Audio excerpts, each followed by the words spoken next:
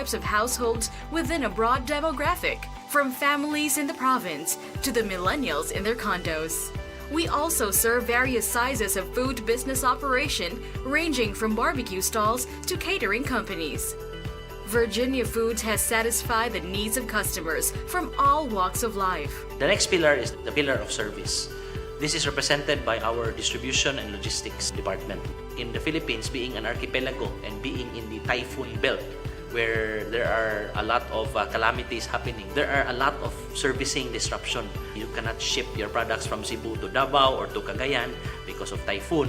But because we have depots across key cities in the Visayas and Mindanao, we have maintained a level of inventory that will assure our customers of uninterrupted service.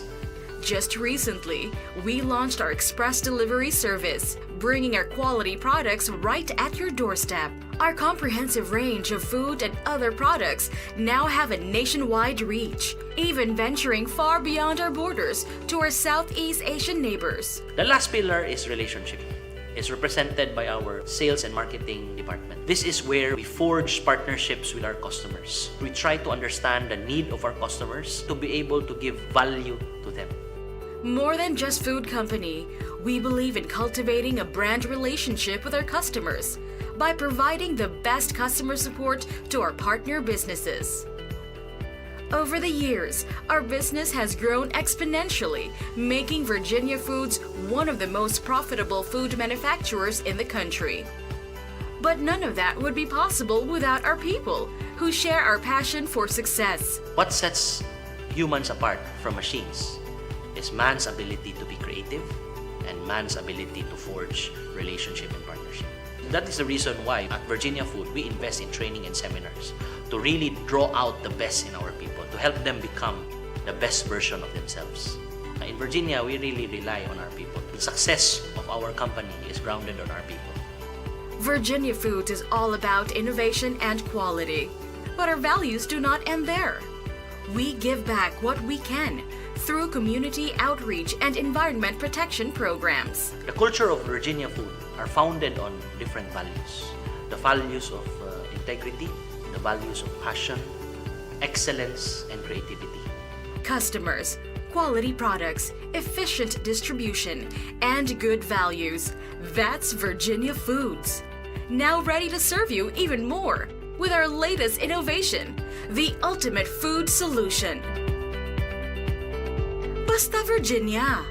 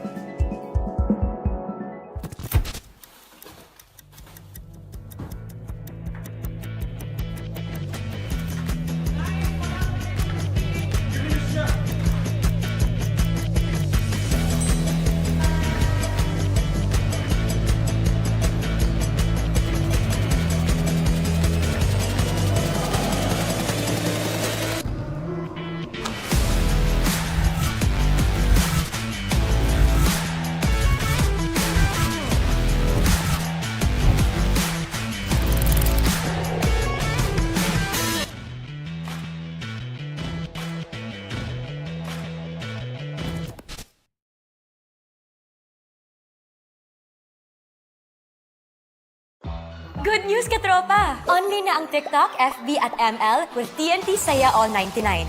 At may only calls and text to all na rin at 6 gigabytes data for all sites and apps. Hindi ka mabibitin sa Saya for 7 days. Kaya lipat at load na sa TNT.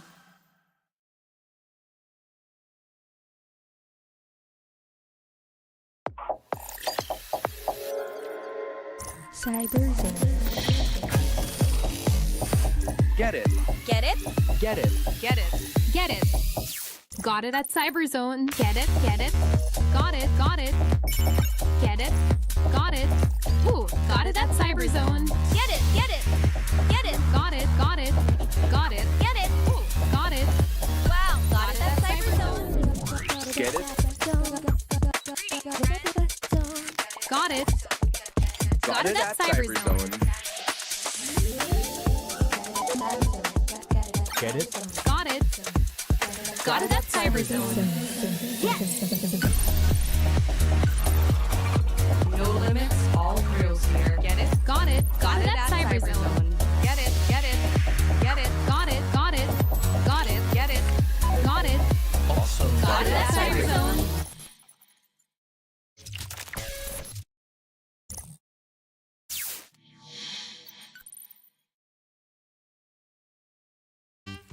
The perfect balance of crunchy and meaty. Easy to cook any time of the day.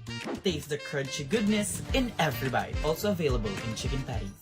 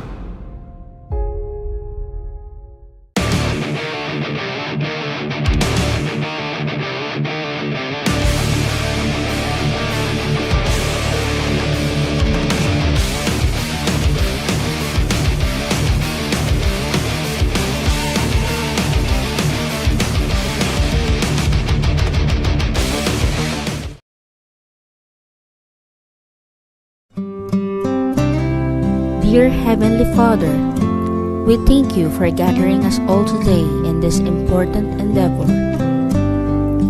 We ask that you bestow your guidance and blessing upon each attendee. May we honor one another by keeping an open mind.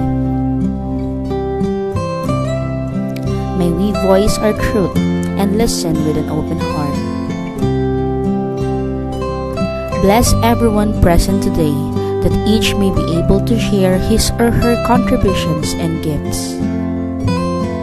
Grant good health and safety to loved ones left outside this room, and bestow peace and goodwill to all of us. We ask for your wisdom and grace to use our talents for the betterment of others. May the various activities related to this day be a success through your intervention. With gratitude, we offer this prayer in your name. Amen.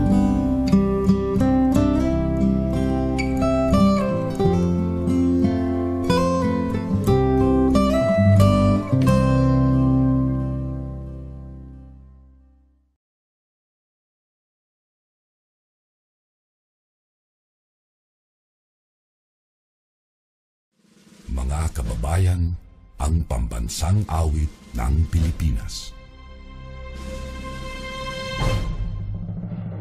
Kayang mag-ibig, telas ng sinakalan, alam ng puso, sa titik mo'y buhay.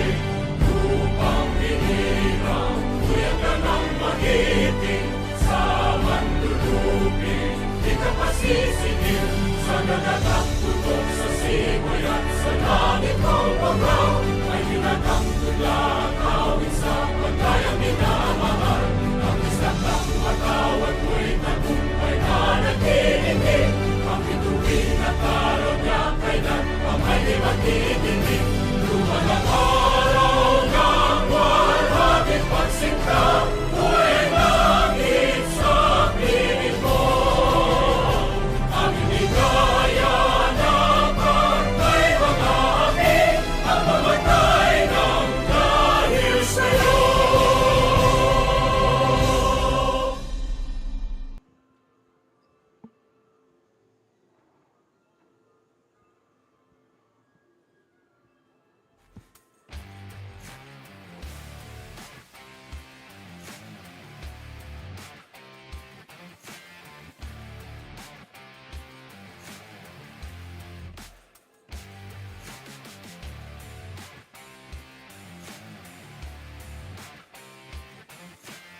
CESAFI Esports League Season 3 is part of the SM Seaside Summer Esports event.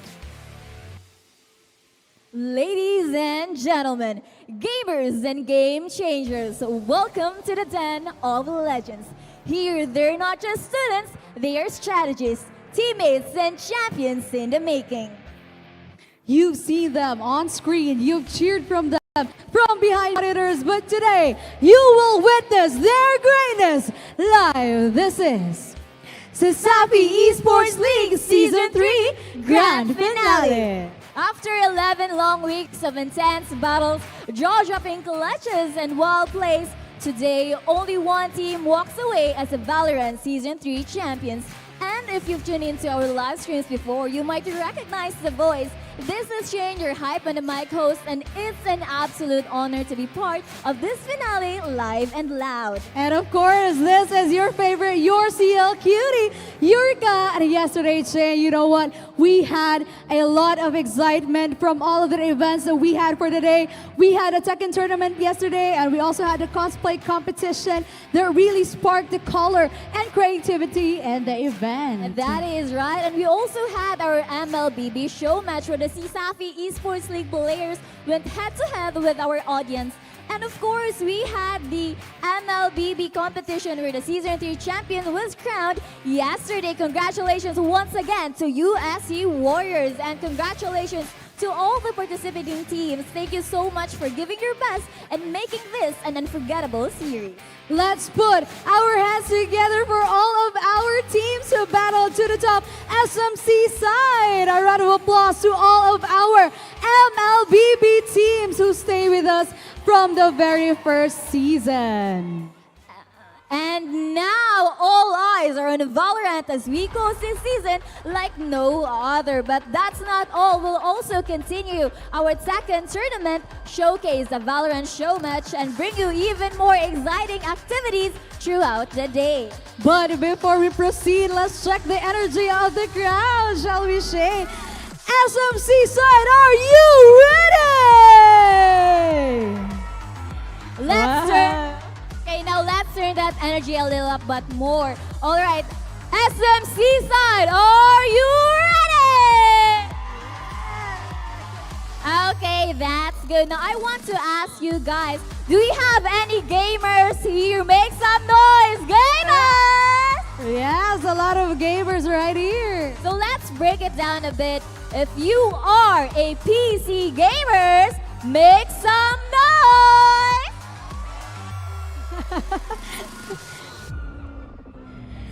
And if you're console players, make some noise! What about our mobile gamers in the house? Wow, we really have have the full spectrum of gamers right here at SMC side of Shane. Are you a gamer too?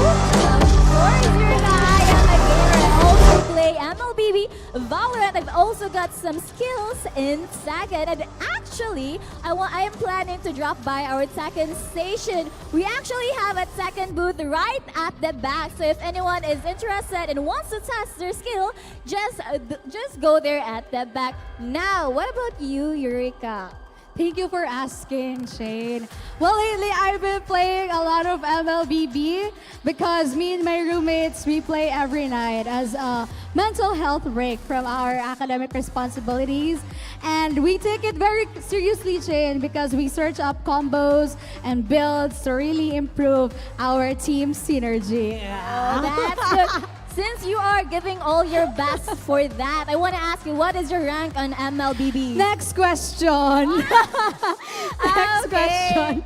Okay, that's good. And you know, Eureka, there's a lot of things going on here for today, and that's what today is all about. Today is not just a competition, it is a celebration of passion, friendship, school pride, and every late night grind that brought our teams here today. So whether you're playing for hardcore, for fun, what matters is the joy and community that gaming brings. Okay, but of course, we would like to thank the sponsors that made all of this possible. We start with PC Express, the leading computer and tech retailer in the Philippines. It has a huge selection of desktop PCs, laptops, smartphones, gaming gear, PC components, and accessories from top brands. PC Express for all our digital needs. Special thanks as well to Virginia Food Incorporated, a manufacturing company that has touched the lives of Filipinos with its premium canned and frozen processed meat products. Basta hotdog, Virginia! And we also have Smart Communications, the Philippines' leading wireless provider. Live more today with the Smart. And shout out as well to PLDT Home, the leading broadband service provider in the Philippines since 2018. Leading and inspiring Filipinos to create a better tomorrow with PLDT. We also have Crayon Lab custom apparel and digital prints. They specialize in company uniforms, sports jerseys, and personalized shirts and hoodies. They also make IDs, lanyards, printed mugs, and water bottles. Crayon Lab is located at AZ Cortez, Mandawi City, Cebu. And lastly, we would like to thank our friends from the IPI Foundation. Your wellness, our passion. All right, whether you're joining us live at the event or virtually or from the comfort of your own home, I hope you're geared up because we have a jam-packed day full of thrills and action courtesy of the Safi Esports League. You bet, Eureka. And we're kicking things off with that second tournament. Prepare yourselves for lightning fast combos and epic rage arts. Will a fresh challenger race to the top, or will the season champions continue to reign? We've also got a unique lineup between the CEL All-Stars versus the Vanta Black show match. That's right, the top-tier players from the CESAFI Esports League will go head-to-head with a professional, fearless Vanta Black squad. Can the All-Stars show their best, or will Vanta Black shake the stage and steal the spotlight? And finally, the moment we've all been waiting for, the Valorant Finals. This is it, the ultimate battle of skills, strategy, and teamwork. The stakes have never been higher, and only one team will walk away victorious. So you don't want to miss this final showdown. Whether you're here to fight, to cheer, or simply enjoy, this is the day that it all happens, so make sure to stay tuned. And for our second tournament, we will have the top 8 players compete for the championship spot, where the top players from upper bracket and lower bracket will proceed to the finals. Now let us call in our players.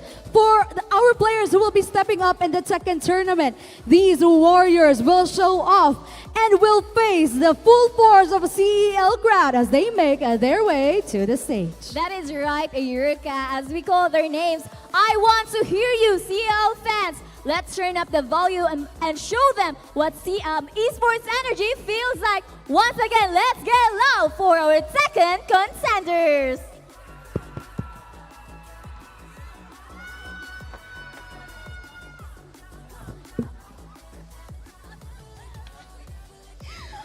We have Smuffin,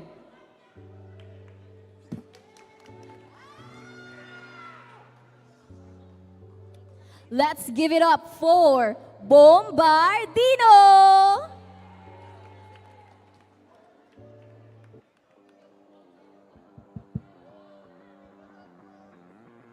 Join us on stage, Tralaleotralala.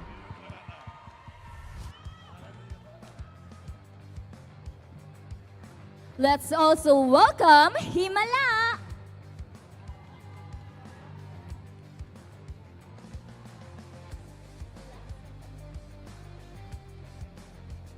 Show us what you've got, Boneka ang Palabo.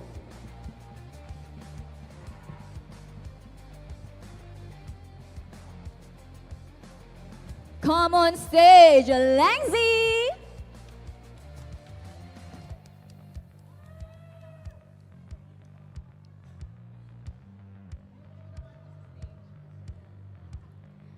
Next up, we have Casper.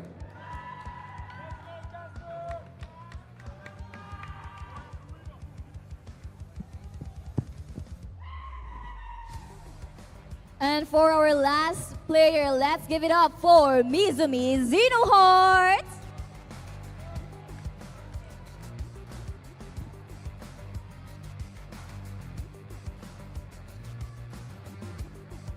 Once again, CEL fans and SM shoppers, these are your top 8 contenders for the CEL Tekken Tournament!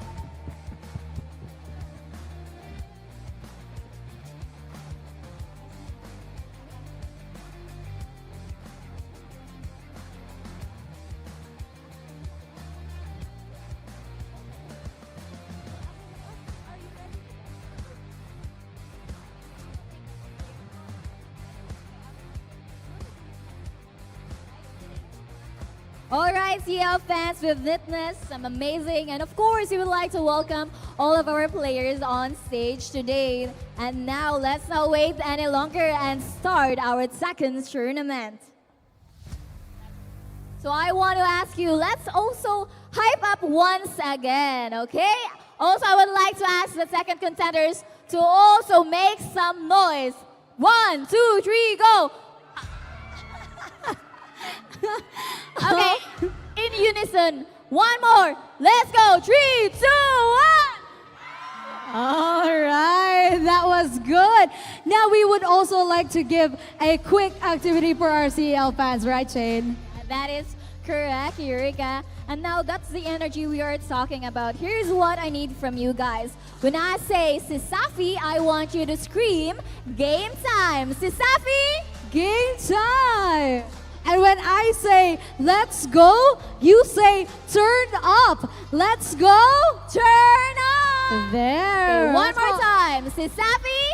Game time. And let's go. Turn up. There. Okay. That's the hype we need now. Let's not wait any longer and sit tight for our upcoming matches. All right, let's shift our focus to the real action. Let's enter the battlefield. Our players are locked in and ready to give their all. The competition where only the strong will come out on top. That is right, Eureka. To break down every key moment, analyze the clutch plays, and bring you the most exciting play-by-play actions, let's welcome our incredible casters. Instead of making it any longer, let's call in our casters. Casters, the floor is yours. Let the games begin. Check. All right, it's time. It's time. Ladies and gentlemen, it's time. Do we have? I don't know. We don't have audio, but it is time. It is time. We can hear it now. Okay. Can you hear it now? It is here. Once again, ladies and gentlemen, an amazing morning we have here at the city wing of SM City Seaside, Cebu. Of course, for our Tekken 8 exhibition match grand finals. And of course, the top 8 have been decided through a lot of series of matches yesterday. Very interesting fights that we were able to see. But now, of course, it's just the best of the best. The top 8 remaining for our Tekken tournament. Hey, and it's absolutely crazy that we're going up around here today. Martin, our top 8 has battled through the gauntlet yesterday. If you guys weren't Absolutely. here yesterday, me and Raf got to see some amazing, amazing Tekken here in SMC Tide City Wing for you today. And right now, it's just more and more higher level because it is finally our top 8. That's absolutely right, Oko. And of course, coming into this game, we are your casters. Ladies and gentlemen, for this morning, my name is Dumpster Fire, the trash you love and admire. And of course, here with me is none other than... Yes, sir. Your knockout caster, Oko. And we are shining today, Dumpster Fire. Oh, yeah, The sun you're is shining. You're shining. I'm all good. I'm all good right here. Right, right. You're not shining. I am, though. Because, Yeah, you know, right there, like that. like... Yeah, so it's an amazing place here in SM City Seaside Cebu. Of course, once again, you feel nature, you feel the breeze, you feel the sunlight early this morning. And ladies and gentlemen, we can't wait for our Tekken matches coming into the top 8. Of course, we're going to be having our 2 matches in the upper bracket first, and then we'll move down to our lower bracket. Again, the people in the upper bracket, once again, are still twice to beat, but the people in the lower bracket are now fighting for their lives. And off the bat, we are up to an amazing match in our first upper bracket match. We have Bombardino versus Smuffin. 2 classic names here in the circuit right now. Yeah. Obviously. No, I mean Bombardino. The oldest Bombardino. name. The oldest, yeah. Yeah, Bombardino definitely with his debut in the Tekken competitive scene. We've never seen him before. We've never seen Bombardino before. Yeah, no. But of course, you must know him as Cyrus as well. Exactly. Or Devil Jin, whichever is fun for you. Once again, ladies and gentlemen, here is our bracket being displayed. We got Smuffin and Bombardino for our first match. We have Tralaleotralala against Himala. Also known as Kataati from the opening. Mr. Suit, yeah. Mr. Suit guy. The guy he was wearing a suit. He upstaged us. I'll never forget it. I'll never forget it. I remember he was also talking about going up into pajamas. Worst day of my life. He was gonna come here in pajamas. Oh, he was. And I just know that he's still gonna look better than us in pajamas. Worst day of my life. But in the losers, we also have Bonka and Lingzy here. A lot of the CIT-U people have really taken over most of the spots. Say it all, man. Say it all, dude. Yeah, and of course, we also have the one and only USC player for Casper. Oh wow! Wow! Okay. Wow! Let's hear some shots from Casper. Hell yeah! Oh my God! Wow! That is a screech. That is. And finally, UCLM Mizumi Zenohart, who was also with us in the opening, a top 8 bracket as well. Yeah, big time, big time. We saw a lot of these players battle it out previously.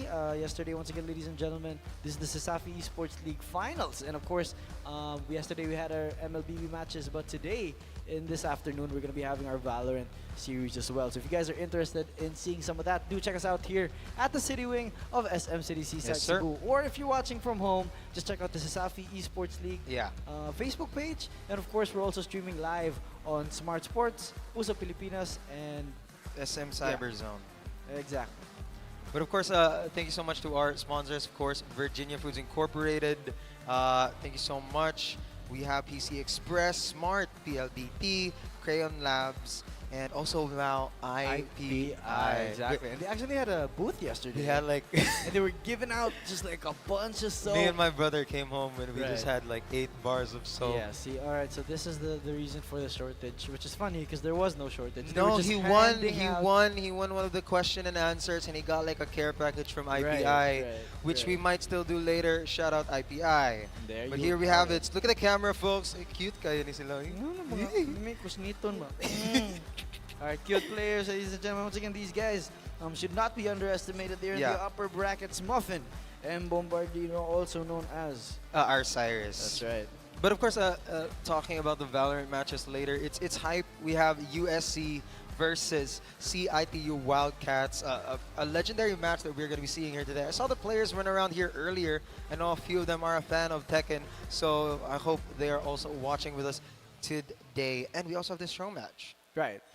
Absolutely. With Vanta Black up against Vanta Black the CEL Allstars. Yes. So that's definitely something that you're going to be able to want to watch and see. But of course, let's not delay this any longer. Let's jump right into it. The randomized map is Sanctum. It's going to be Bombardino on the left.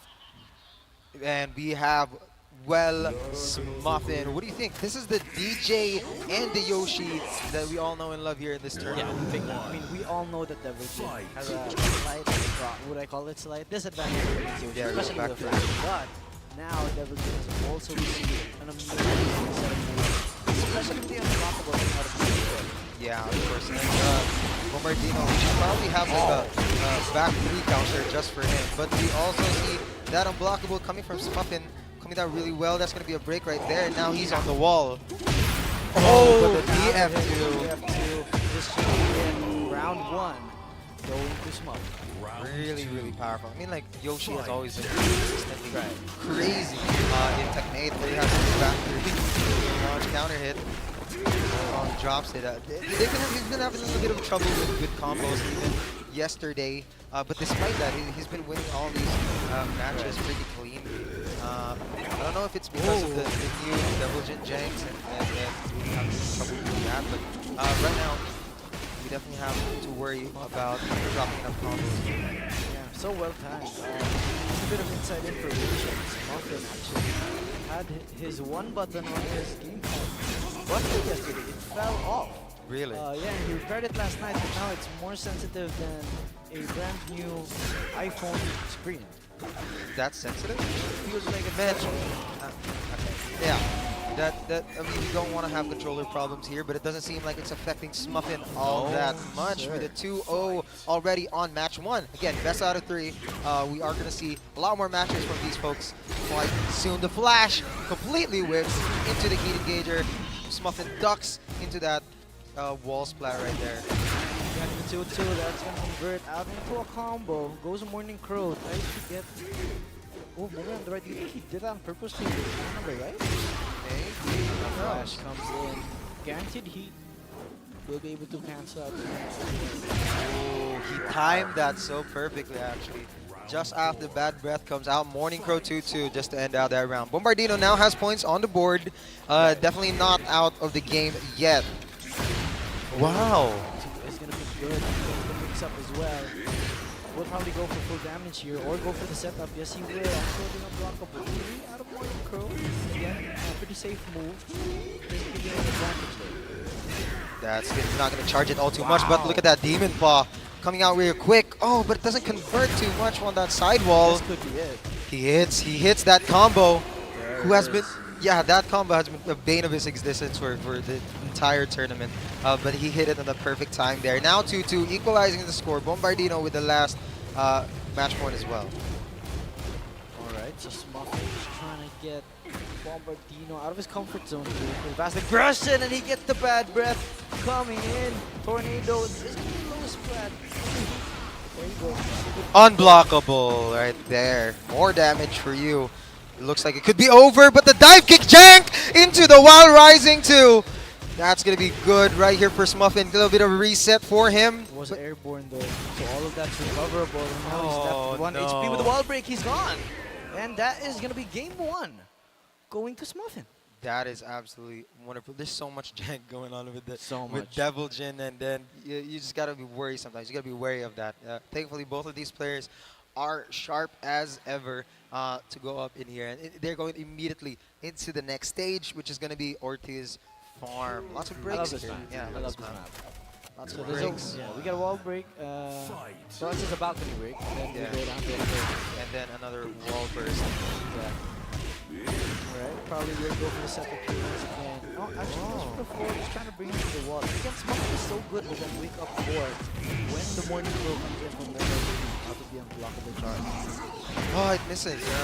That's going to be an attempt right there for Smuffin. But of course, a small punish from Bombardino as well. Flash punch gets him to the wall now. Pushes it back with forward 1+2. Very clean positioning for 2 for both of these players. Now he's back at the wall. Look at that. Charges it up. Down 2. Gets parried. That's going to be a lot of recoverable health just to keep him out of 1 tap. He does have rage now. Oh, but the trade. What traded there? I have no idea. That was a lot of damage coming out from Bombardino. Again, this is something that is absolutely important. If you notice, as soon as Bombardino gets hit, he actually goes into Morning Crow 2-2 with a heat flash. A little bit of a problem with that is he's just trying to make sure Smuffin stops duck. And when he doesn't duck, he can go for the unblockable. Ah, very nice duck. Flash misses right there. Charges it up, but the spin ballerina from Smuffin takes him out. Good power curse as well. More? Yeah, so that he's gonna be probably covered now.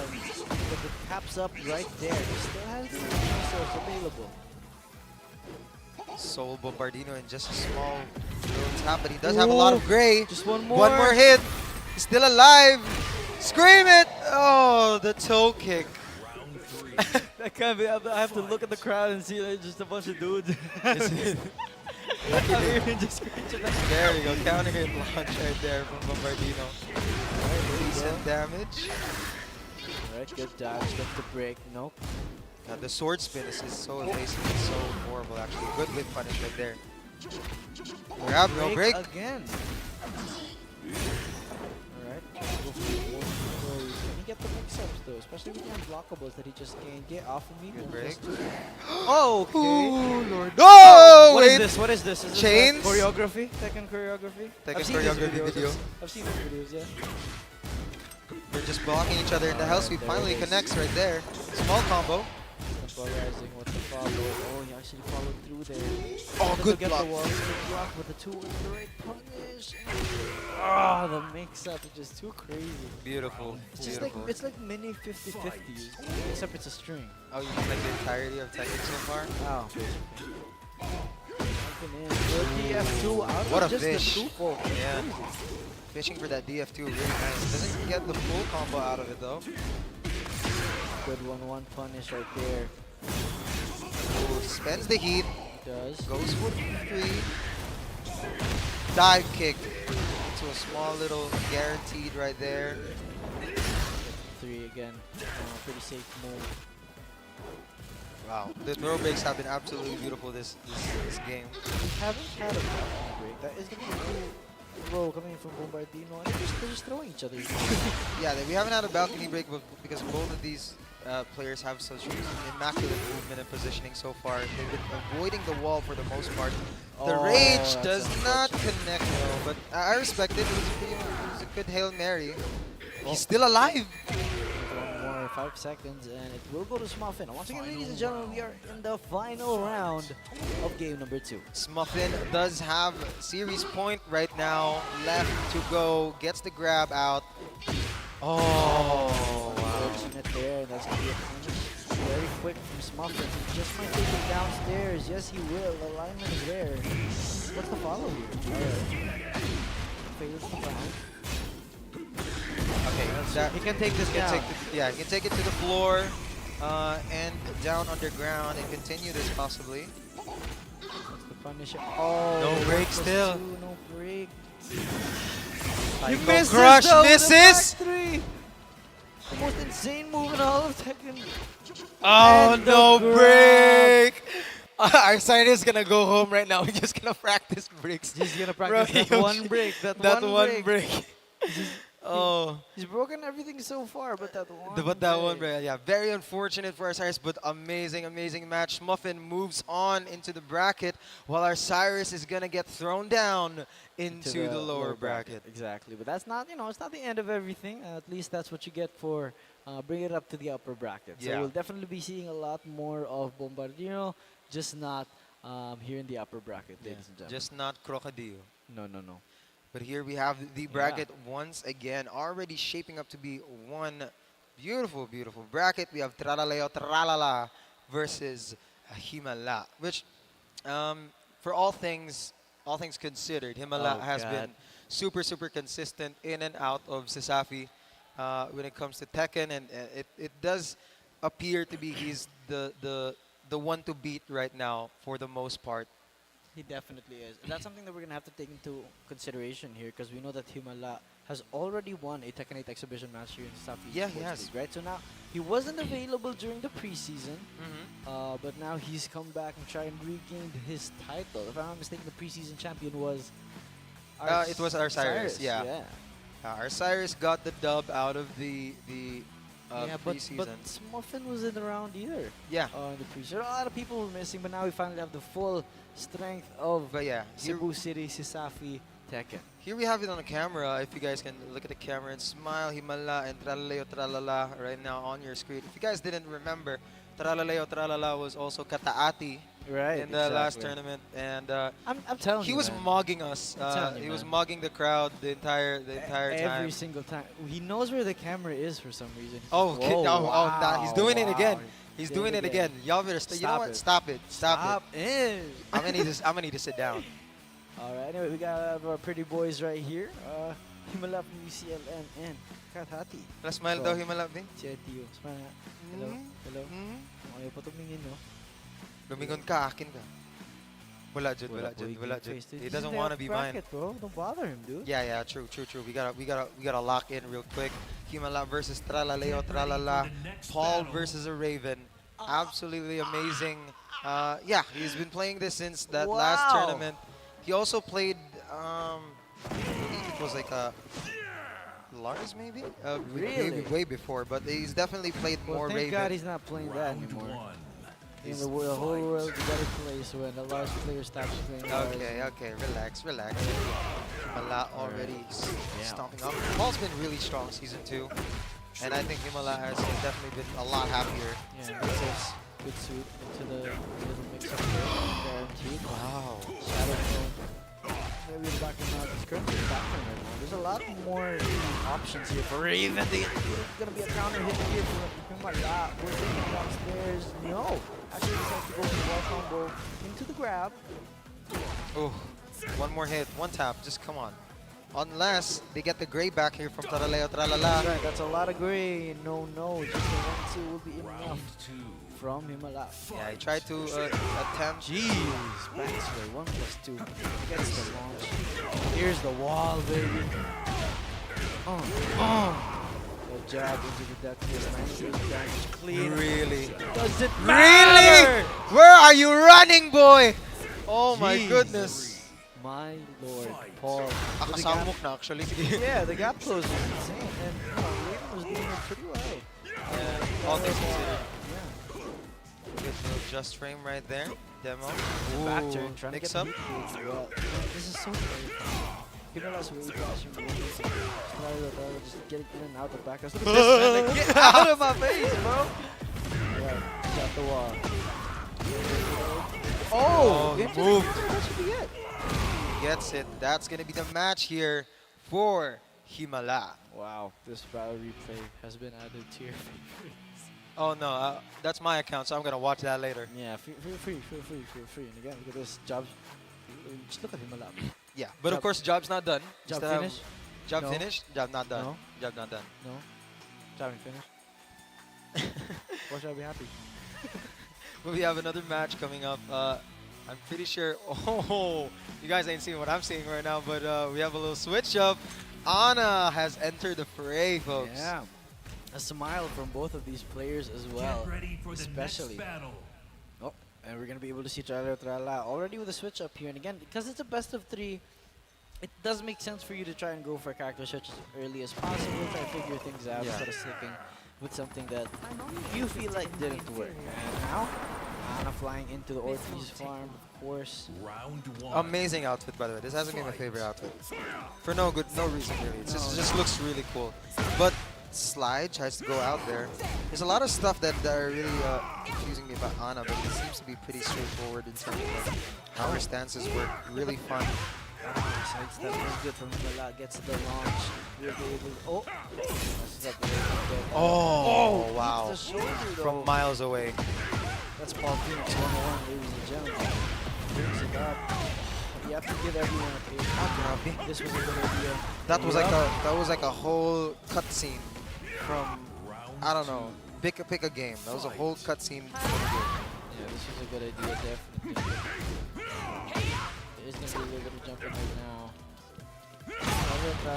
Counter hit. That's bad. This is going to be big. Big to the floor break. Can we take a little bit closer to the wall? Oh. No, it's not too. Oh, that's a good tracking from Ana here. But of course, we've yet to see the debuff coming from Ana. right now in the Rockets. It's a very interesting debuff. I don't think I've seen any sort of debuff like that before. Where Side step is good. Into the shoulder. This could be combo city. This is why he still has heat. See, this is why we shouldn't give everyone a turn. This is why some people don't deserve. Hey, Lars deserves a tailspin. Oh no, he is. Alright. Alright, there's gonna be an early launch here for Tralaleotralala on that one. He's trying to Wild Rising 2. He's trying to be a little bit more aggressive. He just suddenly knows these ducks. I don't know if he knows the ducks or he just. He probably does. Probably does. That's gonna be 75 damage out of a wall burst. The wall pressure. Besides that, he just knows this guy. Again, he's just jabbing. Okay, there you go. The rocket's there. What's the combo here? He also has the towards debuff. the other side. Oh, he delayed it. Oh, but there you go. Forward, 1+4. I'd be so mad. I'd be so mad. You would. You absolutely would. That's how you the tornado. Oh, he doesn't go for the second hit. It's a splat. Oi! He doesn't get it. He tried to go for the resplat, but that's gonna be a rage. But he just blocks here. Unfortunate. Himala with a clean sweep out of that match. Wait a minute. Scary, terrifying. Unbelievable. And again, Himala dominating fashion as usual. Just showing why he won the previous Tekken exhibition match. And this is definitely the kind of gameplay that we expected to see from him on that Paul, no less, with the new moves and the tailspin that they've given everyone pretty much coming into this game. But yeah, those were our upper bracket matches. Unfortunately, we're going to be having Katate or Tralaleyo apparently. Tralala. Yeah, on the lower brackets. Yeah, in the lower bracket. But yeah, here we have already them waiting for the winners of losers who are going to come up now. And it's actually going to be Bonka versus Ambalabu versus Lingzy. Yes, I can't. But I'm actually pretty excited for these matches because you have to understand, top 8 is top 8. This is the peak of the tournament. And you want to see all of them forward, but of course only one can pass, you know what I mean? And having a grand finals right now, that just means that they get a keyboard. Yeah, I think it's important to note that there are literally, in the top 8, the fun fact, among our CESAFI schools, there are 5 members of the Wildcats Esports League. That's the Cebu Institute of Technology-University, ladies and gentlemen. And of course, we also have 2 people from UCLM, 1 from Warriors Arena. That's the USC. So never fails. You know, that's Never the kind fails. of friend I want on my corner. Right. Man, why can't you be more like that? Man, shut up. Anyways, but we have a Lingzy right here and Bonka. Great time. Pretty sure Bonka, I don't remember who he plays, but I think it was a Lydia. Yeah. Oh wow, are you guessing? Oh man, you're so I'm intuitive. guessing. Right, totally. But we do know that Lingzy plays the Jack. Yes, sir. And Jack's been an absolute monster throughout season 2. And again, He showed up this morning and you were like, oh, are you going to play? And he goes, Jack, yep. He doesn't even let me take the finish. time. That's a response already instantly from him. And I'm actually really interested in seeing this. Really, Bonka was amazing in the pools pretty much. Really good stance pressure, lots of reads and basically, you know, stance character. That's just the name of the game, and I think having Lydia in there is very interesting. It's something you don't see a lot of. This could be a high.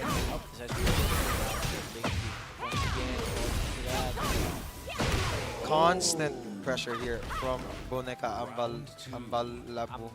He's actually looking for these stars to see due to the unblockable specific stance and string. But they're doing the safe mids, and I guess that's what we expected to the lower bracket. You can't really mess up now of all times. You kind of want to put yourself up towards the grand finals. Good punish right there, launch. Pretty little combo. More wall stance pressure. He does it again. No ducks. Well, that's it for you. Stands up a little bit too soon there. That's the duck. But he ducks it still. It's possible. Alright. 2 jabs here. Brings it to the wall. Lingzy with the play. Goes to go with the Gamma Howl. Trying to get a little bit more heat back, but I think that's it for his heat resources. My Knockdown by the way, already at 3. Oh my god! Every time Lingzy tries to go for his armor stance, it's always just immediately a grab from Boneka, but that's going to be a point for Lingzy. The charging 1+2, of course, with a rage resource. Just enough damage to bring down Boneka, but again, he is still at match game point coming into this round. Look at that install right now. 3 levels of that coming from Boneka. So we're going to see a lot more pressure coming up. We should be. Can't believe they also gave Jack 8 an Political install. storm. Goes for the mid again. Are you going to block mid or are you going to eat this high? Oh my goodness, how? Lingzy very patient, but as a Jack, you need to be always trying to do something here. You can't just keep blocking. Definitely not against the Lydia of all characters. So we'll see whether or not there is going to be a character switch here. But it seems as though it is just going to be the same characters, but a different map. Yeah. I mean, I dig the Carhartt shirt, not gonna lie. I dig it. Oh, right, bird. It's dig good it. shirt, it's good shirt, nice fit. But you know what else is better? Shirts from Crayon Lab. I'm not gonna lie. Absolutely. Shirts from Crayon Lab. We've been offered for a bunch of shirts really just to provide for our volunteers, and they've been absolutely amazing. Airy, fits perfectly like a glove. Ooh, and that's gonna be a launch right there. Punish from Boneka. You can't try and take it to the wall here. Yes, it is. This is a wall combo, 71 damage. Oh, I think that was quite optimal. There is going to be a little bit more aggression from Boneka. Oh, wow. Still in heat. Lingzy has it. Gets the tornado into the wall. Fully connects. Oh, the grab though. Really good grab. For the unblockable. That would have been nice, unfortunately for him. What's it going to be? Again, goes for the mid option. Lingzy has to do something. He needs to get out of this loop. 10 frame. Heat smash. What better than to do it with that? He also has forward 2 up his sleeve though, which is something that I haven't seen him do a lot. Oh, so unfortunate. There was a duck, but could not punish. Missed time again on those machine gun punches. That's right. And that's going to be a little bit problematic with a counter hit. It could be amazing.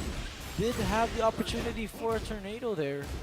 The corkscrew will not push through. Boneka still at reasonable HP again. Oh, the down back one's just doing a lot of work for Jack. He went for another one, and that's going to be it for Lingzy. Gets the second round coming into that game. Man, I hate down back one. Why? I hate it. Oh, good. Good reverse onto the Gamma Howl. Gamma He Howl, has it. everything. Charger. Thunderclap into the wall. Oh no! But there isn't gonna be any tornado. There's the dash. Heat dash right there just to take him into rage zone. But Boneka still has everything, but no way. Perfect coming from Lingzy. Of course, you gotta understand these folks are teammates at the end of the day. Good whiff punish there. These folks are teammates at the end of the day, so you gotta imagine how many matches they go through every single day in that CIT-U canteen. Oh, that's beautiful. I love the Gamma Howl there. Making you a little bit indestructible, giving you some power crush properties. And again, he's just trying to gain back the position there here. we go. And Lingzy finally knowing what to do. We'll get the Gravedigger down, and he's back up this time. Yes, sir. I think he's finally gotten a read, got a lot more confidence in this Jack, which he knows he can utilize the best when he's on the aggressive. Exactly, and then it does seem to be quite heavy on the offense in this game, especially since both these characters really benefit from the forward motion of the game. That's right. Good tracking move from Lingzy. Actually, we'll be able to bring him all the way to the wall. Break into a it. break. Perfect. Oh, tries to go for a setup there. He Blocks the did. mid. No more heat resource for Lingzy. We'll get the power crush out of the Gamma Howl. Oh, DF2. Try to catch him running in, but Boneka so quick. Get the pokes. Oh Look at my the God, look pokes at the from pokes. Lingzy. This is the Lingzy show, ladies and gentlemen. Just putting him into the trap. This is the blank you Boneka trap right here. The strings again. Blank you. Look at that. He just recovered all of that there we into go. the counter hit. Oh, but he drops the combo. He did. Jab again. Still connects it. Still has his heat. This is bad, but that is going to be a good launch. Coming in from Boneka. Corkscrew already utilized. Decides to use heat to try and make it even longer. Big damage from Lingzy. No more heat resource. Boneka at 1 HP. And the D-Chaps are going to be able to try and do it. What's the play here? Oh! He gets it. This could be problematic. Lingzy in trouble. There's the wall. Rage! Into rage. Is this going to be enough? I think so. I think so. Maybe. But it's actually, it's amazing. I want to Lingzy- believe he gets left with a little bit of something. That's 1 more HP. One What the tap! fuck? Oh my god. Oh man, hands on people's faces in the crowd. A little bit unfortunate, of course. We're still in the second round. He recovers quite quickly now, already into his own combo. Gets the wall. Same Perfect. situation as they were before. Man, this is This beautiful. time, different little ender right there. But we are seeing a lot more confidence from Lingzy, knowing that he can poke out Boneka like that, and that is a perfect. Good recovery already, man. Just forget about that last round. Like, Wow, here so it much, is. so much has changed from game 1. We saw a lot of this really Right, from absolutely, Boneka. absolutely. But now Lingzy has completely turned it around. Just goes to show oh no, how to much go a for the few spring rounds kick could again. do. But Boneka, as I'm saying, this is already putting Lingzy on heat. I mean rage. Oh, And he gets it just with a heat burst there. I mean, a heat smash. It is going to be a little bit problematic now. We're already at final round Final round. final game. Yeah, exactly. Oh, good duck. All right, Lingzy trying to recover. Gets the wild rising 2 feet. This could be good for him. They both go for their bursts. So cancel each other out. That's going to be 4-2, back 2. Guaranteed forward 4.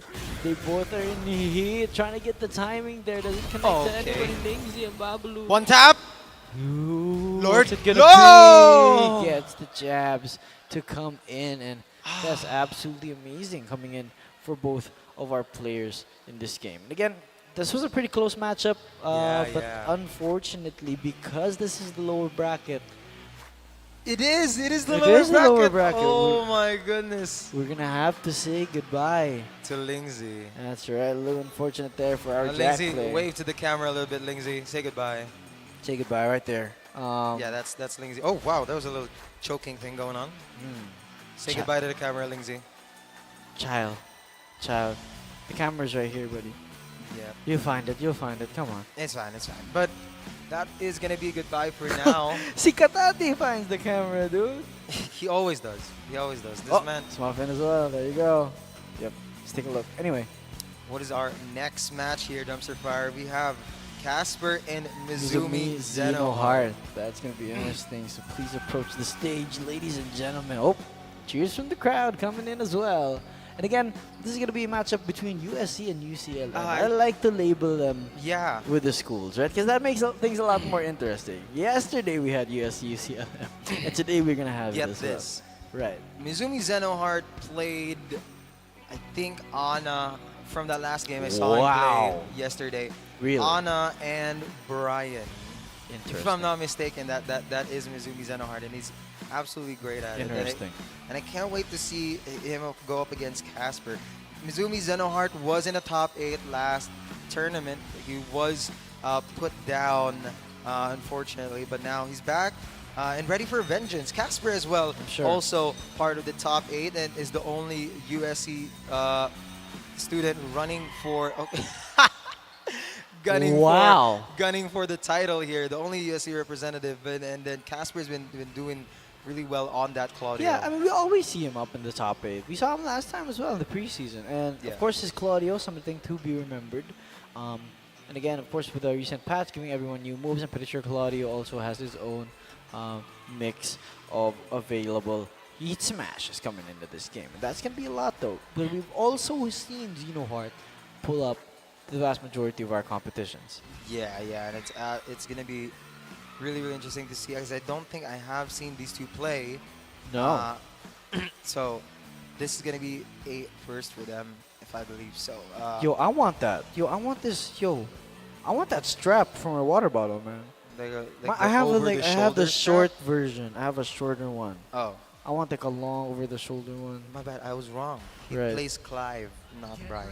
Yeah, yeah. I remember him playing a Clive previously, and of course Clive now has that pull. Right. That get over here. That's Get over here. Exactly. And that's gonna be very interesting because you know that Claudio likes to build a bit of space, right? So he can like just pretty much time his running twos as best he can. But Right. here we go. Game 1 in the lower bracket Oh, again. wow. Whoever loses will be eliminated.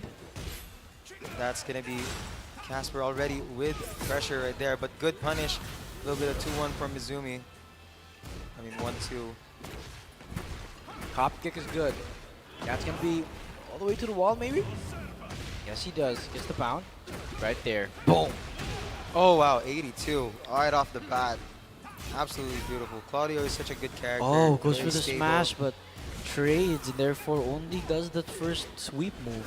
Mizumi Zenohart trying to get a little bit more space in between the two of them. Tries to catch him there with a forward 3. No counter hits though. No way. Casper has a lot. The parry. There it is. The most amazing move in all of Tekken. And Oh, he gets he the wall. moves. He actually... Oh, this is problematic. He has 6 seconds left. What's he gonna do? No. No That's time, no unfortunate. time, no time, no time. A little bit unfortunate there from Mizumi Zenohart. Casper with the defense, trying to burn out the time successfully. And now we're going to go down to the bottom. There are going to be a few wall breaks here, though they're albeit a little bit far apart. Oh my There you God, go. get This- over this here. is the grabs that we're talking about. And he also has this plus frame move coming in, like Clive needed anymore. Yeah, okay. Mizumi's just showing us everything new with Clive. This is a Clive showcase. That's Oh, a the parry parry. attempt. Another parry attempt. He doesn't get it. He's trying to make space with that parry, but Casper just doing the moves that don't allow it.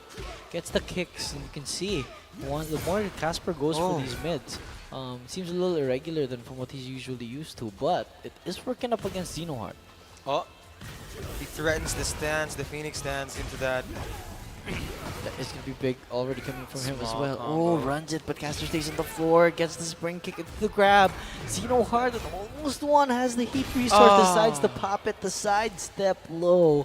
Coming in from Casper, will secure the second round. Oh, Casper is doing amazing right now, but of course Mizumi with the sweep early on, catches him sidestepping. That's a lot of damage for a sidewall combo. Big coming in here, and that's going to be Casper once again gets the wall. It is bound.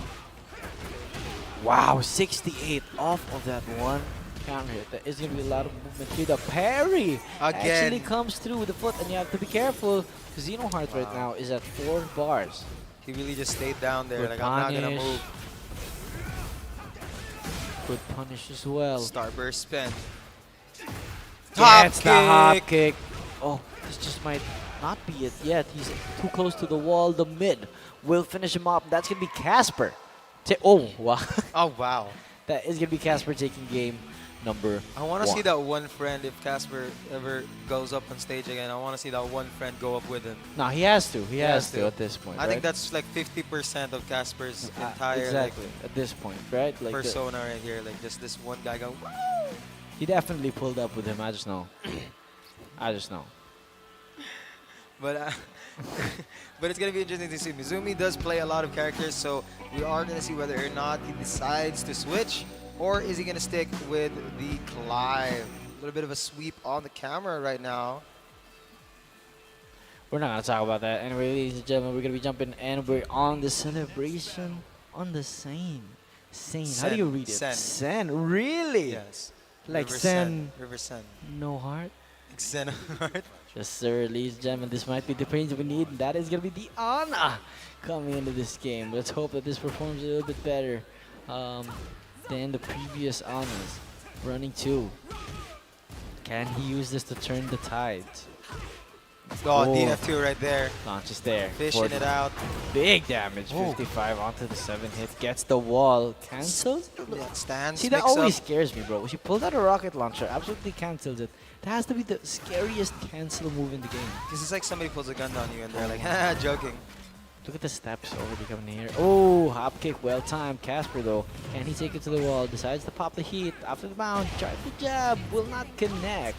Really good low sweep right there. Big damage coming. Oh, he this gets is it. That's the guarantee. If I'm not mistaken, actually went for the heat burst there. Yeah, I mean, like, you have to always just wonder whether or not Anna is just going to be there for the knowledge checking of these players. So, as a tournament player, you really got to know some of these new characters immediately out the gate. And right now, Mizumi Zenohart is just putting on everything on Casper. 1 health remaining, and that's going to be the Wild Rising 4 punish immediately. Amazing, amazing showing from Mizumi. That's right, Zenohart now. Casper, I don't think he knows quite what Anna can do. Gets the launch though, really, just after I said. That's going to be the tornado. Don't think he's going to be able to bring it to the wall. Can he? The double kicks, and perhaps? Nope, decided to finish it right there. 74 damage. Look at that parry. Zenohart again, going for a lot of these characters. Can he get the splat here? That's that's corner pressure here onto Casper. Big heat smash. So close. 1 tap. Goes for the down 4. And Casper squeezes out more life out of him. That's right, he's not over just yet. You're going to have to take me down fighting, as Casper will be able to take round number 3. Zenohart again just chipping away at his life. Look at the HP, has the rage restore, still has heat, bounds him to the floor, tornado to follow. Oh, the Full side doesn't wall. follow though. That will be a clean hit. However, the tornado will not be able to do it. The spinny toppy. What's the word? Right, right. Mizumi Zenohart takes The that. Beyblade. That's the move. The Beyblade. The move. Beyblade It move. traded, and is the Zenohart gaining a game here. Right now, it's the 1-1. Why are the lower brackets so much closer than the upper brackets? It's actually insane right now. Casper and Mizumi now have 1 round left to play. They do, and we'll see whether or not this is gonna be going towards the side of the Anna, who just won the previous game and therefore actually has the momentum coming into this match, or will Casper finally figure it out? Ooh, heat engaged again. His HP getting chipped out. Casper, good choice, I'd say, popping the heat pretty early on so he can make sure to just not get chipped too much by Mizumi. Alright, that's going to be some really big early damage from Mizumi, but of course Casper with the fish out of that hop kick comes in clean. No Big. wall though. Yeah, Spends the it's gonna be burst. a lot of damage. Already the hop Another kick hop goes kick clean. punish. Oh my goodness, 1 more. Oh, DP wow. right there for Casper.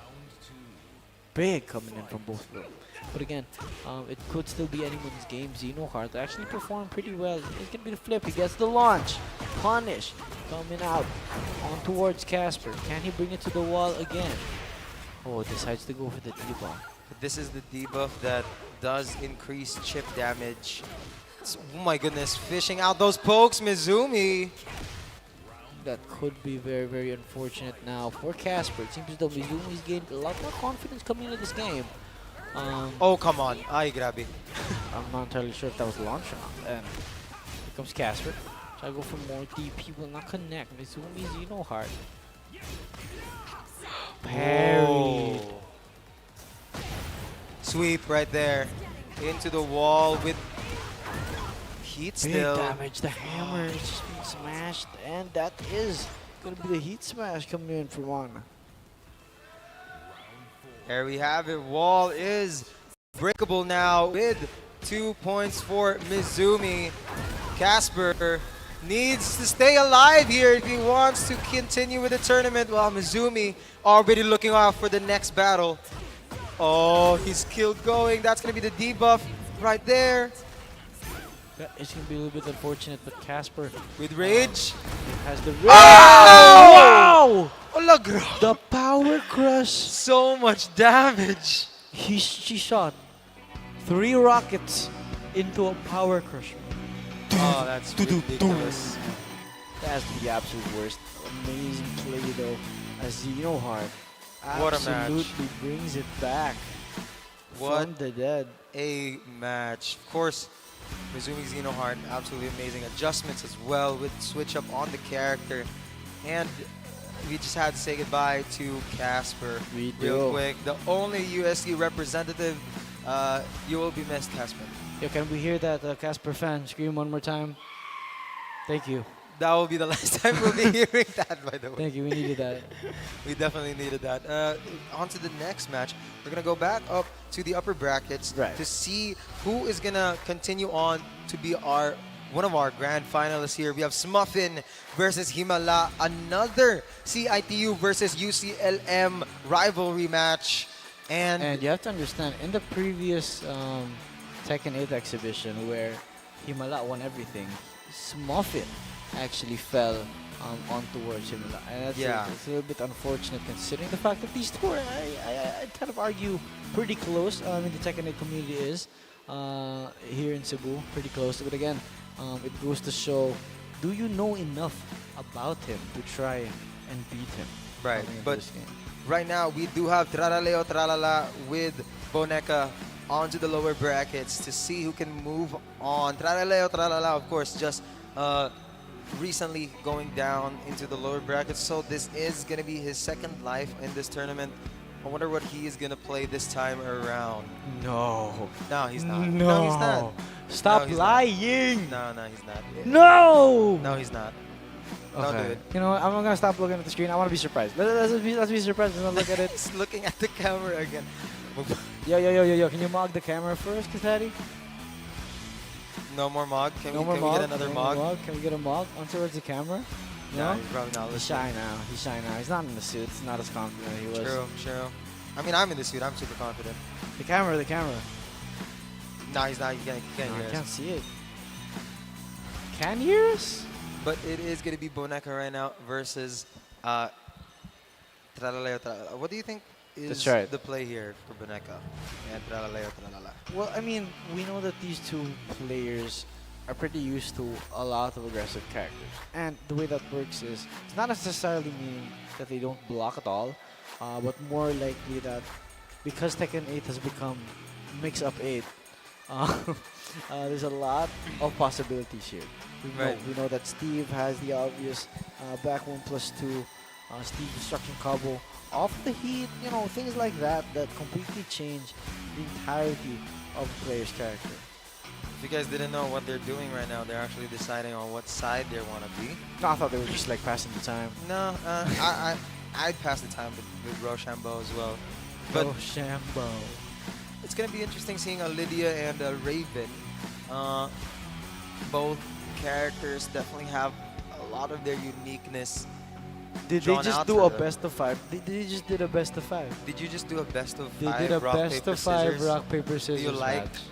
wasting our time? Okay.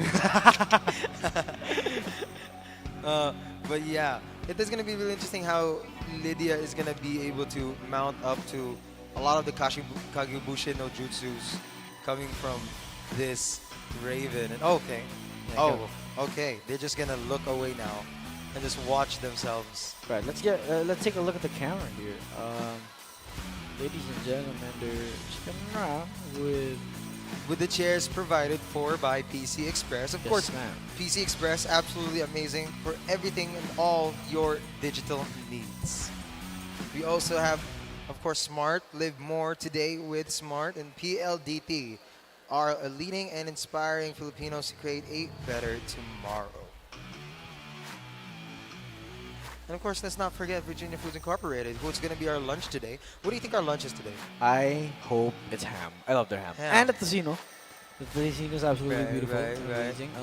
And of course, if Kratos were here, he would be screaming in the crowd, just like as Casper's fans scream for him. Yeah, I go boom boom bananas for I'm sorry. The top. No, wait. You'd go what? I really like the top. You wanna? No, that's not what you said. You didn't say that. You said you go and eat tapa. No. But anyways, as we were saying, this is going to be Bonka versus Tralaleotralala. 1 life left in this tournament for both of these players. That's right. We can't wait to see it. And you have the Prime Minister herself of Poland up against. That's still so crazy to me that they had a Prime Minister of Poland show up to Tekken 7. Like, that's kind of crazy. And of course, this is going to be a jump in here. As they're coming in, later again, there's so much aggression coming in from Boneka as well. Tralaleotralala with all these jump ins. I love it. Raven, a lot more mobile coming into this season. But there you have it on the wall. Pressure coming in. Back one from Traleo. No duck as Look of at that. He got a little float off right there, but he spends the heat smash onto the wall. What's the mix? He's gonna go for the full crouch low. He gets the DF1. No, Wall Rising 1. Wall Rising 1 there. Yeah. Coming from Traleo. Will convert into good damage, but there was no recoverable health there. And that will be Boneka taking the first round. What an instant Wall Rising 1 there to clutch. Try and attempt to clutch out there. But no. Boneka is still going to be a point above. But again, this is a very tricky game here for Boneka, as he has to look out for any sort of tricky plays off this Raven. Punish is clean from Ambalabu. Oh, no break. Will be able to get it onto the wall still. And look at that. He has 0.00 HP remaining. Trying to go for the parry. Will not be able to. And again, that was a little bit unfortunate. You're against the wall, so Raven doesn't really have a shadow to jump back to in the back. You just kind of evade that hit. If Boneka continues to win this, that's going to be another Wall Rising 1 from Tralaleotralala. Is he going to break the floor? No, he doesn't even get to continue his combo. Heat burst to get out of that situation into the hop kick immediately. Or the can-can. I don't know how to describe it, but there's one more health. Into the high. That's going to be Boneka right there, taking round 1 with a clean 3-0 out of Tralaleotralala. There's going to be a lot of patience coming from both of these teams, and I mean, both of these players, and just look at their faces, man. No smiles, nothing. Okay, there it is. Locked in. Man, come on, you ruined everything. Look at that. Stop smiling, bro. You're making me fall in love. Go ahead. Oh, all right. We're jumping back into the game, ladies and gentlemen. Boneka on Babalu once again with the aggression. Already uses the rest of his heat bar, but well used as he takes away half of Raven's HP here. Okay. A little bit of pressure. Good mix-ups. Good mix-ups. Goes for the jump there. This isn't Street Fighter. Speaking of, you've been playing a lot. Yep, anti-airs, whatever. There you have it. Oh, he floats him. Oh Gets no, that's the tornado, but the sidewall splat will stop him. Tralala with the mix out to the mid. He attempts it, Yep. but Boneka doesn't duck. He doesn't phase. No, sir. He could have definitely gone for the low sweep there. A little bit more cheesy for cheesy Raven players like me. I would have also definitely gone for the low. But here we have the wall situation for so Tralaleotralala, but the can again hits right out. The gate enraged, still heat, so much resources. Big. Gets the hop kick. Got you with the running 3 coming from We get a full conversion here. Can he touch the wall? Again, everyone gets a tailspin. Oh, back turns here. He still has the rage resource, so he's gonna do a lot more damage here. Boneka on Balabu, no more heat. Tralaleotralala still at half heat. Oh no, now he's onto it. 3 installs, but no need. No ducks coming in, and that's the pressure that Boneka's been building throughout this entire series so far. Just doing mids on mids on mids. Finally, he goes for the low. Into the tailspin. Perfect combo onto the wall. Yes, he does. But he drops it and he gets punished. That's hit right there. The wall, sidewall situation again, but he goes for this beautiful, What is sidewall that? combo. What is Oh happening? My God. What? Big damage. He's just squirming on the floor. Tralaleotralala at 1 HP. Ladies and gentlemen, this could be... Oh, he went for the elbow. Goes for a key charge. Oh, he almost fell. Careful with the platform there, folks. But that's going to be it for Tralaleotralala. Boneka, though, will move on into this tournament. Yes, sir. Has another opportunity to try and take the grand final spot. Yeah. Coming into this game. Well deserved, well deserved. That's Lydia, very, very interesting indeed. Does a lot of these safe mids, but of course he knows when to start the pressure. He knows how to play his neutral game. That's a lot of pressure and problems coming in from Tralaleotralala. You have to understand that he has his own set of aggressive strings and his play styles, pretty much the vast majority of his moveset.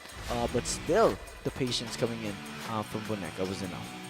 Right, of course, that's going to be the last we are going to be seeing of the Mugger himself. Tralaleotralala will be dropped out of the tournament, unfortunately. But here we have another amazing match. Amazing. I can't wait. Bombardino again with his tournament debut, and Mizumi Zenohart, who we've heard of before. And of course, I can't wait to see the Ana once again. Is he just gonna start off with it? He seems to be pretty good at it, but I think being able to try and read a lot of how your opponent plays with another character is also something that you kind of want to do. But in the lower bracket, anything can happen, and every match is important. Right, and we also have to realize that there is a rivalry going on with our Cyrus or Bombardino against our very own Himala. So we want to look forward to that a little bit more. But of course, Mizumi has been very strong throughout. He does go for that climb to test out the waters. He does like new characters. So I won't doubt that we're gonna see both of these characters once again in this entire series. Right, they're trying to fix the controllers as the moment. Game face on for both of these players. The camera is on you guys. Shows a little bit more smiles there, a little bit of enjoyment. Or not, or lock in. You know, I mean, like this is the happiest I look when I play Tekken.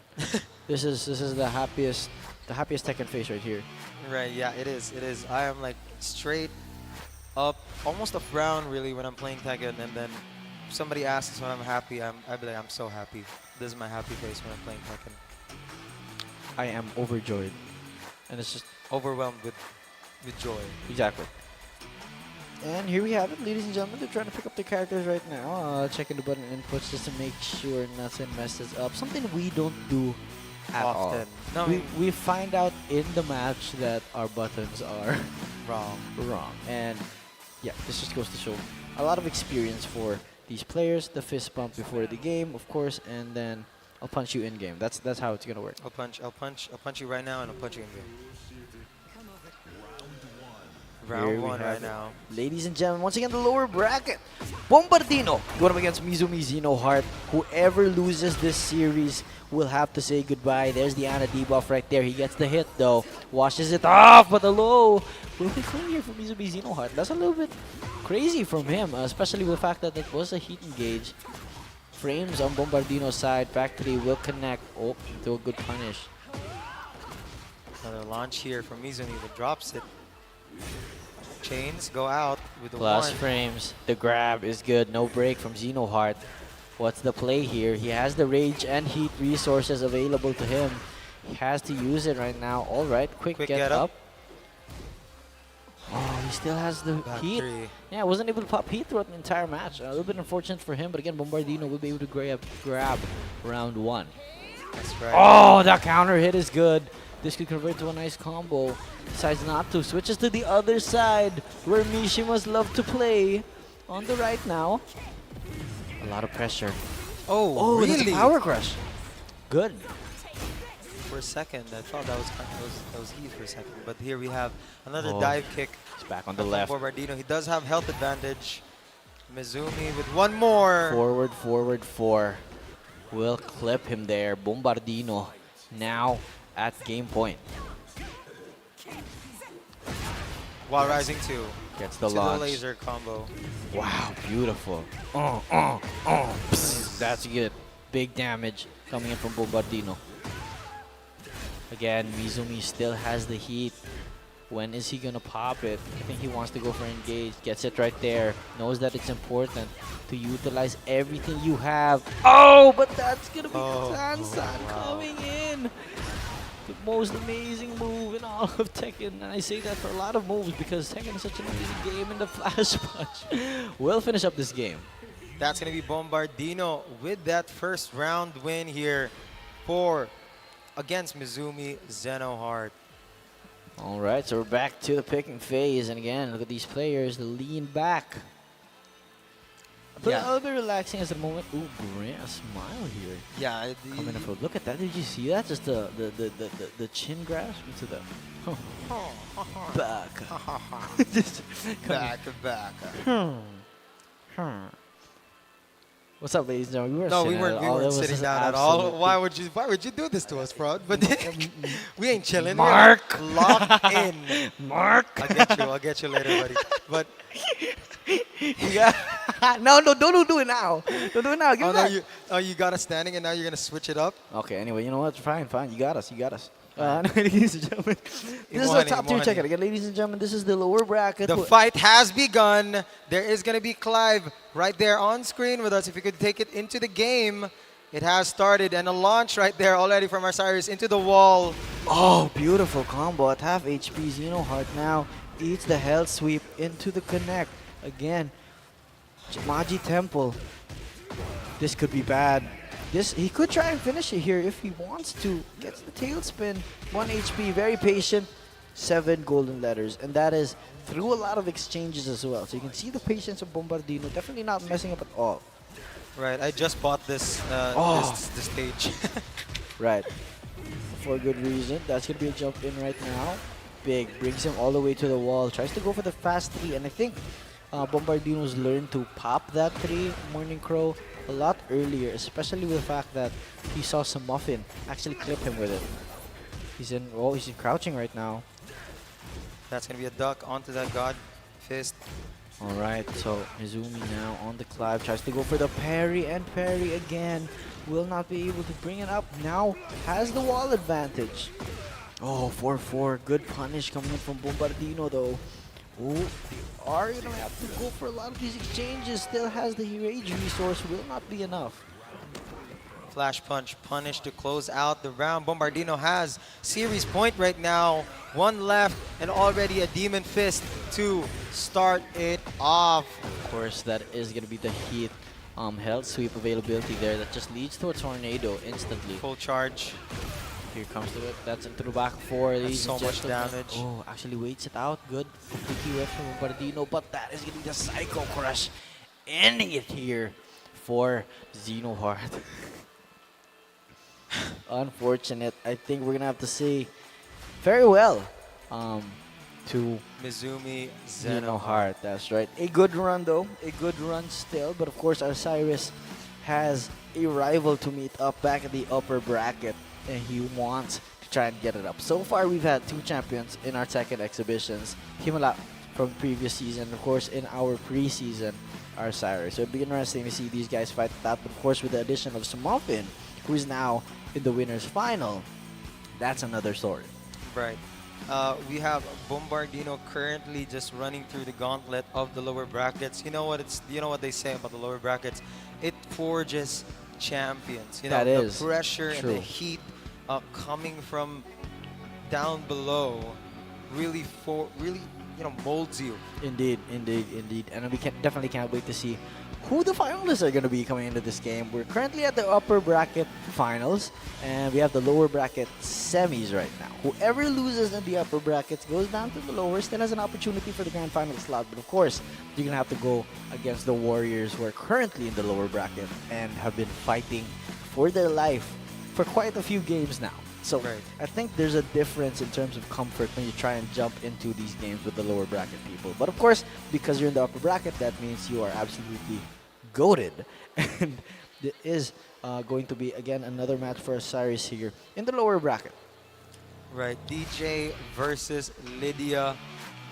Once again, it is interesting to see. I think me and Raph talked about this yesterday, but we noticed that Osiris is definitely the type of Devil Jin player to not really utilize a lot of God Fist in his rotation of moves. Very rarely does he do an Electric Wind God Fist, and it is really interesting to see how it is still working for him. DJ just has so many other good moves that just makes him stand out to the other Mishimas in the game. That's right. There you have it. Ladies and gentlemen, we'll see these players taking their time right now, trying to get a breather, especially Osiris, who just came out with that amazing win. But the momentum is on his side here, as he now has to go up against the Prime Minister of Poland herself. Right, Lydia Sobieska. Wow. Do you not know her last name? Sobieska. Yes. I'm pretty sure we murdered that, but... Or not. They're gonna murder each other. Right. Oh, look at that. They're trying to point each other. Are they talking about frames? Oh, was that punishable? Was that punishable when you do this thing? Oh, you. I don't know. But here we have it.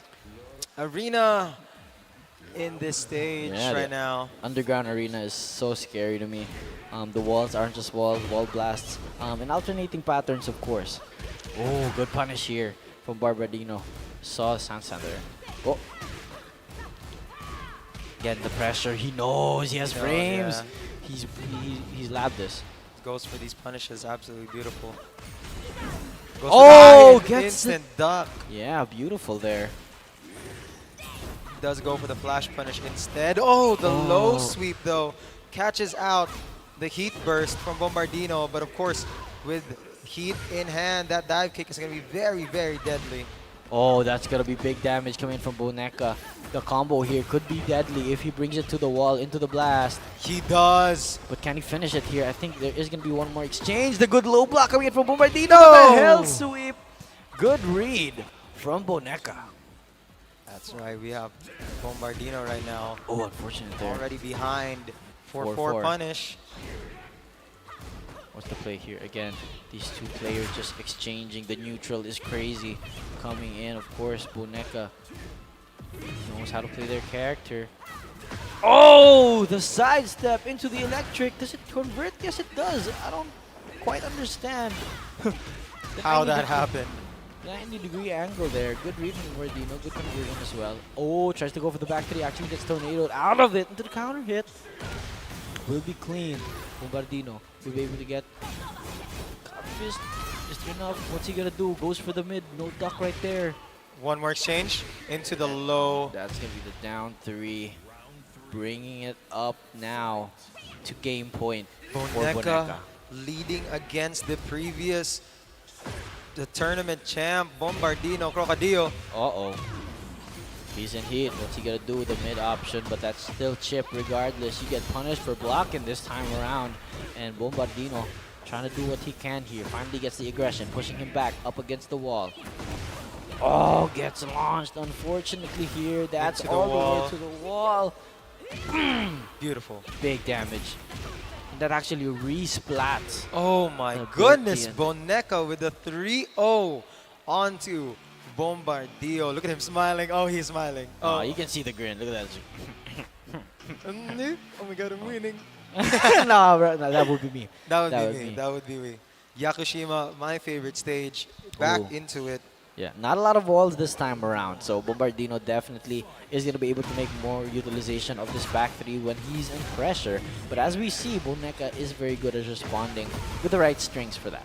Big damage combo coming in out of the 𝐕𝐿 2. Already right now, heat already spent for Bombardino. Still early on into the match. Oh, big 1-2 rising into the 2-2. Boneka again with the pressure. Oh, you have to there admit you that go. power crush was ballsy into the grab. No breaks for Boneka. Just the right amount of damage too. There it is, counter hit into Morning Crow 3. What's the combo? Ooh, drops it though, but he gets the 𝐕𝐿 2. This could be big. Will be able to bring down Boneka down to near into the range resource. Not quite yet though. Pops the heat himself. My turn. Oh, finally. That's going to be the unblockable into the down back 2 for Bombardino. Gets the second round. He needs this. Boneka is currently up a game. Political storm, all hit. Big damage. That's the move name? Amazing. Political storm. I like that. I like that. Is it because she's a prime minister? Yeah, it's probably because she's a prime minister. Probably. Chains gets a hit into the 2-2. Big damage here. Oh, actually switches to the other side. Gets the hell sweep, but will be blocked. Good read from Boneka. This is going to be big damage, but it won't quite be enough. Oh, he actually goes for the setup, resets the damage, and that's enough for him to take a round. Oh, counter hit. 4-4-2. On heat. What's it gonna be? Goes for the duck. Unfortunately, the mids strong here from Boneka. No more heat resource. Bombardino could try and turn this around. He still has heat available. Oh! Gets countered. Look at this. We're going to a final round. Oh my goodness. Boneka might just win this over Bombardino. It sends him back home. Trying to go for more here. Bombardino needs this game. That's going to be a counter hit sweep into the launch. Tornado is good. What's the play here? Tailspin. Connects. Heat just to get him off his back. Oh, That's but gonna the be a launch. That's going to be bad. We've seen Boneka do these combos, especially with No, Lingzy. that's He it. sees it. He sees the fly. He gets the punch down on the ground. And unfortunately, we're going to have to say goodbye to Bombardino. Bombardino. Unfortunately But for us here. Boneka. What a play. Will be going to the losers finals. This is the losers finals. Where has this guy been? Where has this guy been? He's probably waiting for season 2. Oh, he has, yeah. The Lydia buffs probably did him a lot of favors. Yeah, but you know, it also still requires a lot of playing the right moves, especially when you're playing in neutral as a Lydia. That especially is something that's necessarily what I find to be quite hard, especially coming into season 2. Right now, Boneka is now going to be waiting in the losers finals, which means it's now time for our winners finals. That's right. Smuffin versus Himala. And we've seen this before. We have? We have. have? Yeah, in the very first Tekken exhibition that we've had. And Smuffin, unfortunately, took a beating there, sending him down to the lower bracket. So we'll see whether or not that's going to be the case here against Himala. Once again, one of the most prominent players in Cebu. Alright, but I hope you guys are tuning in now, whether it's here in SMC side, City Cebu, City Wing, or in our live stream on Facebook of the CESAFI Esports League page. Right. Of course, also in Puso Pilipinas smart live stream app.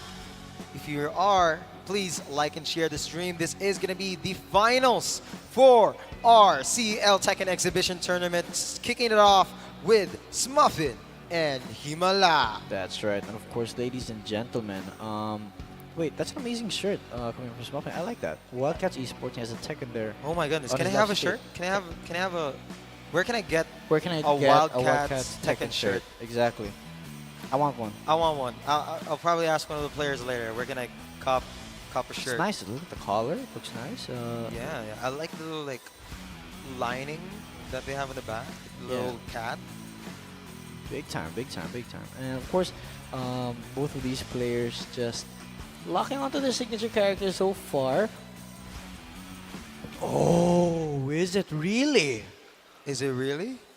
You have to understand, this is something that we don't really see from Smuffin a lot. Not on the Yoshi, I don't think but I on have the seen Jack. this. Yeah. But this is going to be really, really interesting. Jack has been getting a lot of love lately from the devs. Yeah, but I think he's, after the I'm sorry patch from Namco, we'll see whether or not this is going to still be enough. Smuffin probably prepared this Jack just for Himala. No way. Just for you. Just for you, baby. Just for you, baby. Exactly. What the play here? Oh Full my crouch God, sweep. Himala. There you go. Going so for many- all these lows. So good. The punishes are so clean. He never misses one. And Himala taking round 1 in just a few seconds. Now you have to recognize whether those lows were... Good duck from Smuffin. Can bring it to the wall here. Into heat. Oh. But yeah, as I was saying, Himala definitely has put a lot of emphasis on the lows early on in the first round. It's gonna make Smuffin duck a lot more in this next few rounds. Oh, misses the combo there. Actually eats a full heat smash coming in from Smuffin. No more heat resource for him. Himala though still has it available. Unblock, guard break right there. That's gonna be a counter hit. This is for Smuffin. Yeah, it's gonna be big damage. Huge damage into the wall blast. Still more damage to come. But he has rage. What's the play? He's low on the ground. Big damage. Oh! The instant wake up while rising 3-2 will be able to give that match to Himala. It was pretty close though. Smuffin definitely just has to keep doing what he's doing. The low doesn't quite block it. You could have read that, and Himala will be able to bring him to the wall on behalf of that. Good demo, man, right there. Smuffin is on rage, but this is the wall. That's it for Smuffin. Oh no! He's still misses alive! it, gets the low. Smuffin still in it. Pops the heat resource. Gets the 1+2. Caught Himala ducking. But what's his play here? The spring kick connects into the low. A little bit unfortunate for him, as we will have a game 1 victory for Himala, 3-0. Right, this is the finals though. So that means this is gonna be a best of 5, folks. You gotta appreciate the attempt here from Smuffin with that jack. Absolutely beautiful play, but I think he has to go back to the Yoshi. He has to go back to his roots. That's right. And really just pull out the big guns immediately. I think he was just testing the water, seeing if he could take a round off without his main. But right now, we are going to go back into Phoenix Gate with a new Yoshimitsu from Smuffin. Yep, we can't wait to see it. And again, this is such an amazing map. Look at this, man. I mean, Zico earlier saw this map and he was like, what is this, bro? Is this still Tekken? This is still Tekken, and fortunately, yes, it is. Oh, good ducks here coming from Smuffin. Good counter hit. Might be able to get the ball here. We know Yoshi's ridiculous with it. Oh, no, he doesn't. Miscalculates it a little bit. Yeah, another DF2 counter hit. Things looking good for Smuffin so far. What's the conversion here? Still has the tornado. Gets it instantly. Tailspin on tailspin for this empowered flash. He's threatening the full crouch mix-up here from Yoshi. Good counter hit from Himala. Here. Good guard break here, but no breaks for Smuffin. Himala does still have heat, and now finally pops it. Look at that sidestep into the wall splat. One more interaction, but the heat smash from Himala takes that round away from Smuffin. So close and yet so far, and now we're transitioning into the semi-infinite stage with a floor blast here. Oh, goes for bad breath. Actually drops it though. Could have gotten the counter hit there off of Himala. Smuffin playing the neutral right now. Gets the knockdown. What's it gonna be? Yeah, classical. So one into the grab. Oh, the head breaker. Full 50 damage. No. 3-2 into the launch. Gets another parry. And that's gonna be it for the second round. Smuffin now fighting for his life. He can still be brought down to the lower bracket, but of course, again, as a best of 5, he has more opportunities this time around. Look at that. Oh, wow! QCF1 right there. Launches him up. Relentless from Himala into the that fourth might be pin. It is. Boom. Perfect. That was beautiful. Round That 2-0 right now from Himala. Finally on his tournament round right now. Is Smuffin going to be able to pull off the comeback of a lifetime? He's thinking about it. He's thinking about it. And I think he's just going to stick with the Yoshi. That's my prediction. Right. And he does. We don't even... Yoshi, absolutely diabolical, but it seems like it's not phasing Himala one bit. No, sir. We haven't seen any empowered flash counters so far. Smuffin was doing pretty well in the early game. Look at that cancel. Look at the threat. Oh, Smuffin trying to break a lot of the pressure, but gets the counter hit from Himala. Finally gets impatient and presses a button. Smuffin on the wall. Himala finds a tornado. He stayed on the floor. Tried to go into stands there, but this just might be it. Yep. There you go. Himala taking round 1 once again with nearly full HP bar. Smuffin has to do something here. Excuse me? Heat engage comes in. Oh my god. Full heat pressure. He gets it. The launch now from Smuffin. Has to capitalize now. Do as much damage as you can. He does spend the heat to try and extend this into the wall. Amazing wall carry. Big damage coming from him. A lot of recoverable health from Himala. Uses up his heat. Smuffin gets the connect here. This could be a big damage combo. Himala would be... Oh, did he stop? He stopped. He stopped? He stopped. That's going to be the can-can. Doesn't get connected though. This could be a round now. Go into Smuffin. That is a beautiful round. I think he stopped so that he could prevent Himala from getting rage. Right there, only a sliver. Smart. A beautiful round here from Smuffin. He just might be able to squeeze few more rounds out of this Yoshi. The janks though. Or 2. 1+2, I mean. Demo man, clean. There it is. You don't duck at all. Oh, goes for the variation onto the mid last hit. I would have ducked that. And Oh my died. goodness, while crouching into a hop kick. What? Bad breath breath. to the combo. What is this? Oh no. Oh, that could have been threats the jump. problematic. That's going to be a heat dash death fist. He goes for the jabs because I think he wants the wall here, and he gets it. Doesn't go for the second hit. Oh, good roll coming in from Smuffin Smuffin. is No in more rage rage. right now. No more heat for both of these characters. Oh, Gets the no. grab onto wall. What's the play? A low. Will be able to give Himala match point coming into this fourth round. Himala with his movement. Supreme gameplay right now for a ball. Oh. Flash combo right there. DF2 will be able to bring him to the wall. That's amazing coming in from Smuffin. A lot of damage. Oh, I don't think he's not really threatening his 𝐒𝐿 also much. But look at that sword spin. Gets out of that death fist. A lot of chip. Oh, power crush will be counter grabbed here. Death fist doesn't quite do much. DF2. He doesn't have resource anymore though. No, he doesn't. That's a little bit of a far away from the wall, but of course you're a Paul. You're gonna get Ain't it. no way. Gets He parries the demo man. Gets it. That's gonna be a lot of damage. Gets a lot of recoverable health. He had the heat. He tried to go for the heat dash there. Oh Lord. We don't have enough time. 7 seconds. Look at the 6. time, ladies Look and at gentlemen. the time. The can. What's it gonna be? A lot of pokes. He tries to. He has to. It's a Hail Mary at this point, and that's Himala going into the grand final. Smuffin has to be put down into the lower bracket finals.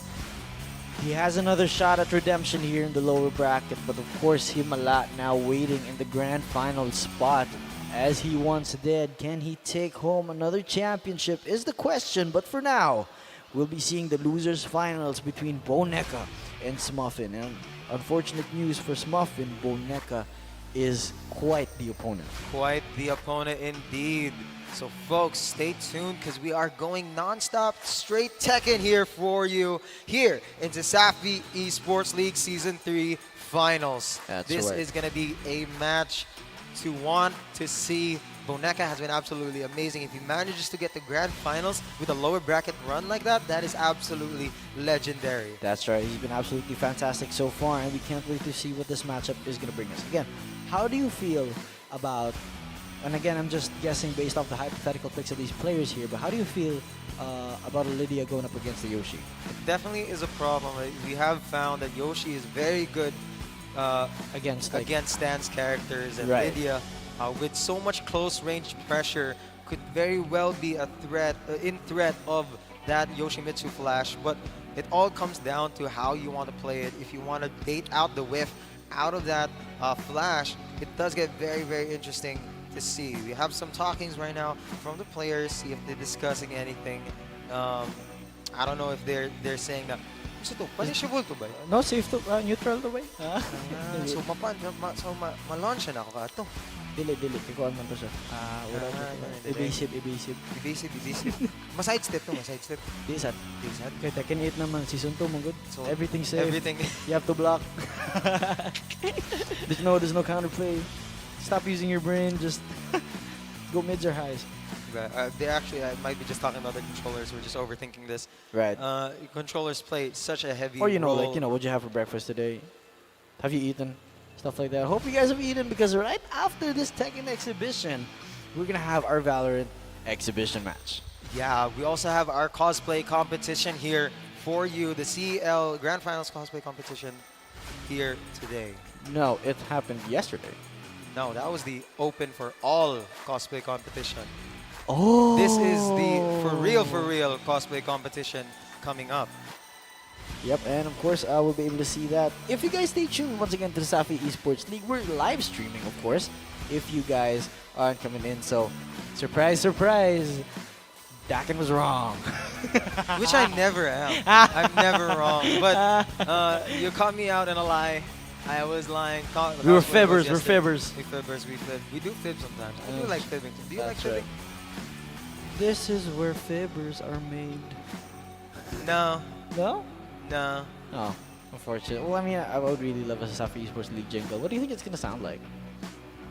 This is Safi Esports League jingle? Yeah. I think it's gonna be Tekken, Mobile Legends, Valorant. Yo, wait, we're cooking actually. Right, Hold on, right. can somebody record that? Yeah, can you record us? We're gonna do the CESAFI jingle theme right now. We're gonna go. Just play it. Tekken 8 Finals. Oh, look at that. Yeah, right. Nah, yeah, we just need a studio. But of course, ladies and gentlemen, this is the lower bracket finals. The players that are gonna lose. Is this still gonna be best of 5? Yeah, best of 5 right, again. This is the lower bracket final, so it's gonna be another best of 5 here for you folks. Some good, sweet Tekken. We have a CF fan comment from Glad Villaflores, the very own the god of Yoshi. Boiled eggs. Boiled egg, that's right. Iban Jud ning tawhana. Iban Good ni Tauhana, parenthesis, all caps, Himala. If we could just pan to Himala, and put like a ban sticker on the assets, if we have that. My best pastime when I'm not playing Tekken is just kind of reading the banter between Himala and Glide on Facebook. There's a lot of them. I'm a big fan of Tekken, but I'm a bigger fan of Himala and Boiled Eggs' Facebook. Exactly. Every single time. It doesn't matter if he's won a tournament, there's going to be some banter in the comment section. Yeah. It's always some stuff about Banga Jika, but it's actually and he won, the strongest players in the Cebu. Right. And that's the kind of banter that you expect, especially from the Southside Tekken community. Shout out to you guys. Just pull up with Rocket Punch any day, any hour, and somebody from Southside Tekken is going to be there. Right. But here we have it. Smuffin brings back the Jack. Here it is. He feels as though there's still some play left for this robotic monstrosity. Boneka still on the Lydia, being faithful to her from day one. That's the type of man you want, ladies. Right. Loyal to one character. Well, I mean, like, she is the Prime Minister of Poland. So maybe if you guys are the Prime Minister of Poland, this is the guy that would probably stick for you. But for the non-Prime Ministers out there... Boneka's type is being a Prime Minister in Poland. Exactly. That's going to be the wall here for Smuffin. Big damage so far. Goes for the setup. Tries to go for the grab. Good break from Boneka. Instantly. Lows. Gets the punish there. Grab, no break. Smuffin behind right now. Political Storm hits on counter. Oh, he delayed it. He delayed the low. Very, very good from Boneka. Gets round 1. It's still going to be it. The timing here. Again, Smuffin just waiting it out, trying to find an opening right here for him. Into the wall. Good little damage right there. He's at the wall, though. He has to find a way out of this. Gets the stomp out of Gamahao. Nothing yet. Oh, that's the my one goodness. there. Gets the launch, though. Will be able to finally make it out of this wall. He's coming in for more. Will be able to do as much as possible here. Big damage coming in. But of course, Boneka right now starting off strong with 2 points already on the board in this best of 5. Smuffin in trouble of losing this tournament completely. That's right. A lot of jabs. Big damage here again. Coming in from Lydia. Smuffin again at half. He needs this round. Boneka could very much gain a game here. 1-1. I love it. That could be a launch, and that's going to be a lot of damage. Actually, enough to bring Smuffin down. Smuffin definitely in trouble right now. How is this Lydia going so strong right now, just through and through the lower bracket? Has obviously evaded my sights. I mean, I have not seen Lydia's performance in Season 2, but the way Boneka's been playing it throughout the tournament right here, possibly bringing him to the grand finals. It makes it look so easy. Makes it look so easy, absolutely. I might just pick her up to annoy you, but me? I'll definitely just you. Oh, just you. I'm not even gonna play ranked. That's not very nice. Yeah, I'm just gonna invite you into a session every single time.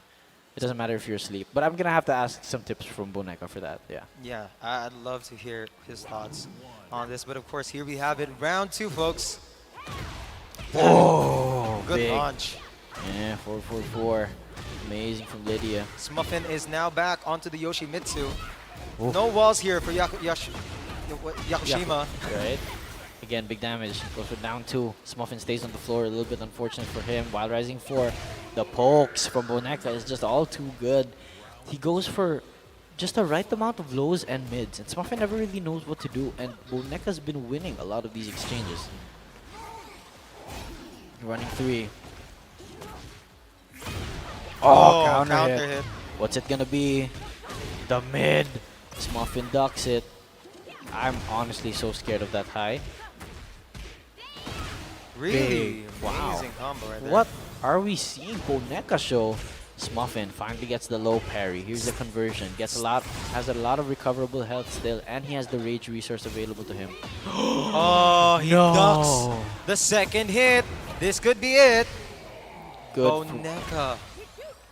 Boneka is clean with it. He is actually so clean with it. Folks, this is the kind of guy I don't give rematches to.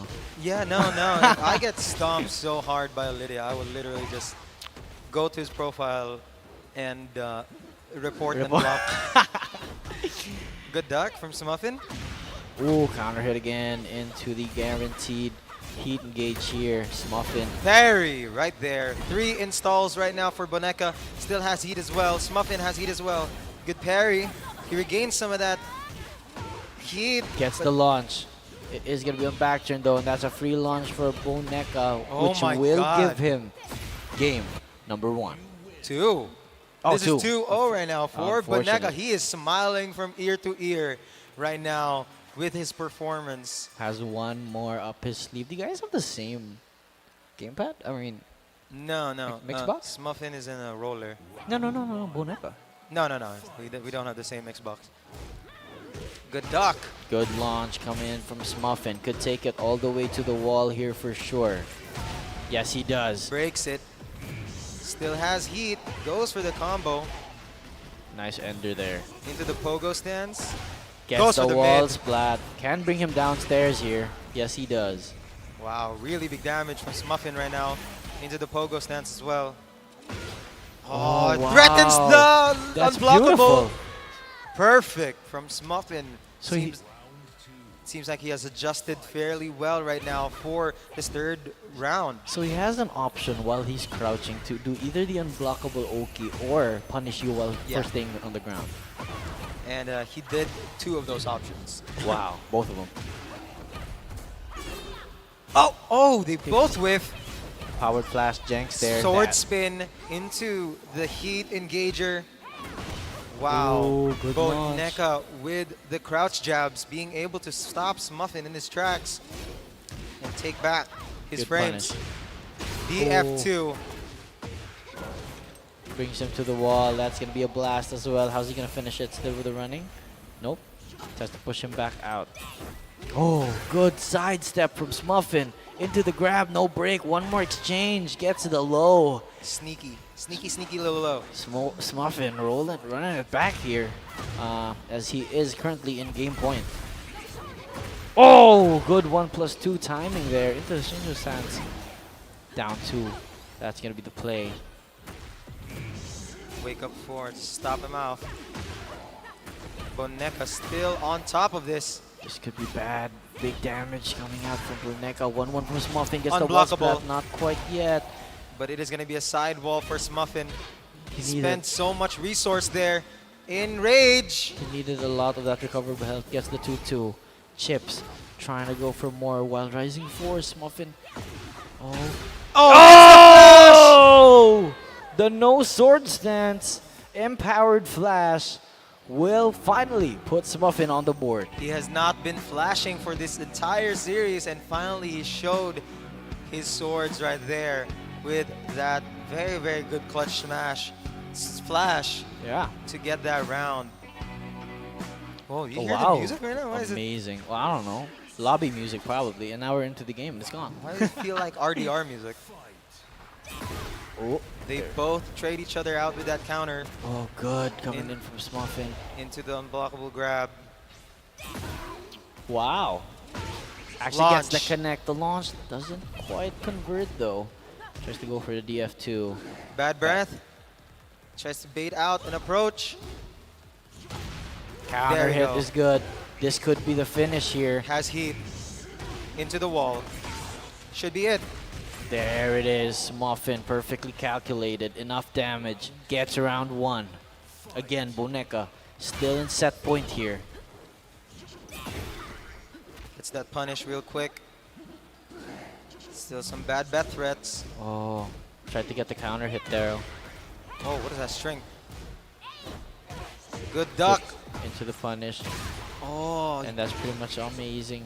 Coming in from Smuffin as well. Counter Charges it hit. up. Grab is good. Ooh. Oh, That's gonna be no. it. We'll be able to get the second round. Now Smuffin in game point can bring us to set number 5. No way. Bonka just needs one more set in order to win out the series.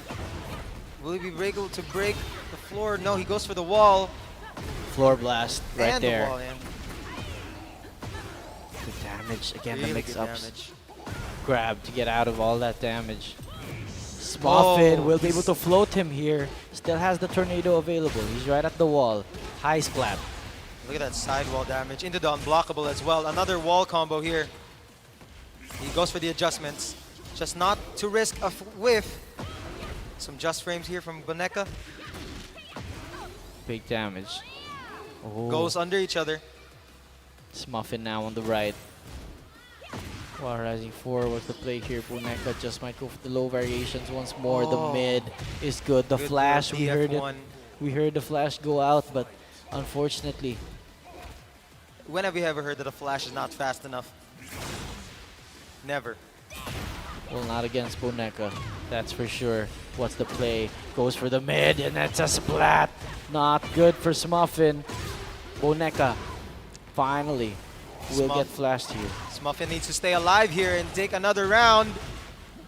Take it to a game. Oh! That's going to be bad breath, but there is no conversion. Sword spin to get out of that situation and goes for the heat smash. Will connect though. In rage. Oh, but look at this. Oh, he could have confirmed that. Goes for the DF1 instead. And now we're going to a game number 5. Smuffin runs it back. Oh my goodness. What a set, folks. Bonka was feeling it. He can taste it. He can taste the grand finals here. And Smuffin just absolutely takes away that sense of taste as he now brings us to game number 5. Oh my goodness. What a match, folks. Of course, you have to understand both of these folks are teammates coming from CIT-U, Wildcats Esports League. So they do a little some gossiping here on the side, talking about the game maybe. No. Is he? He's not. Is he telling him? I don't know. Maybe he asked, which characters do you know? He's like, oh, I can't fight against this character, and he's just going to pick that one? Maybe. We did talk about how Lydia is a bit of in a situation when it comes to dealing with a Yoshimitsu. So what is the character for Bonka here? Is he going to switch or is he going to stick to a Lydia? Who knows? We don't know. We do now. It's Arena, ladies and gentlemen, from Bonka. The first time we've seen it here up on the big stage in the top 8. Bonka switches. This is going to be a big change and can either make it or break it for him or Smuffin here. Reina was definitely my first Tekken 8 crush. Right. She just came out. Heihachi's daughter.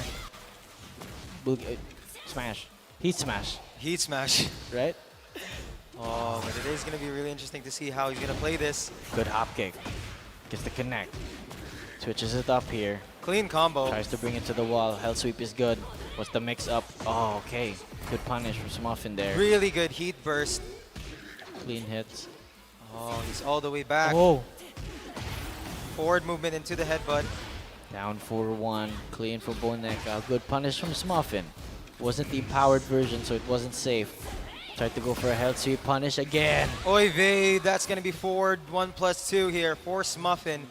Is Bonka's gamble gonna pay off here? This is the final match for Bonka versus Smuffin, and Smuffin is already in the lead. Lower bracket again. So intense. What's the play here? Actually gets the wall break off of the rising 1-2. Smuffin can take it to the other wall. Yes, he does. He breaks this one as well. Wall. You'll stop breaking the walls, bruh! Amazing, amazing. Goes into no sword stance instantly into the flash. This is the Smuffin show, ladies and gentlemen. He's one more win away from going to the grand finals. He gets the counter, hit sweep. Bonka has to make something happen here. Ducks the grab. Forward, 2. Oh! Tries to go for a DF2, but it doesn't go clean. Good Goes power for a power crush. crush. Really good timing for both of these players. He gets the break. He is in heat. Goes for a bad breath. Flash punch. Punish. Oh, but he stopped! He stopped and it didn't matter. It didn't the matter. flash is gonna connect on towards him with a high splat. Full combo coming from Smuffin, the fan. He can't stay on the floor. There's so much happening. He actually gets One the more. gadget. He smashes it. What's the play? Trade! No! The punish from Smuffin brings him to our grand finals. Oh my gosh. Really, really well played for Bonka. Unbelievable match, folks. They still are going at it. And now we are back once again to the very last grand finals of our Tekken 8 exhibition match here in CESAFI Esports League Season 3. That's right. Smuffin has been sitting on that chair for three series games straight. Yeah, 3 series straight. And of course, he has the unfortunate circumstance of going up against UCLM's very own Himala. Ladies and gentlemen, this is the grand finals of the Tekken 8 tournament for the CESAFI Esports League. And we are finally gonna head into it as Smuffin and Himala rest themselves on the thrones of battle here. You have to understand.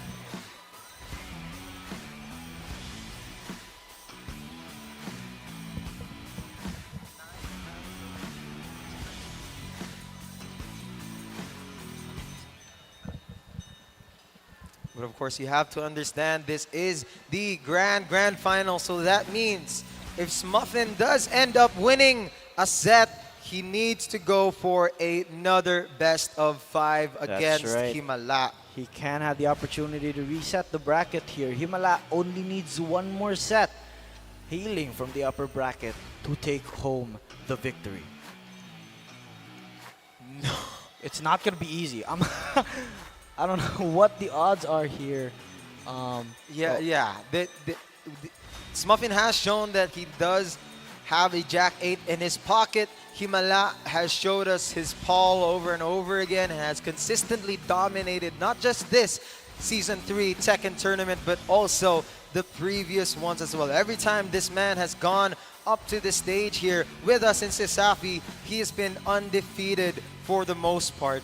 Yes. That's why if you saw Glide with the boiled eggs joked about how he should ban Himala because this is just how strong this player is. And oh my god, he's playing Brian! Let's go. I want to see some taunt jet uppers. You better give it to me. You better get pause. Yeah, ladies and gentlemen, this is our grand finals. UCLM Himala versus Wildcats Esports League Smuffin. Oh, and already we see a launch from Smuffin. Himala has shown us his Brian. This is the first on-screen Brian that we see from him. That's going to be unblockable into the wall break. Good lord. Balcony break already from Smuffin. The back ones. Amazing. Connections here. He's not letting anything pass. You really want to not pick your main against me? Here's a grab. No break. Himala trying to make stuff happen. Smuffin's all over the place. What's he going to do? 1-1. Finishes the string. First round, going to Smuffin. So lore-wise, this is the rivalry. This is the rivalry indeed. And I think... Oh my god, Snake Edge! It connect into the wall. Oh, tried to go for a grab, but Smuffin wasn't up just quite yet. Hatchet into the mock kick. Oh my goodness! Good, the guarantees! Himala, this is a Himala game. Himala. Right there. I mean... Brings it back. Himala zone right there. But of course, Smuffin is still in it. 1-1. Requiem. Oh, wow. Just styling at this point. Good low parry coming in from Smuffin, and that's what you should be doing with a buy-in 1, 2, 3. Really, a lot of great health here. Smuffin trying to maneuver his way out of this. Oh. Goes for the full crouch, down forward 2, 1. Tried. Will be able to evade the first hit of the heat smash, but the damage is still amazing Oh there. my goodness. Guaranteed. Down 4. He delays the down 4, and this is the kind of, prowess that you have in Tekken 8 that you can pretty much carry across all characters. Just timing and playing the neutral game. Smuffin right now definitely needs to find an opening here like he did on that first round. Himala already picking up the pace. Good power crush right there. Oh my god, he breaks it. And Himala wins the first match on O'Brien. That's right. That's knee right there. Nimala. Nimala, indeed. And ladies and gentlemen, hey, I saw you smirk. You thought that was funny. Yeah, he thinks we're funny. He thinks we're funny. But this is the rivalry here, Himala versus Smuffin Grand Finals. The story right now that we've been seeing all day. QCB 2-4. Look at that combo right there from Smuffin. Into the wall possibly, but no, it doesn't magnet. Oh, look at this. Good strength coming from Smuffin. Himala making use of the wall there. Trying to get himself out of it. Forward 1+2 from Smuffin. Trying to play timing. Pops the heat. Defensive. Northern cross into the guaranteed. Because it knocks down now. Low parry. Not quite there from Smuffin.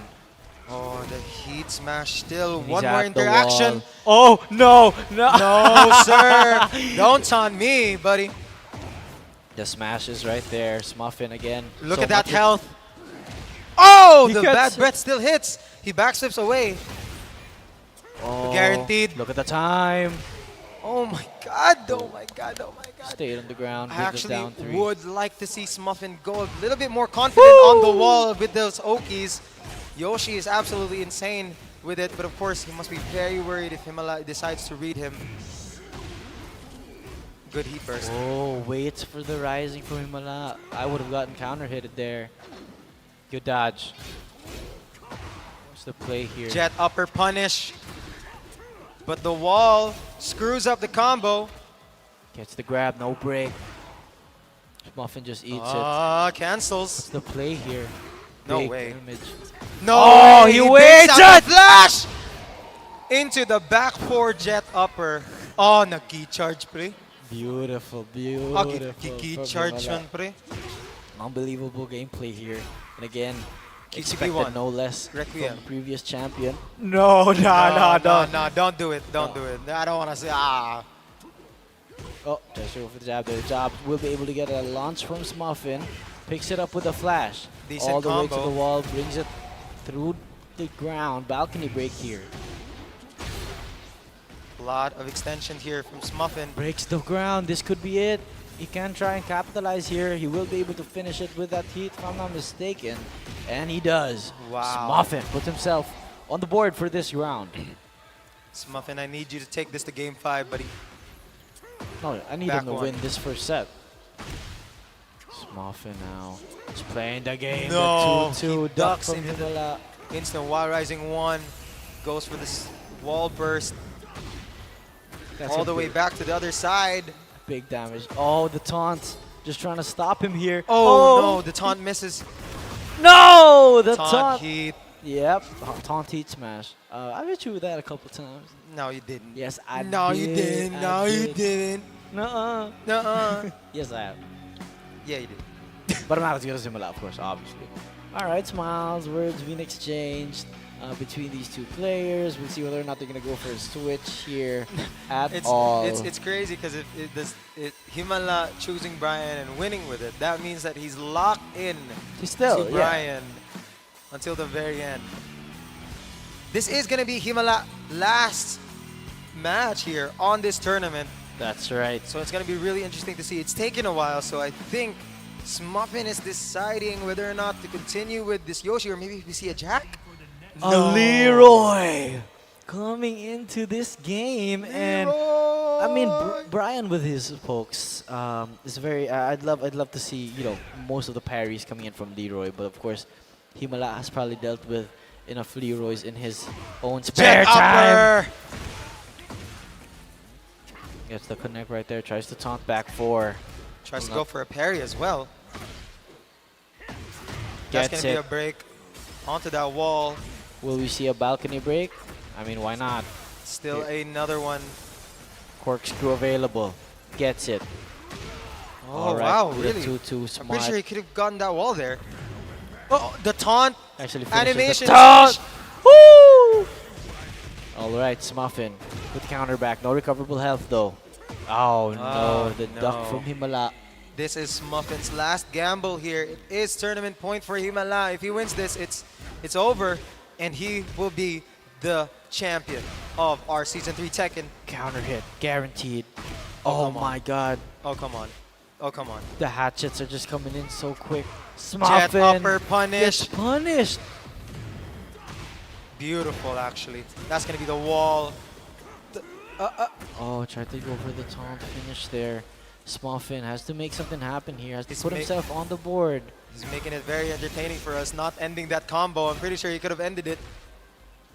Oh, there's a lot of confidence now. Oh Himala my god. finds the DF1. Down 2. And ladies and gentlemen, Himala. Tournament point. That's right. Punish coming in once again from Himala to the wall. Tornado still available. He gets it. Oh, what is this? What is this? Oh my Stop goodness. it. Stop it. You're wave dashing as a Brian. Yeah, Requiem into the heat dash, but the combo drops. He tried to go for those multiple The rod days. is used into the He has launch. to. He has to. Can't bring it to the wall here though. There's still a blast there. Oh no, he hits the It's corner. on the corner. And it doesn't The launch duck. him. He ducks the sidestep 1+2. Himala doesn't get the tornado. Smuffin has to pop his heat here. He's Who doing wants some to mix? flashy combos here, making it real entertaining for us.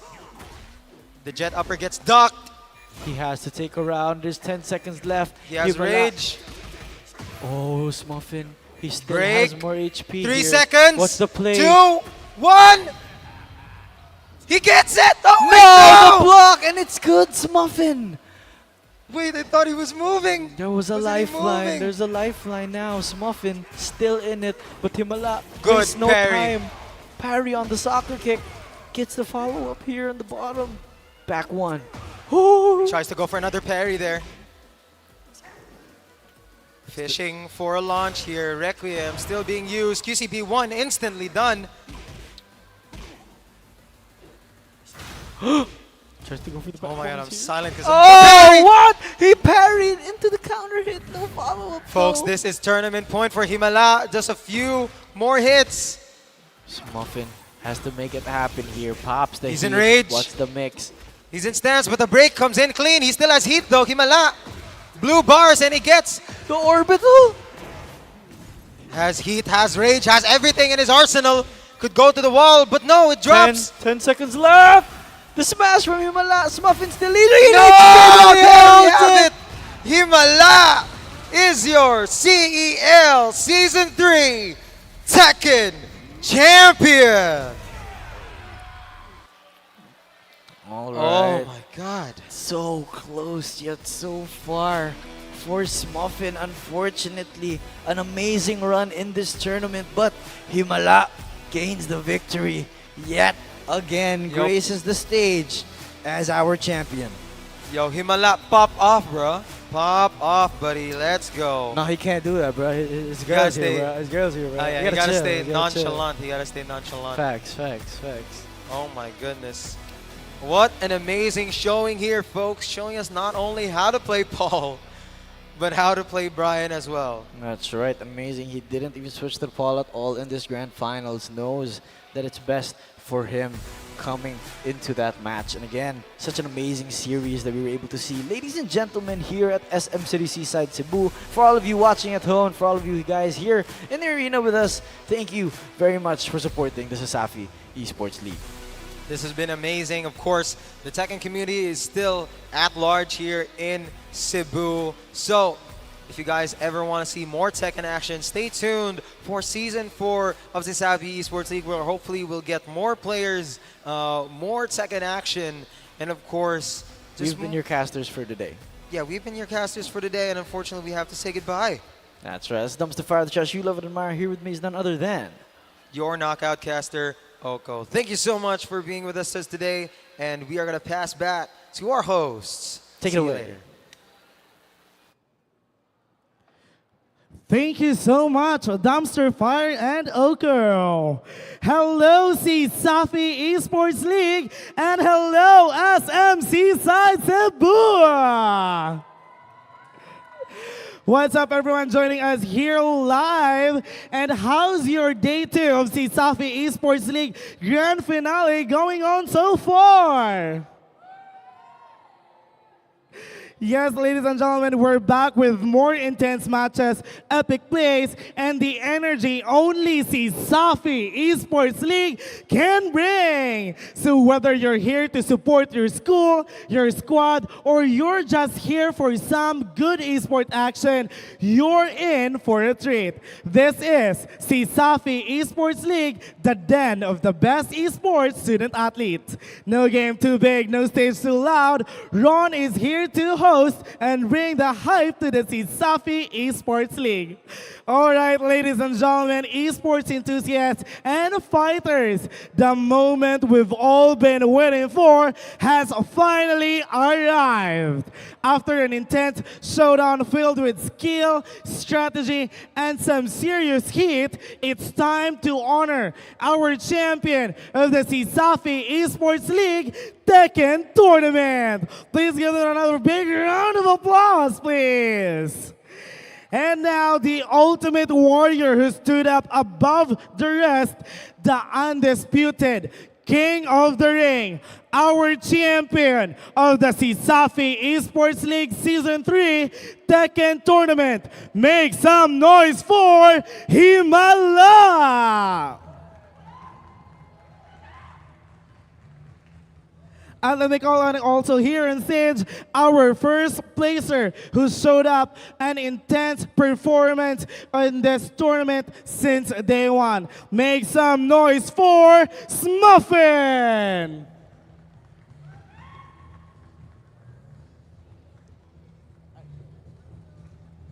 And that's it, ladies and gentlemen. Our finalists are now here on center stage with me. Please give them another big round of applause, please.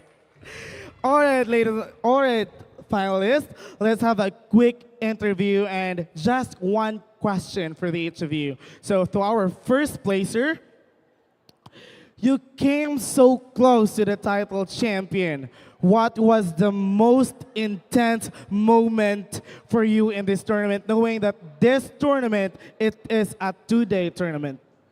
My intense tournament was day 1 because all of the fighters are strong and intense. So it was so intense to get to the finals, to the top 8. And as the final game between me and Himala, it was so intense as well. Yes, that was very intense, but still congratulations because you are our first placer. And now to our champion. First off, congratulations. So what does this win mean to you and how did you prepare for this tournament? I'm so happy because I won because yesterday it was my birthday and my family was watching with me and my girlfriend. Especially now my girlfriend is still here supporting me. And I practiced this tournament because all of the CIT players are joining and gamay ra kayong mga UC ba so mo ganahan ko makadaog pud ang UC. Thank you so much. Once again, congratulations and belated happy birthday. And at this juncture, let me call on one of our amazing sponsors to present the award here on stage. We have Mr. Jesse from PC Express. Please give him a big warm round of applause, please. And now let's award first our first runner-up.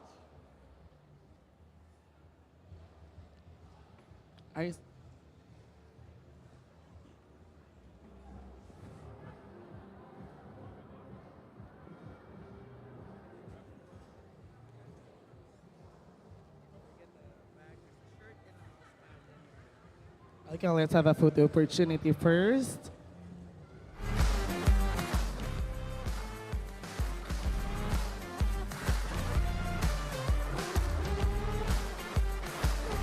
Congratulations. And now our champion. Please be here in the center stage.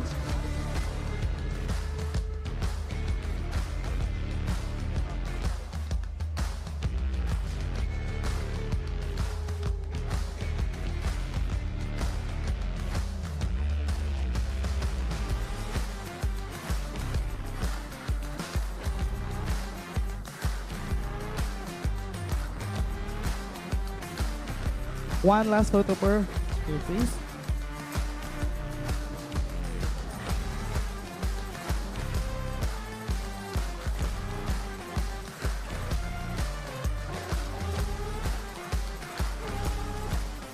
Thank you so much and congratulations! And now, congratulations, ladies and gentlemen.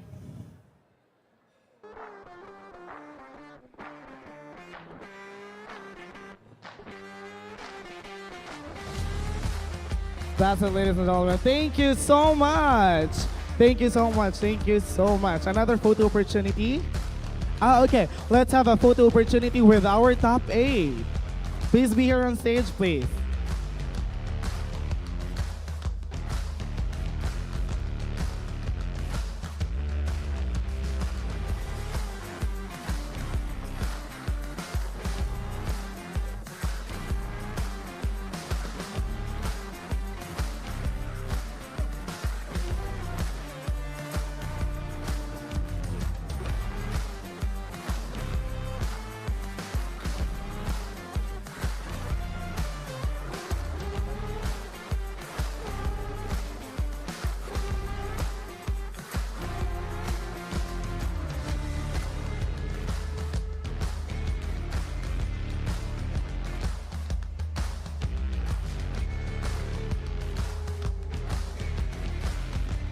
And that's it, ladies and gentlemen, our top 8, our first place here, and our champion of the CESAFI Esports League Tekken tournament. And of course, thank you so much to Sir Jesse from PC Express for all your digital needs.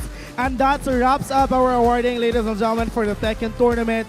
And once again, congratulations to our finalists, to our fighters, to our top 8, congratulations. And thank you so much to our generous sponsors for making CESAFI Esports League possible. And at this juncture, we'll be taking a short break, but don't go too far, everyone, because this afternoon, the stage is set for Vanta Black versus All-Star exhibit so much, and of course the most awaited, the CESAFI Esports League Season 3 Valorant Tournament Championship. Our best of the best players are going head to head for the title, and you won't want to miss a single round. So grab your snack, take a quick breather, and we'll see you back here real soon. No game too big, no stage too loud. Ron is here to host and bring the hype to the CESAFI Esports League. See you later, everyone.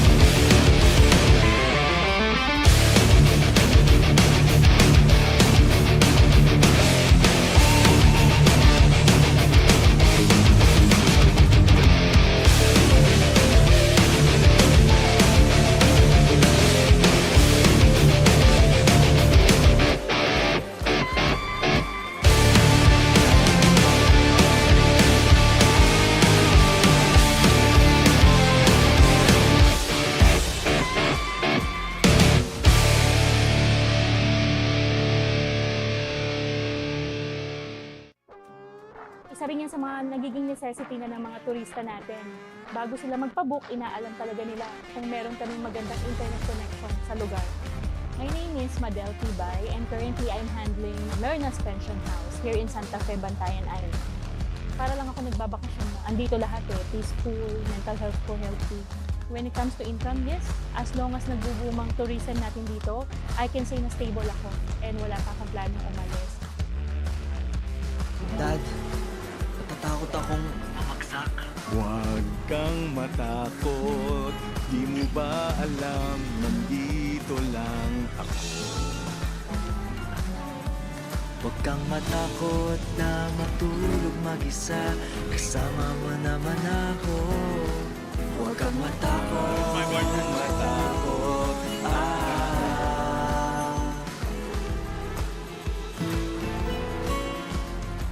Hindi aabot ang data!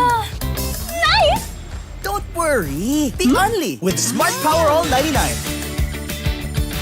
Hindi nabitin with 10 gig data plus only Facebook or TikTok and more. Load now!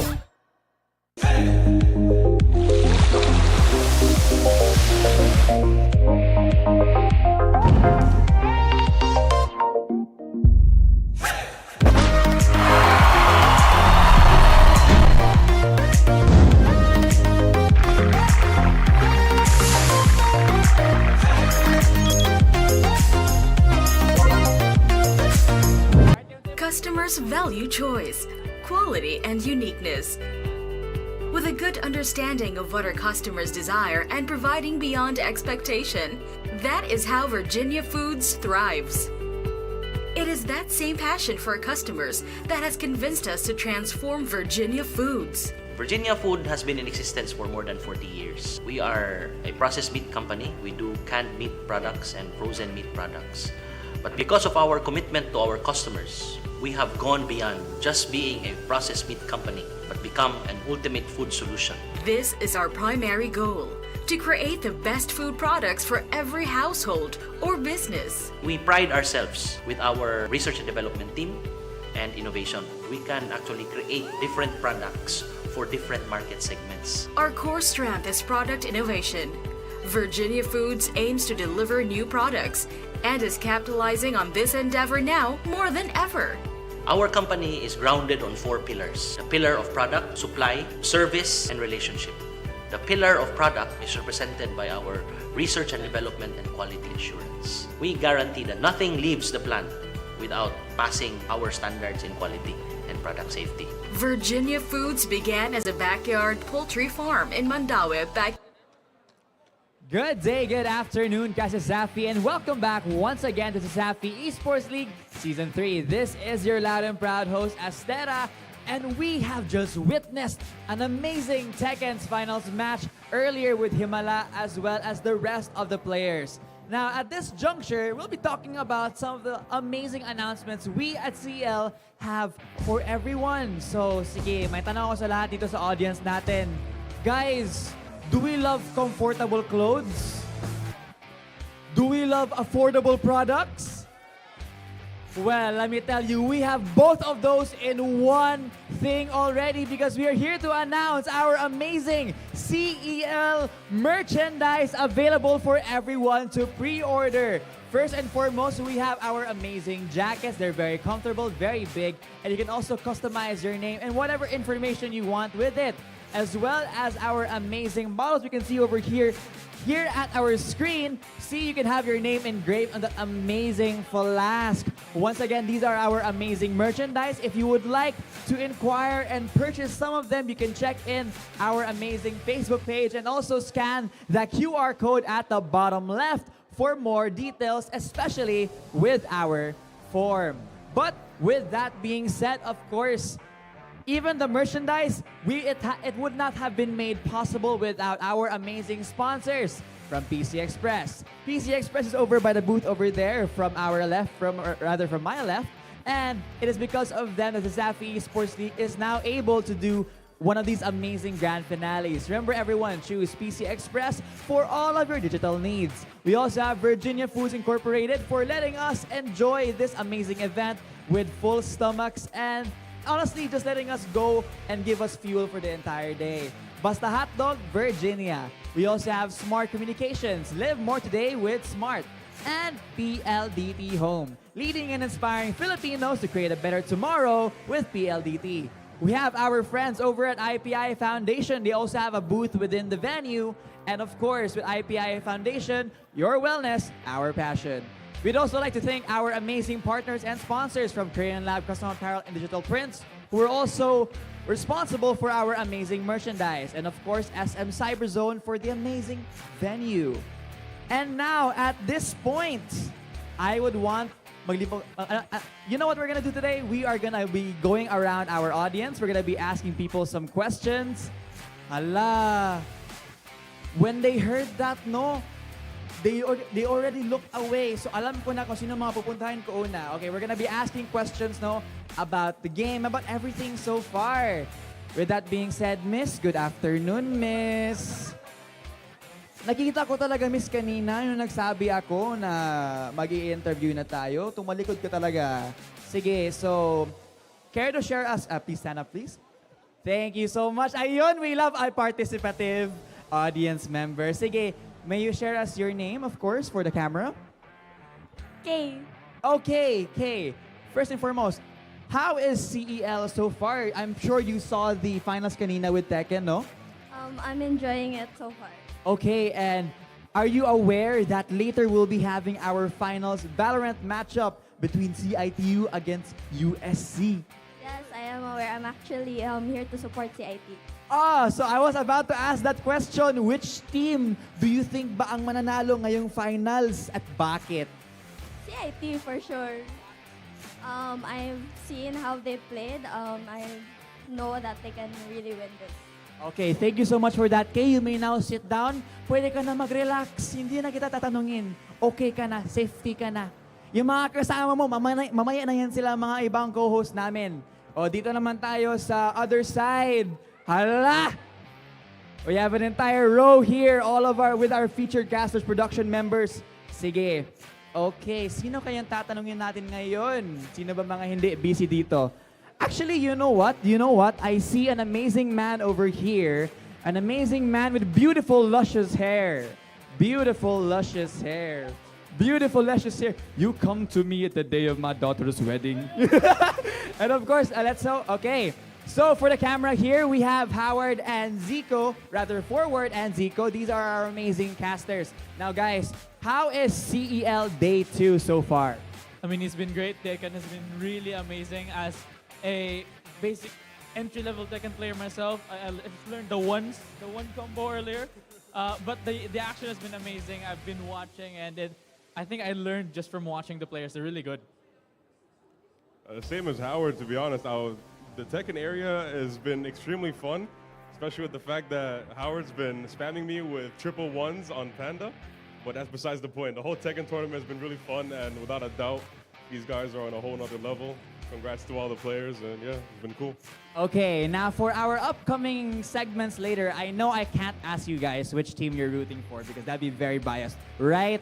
However, I do know that I can ask you guys, what should the teams do to secure their victory for this grand finals? First with you, Zico. I mean, he has the keys to victory in his head, so I feel like he should go first. No, I think in order for them to win the game, they need to play the game. They need to shoot their opponents. They need to press the movement keys. And they also need to pick their agents, of course. They need to use the utilities. And of course, the most important part, they need to look at their monitors.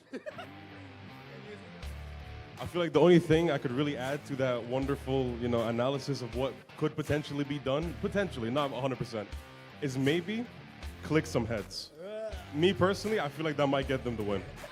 All right, with that being said, thank you so much, of course, Ward and Zico for our interview. And now, as much as our prod has now been looking at me, glaring at me with their eyes, I'd like to announce to everyone that we will be having a very wonderful giveaway.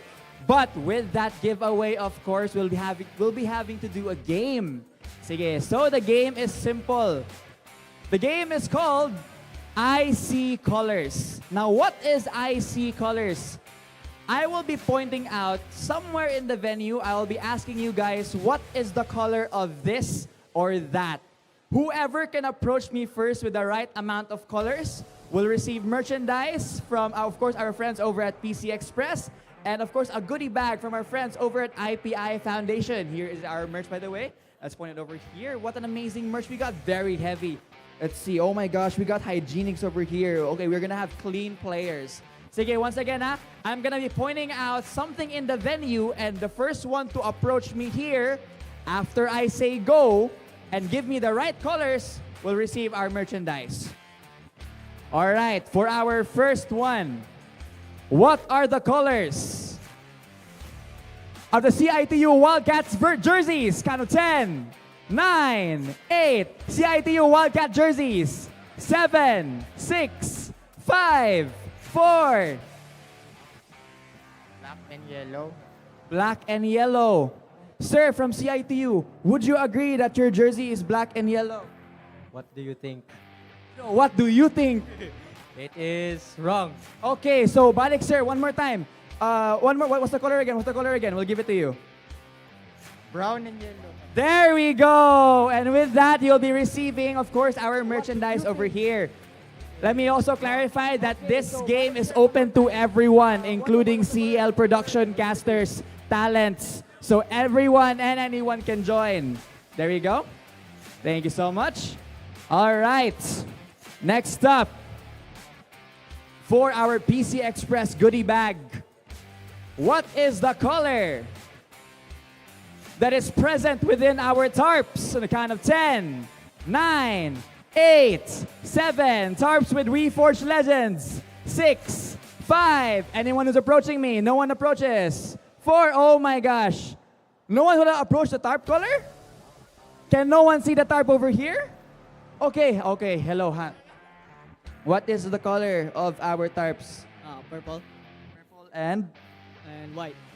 Purple and white. Is it purple and white? It is purple and white. Thank you so much.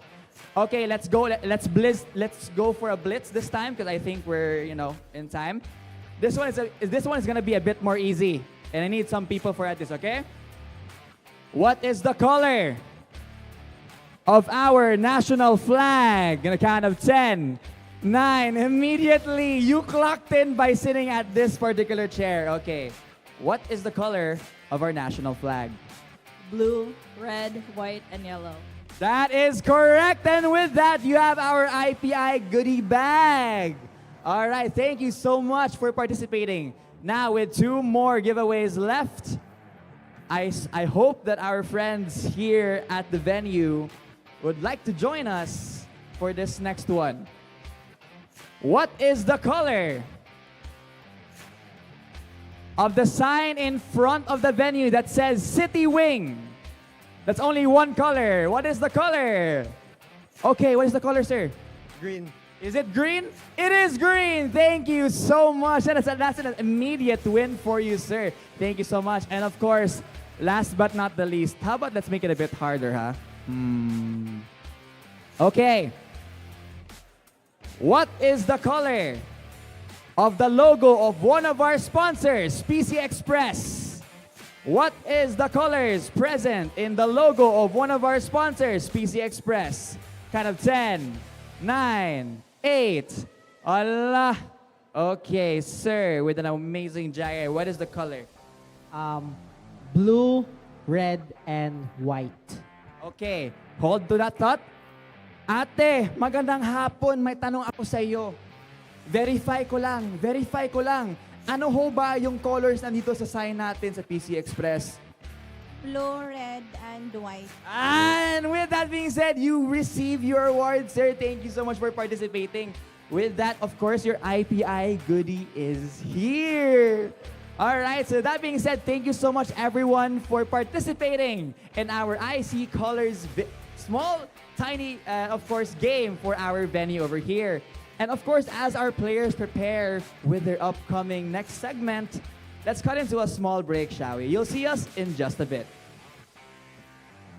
Customers value choice, quality, and uniqueness.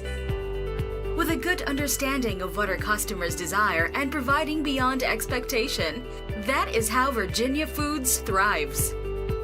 It is that same passion for our customers that has convinced us to transform Virginia Foods. Virginia Food has been in existence for more than 40 years. We are a processed meat company. We do canned meat products and frozen meat products.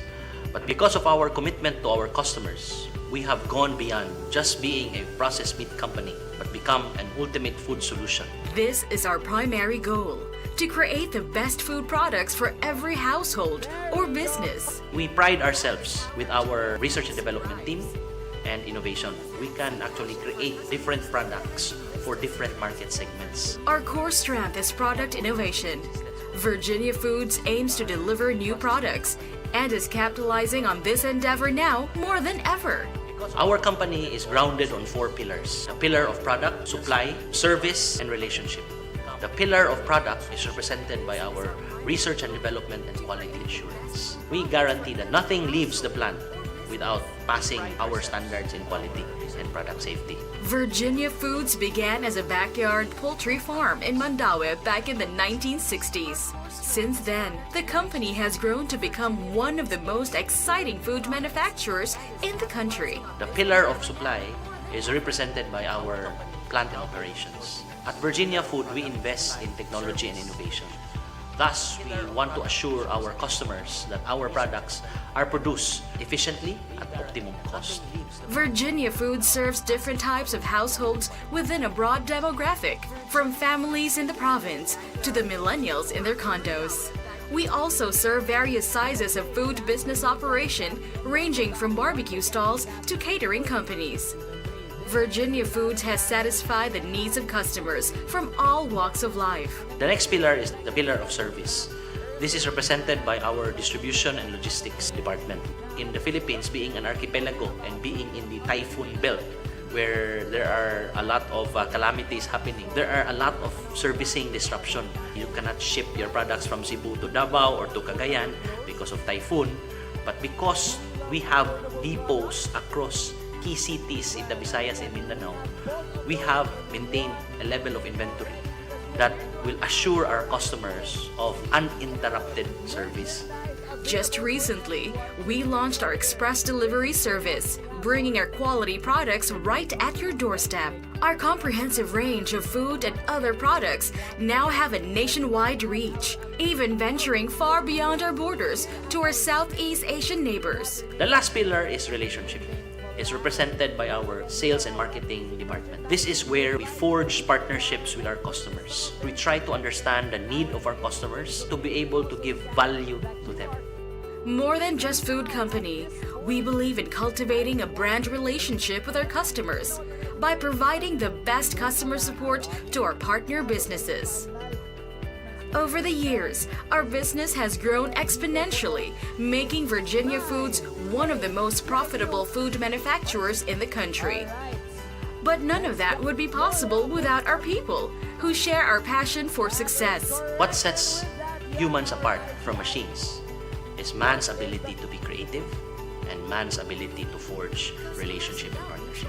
That is the reason why at Virginia Food, we invest in training and seminars to really draw out the best in our people, to help them become the best version of themselves. In Virginia, we really rely on our people. The success of our company is grounded on our people. Virginia Foods is all about innovation and quality. But our values do not end there. We give back what we can through community outreach and environment protection programs. The culture of Virginia Food are founded on different values. The values of integrity, the values of passion, excellence, and creativity. Customers, quality products, efficient distribution, and good values. That's Virginia Foods. Now ready to serve you even more with our latest innovation, the ultimate food solution. Basta Virginia!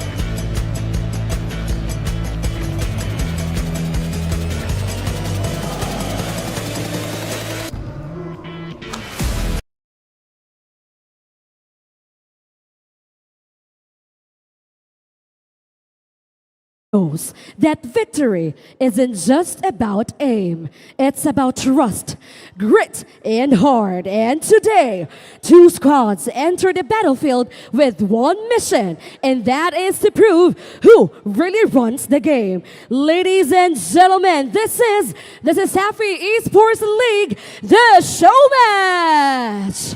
All right. Once again, a pleasant afternoon to you, SMC side Cebu. It's so good to be back here in the arena, and this is still Nashville, Ababa. Your CESAFI Esports Girly Pop, bringing you the action for the CEL show match. And yes, you heard it right. Before we're going to dive into a very exciting and thrilling finals matchup between the USC Warriors versus the CIT-U Wildcats, we're going to have an opening act, a preliminary game, but of course this isn't just an exhibition game, because this is a test of dominance, a test of resilience, and of course a test of greatness. Because at this juncture, we're going to witness a Valorant matchup between the pride of the CESAFI Esports League versus a pro team who have been competing to various Valorant games nationally. And the question is, are you ready to meet our teams for today? The energy is here in the arena, and without further ado, let's meet our team.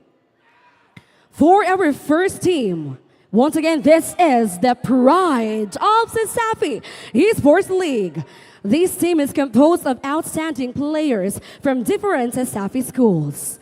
Legends in the making, the CEL's sharpshooters, strategists, and playmakers.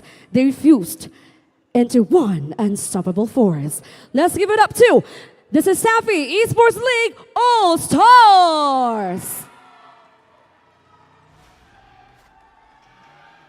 We have Camilo Utoy Galan from CC Blue Dragons, Ron Mark RM Cañete from the UP Fighting Maroons, David Klainsay Nokia Borlasa from the USJR Jaguars, Mark Nino Moken Bahan from the Benedicto College Cheetahs, and last but definitely not the least, we have Josh Bryant Ghosty Maniacop from the USPF Panthers. Once again, ladies and gentlemen, the CEL All-Stars.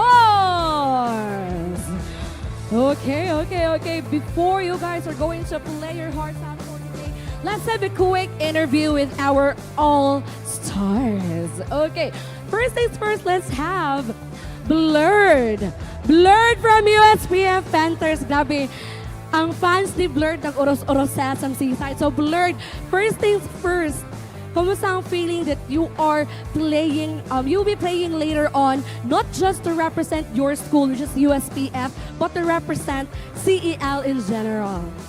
I feel excited to represent each. This is nindot po sa feeling na naka sa stage ko. Okay, thank you so much, Blurred. The next question, I'll have a very special question for Moken, because for those of you guys who wala nakabalo, Benedicto College Cheetahs, this is actually their first appearance in CESAFI. So Moken, good afternoon to you. Afternoon. So first question for you, Moken, how does it feel that you're playing first time sa show match here in Seaside Pajod, and this is a way for you to represent Benedicto College Cheetahs? I'm excited. And I'm also trying to tell the people here in CESAFI that as Benedicto we can compete. Okay, thank you so much, Moken. And last question for Ghosty right here, still representing USPF. Ghosty, what is your message saying you kang opponent? Good luck and have fun. Good luck and have fun. Once again, ladies and gentlemen, we have CL All-Stars. Thank you so much. You may now take your bow. Okay. At this juncture, let's meet the challengers of CEL All-Stars. We have Vanta Black. We have John Danke Exotic Mag-Aso, Michael Kel Canoy, Josh F. Paul Flores, Vince Flash Medado, and Morginia Noor Ali. Once again, let's all give a big round of applause to the challengers. We have Vanta Black. Okay, once again, just like what I highlighted earlier, this team has been competing to various Valorant games nationally. So right now, let's have a quick interview with these outstanding players right here. So hello and good morning and welcome to CEL. First question to the man right here, how does it feel that you are here in the arena and you're going to play against the CEL All-Stars? First of all, I feel great and I am so excited to play with these amazing players. Okay, thank you so much. Another question for Cal right here. Cal, you've been part of CESAFI Season 1 sa Valorant, but then right now, you are representing Vanta Black. So, nag-prepare ba mo for this matchup or parang ninyo, this is just a chill game for you guys? Wala may ka-prepare kay lingaw-lingaw raman eh. So you're confident you're going to win for today? Dili sad. Okay, imuhasad na Michael. Last question to the man right here. Okay, I love it. So daghang fans. Flash, we have Flash from Vanta Black. Hello, Flash, welcome to CEL. Question for you. What is your message to CEL All-Stars? Good luck, have fun. Good luck, have fun. What a statement right there. Once again, ladies and gentlemen, we have Vanta Black. Okay, before you guys are going to take a bow, I would like to invite the CEL All-Stars to please come here again. Because at this juncture, we're going to play a mini game which is Jojowain o Trotropahin. Okay, come here, come here. Okay. We're na-excite atong mga fans out there. Jojowain o Trotropahin but CEL edition. So, first, ay mechanics pa di ay. Kaya basin, basta ang Jojowain o Trotropahin. Okay, I am going to mention names. Names of the Valorant players sa CESAFI Esports League and you're going to say Jojowain if kanaginahan mo magkipag-play nila or bet siya as a player in a skillful manner. Trotropahin if like, dili lang sa next time na lang. Okay, are you ready? Vanta Black? Are you ready, CEL All-Stars? Dapat dyan mo ready, ani. Okay, let's start with the CEL All-Stars. Okay, I'm going to mention names from the outstanding CEL players for this season. Let's start with 1RM. For you, 1RM. Sirak from USC. Pakaslan. Balik. Pakaslan. In fairness po sila. Okay, Ghosty. Ghosty, for you, you have Dante Tumulak from UCLM. Jojowain si Dante Tumulak. Moken, we have Shinobi from UC. Jojowain sa Shinobi. In fairness to Shinobi. Next for you, David, we have Kimi from USC. Jojowain si Kimi. Si Kimi di ha?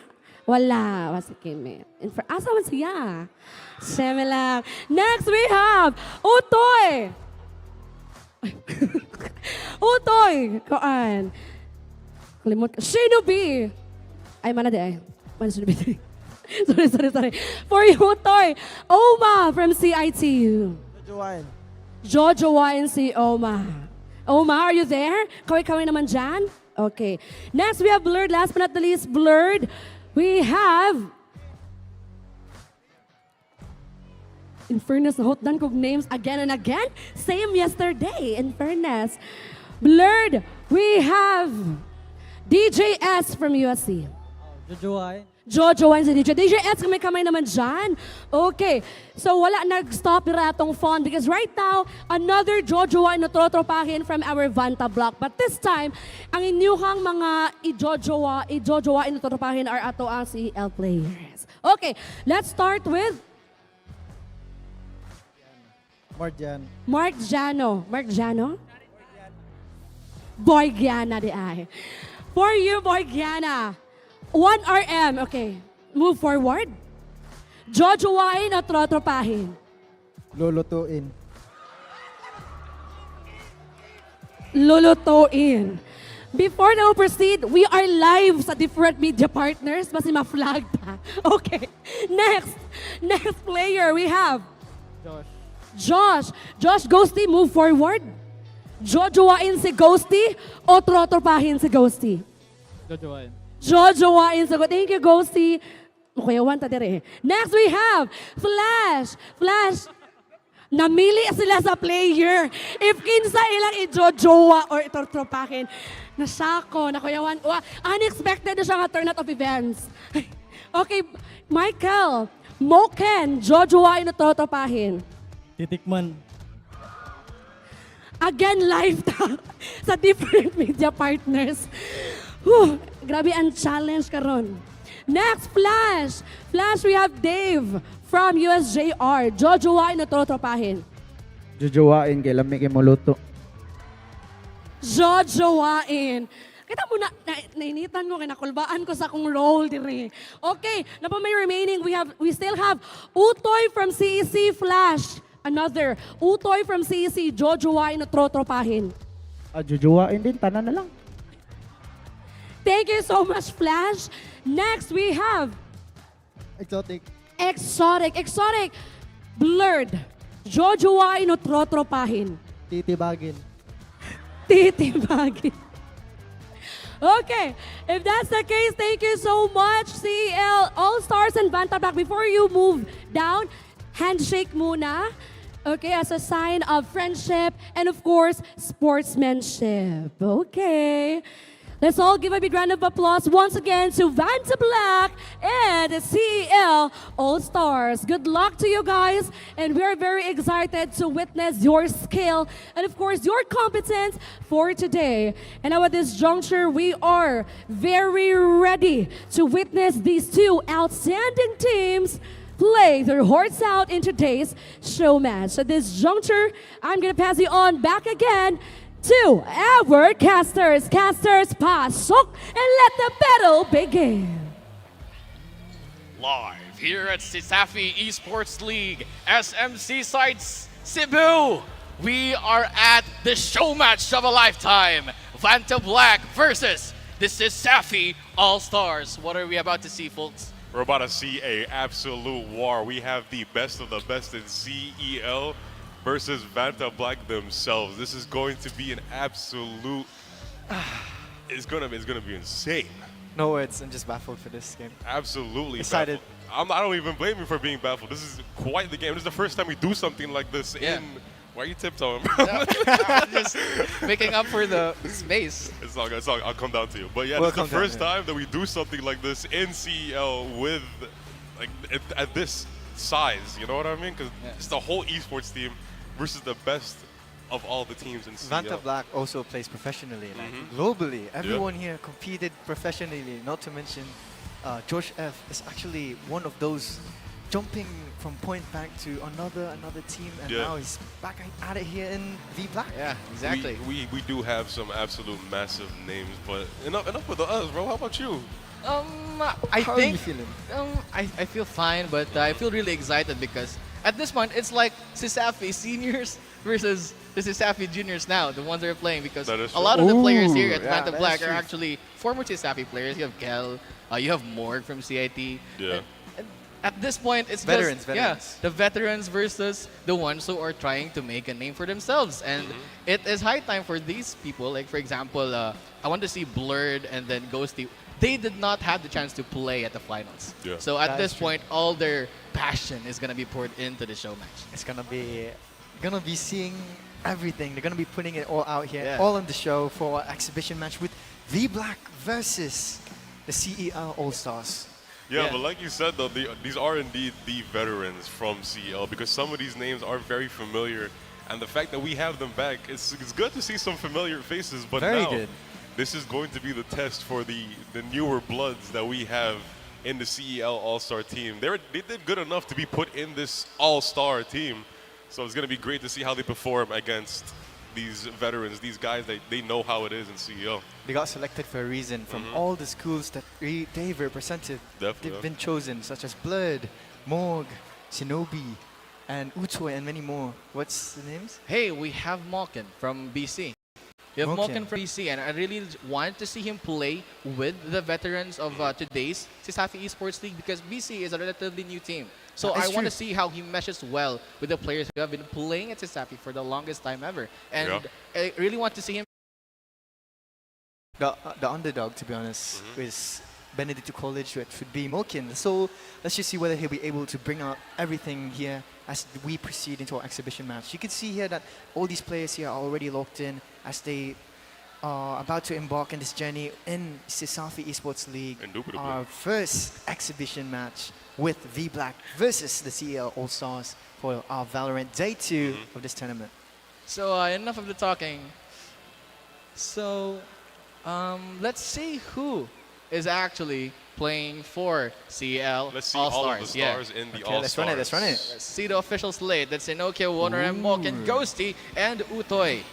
These are very, like I said earlier, they're familiar faces. These guys, they do great on every single team. They're picked for a reason. You know what I mean? Like, they're here for a reason. As we see them, all their different colors, all the different universities, but now they are united to go against the beasts that are Vanta Black. I just realized they're the rainbow right now. Look at this. USJR is right there, and the red, the blue, the yellow, and the white. Like, look at that. They're so, like, they're just the Power Rangers right now for CEL. As opposed to a rainbow, we have Vanta Black. They're all going to be one singular color and one singular beast. 𝐒𝐿, Morgiana, 𝐒𝐿, 𝐒𝐿, and Flash. Ooh, solid draft right there. Absolute monsters on this team. So CEL All-Stars might have a little bit of a brick wall in front of them, but they might have the jackhammer to pierce this wall. What do you guys think about this lineup? I really think definitely you should watch out for 𝐒𝐿. I have been hearing through the grapevine how great this player is, and I want to see it for myself. I remember 𝐒𝐿. Yeah, 𝐒𝐿 was an absolute monster. For me, I think it's Josh F. Because I've seen him before, played for USC, not to mention that I've casted a game with him before. We played lots of games. He doesn't just stick to Valorant, he also plays with CS as well. So he has a bit of share of experience.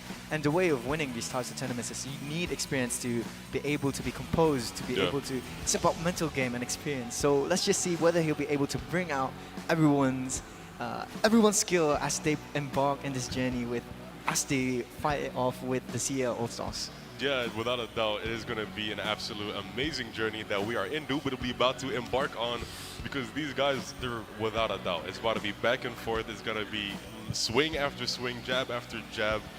These guys were picked for a reason, and here we are now in the CEL show match, day 2 of the grand finals. I am absolutely excited. Who do you think will be running this show? Will it be a Storm? Will it be a 50-50? Or will this be a game 3?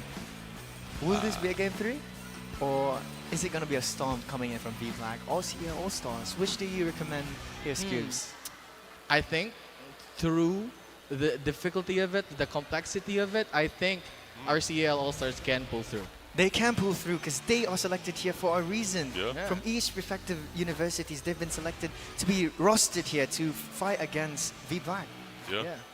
But you still have to acknowledge it. 𝐕_Black is an actual team. They've been playing with each other for a long time. That is true. And then All-Stars are just picked like specifically for this match. And it's gonna be it's gonna test how well they practice beforehand.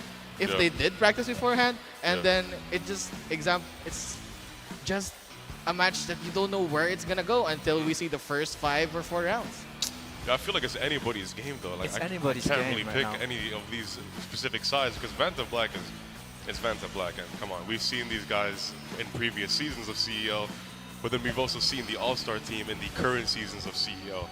And these guys, like you said, and like we said numerous times, these guys were picked for a reason, and these guys are absolute beasts. They're absolute monsters when it comes to Valorant and everything, and this is what we're here to see.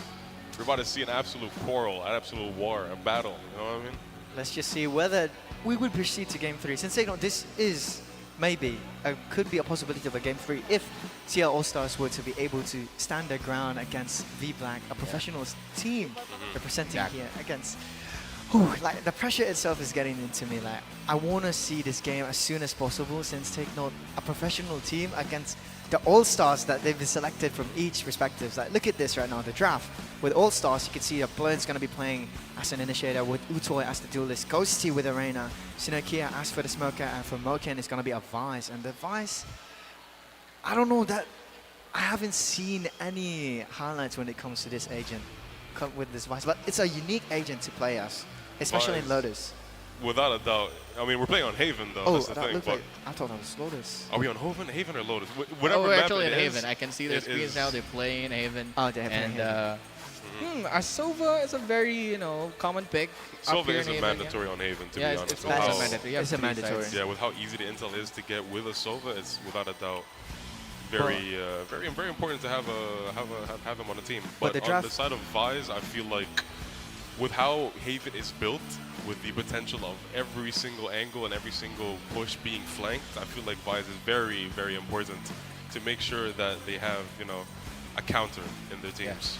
So like, if you just compare these two teams, they both have a Sentinel. Yeah. There's a 𝐕𝐻 up against that Deadlock. And then what's the difference here is 𝐕𝐻 says passive, utility, passive information is actually, it gets triggered the moment you Automatically. walked in. Yeah. Yeah. But there's a bit of a requirement for Deadlock. You have to make noise for a bit. Yeah. So it has to be played with another player, Yeah. like very closely. So what I think here, Vanta Black probably is gonna go for a very aggressive way of doing things. Whoa, we're going to be deciding whether Oh, I it's thought going to be someone got knifed already, but we're just going into a Where's knife knife, round. man? Okay. I What thought is somebody got happening right knifed now? right Ooh. off the rip. I got scared for a second. They're just in mid, running it down as they get knifed left and right. It's going to be down into a 1v2, and that will be the first round for the All-Stars versus 𝐕𝐵lack. We'll be giving it out to 𝐕𝐵lack. As for this 1-0, let's run it now I for was the second scared, round. bro. I thought someone got knifed right off rip in the first round. I thought as well, but they're they were they're just messing running around. it down in mid.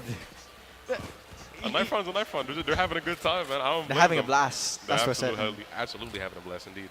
And there was no economy spent on that round, so they could definitely just buy anything they want at this point. You have a Vandal at round 2 with a rechargeable shield, and I don't know what's happening. These guys, you said it before that we don't know where this is going, and therefore we had a knife at the beginning of the round. Yeah. And right now, Practically it's an CS. immediate headshot from 𝐒𝐄𝐀𝐒𝐿. Josh F goes down.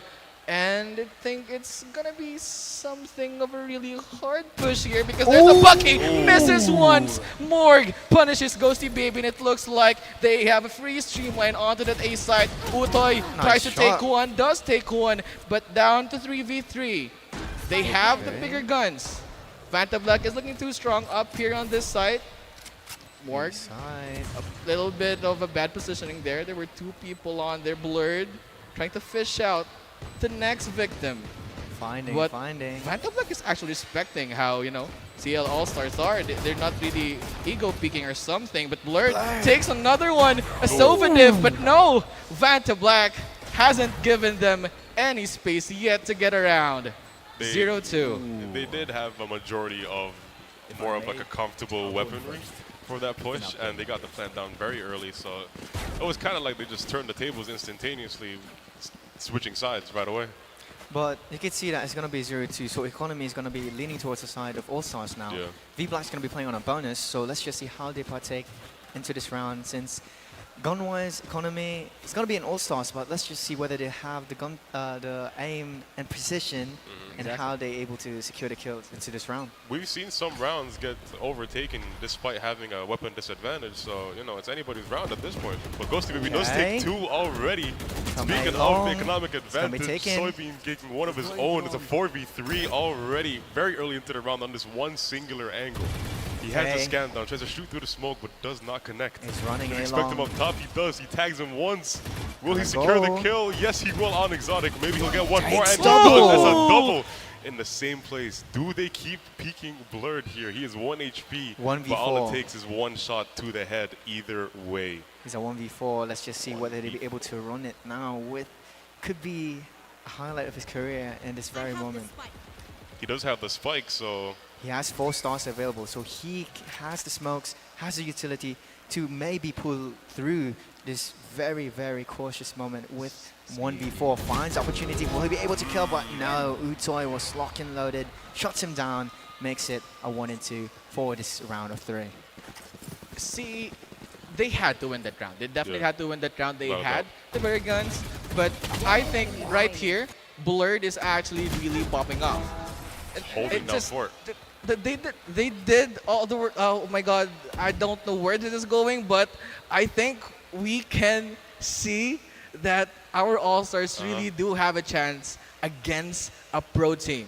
And we seen it right on the 3rd round. They won when they should win. He's already making a mark, and he's making sure that they don't go down without a nasty shot. One tap from Zenohart. 5v4 as this progress, 1 minute 30 seconds on the line. Still, the execution towards C side is slowly particularly. But right there, Deadlock is still holding on the flank. Vice utility is popping off, controlling the flank. And Deadlock with a bucky could be leading to opportunity of a kill. And now T is going to be coming in. And with that, it's going to be a 2v4.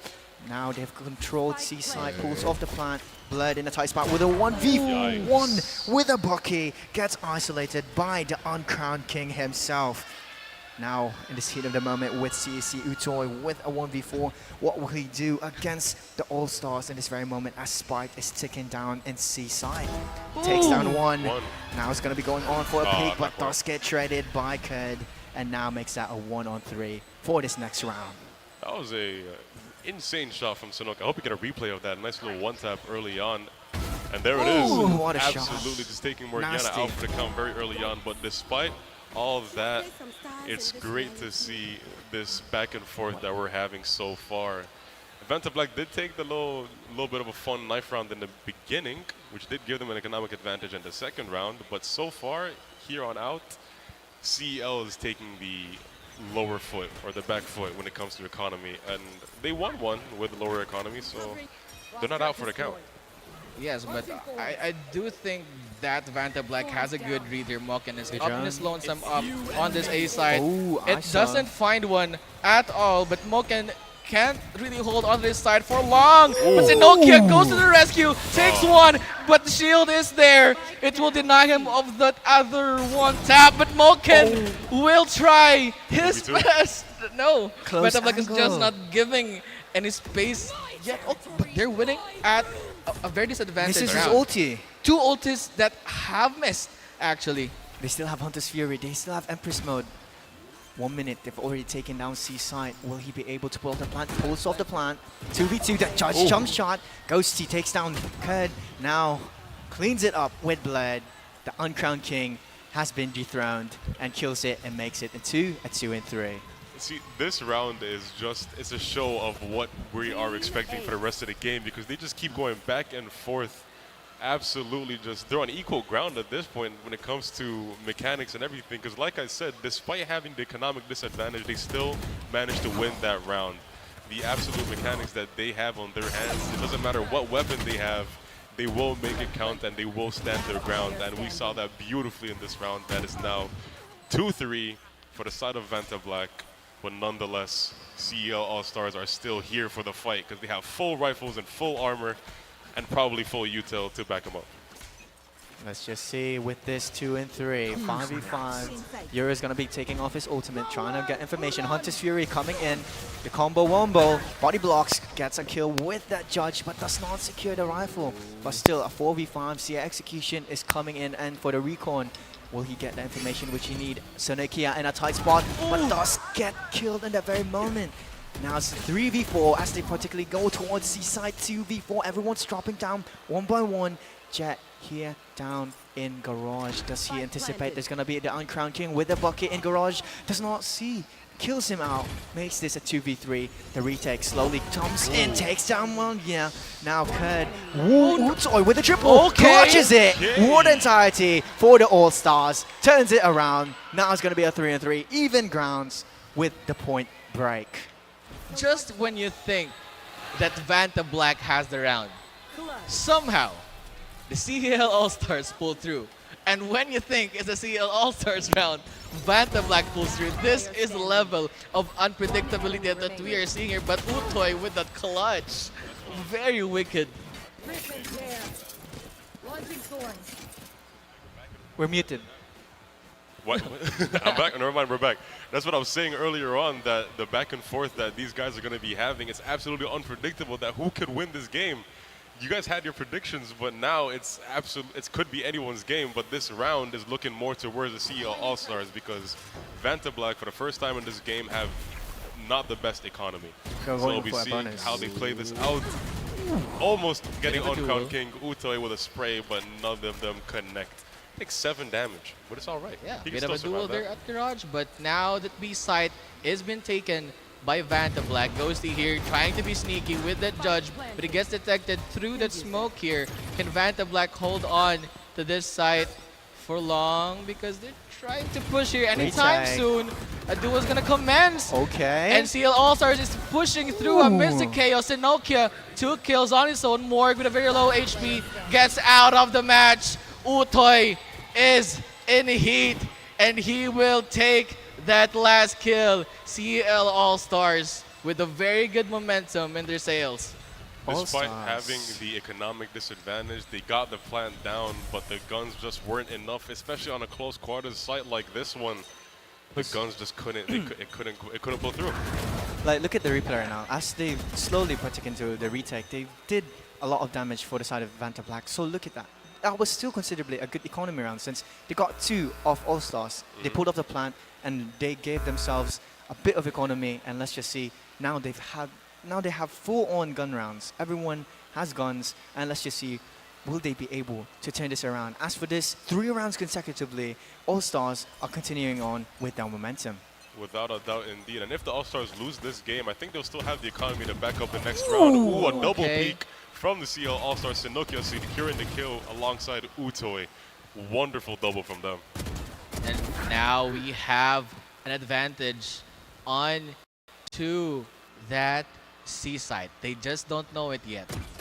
They just don't know it yet. But that C side is just defended by a duelist. But now CL All-Stars has shut off all the chances of going into the side. But A is very ripe for the taking. Vanta Black, 3-man advantage here onto a duel with 𝐒𝐄𝐀𝐒. But 𝐒𝐄𝐀𝐒 is still too strong on this matchup. Will he be able to pull through on to this A site? A site's going to be planted on the spike. Let's just see what they'll do for this retake as they slowly particulate. Take note, the Jet has 2 smokes, has an updraft. Blade Storm is up and loaded. The Paranoia comes in, drops down, gets a kill, and now 30 HP, 6 bullets. Will he be going on? And Crown King pops us his ultimate, pulls it down, secures the round, clutches it up, which would be Vanta Black. Hey, is that a teabag? Please don't do that. Hey, please don't do that. It's a teabag. Don't do that. But Vanta Black, absolutely obnoxious in what they did right there. They pulled it off. They broke down the momentum for All-Stars. Now continuing on with a 4-4 even grounds. And what will happen now as they slowly go on? Yeah, without a doubt, that was a little bit of low rough on the. I have to use a different mic. Mine is not working properly, but they had a little bit of a joke being thrown around there with the deadlock ult taking him away. Zenohart almost had it, but not quite, because that ult did end up grasping him. You know what, just take it away. It's a little awkward here. Bro, you guys will look like you were making out there, like trying to give them some expertise in how to do it. But let's just see right now. You can see that these players are locked in for the side of Vanta Black. How these players will turn this around, let's just find out at this very moment with this man, as these players continue on striving, trying to find ways to maybe strategize and continuing on. Since take note, it's even out on this round particularly. It's going to be 4-4. Now, take note, first half is still 12 rounds. 12 rounds. What will they do into the second half if they now know, now what are their play styles? They slowly adapt as the games progress through. Slowly and surely, let's just find out whether. Definitely. You might just think that there are no stakes on this matchup. But for CL All-Stars, if they do shine on this matchup, you don't know what would happen. That would be a really great boost to their name. That would be, a stepping stone for them into the pro leagues. Maybe you get into Vanta Black after this match if they do quite well. But No, the CESAFI All-Stars are really standing their ground. They're standing their their ground, bro. They're both of not these backing out. They're not backing out at all. They're going back and forth, and my microphone is back now, so I'm Welcome back, comfortable Zika. Wave leaning then. back in my chair. But for the game, the CESAFI All-Stars are really, they're standing their ground, and Vanta Black is making sure that they're trying to dig the ground from under them, because I feel like they're slowly analyzing. Slowly CESAFI adapting, that's for All-Stars. certain. Yeah, without a doubt, they are slowly adapting, because they had a couple rounds in a row for the side of the CESAFI All-Stars, but now Vanta Black is bringing it back. Turning it around. That was a bar and a half there. Yeah. And, okay, CL fan comment. Sarap mo magluto. My goat, 𝐒𝐄𝐀𝐒𝐿. 𝐒𝐒𝐿, what kind of food are you cooking? Can we have some? But I don't think it will be as delicious as our goat, Virginia. Food Incorporated. Yeah. Basta Hot Dog, Virginia. And Virginia is a food manufacturing company that has touched the lives of Filipinos with its premium canned, frozen, and processed meat products. Basta Hot Dog, Virginia. And not to mention Crayon Labs for bringing us your custom apparels and digital prints specializing in company uniforms, sport jerseys, and personalized shirts and hoodies. And they're also located at AC Mandawi Fortuna if you want to show them some love and support, and buy now. yes, and this matchup is also done to the power of PC Express. All these PCs that these star players are playing at, and my fingers on her arm from PC Express. And look at that knife duel. This is a gun game. This is not a medieval. This is The FPS. Arsenal's What coming are you in. doing? No guns are Okay. available. Very good vulnerability there. Malkin demolishes Morg, but that is not the way Vanta Black is reduced into numbers in the scoreboard of CEL All-Stars. What a round. Everything happened at once. At the beginning of the round, Blurred. Who was it? Blurred and who? Well, I think it having a was knife the Silva. 1v1. It was Bled versus, I think it was... It was Uncrown King. It was Uncrown Blurred King, and Uncrown King. Just dapping each other up with the knives, just having a little bit of a fun little knife fight in the middle of this game. But securing the round for CL All-Stars, I don't know, maybe the knife might have been the deciding kill in the whole round. That knife round. That knife duel right there was to assert dominance, and right there he's asserted his dominance in that he was the mightiest male. But right now you can see that duels is coming in from the garage, from grass side, but the execution seeming enough with a rematch, with a knife going on, and returns his highlight with Bled standing with a score of 2-0 with his knife. As at this very moment, let's just see, with this 1v4, with the Euro, he can pull off lots of plays here. He has the TPs, he has the blind, he has clones. Let's just see if he's cooking something up for the entirety of the All-Stars. Blurred. Can you get the second kill? No. With the Exotic Sheriff. actually converts him into a headshot, actually. But now he's up his lonesome. Trying to get that flick one tap. Utoy farming highlights. Knife fights and farming highlights. What are we seeing on this matchup? Put that in a compilation, guys. That was an absolutely wonderful flick. We won't talk about the first shot, though. That never happened. Yeah. But we would say with the wonderful first try headshot. But now we're in a score of 2-0 for Blurred in this knife 1v1 that Blurred and Uncrowned King are going for. I think round three. Let's just see for round three whether they'll they'll go be for a round three. coming in. Maybe it's going to happen again. Somehow. It is going to be another knife fight. I hope so. It will be fun, but it's looking like they're going to be pushing towards the actual seaside. So either Blur's going to get caught with a knife in his hand. Okay, the ISO is going to be going on for the 1v1. Gets dueled. Actual duel? Yeah. Okay, pulls it out. Kills it with a 4v4. He has been winning too many knife fights at that point, and that ult was just, okay, Blurred, stop winning these knife fights. You're okay. Very nice shot. Josh F? The man himself just pulled off the best peak of his life and pulls it off, making this a 3v4. As A is about to get executed, the stars have been planted. ISO is going to be coming in, but slowly but surely. Little do they know it's going to be going on with a rotate.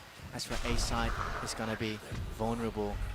As at this very moment, spotted though. Sneakia gets shut down, unfortunately enough, and right there, Uncrowned King. Okay, he's showing his dominance. Two players are asserting his dominance against the Omen, and he's still going. He's still going. It's It's a bit personal. Takes out 3 magazines for his dead corpse. It's a little bit disrespectful if I say so myself. You know, I can't lie, but Cosmic Divide has been planted towards Seaside.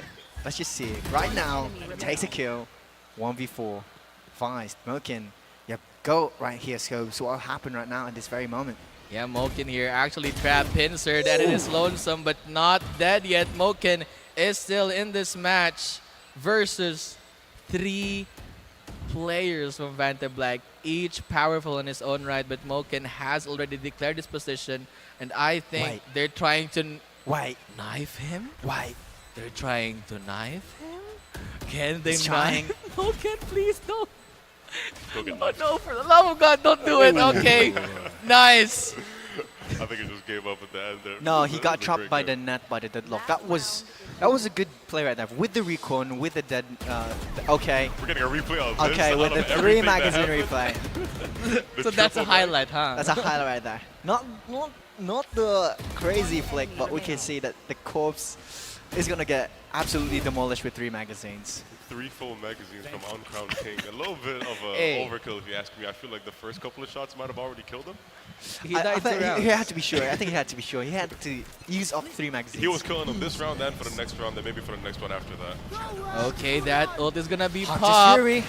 Takes one. Shinoki doesn't take the other, but beneath the background, beneath the chaos, 𝐒𝐄𝐀 gets 2 kills on that up. 𝐒𝐿 with a kill on it, Shorty.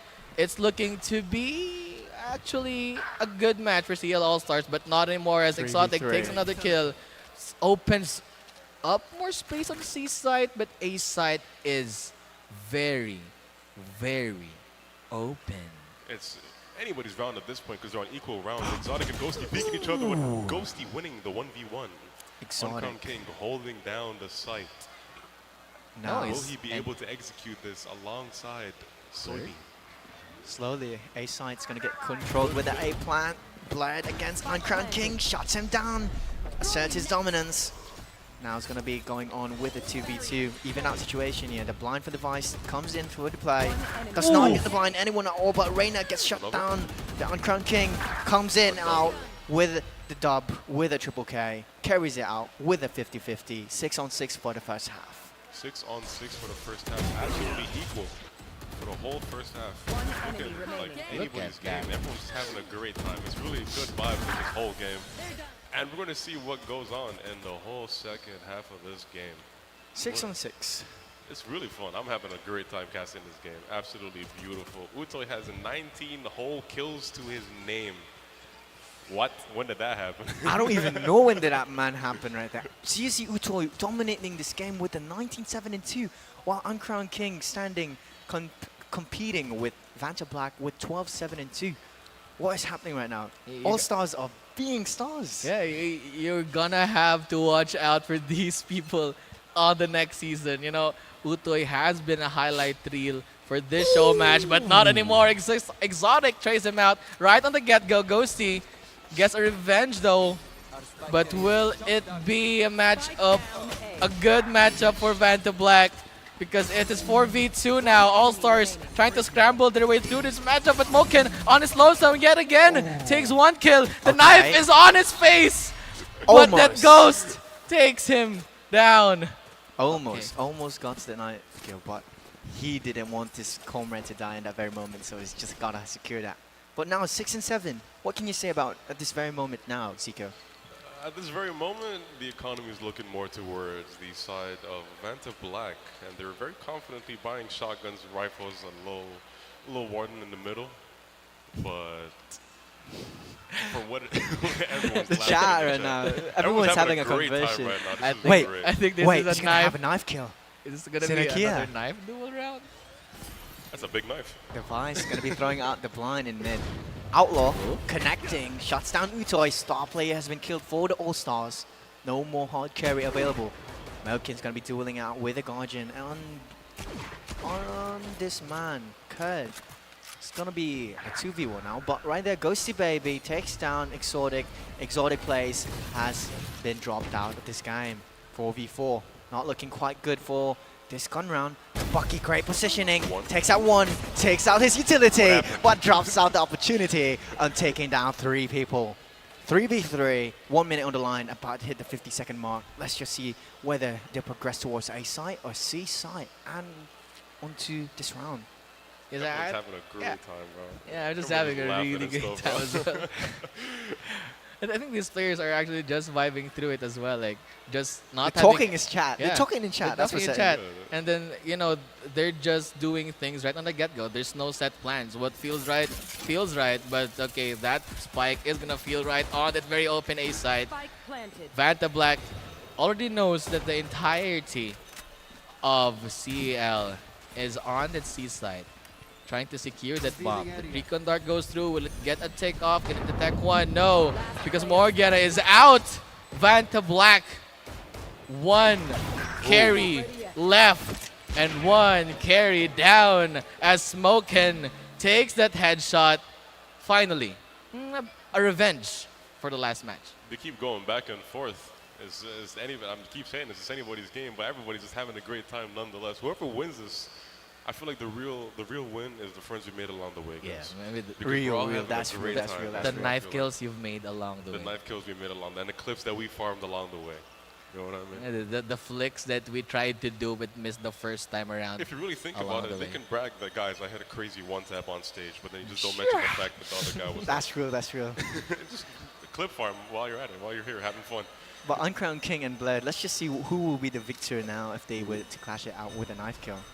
But right now, A side is going to be progressing down towards an execution. Already controlled down A side, but look at this from the map. It's going to be 3 in flank, but it reveals that they're going to be flanking out from the Vice. And now it's going to be locating a fake TP. But right there, number 4 on the jet is still holding on flank. 𝐒𝐄𝐀 knows that there is a flank. The possibility of flank is highly possible. Calls it out. Euroblind coming in, gets a free gun, takes a kill. 3v5, takes down Bled. Bled is now no longer available for this very moment, but Spike is ticking. It's the time. Takes down Mukin, takes off Ghosty Baby, leaving down 𝐒𝐄𝐀 with a 1v4 of his career. 40 HP, gets cleaned up by 𝐒𝐿𝐷. 69 with a clean swipe 4K. A wonderful round. They had a really quick push there, but again, do not count them out. We're gonna get a knife round next round. The knife round has been declared, yeah?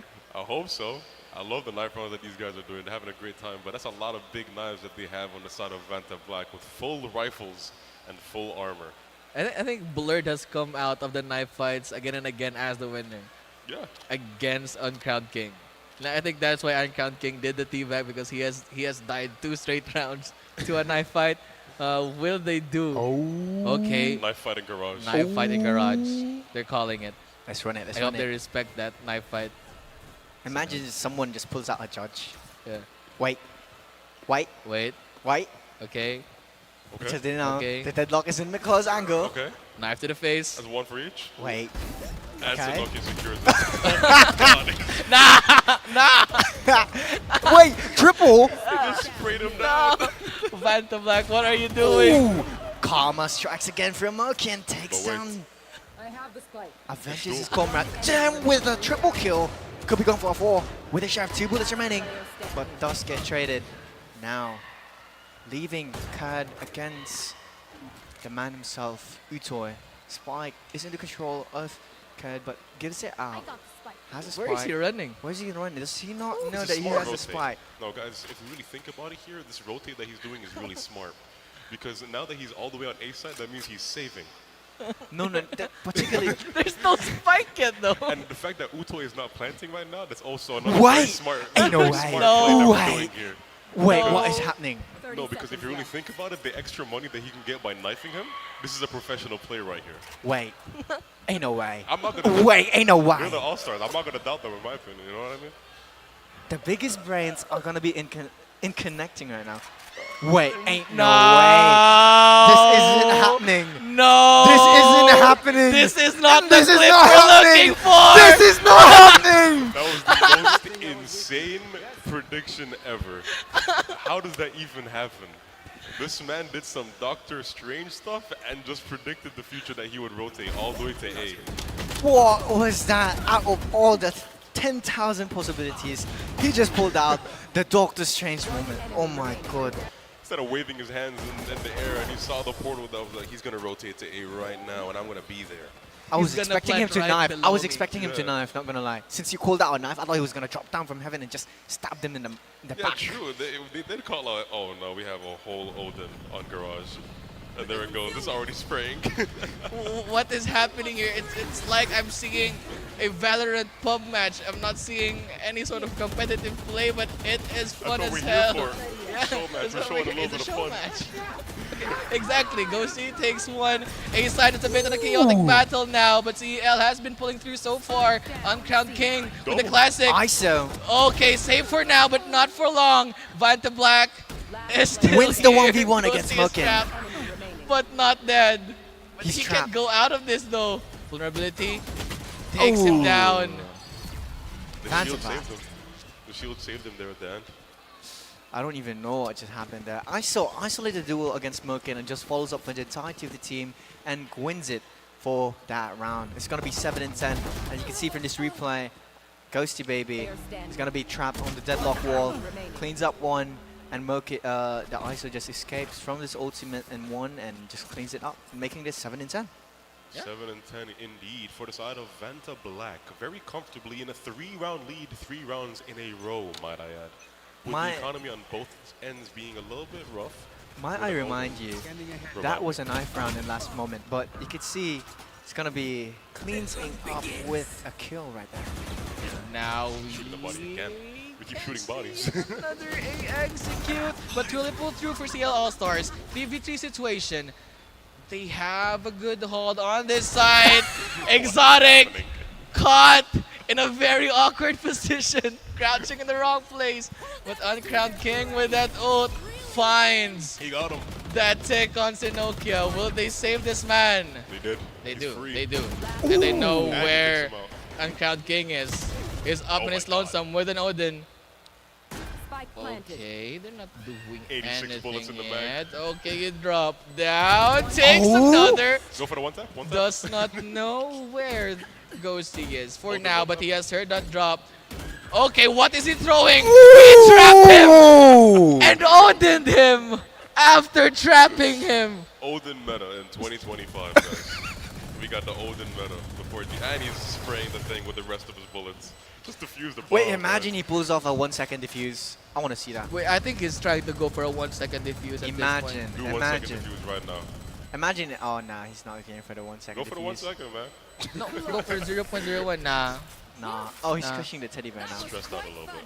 He's stressed out right now, chat. But you can see from this replay right there, you can see how he executed that very well. As for this A execution, cleans it up with a follow-up. But right there, the Euro, 𝐒𝐿𝐿 actually, in that very moment, he was thinking that, I wonder what is this type of stone is made up from this floor. He's observing whether that this is an amazing type of flooring. A wonderful utility usage from Uncrowned King at the end there. He's really just, you see that play there is called the box in, right? The box in. The box in. Y'all ever play Fortnite when you full box somebody? That's what he did, but he did it in Valorant. He pulls out the Fortnite move. Ooh. Okay. Through the blind, he does take one Vanta Black and a 1-man advantage. 4v3. CL All-Stars, can they still win this? They have good guns, I think. Oh no, they have the lesser guns. Uncrowned King is still sitting with his Odin. Misses the first shots. On a very low HP. Retreats. Garage has been declared a no-go station for CL All-Stars. I'm telling y'all, the Odin meta is making a comeback in 2025, man. The man is alive with 10 HP. Odin in boxing? Maybe. Odin in boxing? 𝐒𝐿𝐿 with a good kill on 𝐿𝐿. Flashes like that! Flash. Oh no! I think that was the clip he was trying to hit when he was crouching and looking at the flooring the previous round. I thought he was observing what type of flooring this is in Valorant. He's looking at the textures and everything. Yeah, right. This is probably a habit from this. These floorings are really nice, very cool. I'm telling you, Odin meta, bro. How could you not see that kind of? But look at that. Look at that clean blind. That Cleans it out. He wasn't caught crouching in the middle of the site there. He wasn't caught observing now. I'm telling y'all, it's easy clip farms here. And this exhibit of Vanta Black versus Allstars. This is the last round of the game, though, for Vanta Black if they do The win this recon. round. Right So now maybe they're running. This might be it. This might be it indeed. Hunter's Fury gets thrown out towards A side. The execution is coming in, but does not tag anyone at all. But the Euro coming in with an ulti for the back end. 𝐒𝐀 is going to be taking down 𝐒𝐊 right there from the flank. The drone is not the drone, but the clone. Wall divided, Cosmic Divide has been planted down towards A site. Deadlock's wall is playing off the show, delaying the entryway towards A site. Execution is going to be forced out to back out from the approaching A site, but little did he know, the Jet is in sewers, wrapping it out, but Gus get punished by that Odin. Well, right there, the Deadlock utility playing it out, delaying the entry towards C site. C site is right there as they take it down, pulls off the plant. Let's run it now. Ghosty with the close.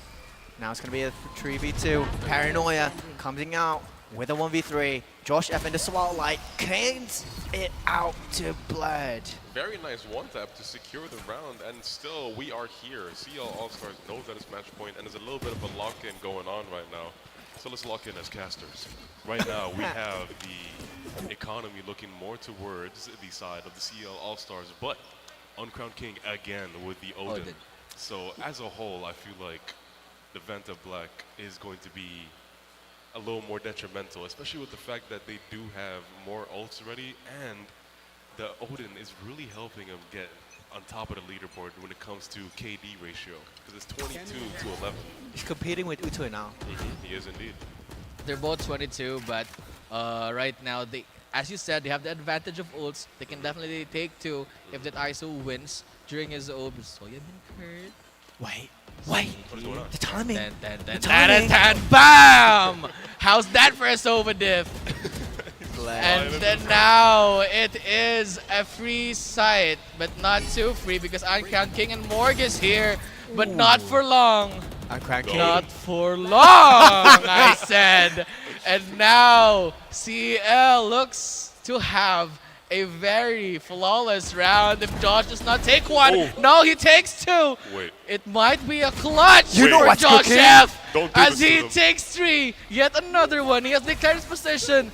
The shock darts are coming in. Takes him down to what is that flip? What is that bullet? Oh no! My heart stopped for a second there. I thought he was going to do it to them. He locked in really hard there. I got a little nervous. Wait, let's check out this replay. After isolating 1, 2, push it down to A side. After taking 2, cleans it up with Reina. Gets a nasty flick, but little did he know, from the back end, Bled was just anticipating JoshF. We didn't ace this game, guys. We need an ace. We need an ace. That was almost it. That was absolutely amazing. That was the 4 kills of his 9 for this round, and you can tell he locked in for that. He's trying to secure this game. He's trying to secure it for the team. He's on the bottom of the leaderboard. He's trying to crawl his way back to the top. I don't want the game to end like this. I think that's what JoshF was saying. He got his clip. He was clip farming. Now he's got it. Just never ask a Valorant player why the clip ends at 4 kills. All right. A side.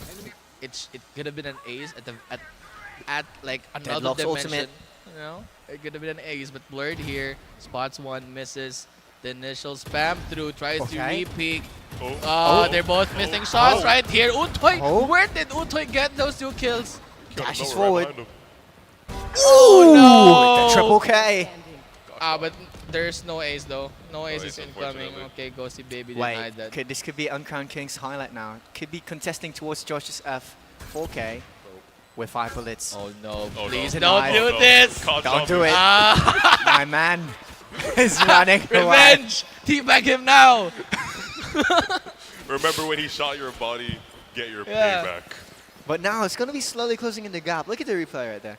The replay, whiffs coming in from Blood, but just follows up with 𝐒𝐀 from the back end, gets a clean 2, and tries to go forward. Forwards pushes and gets a clean 1 tap. 3 kills for 𝐒𝐀, yeah? Uncrowned King accepts his fate, looks at the Lord in the sky and just said, take me, heaven. Help me. What's happening?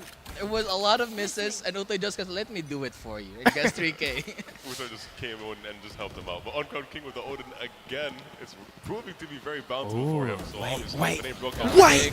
The comms! Takes that 1. He's still going. Okay. Soybean secures another on the same Vanta Black is getting a bit serious. They're isolated and it and makes it in 10 and 13. That is a wrap. Rats it out for game 1. This still game 2, so let's just see and find out this very moment. And with that, concludes the game with overall, for game 1, 10-13.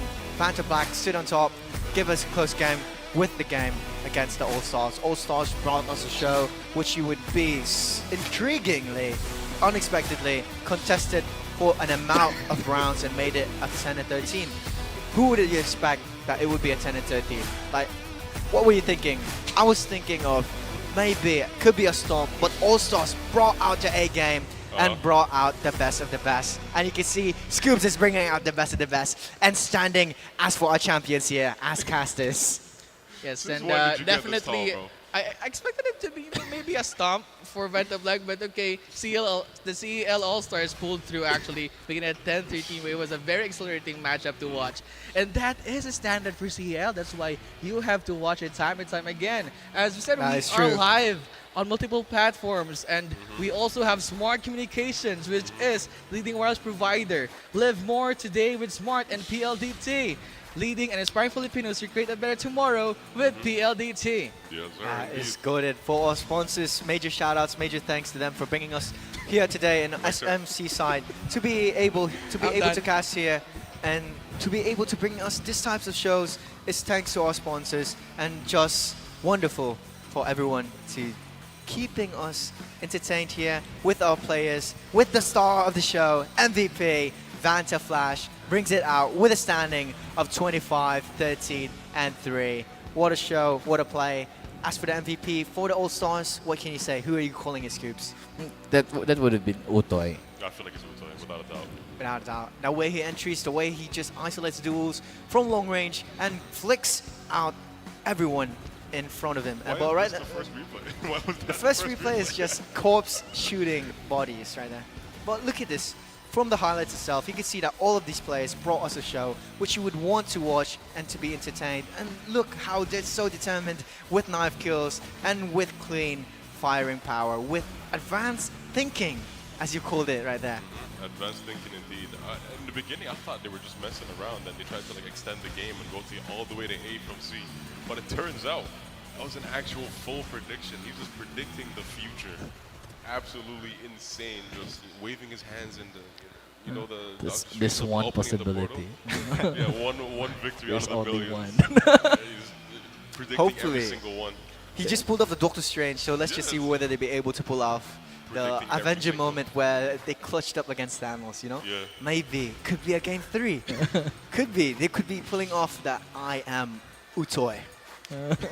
Game 3 coming in. But let's just say. As a whole, that was a wonderfully fun game. I had a great time playing. Like that was so fun to talk and cast over. Because every time you think something would happen, every time you think anything would happen, the absolute opposite just comes and kicks in. Especially with the Odin from Uncount King almost every single round of the second half. Would love to see that. Some high skill gameplay right there. Yeah.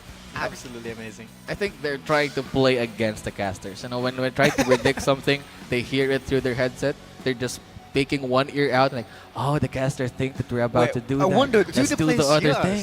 Huh? Do the players hear us? I definitely think they can hear us. Okay, should we shut up on the next round?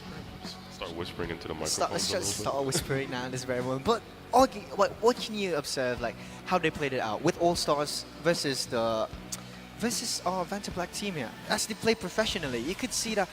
Does the All-Stars, the question here for you, Scoops, does the All-Stars have a potential to play professionally outside of CESAFI? Well, I think everybody in CEL has the potential to go pro because almost all of these players here on Vanta Black has played for CEL, and I do think that the talent that CESAFI has gathered so far has made it possible. Maybe not for another Vanta Black, but for a very fresh, a fresh team. Fresh team. Well, we call them CEL talent for a reason. Someone help me out with that. Okay, kauban akong mga idol Sean Blurred og si Tens ng Barracksville, Ghosty, Josh, Maniakap by Carlo Ryle Edilio, Bonka. I agree fully. I fully understand what You understood that, right? Without a doubt. Word per word. How could I not? You know what I mean? But as I was saying though, they're called talent for a reason. So without a doubt, they can be turned into an actual full esports team. Especially with this lineup that we have here. We've seen them play within the whole regular season. And These guys are Mr. MVPs and their respective teams. So it's great to see them fight against a team like Vanta Black and still stand their ground. Very outstanding, to be honest. But Scoops, back at it to you. Game 2, what can you say? Well, you gotta look at the camera, and I'm not gonna be looking at me. What can you guys say? And for you, what can you say is gonna happen for Game 2? Will All-Stars take it for Game 3? Or will Vanta Black conclude that and just end the game with a 2-0? Let me have my Doctor Strange He's gonna moment. pull it out. Okay, he's pulling it out. Knife match right at the get-go. Oh. I feel like they should do the whole match with only knives. Wait, I think we should do one whole, half. Yeah, one whole half, all knives. Every single round. To see who's more skilled in stabbing other people. Wait, what if they did like a Russian roulette where they just... Oh, wait, what's that called? Like a standby one-on-one where they just pull off one bullet on the sheriff and just from mid one by one. They should do it. In mid. Like a Western style. You know Western what I style mean? 1v1 clash out. But I wonder what's going to be the map in Game 2. I'm going to be calling it out with At this point, I have no Icebox. What can you say? Wait, I have another Doctor Strange moment. Ah, he's calling it out again. I am sensing 5 duelists. Holy! I'm sensing 5 duelists. I'm sensing 5 smokes. 5 smokes I'm versus sensing- 5 duelists. You can hear us, right, players? 5 smokes versus 5 duelists. Maybe. 5 duelists for each team. Or could be seeing 5 sentinels. You can see... Wait, 5 smokes. What if 10 smokes each? Will we see something? We're just going to cast. They're in the smoke. All controllers? Throwing smoke, dropping in smoke, passing through smoke, going through Shooting smoke. Spraying through the smoke. Odin through the smoke. But- Nothing behind them in the smoke. And Which smoke? That's the question right now. who smoke is who smoke. And now I think we're gonna head on to our map. Okay, I saw an ascent on the Ascent. loading screens, so it's gonna be a classic map. Two classic maps back to back against each other, and I think ascent has been Played out. a very stable, very equal map, and I have a lot of fun casting that map because that's the first map that we play when we play Valorant.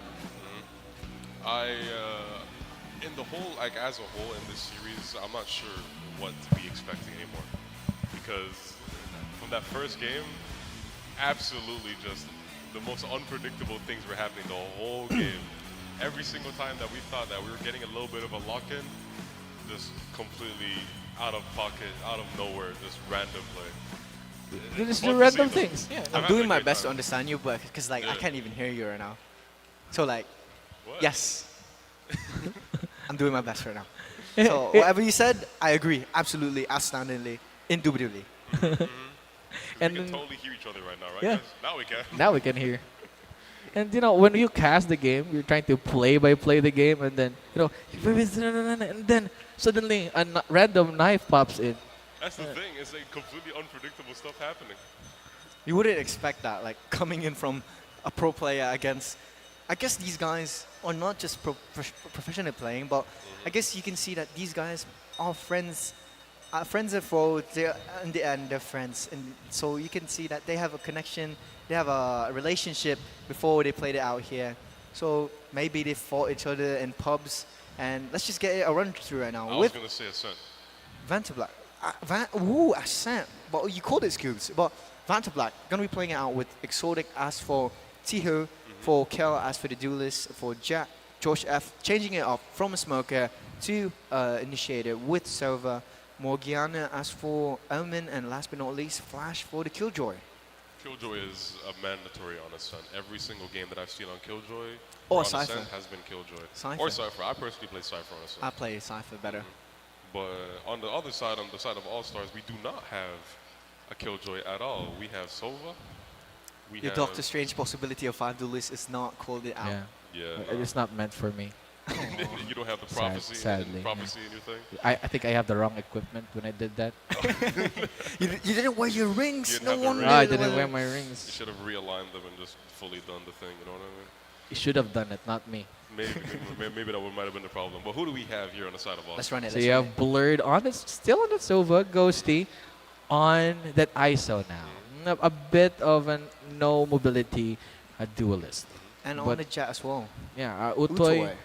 𝐒𝐄𝐀 on the jet, still on the jet actually. Blurred and 𝐒𝐄𝐀 just, I think is the pillars or the foundations of CL All-Stars team as of the moment. And okay, we are up onto our first round. The first bullets have been fired, the first utilities have been brought down, but there are no kills yet. Just declaring positions up here on that A side, signaling that push that's eventually gonna happen. Good shock dart onto Soybean Curd. They know you're there.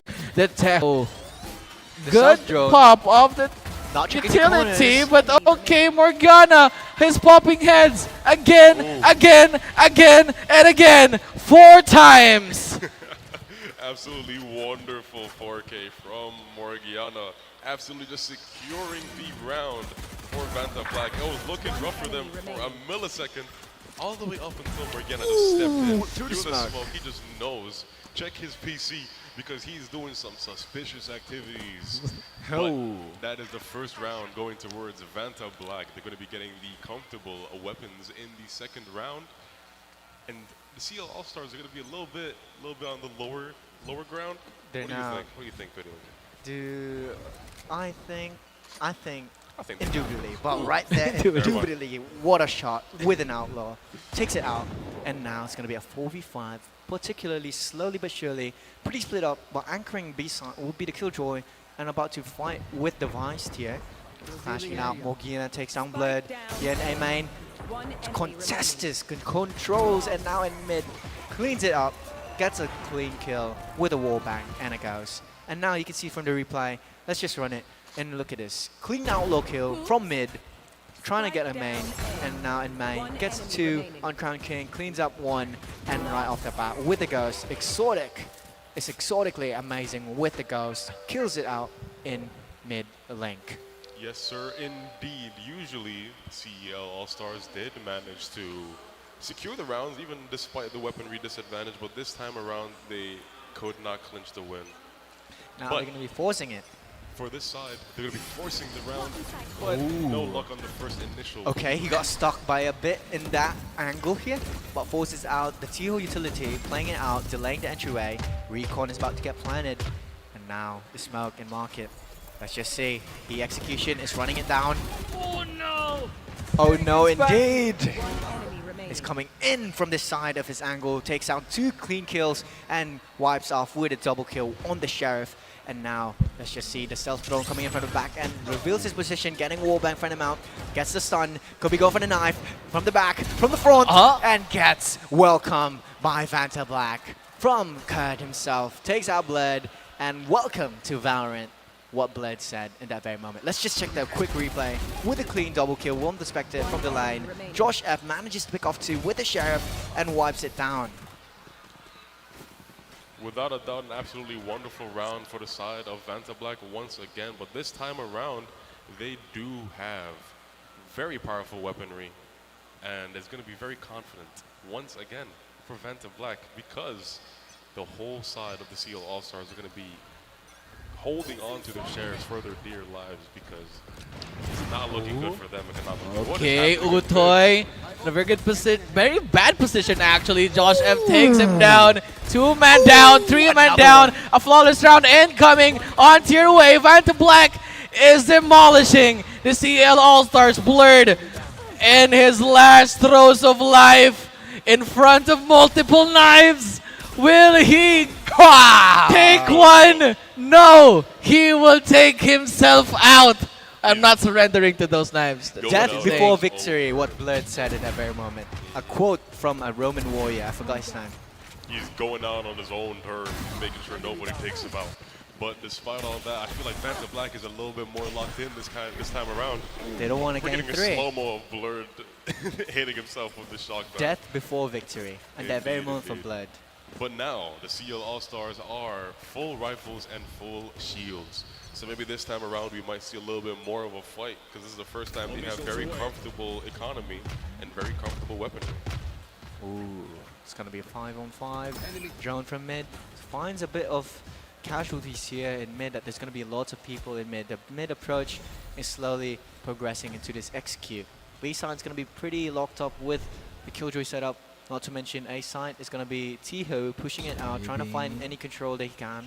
He's going to get control of A main, gets data that's going to be in the area of Catwalk. Catwalk's been revealed, knowing that it's going to be TU from the back end, going to make them worry of the flank of the TU. 𝐒𝐿 together with Pisova turning it around, trying to get control back of A main. Little did they know that the TU is going to be backed out towards A side already. It's way more slowed down this time around. Very different from all the rounds that we've had in the first game and so far in the second game. Exactly. So it's looking very, very, very, very safe plays from the CEL All-Star side, because they're really trying to secure a push on one of these sites to really like clinch a victory here. But Uncrowned King is already takes down there, 𝐕𝐀𝐿𝐿. securing a kill. A trade 𝐒𝐿𝐿, from 𝐒𝐿𝐿, the operator connects into one shot and does forces out to back out, and now it's going to be even out with the 3v3. A has been controlled towards the side of the Allstars as they planted down the spike already. The retake, the shock dart, plays it out, takes down Device, and now what to do in this very moment with a 3v2. Manpower disadvantage, but clock is ticking. They still have the spike. Post-plant is the goal here, and the goal is slowly but surely taking it up. As they slowly tuck in. The retake takes down one from 𝐒𝐿𝐿, and right there, shuts down the operator. The defuse takes it out. Allstars take it with the first round with a standing of 1-4. Yes, sir, indeed. The first round for the CEL All-Stars, all they needed was a little bit of a pick-me-up when it comes to their weaponry. At this time around, they still have the wonderful rifles in their hands, a couple of smart shields, but on the side of the CEL All-Stars, or on the side of Vanta Black rather, they still have very comfortable economy due to their 4-round back-to-back win streak. This time around, it's still going to be a very even fight with all the 1v1s are going to be rifle v rifle. But the only thing that might make a difference in these fights is the smart shields and the headshots. Yeah, and now CEL All-Stars have taken their first round. And I just want to see them take more rounds off of this, because right now I think they have began to read how Vanta Black has been playing so far. And it's about to take a turn to a more seriously toned game, seriously vibe game, because I think they're trying to test out some strats, or just trying to test their limits as a player. How far can I go against an actual pro team? I think that's what's happening here. Yeah, without a doubt, this time around they're all a little bit more locked in. As we can see from the player cams here, everyone's really focused. Everyone's really locked. No one's really like laughing as much as last round. No smiles. No smiles, absolutely none. No time for funny business anymore, because that first round was a little bit of a, we're having a good time, but this time around we're really locking in, making sure all the plays are executed wonderfully and beautifully, and maybe trying out some new stuff like you mentioned. Yeah, Indubitably. And now, what is the execute looking like? It's another rush onto mid. Utilities have been pouring through there. They are spotted.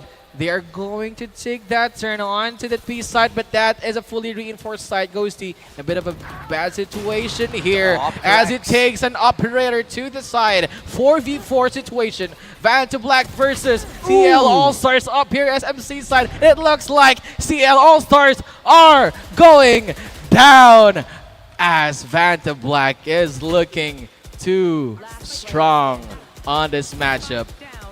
Okay, no. Shorty jumps out, securing the round.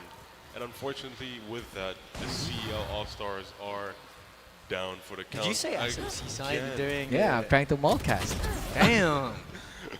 But look at this replay. The paranoia, he did follow up and just predicted, but the jump shot with the shorty just wipes it down. And with the shock dart as well, that was overwhelming right there in market. Yeah, but 5-1. With that, the economy on the CEL All-Star side is looking bad once again.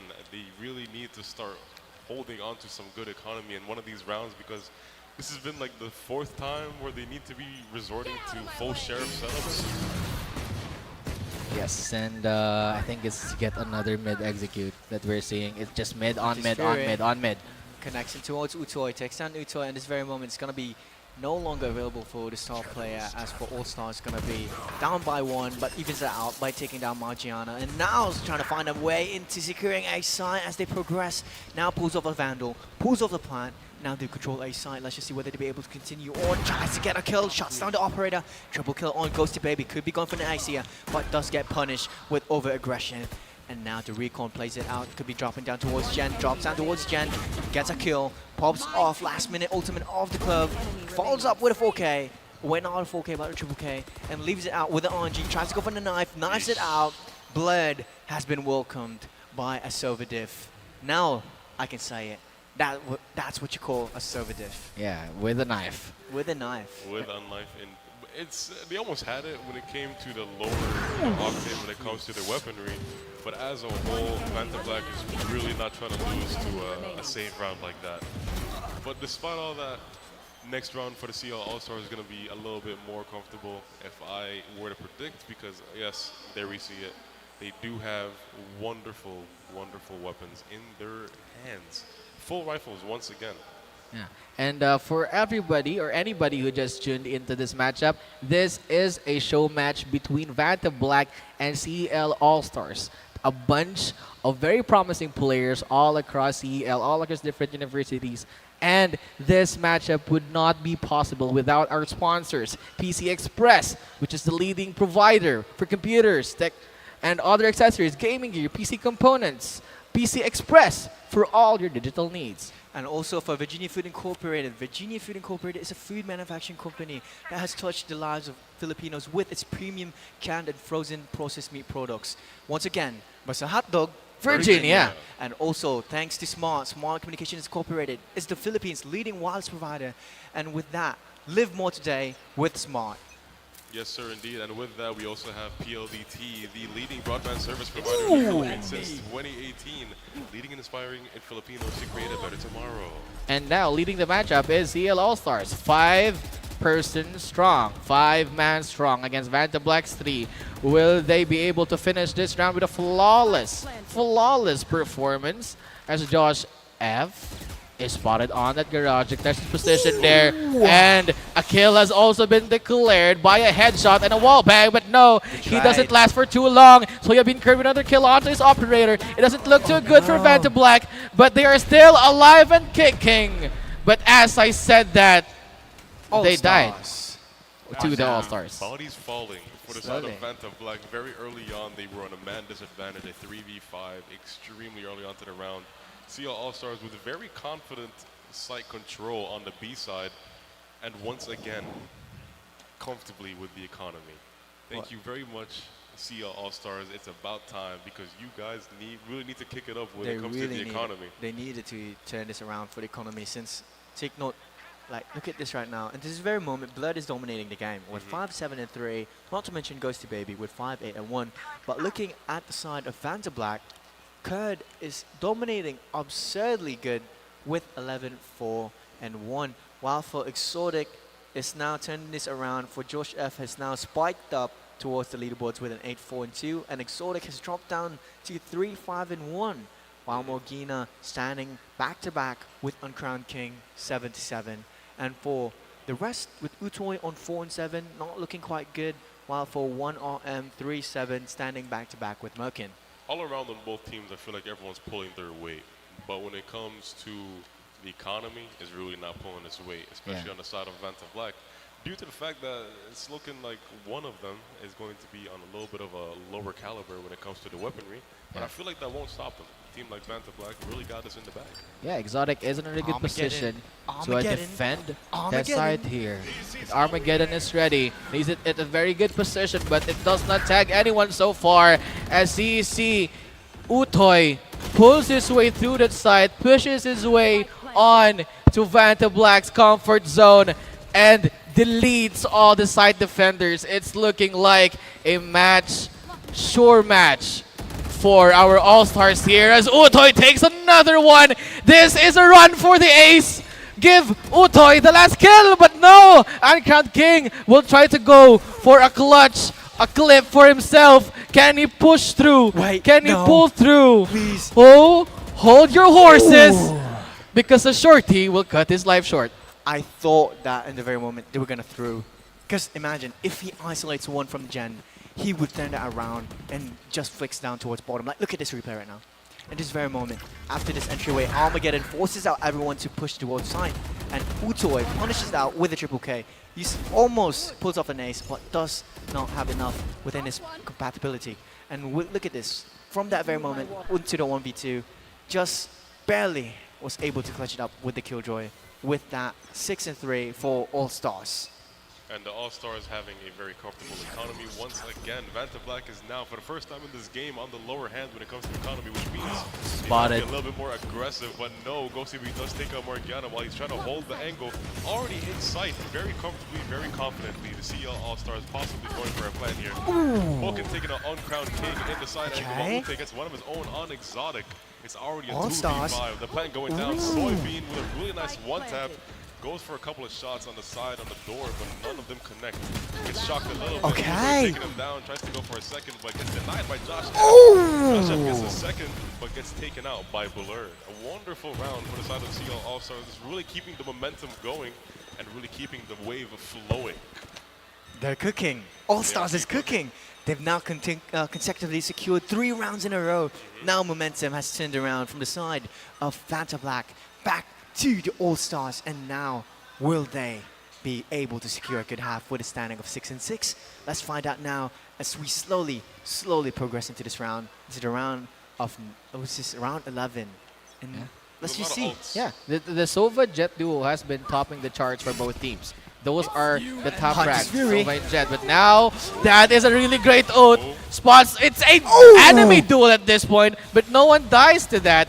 They just have declared their position, their intention to go through this B site. The Teho drone has tagged what it needs to tag, and the head has been tagged by 𝐒𝐿𝐷 as well. OneRM tries to equalize the matchup, but 𝐒𝐿𝐷 on that back does not pull through, misses a few of those bullets, sadly. Morg here. Oh no, lockdown has been They planted. know where he's at. The retake. They will try to do a retake, but I don't think this will be any more easier. Because they know where all of these people are going at. Wait. Oh, did they? Wait. Oh no. Is he sticking? Oh, Is he sticking? not for long! Aha! They secured that round by the skin of their teeth. That was insane. What a clip right The there. use of that lockdown was really nice to really get them off of the bomb, and he got him through the smoke. I don't think he meant to get that kill, but a kill is a kill. A kill is a kill. He wasn't meant to be aiming from the one from the back who's trying to secure the clove. But a lock was a key factor from that round, and they managed to break through the momentum of the All-Stars, and now the possibility of a 6-6 has been long gone. The goal now is to secure a 7-5. But they still do have the weapons on the side of the CL All-Stars, so maybe potentially they can secure that 7-5. It's anybody's round this time around. The only disadvantage the CL All-Stars have is the man disadvantage now and the shields. It's 2 down already on the CL All-Stars. Morgiana securing the 2nd kill of the round. 𝐒𝐿𝐷 taking down the 3rd, shooting the body just a little bit, just to really secure the kill, make sure he's not down. Morgiana holding down this angle, taking on 𝐿𝐷. He does have the revive in his pocket. Last one standing. He needs to get a kill before the timer runs out. Getting pushed and securing the kill. Gets one tap for Morgiana. The trade very hasty and securing the round and the half for Vanta Black with a very comfortable 4-round lead. Yeah, and I think Vanta Black has been taking this game pretty seriously right now. Yeah, no, and you know, there are no undertones of them having fun. They are just doing an execute over execute. They did have a couple of body shots, but I feel like that's just them releasing a little bit of pent-up anger from the last game, maybe. But as a whole, though, without a doubt, Vanta Black is really locking in. They're really strong this time around. We see very confident kills all around the board. Everyone has double digits on the side of Vanta Black, except for 𝐒𝐿𝐷, but he's still pulling his weight when it comes to holding angles and holding flanks and everything in between. Everything in between, they're just solid team, solid draft for both. Not to mention agent picks is a solid draft since they're fully utilizing the agents itself, the utility. You can see they fully brought it out as 𝐒𝐿𝐷 dashing in forward from Market, takes down 𝐒𝐿𝐷. Morgiana takes down 𝐒𝐿𝐷. Merkin takes down Josh F. As at this very moment, it's going to be now a 4v3 and makes it down to a 3v3 as Morgiana takes out Merkin. And in this very moment, 1 minute 50 seconds on the line. It's not anticipated. There's going to be one inside. Gets punished. Now it's going to be down to a 1v3 as Vanta Black looks quite vulnerable in this very moment. Not quite looking good for the side of Vanta Black. For All-Stars, they patrol down the spike. Yeah. Now, how are they able to continue on? Yeah, Uncrowned King here trying to go for a clutch. They know where the spike is. Okay. A very good tag, but this is a Vice reinforced site. That is true. He knows that if he commits to it, he has to hit all of those shots. And he has to Shock acknowledge that dot. the timer is ticking out. Down. And he has one singular goal, which is the spike. And And that it's goal denied. Was denied. That He shot was- really was very unfortunate for him because it took him down to 31 HP and then followed by a double peak. I don't think there was any situation where he could have won that round. He couldn't, because look at that round. In that round, you can see there was a Vice wall. If the moment he crosses it, he's going to get double peak from Market and City. And he's trapped there. He And can't he's even go trapped. He back. can't go back Yeah. once he crosses. So you have to make this account that every bullet counts in that very moment. But he got pressured to the point where he just got tagged by Shock Dot and a wall from Vice. Yeah, a moment of indecision was all it took for To- the All-Star to take that match off of Vanta Black's feet. And right now, with the momentum up on towards their side, I think that our All-Stars are playing confidently, a little bit too confidently, that they are giving up space to Vanta Black. And in a very precarious situation, Ghosty Baby goes down to Josh F. It looks like a very free sight for Vanta Black as they take another kill, another trade, but at the end of it, the retake will spell the end of this matchup.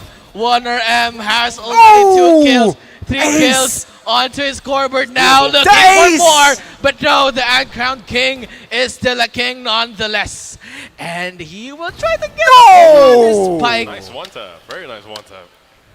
I don't know if you guys noticed it, and I think Peter Linky was pointing towards it. Blurred almost had the flank of a lifetime. Almost. But I think he was a little bit too loud when he was Too loud. approaching on the flank. But nonetheless, the round does go for the CL All-Stars. Really nice retake there, very confidently pushing because they do have that momentum on their side. It was a bit sad since one RM was overheating. He wanted the ace. He was so desperate for the ace to the point where it cost him in his life and almost cost the round itself. So yeah, he did push it a little too aggressively onto. but he did an Uncrowned amount of King. damage, dropping him down to 30 HP. Still got cleaned up by his teammate. So props to All-Stars right there. Yes, sir, indeed. The CL All-Stars now, once again, with the weapon advantage. This time around, they have very powerful everything all around. Okay, the Stinger. This whole half. Okay, right now as you can see that the A approach from Catwalk controls down Tree slowly but surely with only a Stinger, forces to back out, drafts out in the very moment, trying to break the recon. The recon manages to tag Morgiana and now is vulnerable. Okay, the Shock Dart combo with the Clove gives it out and makes this a 4v5. And from the close angle, the Stinger does not have an amount of bullets, does get one before getting picked off. Now it's going to be a 3v2. A shot has been controlled. Now, All-Stars, what is the idea for this retake? 𝐒𝐄𝐀𝐒𝐿 takes down Exotic, now takes down another.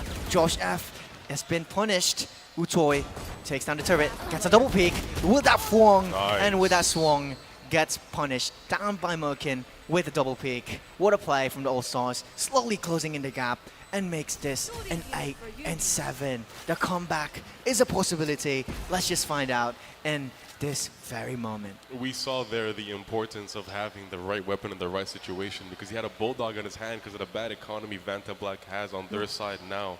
But the fact that he had that Bulldog may have cost him the round because he got the dink off first onto, who was it? Onto Moken. Yeah. But he couldn't secure the kill because the Bulldog does not one-shot headshot, especially with full armor. He left him at 100 HP. Very unfortunate because he could have secured that round if he just had a higher caliber weapon. Yeah, exactly. And right now, it begs me to think, how will they address, the mistake that they have done in the past? As Warner M takes a kill onto Uncrowned King. I think a bit of a revenge came into play there. A Stinger here, too close to be comfortable. Blurred converts that into a kill, but now he is on a low HP. He has to back off. And it looks like they have sensed that very strongly reinforced site that Breaks is down. called the B site. And Warner M is still there. Punishes. Morg deletes him though. With a Now, Sheriff. With a Sheriff. Imagine, with only a Sheriff. Imagine if it was a Vandal, but now 𝐒𝐿 takes down 𝐒𝐿𝐷. 𝐒𝐿 with another. He's gonna be dominating that round together with his teammates and makes that an 8-8. Balance it out with closes the gap. What will happen now?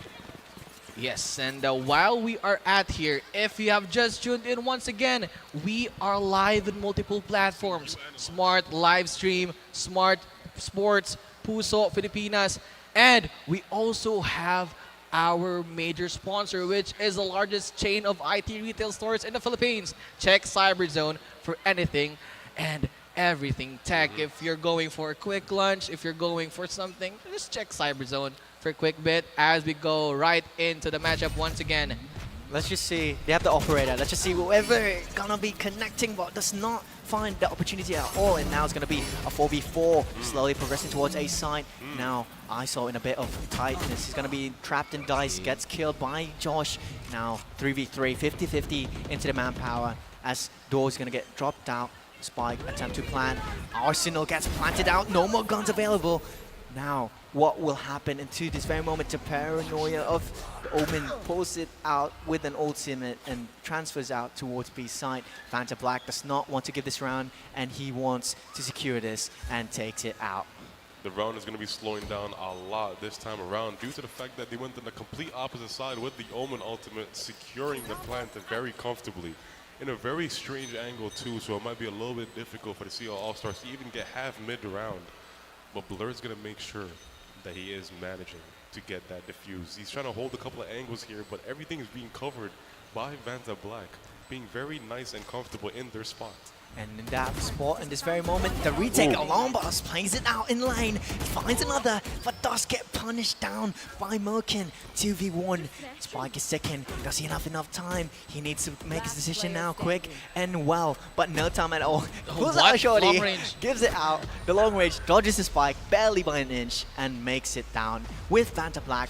Turns it around, breaking the close-in momentum. Check out the replay right now. As we slowly analyze this round, you can see how much pressure is given out to ISO, and he's just trapped and slowly but surely gives it out to the round.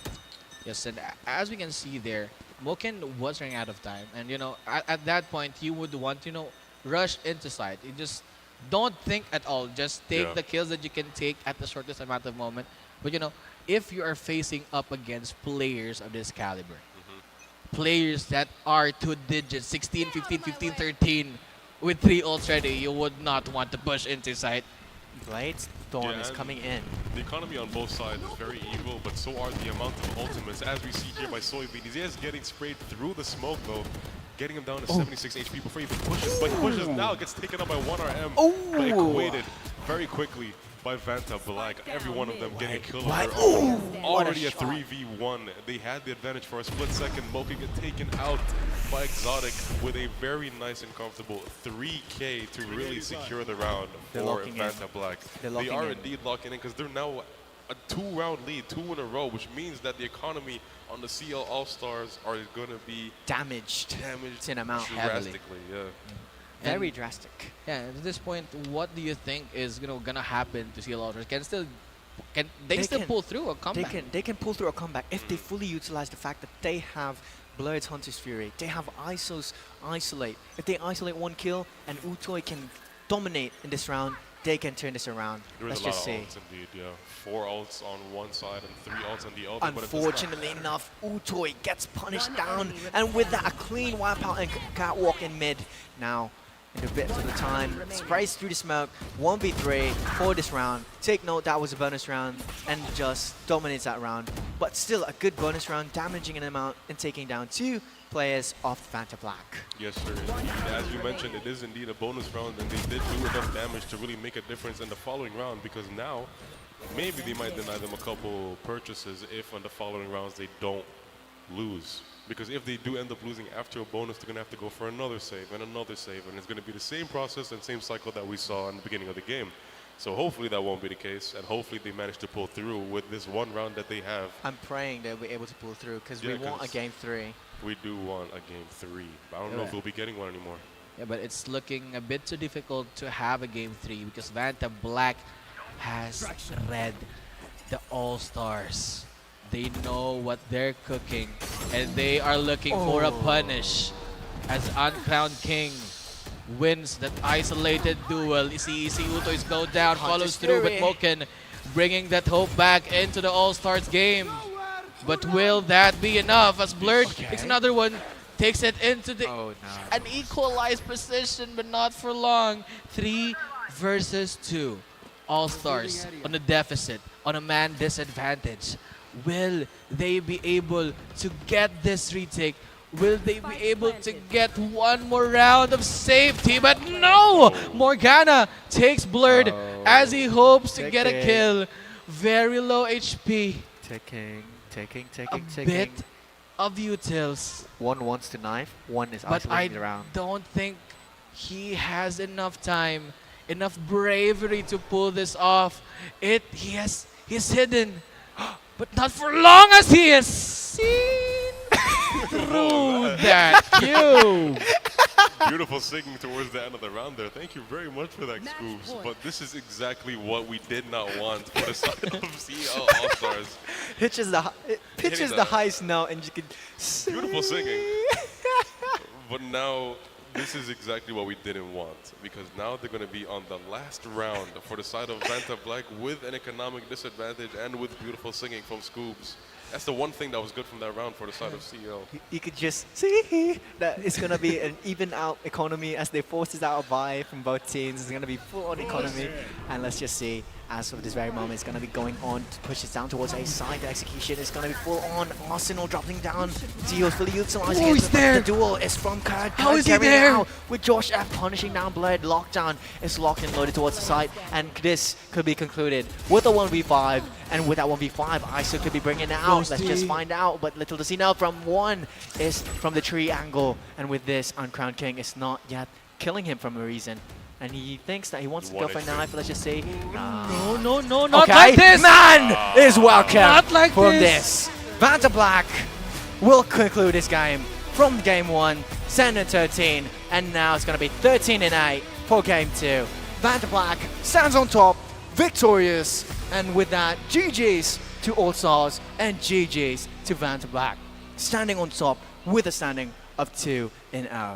Talk about ending it with a statement. We started this matchup with a knife round and we will end it with a knife kill. That's what Vanta Black says. We will finish it how we started. And what a game, folks. This is a game you would expect from CL. You would expect from this caliber of players. And we are not done yet. We are about to have our finals. Zico, what do you think about this matchup? Any last words? As a whole, this round was so much lower of a. Bro, what is happening right now? So much lower of a joke, of a joke round, as a joke cast, and as a joke everything, because we saw that Vanta Black really showed the best of their best. Damn, what just maybe happened? They had more in store. You guys with just everything gone taller. Everything fluctuating back and forth. Wonderful games from both teams. Thank you to the CL All-Stars and to Vanta Black for that wonderful showcase before our grand final. But look at this right now. With the MVP, Vanta Kill, as you've spoken right there, Kill is the MVP. Yes, and right. with that, what can you say now with overall with Vanta Black contesting against the All-Stars? Yeah, I think they definitely showed why they are pro players. They demanded that kind of respect for playing Valorant at this level, and they did win the round, the game, expectedly. But right there, that will conclude the game with the CEL All-Stars versus Vanta Black. This has been your casters. Pity Linky, let's link up your gameplay, and let's pass it to the host. I'm sorry.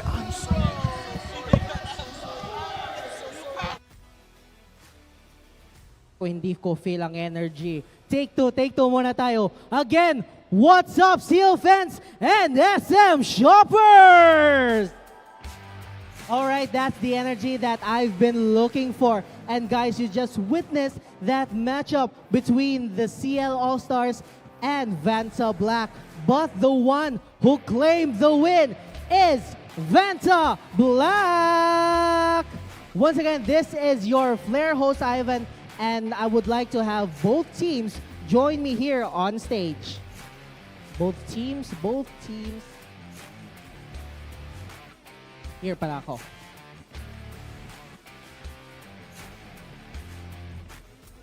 Alright, CL All-Stars and Vanta Black, congratulations, no? But, let's have a Chikadora session. But before that, let's reveal our MVP for today, which is...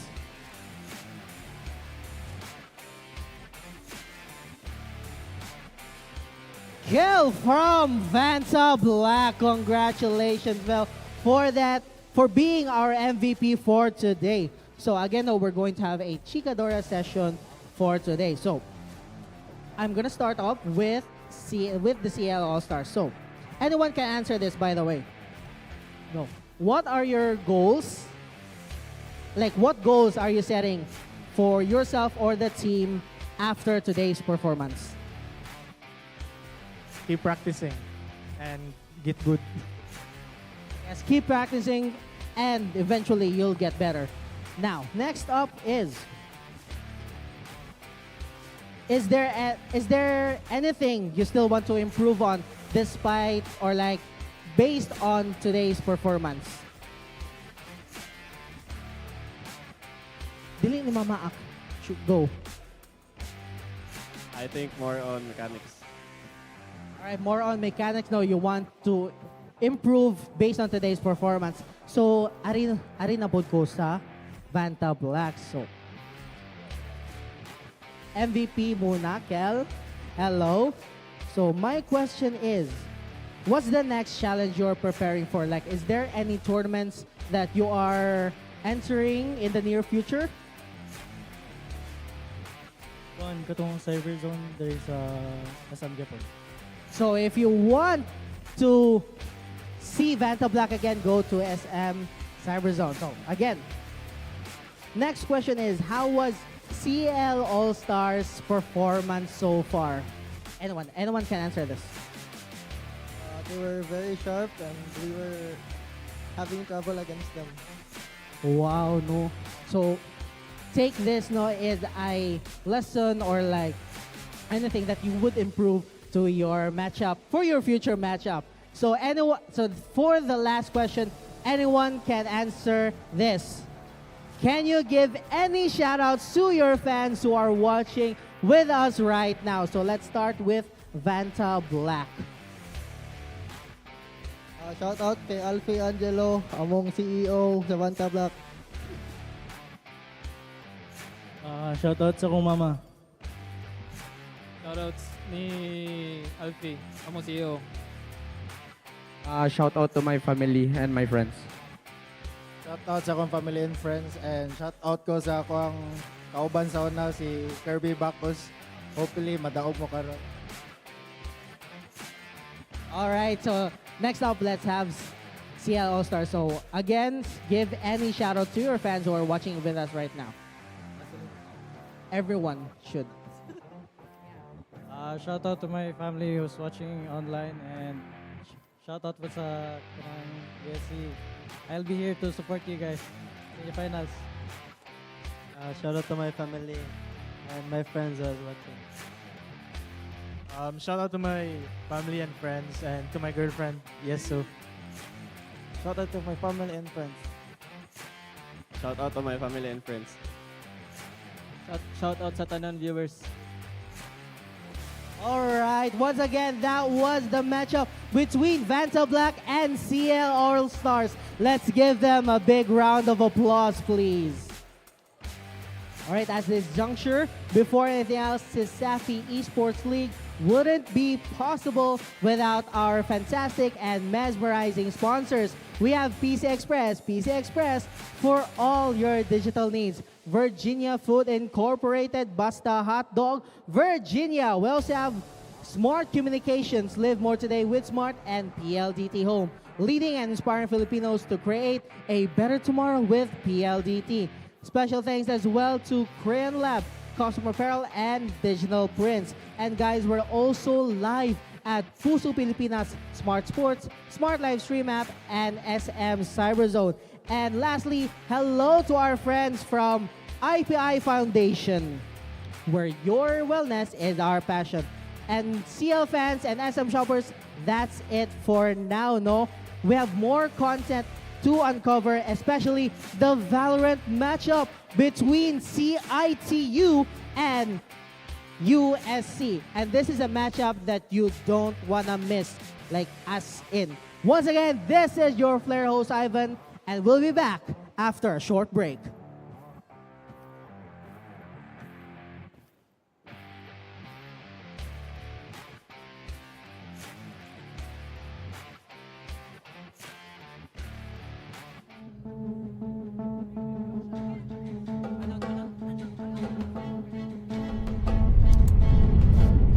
Ladies and gents, let us all welcome Sir Jesse from PC Express.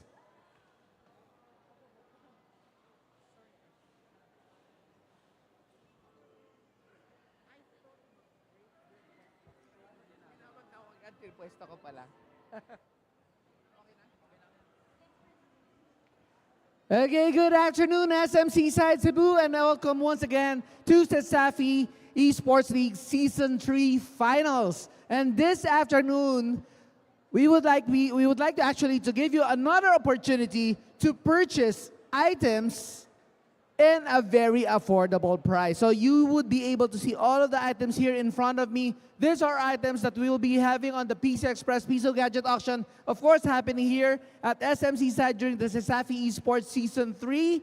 But before I go into that, I would just like to give you an idea of what we have in our booth here at CESAFI Esports. So of course, the PCs that we have here are being powered by the Intel processors. And the latest generation Intel processors that we have available for you today is actually, let us show this. This is what you call the Intel Core Ultra processors. For those of you who know about the Intel Core i3, Core i5, Core i7, we had the 10th gen, the 12th gen, the 13th gen, the 14th gen. The latest generation processors right now are actually called the Intel Core Ultra processors. And we just had an activity with Intel where we were giving away the Assassin's Creed Shadows for free for every purchase of an Intel Core Ultra processor-based PCs. By May, we're going to be giving away another free game, another game that is going to come out very, very soon.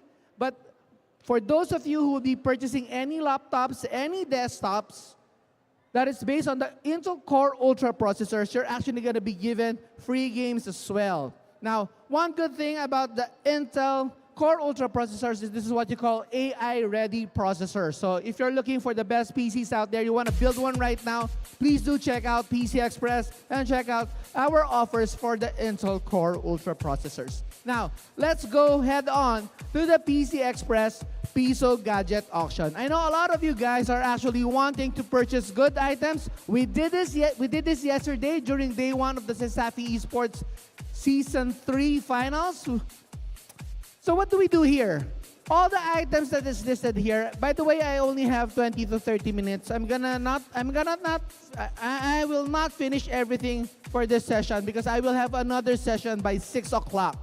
And I have another item that I will be bringing out later if I am happy with how the auction is proceeding. Now, how do we do this? This is the PC Express Piso Gadget Auction where you can bid as low as 1 peso. We start at 1 peso, you bid in increments of 1 peso or higher depending on how you feel. And if you're lucky enough, maybe no one would compete sa 1 peso. Pwede nyo nang mauwi. Now, all of the items here have warranty.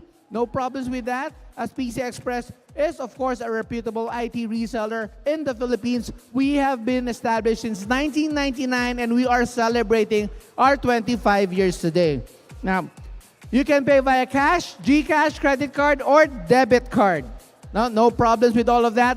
Ina-accept po natin lahat yon. And for those of you up there, if you want to join the bidding, just shout, raise your hand so that we will notice you and I will get your bid price. Now, after the last call, so we go going once, going twice, final call or last call, then of course the item will be sold. So you have enough time to actually bid for the items that you want. All of the items will be shown on screen and I will show you, of course, the standard retail price of such items. If you do like to bid all the way higher than the standard retail price, of course, I'll be happy to accommodate you, but please don't. I want you to save. Minsan lang to. Minsan lang kayo makakuha ng mga ganitong prices. Now, question natin dito. SMC side Cebu, CESAFI Esports League, are you ready for the PC Express Piso Gadget Auction? Well, if you are, let's start off with this. This is the G2 Live fan. I know a lot of you guys are already feeling the heat today. Philippines is a very hot country right now. Now, for those of you who want to lug around, bring around, this is one of the items, the G2 Live 5, okay? 4500 mAh battery. If you want to see the rest of the G2 Live products, please proceed to PC Express. We have it on sale. Now, this one has an SRP of 699 pesos. I wonder how much you guys will be able to buy it this time around. We had this yesterday as well. I think someone was, not sure if he was here. He bought one yesterday, but right now, this one is available for auction. Let's start the bid. Who wants to go? Start the bid. How much? 100. We have 100 over here. We have 100 in the middle. Anybody else who wants to go higher than 100 pesos? There's 200 all the way at the back there. 200 pesos. There's how much? 400. There's 400 over there. How much in naka-jacket? How much is your bid? 400 pesos? How much? May 400 na tayo. You have to go higher than 400. 500. 500 pesos over there. We have 500. Anybody else who wants to go higher than 500 pesos? 500 pesos? Yes, how much? 550. 501. 501 peso, making the power of Piso. Yes, this is the PC Express Piso Gadget Auction where every peso counts. 502. I see 502 here. 503. There's 503. There's 503. 504. 504. Yes, sir, with the jacket, you have to go higher than 504. 505. Do I hear 505? 505. We have 505. Higher than 505 pesos. This is 699. We are now at 505 pesos. Do you want to go higher than 505? The gentleman here with the jacket, with the eyeglasses, is the highest bidder at 505 pesos. 505 pesos going once. If I don't see any hands, it will be awarded to the guy here right in the middle. 505 pesos. Do you want to compete? This is 699 pesos. Yes, sir. How much? 506. 506. Piso-piso talaga tayo. 506. Tinalunan na po siya. 506 pesos. 507. Yes, 507. Kaya pa yan. Jeta lang po tayo. You can actually, bawas lang po ng isang kanin. 507 pesos. 507 pesos. Anybody else who wants to go higher than 507 pesos? 507 pesos going once. 507 pesos. Remember, you can pay via cash, GCash, credit card, or debit card. We accept it all here at PC Express. 507 pesos going. Meron ba? Anyone? Wala. Sa taas, wala. 500. Saan ako? 506 ba? 507. Sorry. Going twice. 507 pesos.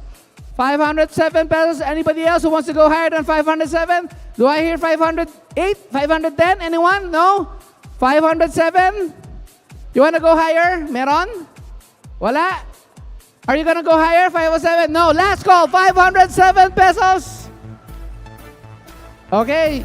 Might as well come up here. It's sold for 507 pesos. Congratulations, sir. Yeah.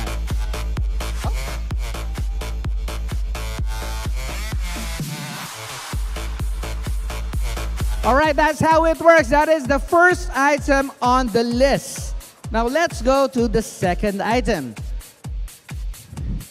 For those of you guys who wants to hear the best sounds out there, we have, of course, the JBL Bluetooth speaker. This is the JBL Bluetooth speaker Clip 4.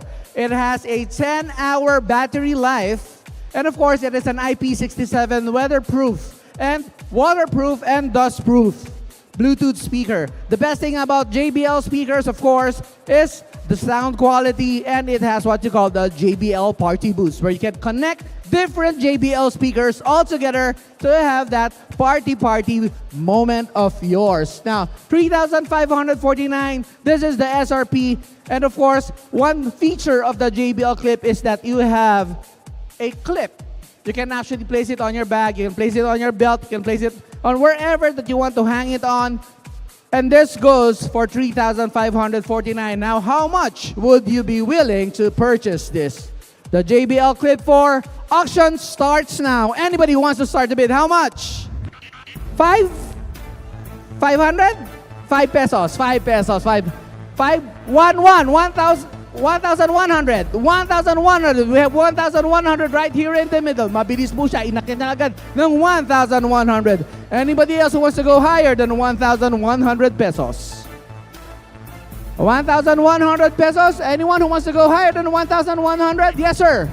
1,200. 1,200 upstairs. Yes, sir. 1,500. We have 1,500 here. We have 1,500 on my left. How much, sir?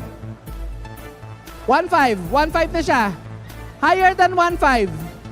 1,600. 1,600. We have 1,600. 1,700 upstairs. 1,800. We have 1,800 here. 1,800. Ayaw na? Okay na. 1,800 is the highest bid. We want to go higher than 1,800. 1,900. We have 1,900 upstairs. See, sir. 2,000. We have 2,000 pesos. 2,000 pesos. Anybody who wants to go higher than 2,000 pesos? No, pass na po si sir. 2,000 is our highest bidder. Anybody else who wants to go higher than 2,000 pesos for the JBL Clip 4 Bluetooth speaker? Anyone else? Wala na? Pass na si sir. Sir? 2,100. Okay, humabol si sir. 2,100. How about you, sir? Do you want to go higher than 2,100? Ayaw na niya. 2,100. He is the highest bidder so far. Dito sa left side. Do you want, sir? Anybody? 2,100 up here in the middle. Anyone who wants to go higher than 2,100? This is 3,549. 2,200. Going once. Going once po tayo. Anybody else who wants to go higher than 2,200 pesos? Anyone? Tama na, sir? 2,1 ba sa inyo? 2,1?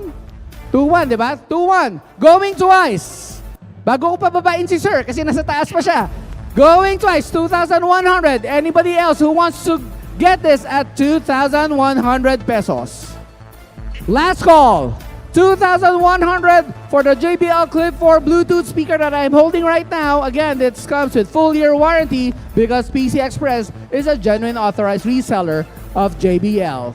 Last call po tayo, 2,100 pesos. And it's sold. Please come down here, sir. We'll be waiting for you as we take a photo. Siya po ang nakakuha nito at 2,100 pesos. All right. So this is the PC Express Piso Gadget Auction where a lot of you guys will actually be given a chance to bring home these gadgets. Question lang, habang inaantay natin si sir, meron ba kayong dream item or wish item na ino-auction namin here at CESAFI Esports? Meron ba? Ano yan? Keyboard. Yes, I have a keyboard here. Meron tayo i-auction na keyboard. Mamaya i-auction natin yung keyboard din. What else? Keyboard lang ba? Monitor? Monitor, hanggang dun lang. Hanggang monitor lang wishlist na. Walang may gusto ng desktop PC. Printer? Gusto nyo ng printer? Sige. Habang inaantay natin si sir, by the way, just to inform you guys, PC Express is having a sale right now here at the CESAFI Esports Finals, the Season 3 Finals, where you can enjoy actually up to, if I'm not mistaken, up to 30% off on various JBL products and Logitech products as well. We also have a 10% discount happening on our laptops. We have selected laptops on a 10% discount. And we have, of course, a lot of other IT-related items from graphic cards to monitors to desktops to Wi-Fi adapters, mesh routers that you can actually get for installment pricing. So, sir, can you come up here? Ingat na lang, sir. All right.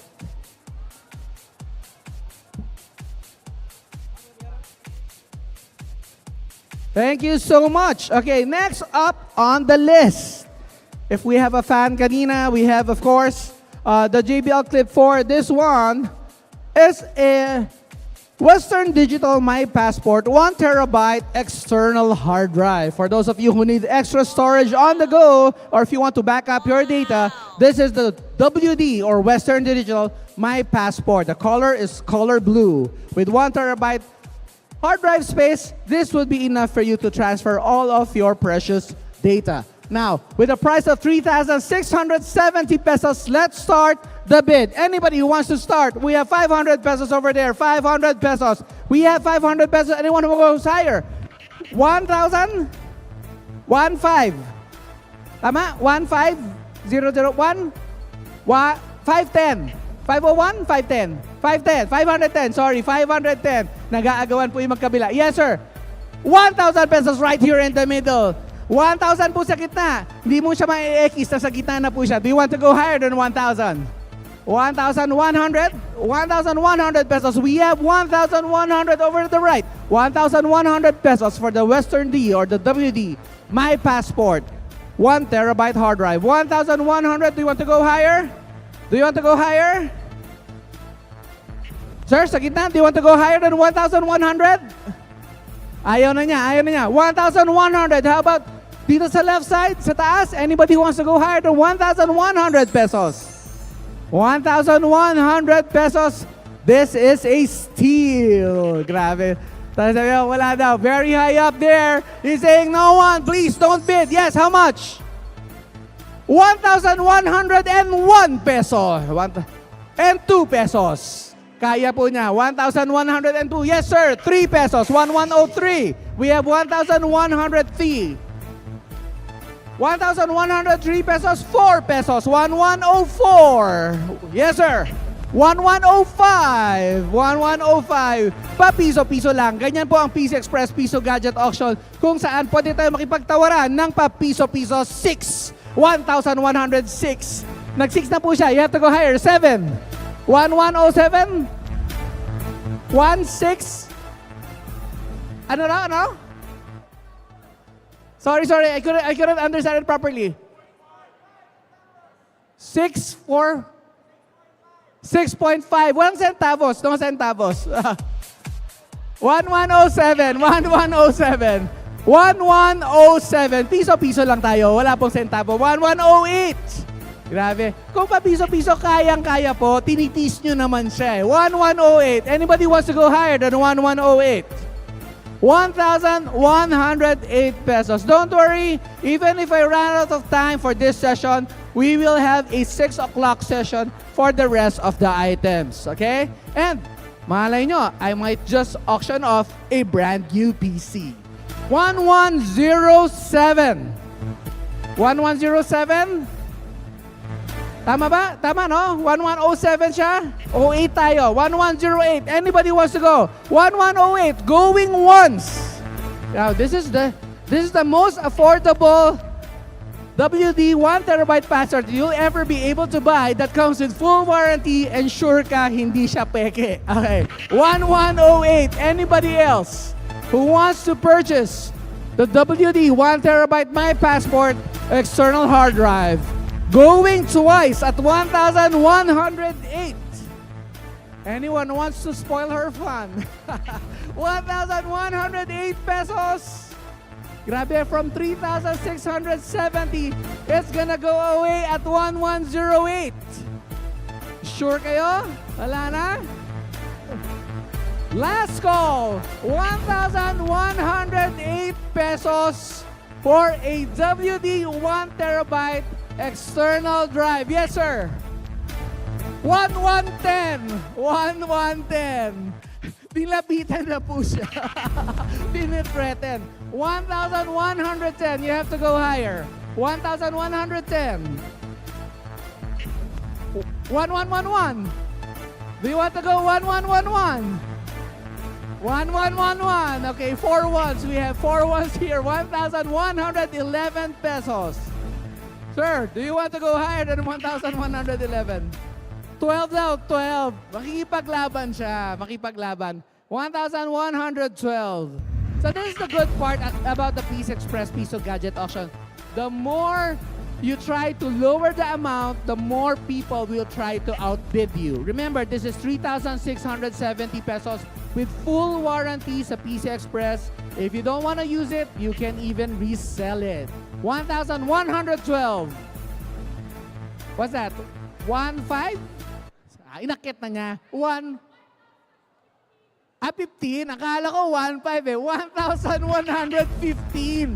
Tinitipid pa niya. Kayang-kaya ni Sir. 15 pesos. 20. So, sige. 1,120. 1,250. 25. 1,125. Kaya-kaya sa tiyo, ma'am. You have to go higher. 1,125. 30. See? 1,130. Kaya pati natin ubusin yung oras ko. How much time do I have? I think I have 5 more minutes, right? Just 5 minutes. 1,130. 40. Nag-40 si Sir. Bibigay daw niya 1,140. Anybody else who wants to go higher than 1,140? Na-reset po niya yung timer. 3,670 going away at 1,140. This is around 70% off right now. WD, 1 terabyte external hard drive. This is the My Passport. Now, difference of the My Passport and of course the essentials ng WD is that it comes with a built-in software for easy backup. 1,140 pesos. Highest bid natin. Going once. 1,140. Sure? Nobody else wants to take it? 1,140. Nobody wants to go higher than 1,140. 1,140 going twice. Going twice na po tayo. Isang tawag na lang. Tatawagin na po kita sa stage. Baka meron pang humabol. 1,140. This is your opportunity to purchase this at 70% off or even 60+% off kung sakalang inakyat ninyo. By the way, since I don't have enough time, later itong ibang items natin, we will auction that by 6 p.m. 1,140? No, wala na. 1,140, last call. 1,140 pesos. This is one of the best deals that ever happened here at CESAFI Esports League. Last call na po ako. Sige na, tawagin na po kita. And it's sold!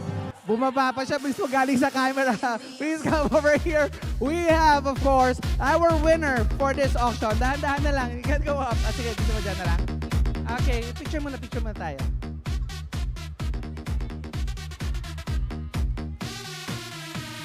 ₱1,140 pesos for the WD External My Passport.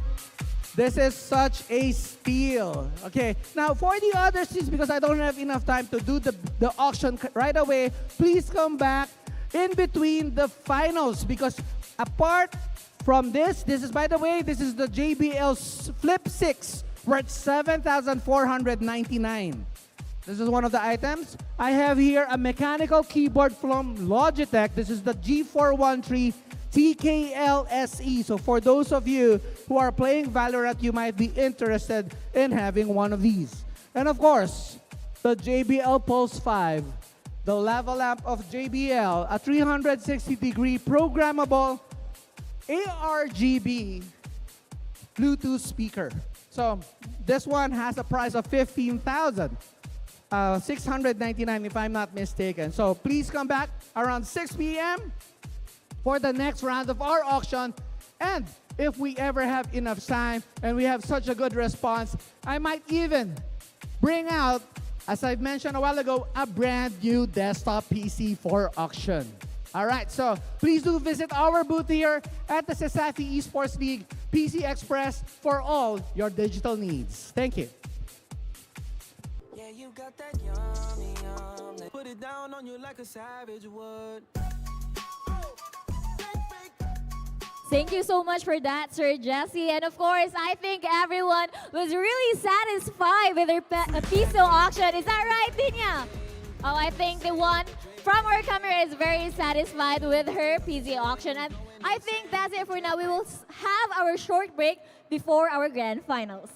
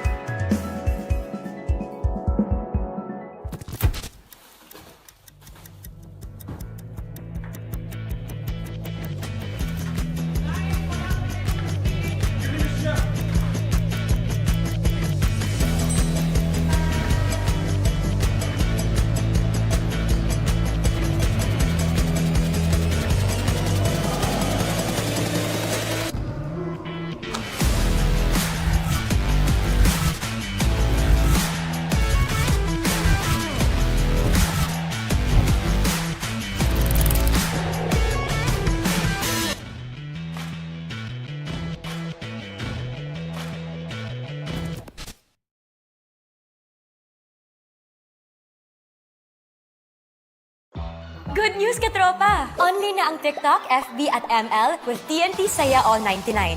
At may only calls and text to all na rin at 6 GB data for all sites and apps. Hindi ka mabibitin sa Saya for 7 days. Kaya lipat at load na sa TNT.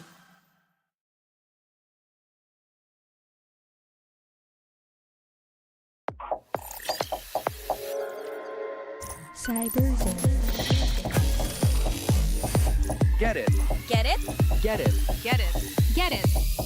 Got it at Cyberzone. Get it? Get it? Got it. Got it. Get it? Got it. Ooh, got it at Cyberzone. Get it. Get it. Get it. Got it. Got it. Got it. Get it. Ooh, got it. Wow, got it at Cyberzone. Get it. Got it. Got it at Cyberzone. Get it. Got it. Got it at Cyberzone. Yes. No limits, all thrills here. Get it? Got it. Got it at Cyberzone. Get it. Get it. Get it. Got it. Got it. Got it. Get it. Got it. Awesome. Got it at Cyberzone.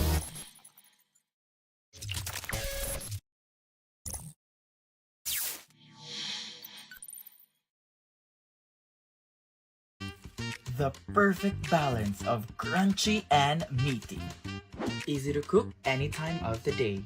Taste the crunchy goodness in every bite. Also available in chicken patties.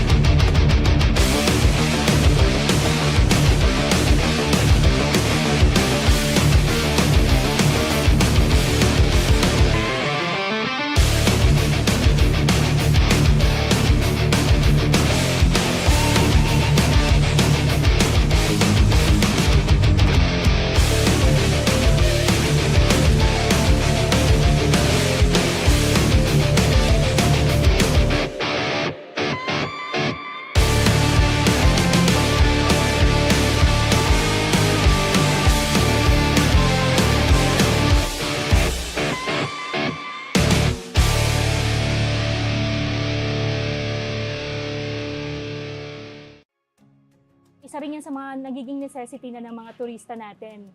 Bago sila magpabook, inaalam talaga nila kung meron kaming magandang internet connection sa lugar. My name is Madel Tibay and currently I'm handling Merna's Pension House here in Santa Fe, Bantayan Island. Para lang ako nagbabakasyon ma. Andito lahat peaceful, mental health ko healthy.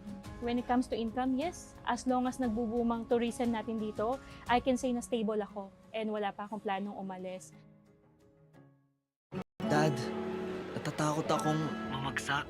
Huwag kang matakot, di mo ba alam, nandito lang ako. Huwag kang matakot na matulog mag-isa, kasama mo naman ako. Huwag kang matakot, huwag kang matakot.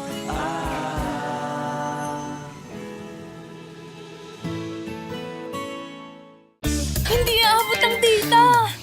Nice! Don't worry! The Only with Smart Power All 99. Hindi nabitin with 10 gig data plus only Facebook or TikTok and more. Load now!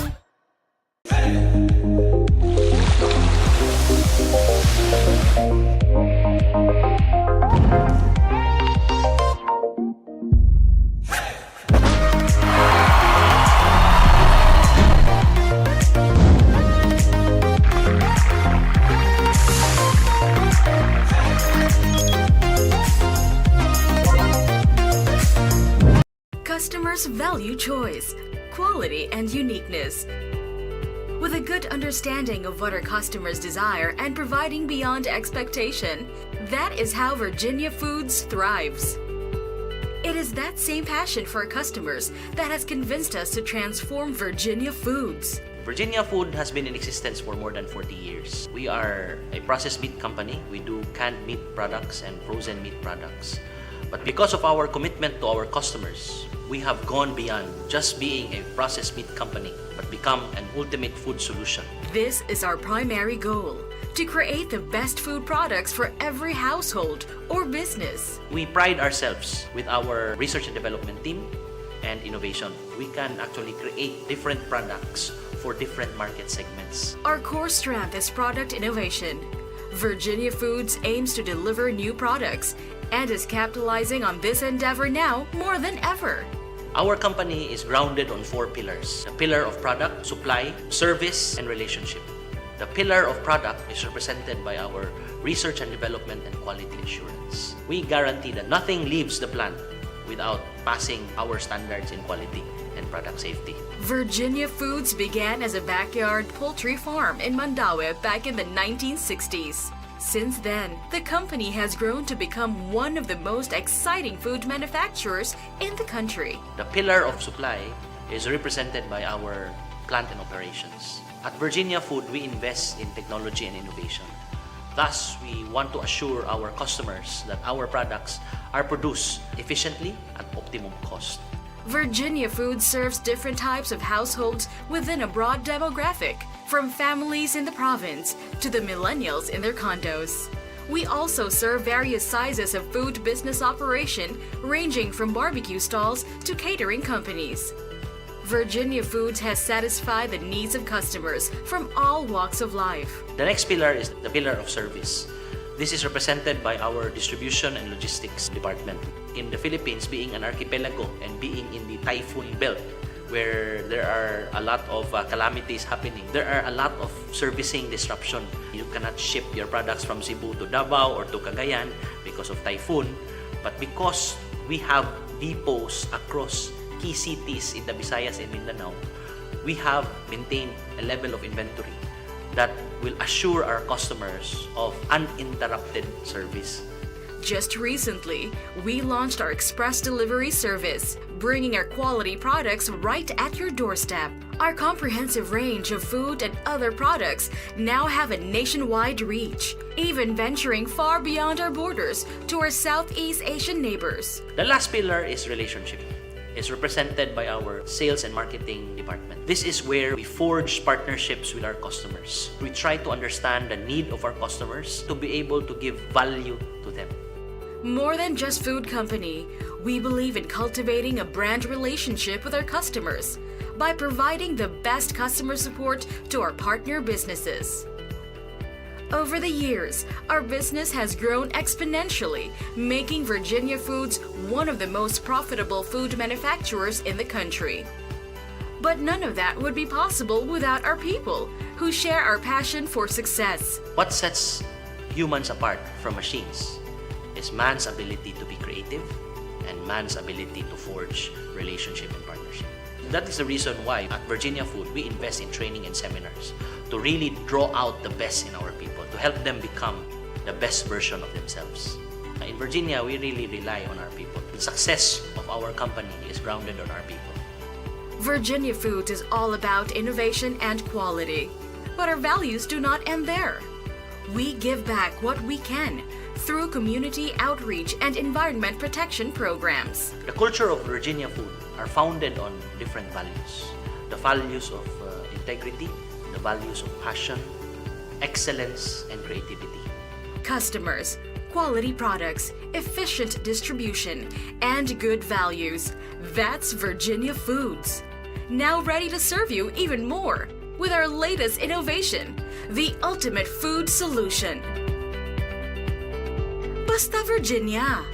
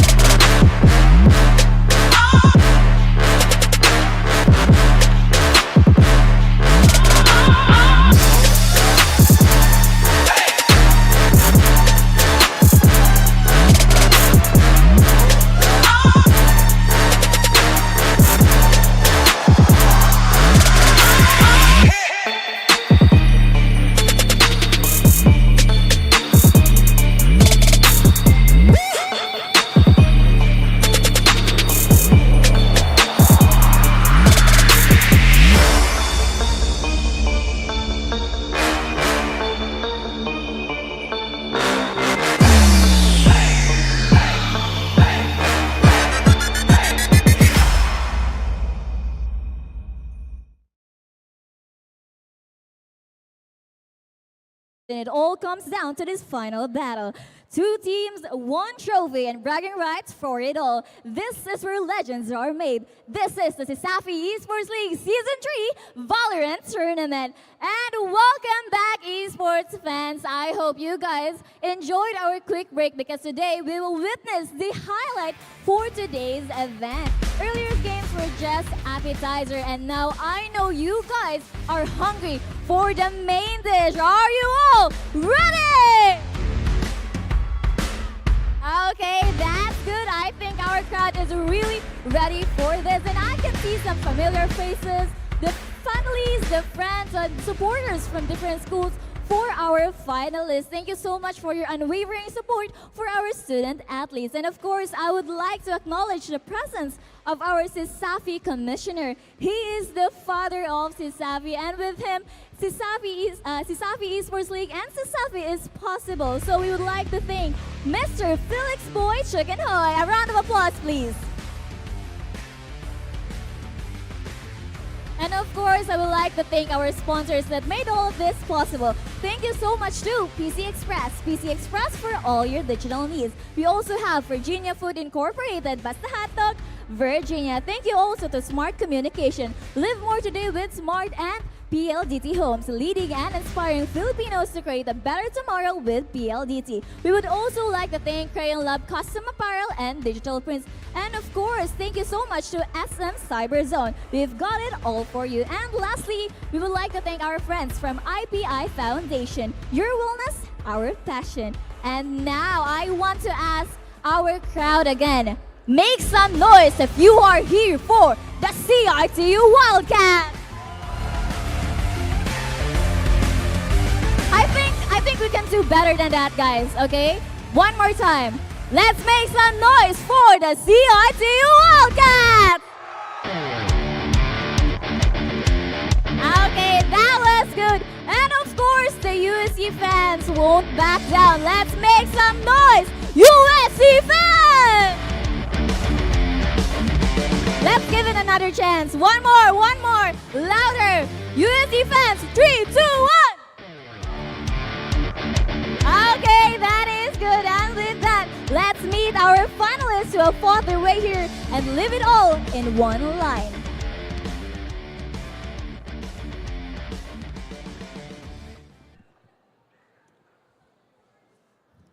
They entered the grand finals with an unyielding dominance, sweeping through their competition all season long. With their first ever grand finals appearance, they're hungry for victory and determined to make history. Can they seize the moment and take home the championship in their debut at this stage? Let's welcome Cebu Institute of Technology-University Wildcats. Starting with, we have Stern.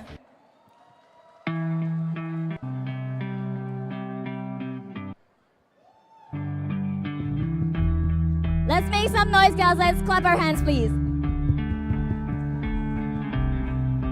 Joining him, we have the Mr. Suave of Wildcats, Suave.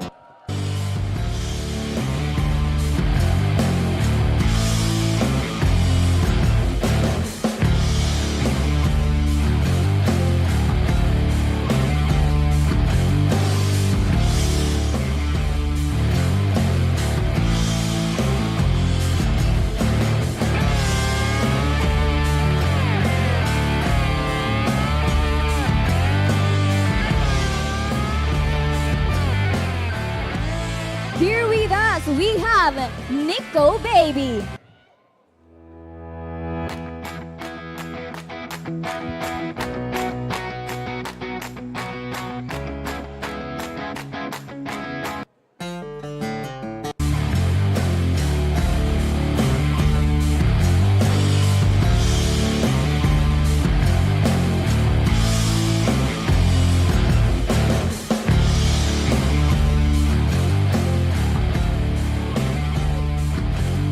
The most photogenic of Wildcats, we have 𝐒𝐿𝐻.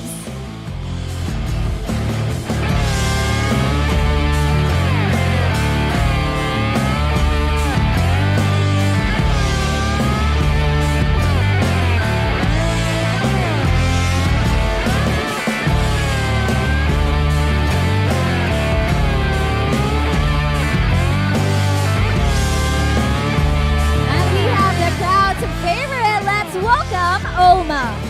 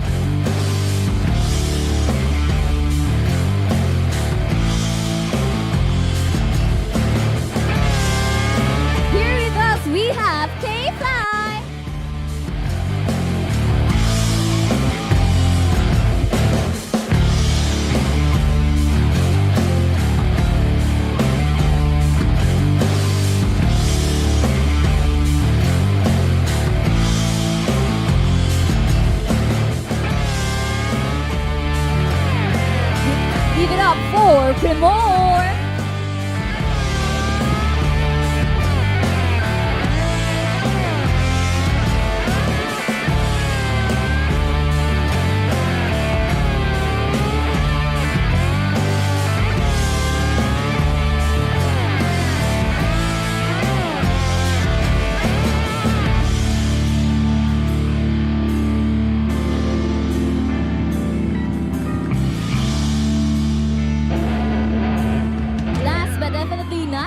Let's have Mordred.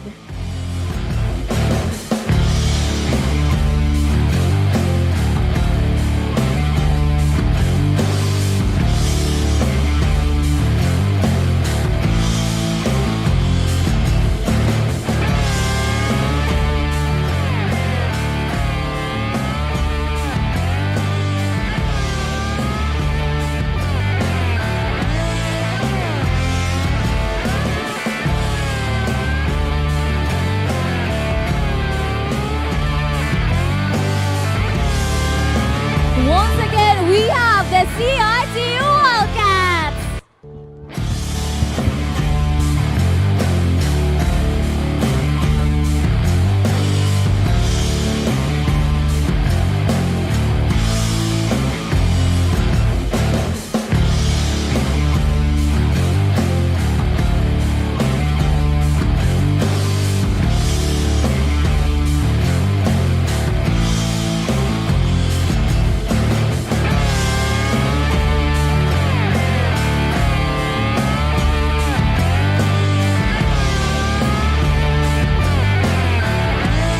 Heartbreaking loss to a powerful redemption, UC has fought through every obstacle to reach their second Grand Finals appearance.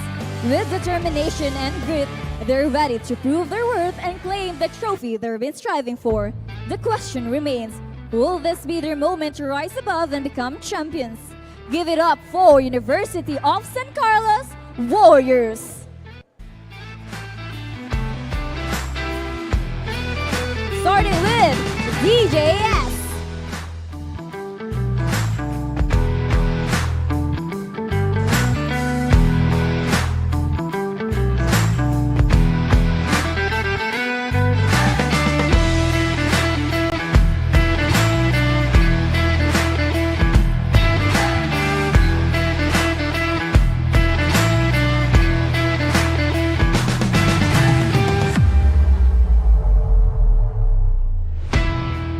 Let's welcome on stage Hands One.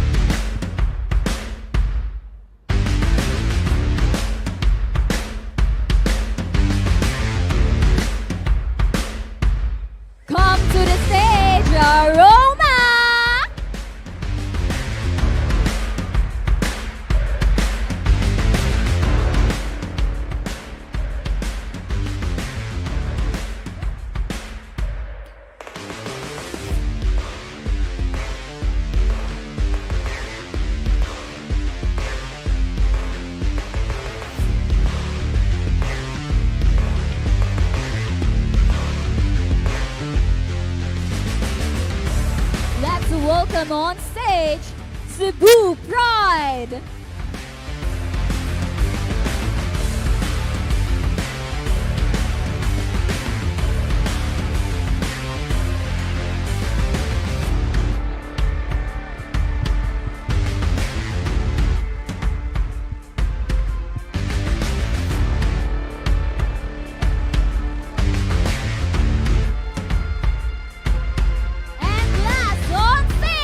We have Rockers!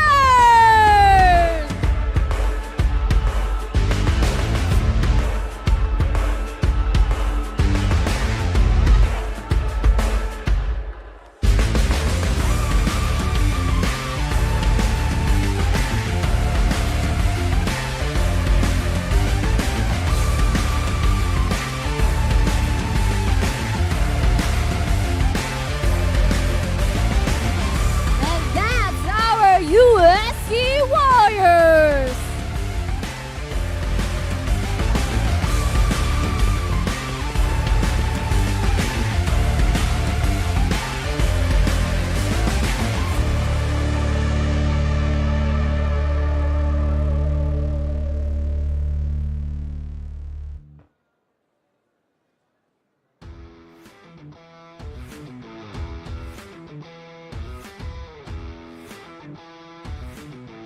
Before the action starts, our players will show what esports is all about.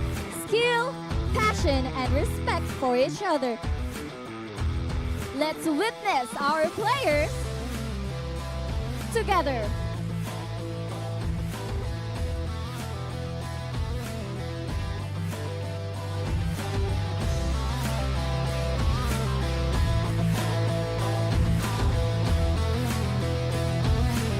Okay, players, let's show the sportsmanship and do some handshakes with each other.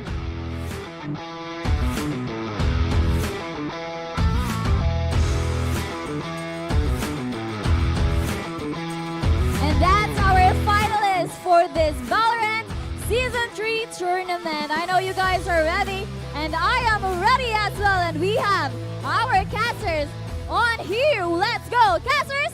Take it away. As we enter this battlefield battered and bloody with fallen teams left behind in their wake, only 2 teams have emerged to face each other in this fateful day. The Warriors fought to march over the hill, having just defeated their rivals, while the Wildcats claw and pounce their way up to the top. Despite their friendship and history, the grand finals is an arena. Will USC Warriors finally reign in their second grand finals, or will the CIT-U Wildcats make their championship mark this season? Ladies and gentlemen, it's time! Game 1 of the CESAFI Esports League Valorant Grand Finals. USC versus CIT-U. SMC side, make some noise! I am absolutely stoked, excited, absolutely shivering with the thought that this match is finally about to happen, Ferraris, and I just can't believe that we get to cast the first game. Man, you're so tall, bro. Stop being so tall. Stop. You should just sit down. Can you sit down and then I'll stand? But of course, the tallest people here in this room are the players that we have right now. USC Warriors versus the Wildcats of the CIT-U then. Yeah, very big matchup. A lot of history between the 2 teams. I think it was you and me who got to see them first play out during that group stage. Unfortunately, no, but that first group stage, it was a draw. And that, I believe, was the only time that they've ever fought in its entire tournament. And the score still hasn't been settled. Yeah, it's still 1-1. It's still a 1-1, and now we're finally in the grand finals here to settle the score finally. We are your casters. I am the knockout caster, 𝐒𝐄𝐀𝐒, and here with me is Ferraris, the caster that keeps adding fuel to your fire. And of course, the closest friends becomes their fiercest competitors. If you guys don't know the context, these 2 teams love each other so dearly. Yeah. Yeah, it's a battle. It's a grand finals of friends and friendship. A lot of history between the two teams. And you know, outside of the game, they may be the best of friends, but don't be fooled, because when that timer starts, they're no longer gonna be friends in that battlefield. Lagi, way miguhay. Why miguhay? Why miguhay Jordan in a grand finals sa CESAFI Esports League Season 3, and we have such a crowd with us today. I'm so glad that we are here to welcome you all. I hope it keeps growing and growing, so please like and share the stream. We are live in Smart Live Stream app, Puso Pilipinas, and of course our very own Facebook page, CESAFI Esports League. Yeah, a lot of places where you can catch us and watch this very exciting matchup. And mind you, in a few more moments, we're going to start to see them, you know, warm up. We're going to see what the composition they have, what kind of picks, what kind of maps. We're going to see them fight it out.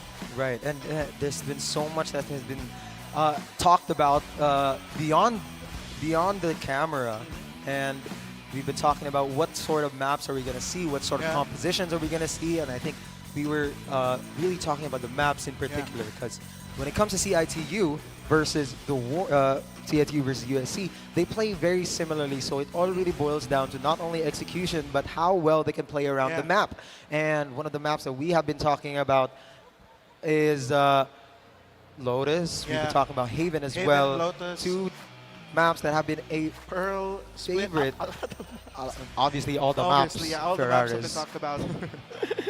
but those two, ideally, Lotus and the other one that you mentioned, I think both teams really have a good read on how they want to play in those maps. So the biggest question is, which team has come today to play at their hardest? You know? Yeah, and of course, there's a lot of surprises that has come up for us today. And speaking of surprises, I think we were all very surprised to hear that FNY is actually going to be playing. We talked about this in our podcast, CESAFI eLabs, in episode 4, where we talked about the grand finals. Can't really hear what's going on, whatever they're saying. But anyways, we were talking about FNY. We thought that he wasn't going to be playing with us in the grand finals. Yeah, I still can't understand what they're trying to say. I genuinely can't. But we were talking about how he couldn't play in the finals, how that would change a lot with the CIT-U lineup, and how it might affect their gameplay, because a lot of their offense really boils down to the Neon Gods of our CEL. Yeah, I think you mentioned it in the eLab episode, I think the very first one, where you actually think FNY is the best Neon player. Yeah, he's a very, very good duelist. Definitely something we need to look out for. And when it comes to USC, we've also talked a lot about CBP and his comeback to the whole circuit, because he just arrived with us and played with us last weekend, or the weekend that the other weekend that they finally was able to join the roster and play with the current lineup USC, which has been a complete game changer for them. Because ever since then, as we talk about here, CBP now here, we have Kimmy, Kaiju, 𝐒𝐿, DJS, and CBP. This is the dream lineup right now for USC. Having CBP there gives a lot of room for the other players to shine, especially, and CBP is no slacker in and of itself. He is such a fragger despite being the IGL of the Warriors, and this just leaves so much to speculate, because CBP was only with us the other weekend, and we didn't really see how else USC could perform otherwise, you know what I mean? Because we just saw him arrive, and it immediately it immediately showed us what sort of game that it was going to happen. But now we're on to the next weekend, so let's see if that momentum still keeps going. Yeah, but after we take a look at this USC lineup, let's go and check out their opponents in the grand final. The lineup of CIT-U, 𝐒𝐍, FNY, 𝐕𝐀𝐋𝐻, Schwabe, and Stern.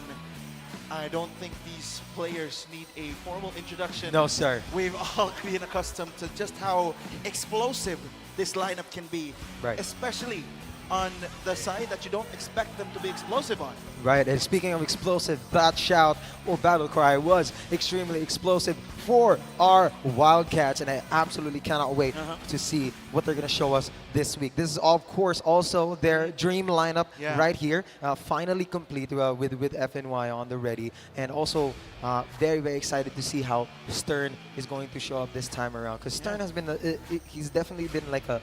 He's been balling out. I would say like a glue guy. Yeah, like a glue. No, he's a glue. He's kind of sort of like a glue because he does these little things, off-map plays that make it so that the Wildcats have sort of an advantage or a window of opportunity against their opponents, and that's exactly what they need right now against the Warriors. Yeah, as you mentioned, you know, Cebu Pride coming back in.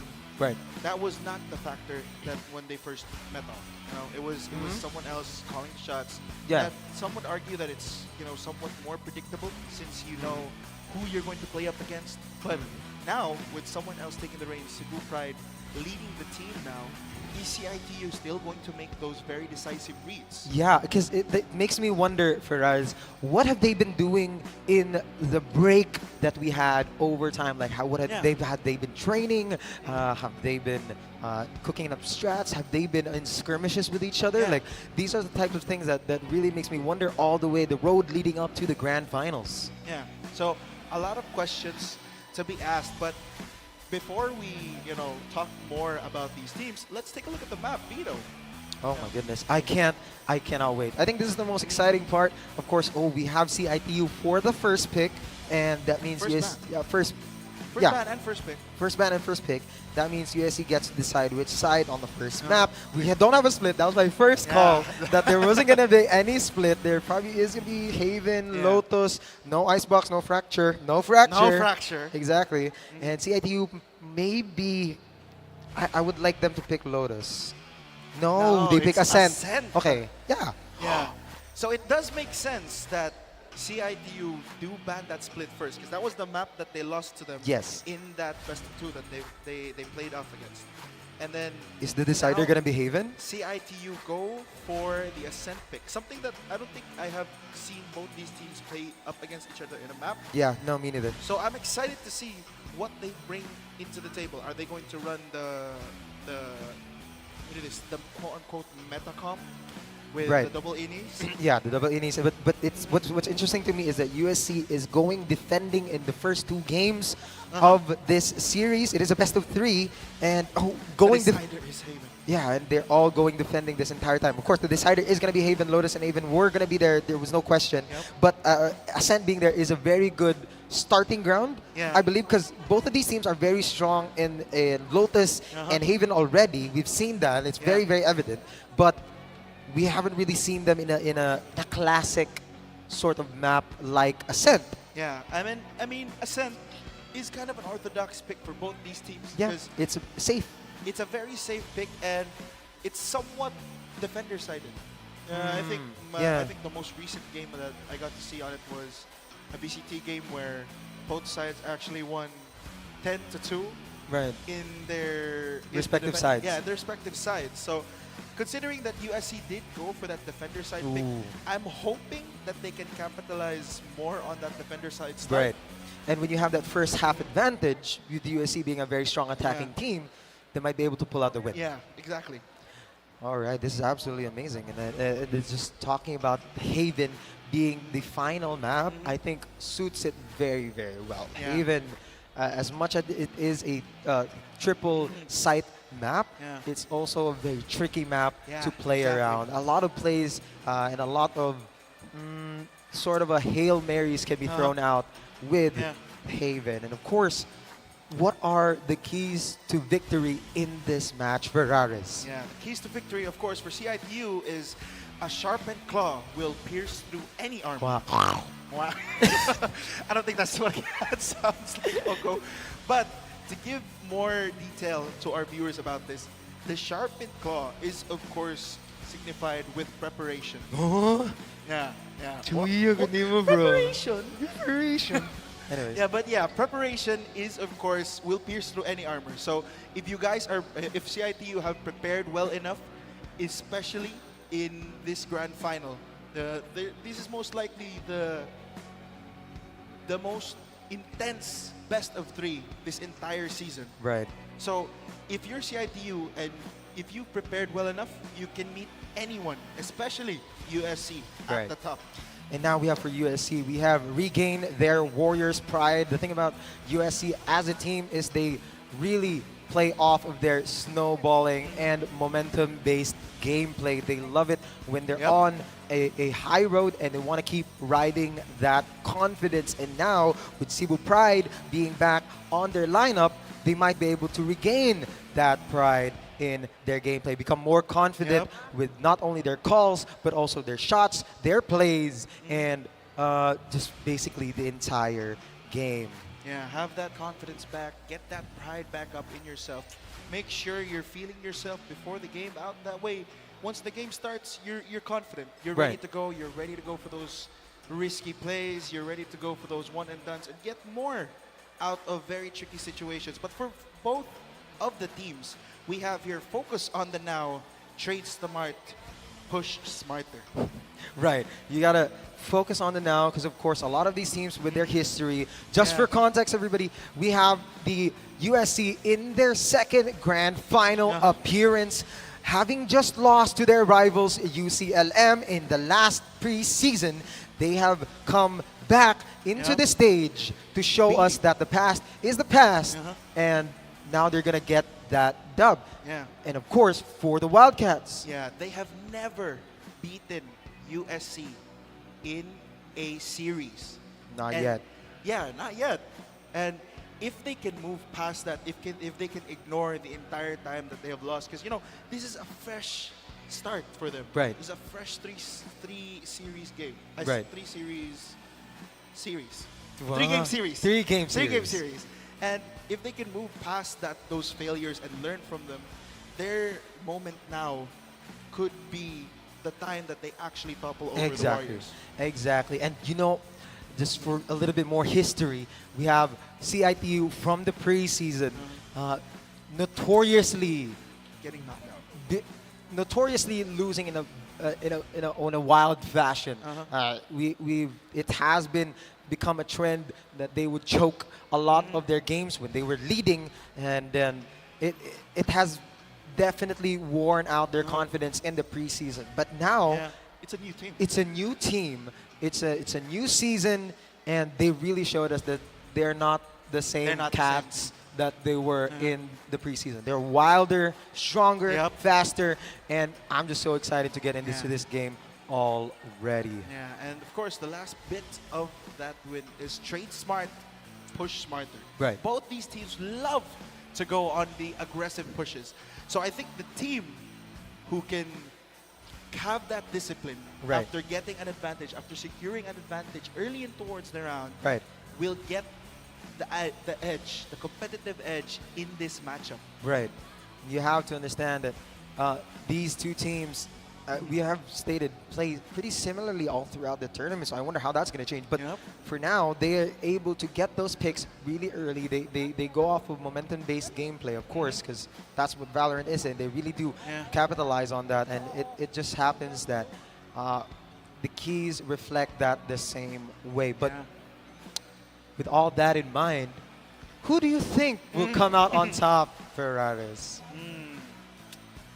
I'm going to have to go with the Wildcats. Whoa. Okay. Okay. I'm a firm believer of... A firm believer? A firm believer? I'm a firm believer of course, the undefeated streak. Right. Because why? Because are the Wildcats undefeated? They're currently undefeated. They have are. not dropped a map in this entire upper bracket run. And I don't think they're going to drop a map anytime soon. They haven't dropped a map in UCLM? No. Really? It was a 2-0 sweep. Oh my goodness, I couldn't even remember if it was a 2-0, but that's absolutely amazing. The Wildcats have been on the top of their game for so long. So with you being a Wildcats, I swear, this isn't just me, but I definitely think that the Warriors are going to come out on top in this grand finals. There's been so much talk of their change and of their improvement. And I think with USC being a strong team already and now finally solidifying their roles within each other and the team. Because it's always been that sort of conversation. Like Wildcats seems to be like the better team, the more structured, more structured team, while USC is more based off of hero plays. But now it does seem like they're actually a team now. So with those changes, I genuinely think the Warriors have gotten over the struggle that they've had for so long. Yeah, that may also be the case, but I'm gonna have to stick with my CIT-U Wildcats on this one. So we are in an impasse. In an impasse. So what can an impasse? How do we solve this impasse? By getting into this game. I think game one is gonna be very interesting. If it was any other map, I think we would have had a clear vision of who's gonna come out on top. But with Ascent, I'm genuinely I'm at a loss. But with the talk of being a defender-sided map, USC definitely got the better pick in this run. But the CIT-U have that sort of aggressive strat that we've been looking for, the push that you need in order to get over the hurdle that is Ascent attacker. I mean, that's the biggest question, because Ascent, you have to make sure to execute at the right time at the same time. Right. I mean, there's so much ground to cover. I think mid in Ascent has to be one of the most deadliest mids in the game, just because of how much space that's so open and how so many angles can be held. So many angles can be held on either side, really, attacking and defending. So it really boils down to pure mechanical skill down in the deadly mid of Ascent. Yeah, so if that's the case, we can also expect them to, go for that challenge when it comes to the ASA, the site holds, because it's somewhat easy to hold the site once you expect the attackers to go for that exit. When you know they're going to end up in your site. But is USC going to be passive when it comes to gathering info, or are they actually going to meet the aggression that CIT-U are going to come at them with? I would love to answer your question, Faraz, but we have no clue at this point. But what do you think is the comp right now for Ascent? I think there has been a lot of Ascent changes. Right. I mean, just recently, there's a few not Ascent map changes, covers. Meta changes. Oh, meta changes. Yeah, that's the word that I am looking to go for. But before we continue on with our points, let's pass it to our wonderful host for an interview. Oh, I'd love to hear an interview. Take it away. Take it away. All right, good day, good evening, CESAFI, and welcome back once again to the CESAFI Esports League Season 3.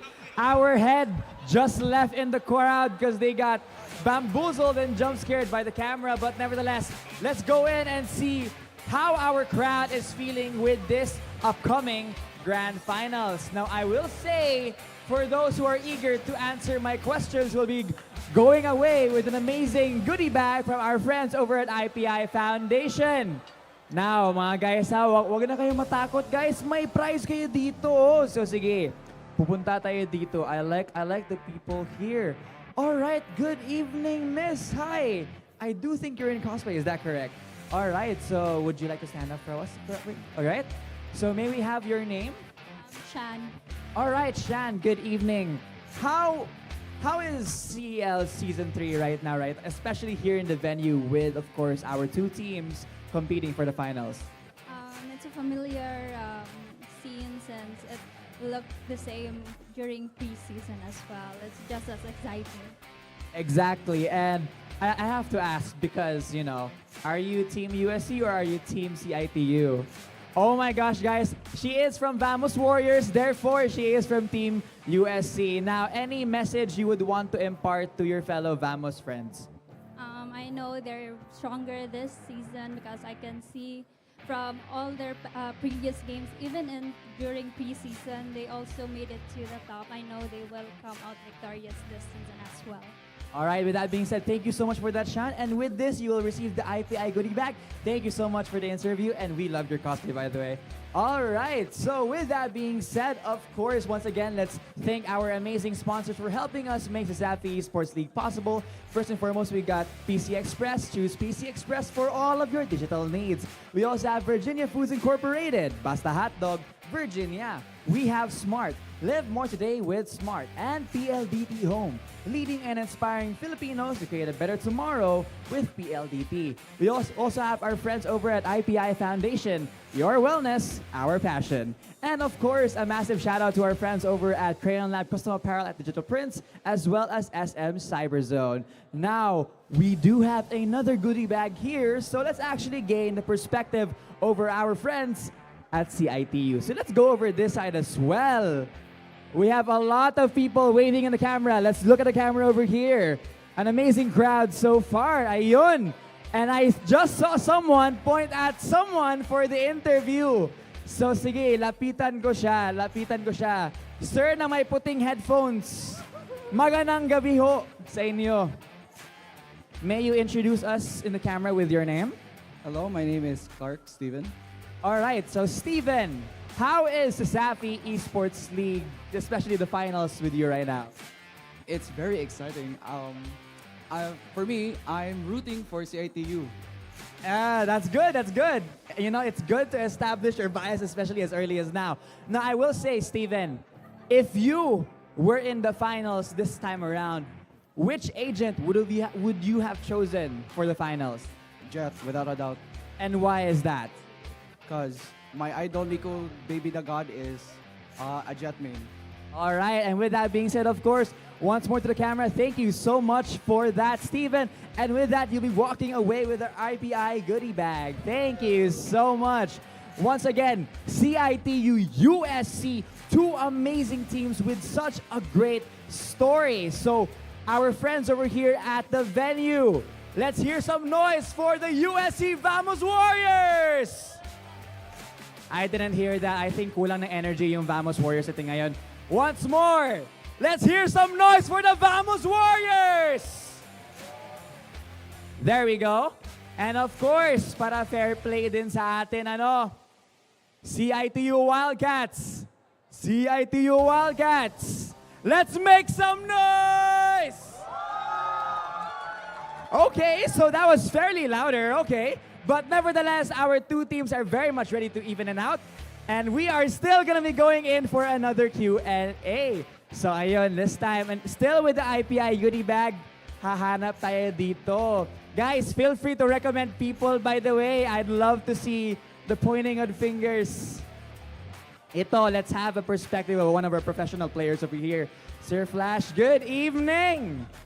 I understand that you're eating right now, but I hope that you are able to answer us with an interview. Okay, so for those, please stand up for us, okay? So for those here in the crowd who were not here earlier, may you introduce yourself to the camera? Hello, I'm Flash. My name is Vince Nino V. Mirado. All right, so Flash, I have to ask you, how does it feel to see two teams, especially from CIT-U and USC, battling out for the grand finals? Very exciting and fun to see. Exactly. And now, as a pro player yourself, what sort of advice can you give to both teams? Just enjoy the game and keep things positive at all times. All right, and with that being said, thank you so much for that, Flash. You'll be walking with this as well. Thank you so much. You may now eat your amazing dinner. Thank you so much. Gosh, honestly, our people right now, they're very much eager to see what's happening up next for our Grand Championship. And of course, one more goodie bag. Thank you so much for that, Angel. We love you, Angel. All right, one more interviewee. Let's go to our Tekken booths this time. Let's see what's happening around the Tekken booths. Hala, nagdistansya na ho sila. Bakit halos ang mga tao na meron dito yung mga CL volunteers natin? Okay, good evening, guys. How is our Tetris going? Hala, sige talaga. Sige, we're not gonna disturb them any further. But with that being said, Darren Gonzalez, good evening. Ayon. Sige, here, Darren Gonzalez, you're here with me. It's time for an interview. Darren, how is CL Season 3 Grand Finals? It's great. It's great. Hey, I mean, if Darren says it's great, of course. Sige. I think Darren also would want to... Okay, but yeah. So we'll go for one more. And one more just to get the perspective. All right, so Marlon, for our writer. Let's go for an interview, of course. what is your imparting messages for both CITU and USC? Good luck to both teams. All right, so we'll now be moving away from the volunteers and moving one more for our amazing crowd over here. Sige, Dabe. Hahanap tayo dito ng iba pa. Ng iba pa. Allah, madami tayong mga suggestions dito. Guys, again guys, I'd love to see some suggestions in the air. One more for our interviewees. Okay, I'm seeing hands over there. Hala. Maybe, of course, we have our amazing MLB players over here. Congratulations for your win yesterday, by the way. But of course, hahanap tayo ng iba dito. Mga iba pa. Hala, may sinuggest atin yung prod natin. Okay. Good evening, ma'am sir. Good evening, ma'am sir. May I ask if you're supporting one of the players tonight? Who are you supporting, Miss? CITU. CITU. Okay. Is there a specific person in CITU you're supporting? Stern! All right. So we have Stern's family over here. Now, for Stern's family, we'd like to ask you guys, what is your message to your family member who is competing for the grand finals? Stern, keep it up and do your job. Wow, what an amazing message from Stern's family. So Stern, good luck with this upcoming grand finals. With that being said, thank you so much for participating. And now, that is it. What an amazing crowd we have tonight. I'm sure our players are doing well so far. And yes, the championship is coming right over. But once again, let's thank our sponsors for making CESAFI Esports League very much possible. We have, of course, PC Express. Choose PC Express for all of your digital needs. We have Virginia Foods Incorporated, Basta Hotdog, Virginia. We have Smart, live more today with Smart. And PLDT Home, leading and inspiring Filipinos to create a better tomorrow with PLDT. We also have our friends over at IPI Foundation. And of course, our friends over at Crayon Lab Custom Apparel and Digital Prints, as well as SM Cyberzone.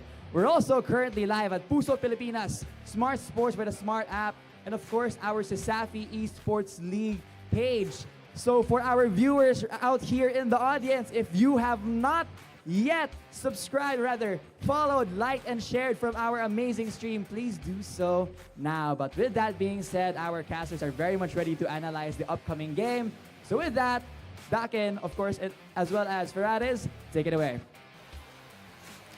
Thank you so much, Astera. What some lovely, lovely interviews. You know what my favorite part of that interview was? What was it? Has to be Stern's family. I think we underestimate how much power support gives us. And I think support coming from the most important people in your life has to be the best type of support you can get. It's like a boost. Yeah. You know what I mean?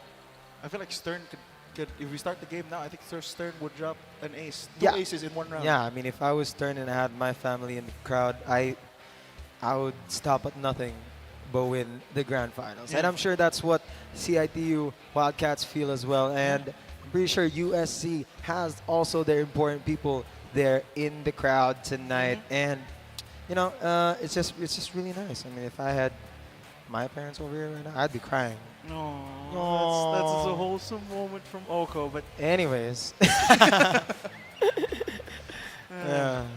the finals. Right. Oh, that's what we're doing. Yeah, that's what we're doing. Yeah, but of course, this game one, a lot of stakes in this very first game. Considering that most likely, if you are to take the first game, you're going to be the one setting the momentum for the rest of the series. Right, because it is just a best of 3. Yeah. Once you win the first game, one small mistake from your opponent could lead to your victory. You know what I mean? And it's so much pressure towards the losing side when you're one game away from annihilation. Yeah, and considering that the first game is, of course, CITU's pick, leaning in towards that 𝐒𝐄𝐀, the first pick being CITU, and USC getting to decide to pick that defender side. How do you think USC will play out this first game? Right. I mean, if history has any answers for us, I believe that USC would definitely push for a much more space-driven sort of game. I think they thrive on controlling space and not giving their enemies any time to breathe. Of course, with lots of bold pushes coming from off sites, especially when they're not expecting it. And with the type of team that USC has, you'd be very much amiss to not predict a maybe 3-1-1 splits onto this side of Ascent, 1 on mid, 3 on A or B, and then the other on an offs angle holding it down. Maybe DJS on a Cypher could be the play here, the classic, or DJS on a Deadlock to hold down a side. DJS on a Sova. Yeah, also that. He could Inni. I mean, he was Inni for Initiator for Right. their past few series, and it kind of had a good look to him. Right. Playing that role, he was able to kind of mimic the same amount of production that he had during that preseason. Right. And we also have 𝐒𝐍, of course, on the duelist, taking definitely, I would imagine 𝐒𝐍 on that A side, trying to fight for a one-way onto that main, right? Maybe an Owen is gonna be picked up no matter what. I think that's a given.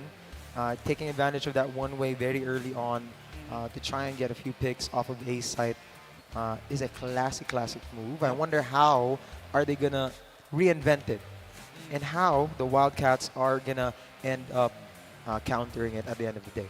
I mean, it all boils down to just what the picks are for both these two teams. I think there's a lot to be noted that Ascent, has been here since the beginning of Valorant. Right.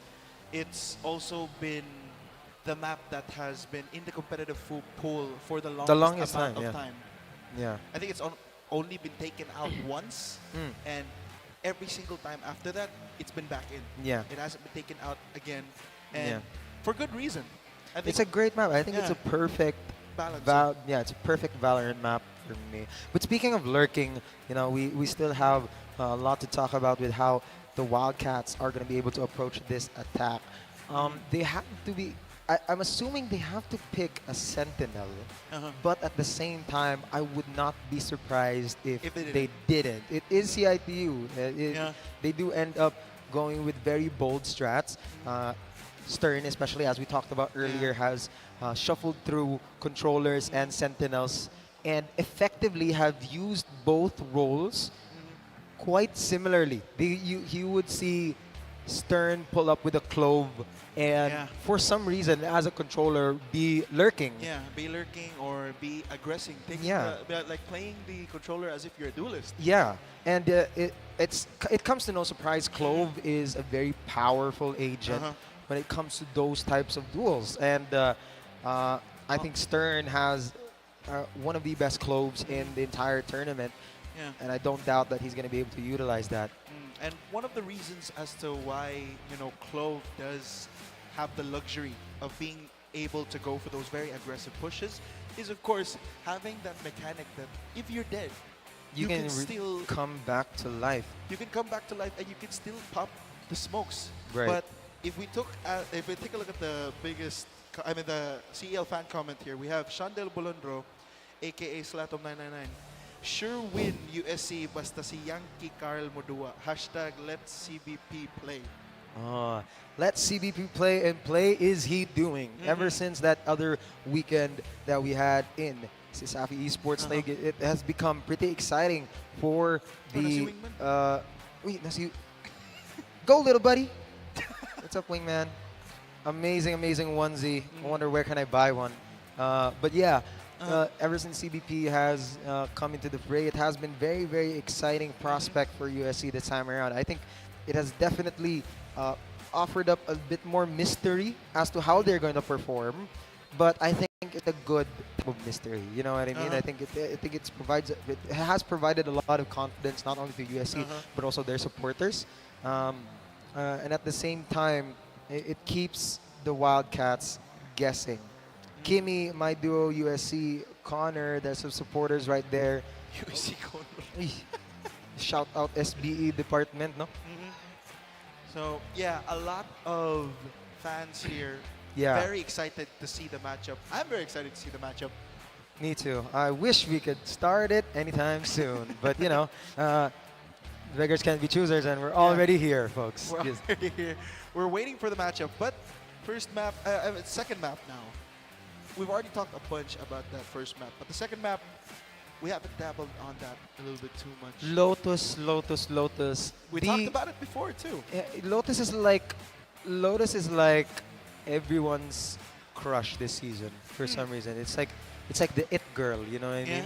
Because it's all the team's favorite map for some reason. It has become one of the most picked maps all throughout Season 3 of CESAFI, and I don't think it's without any reason. You know, it's a very good map. I think exploration of that map and how imaginative you could get with your plays has been feeding clips for us for a while. The imaginative part. There's been a lot of discarte. Oh yeah. Duwa sa kanang map. And I think a lot of teams, especially the two teams right now, who are very centered on aggression. It's like they've kind of incorporated the aggression into their play style. Right. Especially when it comes to fighting over that A rubble area. Right. When, for the most part, you're going to be really aggressive in that area. One of the two teams here have kind of taken the approach as to not give,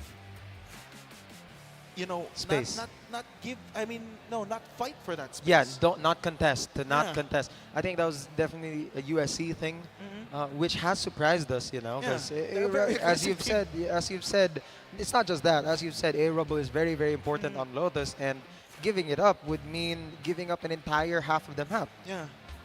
And that also negates you information that you would otherwise have. But dealing control. The map pick, Ooh, the finally. agent compositions, we can finally get a grasp as USC opt to go run the traditional composition, quote unquote, here with Kimi on the Omen, 𝐒𝐿𝐍 on the Killjoy, DJS on the Sova, Cebu Pride on that KO, and 𝐒𝐿𝐍 rocking that jet. Right. We also have CIT-U opting for a Viper instead of an Omen. We have Oma on the breach. Again, lovely agent. Schwabe with the Clove this time around. Stern going towards a Yoru. I don't think have you seen Stern on a Yoru before? No. I don't think I have either. I don't think I have. And FNY opting for a Jet. No Neon. No Neon. No Jet. This is her Of map. course, This of is course. her. This is Jet. This is a Jet map. And Lore-wise as well. Yeah, lore-wise as well. I think I respect that pick overall. So this is gonna definitely get. Oh my God, guys! It's starting the grand finals. Let's go, ladies and gentlemen. Game 1 is out with a bang as both these teams slowly start to cover the entire map, paint the area, and we're waiting for the first bit of contact. But USC up to control this A main space with that recon dart. There will be 3 scan. They continue to push forward, and paranoia is great, but the shots don't land. CIT-U Oma will be the first one to pick up the kill. DJS alone taken down in towards the site. CIT-U gonna take down the spike and take curbs and take 𝐒𝐿𝐍, as I should say, down with it. 2 left for USC as CIT-U take full control of the A site. There's a little bit of a struggle here. USC 𝐒𝐿𝐍 gets a pick off of curbs here, but it is slowed down a bit as USC is trying to take a grasp of how they're going to retake this map when all 3 people are in hell. There are demons below you and try and shoot them. There's no one left as CIT-U strike first in this grand finals. What a first round to kick off the grand finals here for you folks. We had to see the Wildcats take a little bit of patience out there on the first few seconds of the map. The USC threw out the one-way smoke, and they decide to just wait out the smoke for just a little bit until they finally reach out and breach stunned into a site. And with that 3 stack onto B, it made it very difficult for USC to rotate. And I think they're going to do the same thing again now. Yeah, but let's see what USC can do differently here. The KO knife will not spot out anyone. The shots from 𝐒𝐿𝐍 not going to land. Does get stunned up. Tries to dash away. Able to do so, escaping with his life. Or a sliver. 10 of it. 10 HP of it. As CIT-U now up to go crash on towards that B site. What a TP. Taking down most of the utilities from the Killjoy as Schwabe and the rest of CIT-U flood towards the site. 3 dead for USC. And now DJS and Kimmy have nothing to offer this round, it looks like. This is the exact same thing, similar sort of pace that we had in the first round, but this time around it's in B site. USC definitely struggling with defending here quite a bit, and the Wildcats are really treating this like the grand finals that it is, and you just gotta take every round that you can get. Full force, no hesitation. Yeah, 2 rounds already in your attacker side is a very big achievement, especially on this map. And you can see why, you know, CITU went for this comp. They were on the offense first. They were gifted that attacker side, and this comp controls so much space with the double controller and the double initiator. They don't have a jet. They don't have a jet. They're actually not opting to go for those very individualistic plays. They're opting to control space, secure that space with the numbers that they have, and back up the duels with the utility provided by the initiators. You gotta love the Sovas that have been utilized here. Finally, we have some sort of importance on the information. Look at that trade. Absolutely beautiful coming from Stern. Yeah, and Hanzi able to pick one off before going down, but it's a 4v4. Look at that. Just being able to pick one off is a bit of an overextend, especially if you're a Sentinel. That means you can't pop your traps. You can't hinder or delay any pushes with your mollies because you're dead now. You're gone. And now USC have the burden to try and take back their side. Yeah, there's a lot of things to consider here for USC. They're still wary about that flank. And the scans from the Sova, a little bit of chip damage here. Stern still surviving with a sliver of health as the rest of USC start to flood from different sides, but the spike is ticking away. They have to move now. DJS finds the first. Stern with an answer back. DJS with 2. Oma able to answer back as well. It's a 2-on-2. Kimmy not knowing where to look. Oma 1v1. It's a 1v1 at the final round. Cebu Pride, the Unk. What can you do here? He's toying with his food. And Oma clutches up for CITU. 3K in the round and 3 rounds for CITU. CITU Wildcats on top of their game with a 3-0 earlier on in game 1. You have to understand the economy is absolutely broken right now on the side of the Warriors. And to make matters worse, CITU Oma has his ult. Yeah, that rolling thunder is something that USC are going to have to be very wary about, considering that they do not have the best buys. And 7-0. at that 7-0. 7-0. Oh my God. Oh my God. DJS right now looking for a setup here. Takes out that dart. There's still information to be had there, as he knows that there are people out here in B. CITU has been going for full-on pushes for the most part, with one having to lurk onto mid, and now it's Chuabe's turn. That is going to be the potential drift out on the ready. Oh, the fault line lands perfectly. DJS getting taken Oh my God. in towards the round. That's the judge gone. And now CITU have complete control of this B site. USC have to slowly retake this area. Now Schwabe, I think he got spotted up towards mid. He drops that Phantom. That's a big upgrade for 𝐒𝐍 to secure.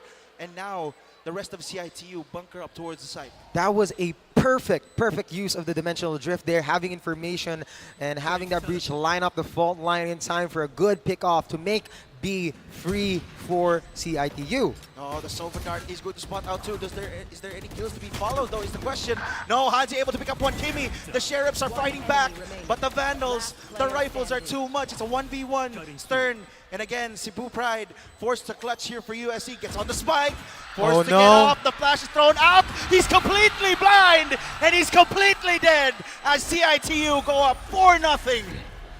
That was very evident though. When you're down the economy this much, you're bound to lose a round. And 4-0 is exactly what you're gonna see when you're outgunned here in Ascent. Still, there's so much outplays being done. You have to understand that despite the economy diff, USC has been doing pretty well with trading. You know, they go out here, get their trades off, collect as much guns as they can to try and get in for an upgrade. But at the end of the day, CITU Wildcats right now are on fire. And I think it's very evident to see with that sort of mechanical skill that they're showing this time around. There's 2 rounds straight where it's a 1v1 situation, and somehow, some way, they're still able to get ahead of CBP. Yeah, and we talked about it before. CBP just got back in the roster. He's the unknown factor here for CITU. But in terms of duels, he wasn't able to clutch that back-to-back round, and that has to be lingering in his head right now. Yeah, when you're CBP and you've lost so many clutch rounds. Two. Already. That's already a lot. In already Valorant, that's already a lot. When you lose 2 rounds, your economy's done. So I could only assume the mental right now coming from USC, the timeout was perfectly done. You had to do it. You had to take a little breather, a little pause. And I think they're deciding to squeeze out as much money as they can right now to try and contest the Wildcats. They have to. They have to stop the bleeding somehow. And right now, 𝐒𝐄𝐀 has got a pick from 𝐒𝐄𝐀𝐒 out in mid. What gunfight right there. And That's is that the even operator down. Yeah. That's the biggest purchase down for the side of USC. No more operator. They have to try and find a gap here, and DJS just might get it, but no, not the right timing. But still, CITU, they have complete control of this mid area. USC still holding their sides. Yeah, they're giving free pass right now to Tree, but of course Kimmy is right there to try and contest. Kimmy able to pick up one, able to retreat himself. 4-on-4. CITU decide to end up A this time around. The smoke deeper towards the side. Maybe USC could play around that. And CITU, they're still weary of that A main. You have to worry about DJS right now. He is still an unknown factor here for CITU. Oh, he's actually going to go for Tree this time around. I thought he was going to wrap around and try to get CITU off their backs. Yeah, but CITU, this is a lot of time wasted, a lot of util wasted for your side, and the spike finally goes down, but Rolling Thunder is still a factor that they can use. They haven't used it yet. Yeah, the spike going down here, the recon's getting thrown out, it scans up one. There's no follow-up though for the rest of USC. The Paranoia is going to get thrown out. The Rolling Thunder as well is going to get used. Kill still found. Curbs able to pick up the first. And CESAFI Esports League is showing on the entire side of the map. But we have, I think, a 1v1 situation, if I'm not mistaken there. Yeah, this is a 1v1 situation, folks. I'm sorry you can't see this right now, but oh, good lord. 1v2, I should say. 1v2? Yeah, and unfortunately, they're opting to save here for Cebu Pride. I think that might be the good decision that they are going to have to make. It's going to be a very tough save, but I think that is the best decision to make considering the scenario that they are in. Oh, they almost met right there in mid just before the round ended. That is going to be, I believe, the round here, folks. Yeah, the score count 5-0 right now. USC, I think it would be an understatement to call this being in the back foot. Back foot is right. I hope we can have our game back, guys. But, of course, Ascent is definitely something that we need to look out for. I didn't imagine that the Warriors would be struggling a lot right now. We have been new that attacking is their preferred side here. But I just didn't realize how much it was a factor here for their win con for USC. To be fair, USC did pick defending, so they had to have had a plan here. Otherwise, they wouldn't have picked defending. CBP right now does have their ultimate as well as 3 other people right now from the Warriors. CITU is going to go for a good default here. Maybe a 3-2-3-0-2 default or 3-1-1 default right now. Yeah. It's still a big question mark as to where the players are from each side, but still control getting taken, space getting controlled from both sides. Right, as you can see, USC has finally taken a few grounds upwards into the hill that is CITU, and CITU has finally taken a step back on their pacing, making sure to ease out the round, try and scan for info a little bit more, because I think they feel that USC is starting to get their flow. Gonna go for this flash!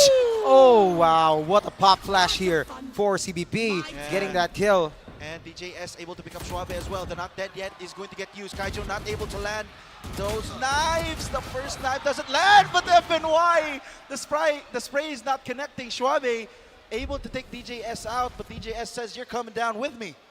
Exactly. That shock dart definitely became the ultimate equalizer here, but it is a 2v4 situation, and they all don't know where each of each other are. No. That's gonna be a behind the back situation for 𝐒𝐿Vs, but CBP takes out 𝐕𝐀𝐻 with the spike. Yeah, it's a 1v3, but the rest of the team is so far away from this B side. CIT-U 𝐒𝐿Vs just has to beat one player, and Cebu Pride goes down. And now the rest of USC have to get back in towards this site, but that Viper's pit, that's going to be a huge problem they have to maneuver. And look at the HP bars of the last two remaining. That's not a good sight to see if you are a USC fan, but the Viper's pit was given up as 𝐒𝐿Vs picks up the triple. Kimmy with a sliver of HP may have just given 𝐒𝐿Vs a smoke to play around with. The smoke dissipates! Oh my God! And so does Kimmy!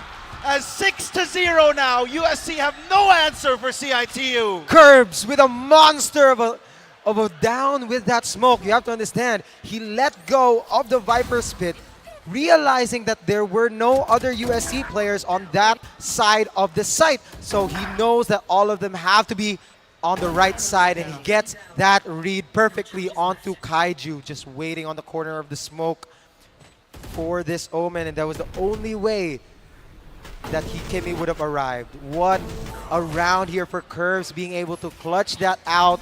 1v3 situation. That's a momentum boost right now for CIT-U. I thought that was USC's round. I thought they would have completed that thrifty, but 𝐒𝐿Vs, the leader of CIT-U, has something else in mind.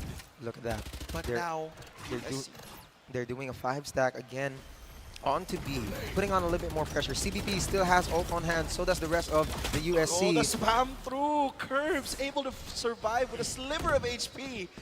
Make that 4. I think if USC were to look at him, he would have died. 𝐕𝐻𝐻 able to pick up 𝐿𝐻𝐍 as well. As the Hunter's Fury able to land onto 2, able to pick up 𝐕𝐻𝐻. That's the breach utility down for this round, as Kimmy has to break the recon dart. And now the rest of USC not knowing where to go. A little bit of a blackout here, but the ground is still going. We were blinded. Yeah, we were Omen blinded. We were Omen blinded, but here we have, look at this impasse right now. It's a deadlock situation. They each other know, all of them, that they are in the other side of this wall. That all goes down to how they're going to approach this. Yeah, that's a big question. Neither side is going to budge. But we take a look at the faces of our players as the very intense matchup. You can see 𝐒𝐿Vs. He's locked in, man. He's so locked in. He's so locked in. The round is still going. Yeah, and looks like the players are opting to go for exit frags instead. They do find 2 there. Kimmy able to bring that to fruition for the side of USC. So they do damage the economy a little bit. Right, but they still lost the round. Yeah, they still lost the round. And I think if you're CIT-U and you did bank that much, you know, if you've won that consecutive amount of rounds, those gun drops don't impact you as much. Right. Of course, there's a lot that's to be talked about. I think I felt this particular feeling very similarly to USC versus USJR. If I remember correctly, it was like this when they started out in defending, and for some reason they were dropping rounds. Yeah. Round after round after round. 7-0. Yeah, it was something like that. And when they switched to attacking, USC just became a different team. And I'm throwing money to see, no, not actually money, I don't got any, but I'm throwing my hat in and say that on the way to attacking, we might see a different sort of game.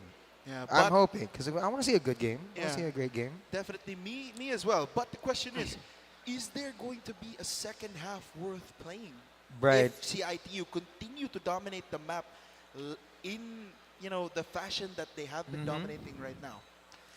It's a big question to ask, but it all boils down to USC being able to adapt to what CIT-U have been giving them right now. Because right now, CIT-U, they've been choosing a site, ending in it, and winning out the clutch moments. Yeah, they're very stubborn. They're a very stubborn sort of team. They don't back out at all. Whenever there's a decision, they make it as a team, and then they stand by it. They stand by it, they win by it, they lose by it, and in this case, they win by it. They are, and I think it goes to show how much of a team CITU really is. They have that sort of bond, that sort of respect with each other, that they put each other's trust in themselves. Yeah, and it goes to show in the gameplay as well. You know, no player is watching the same angle as another. Everyone is holding their own side, and if you're a team opting to go for that championship run, aiming for that championship trophy, you need to have that. You need to have that backbone. You need to trust in the rest of your teammates. Not to say that USC haven't been trusting each other. It's just right now, CITU, they're looking like the well-oiled machine, like we talked about them before. Right. And you want to be well-oiled when you're a machine. Yeah. All the gears are grinding. Yeah, great.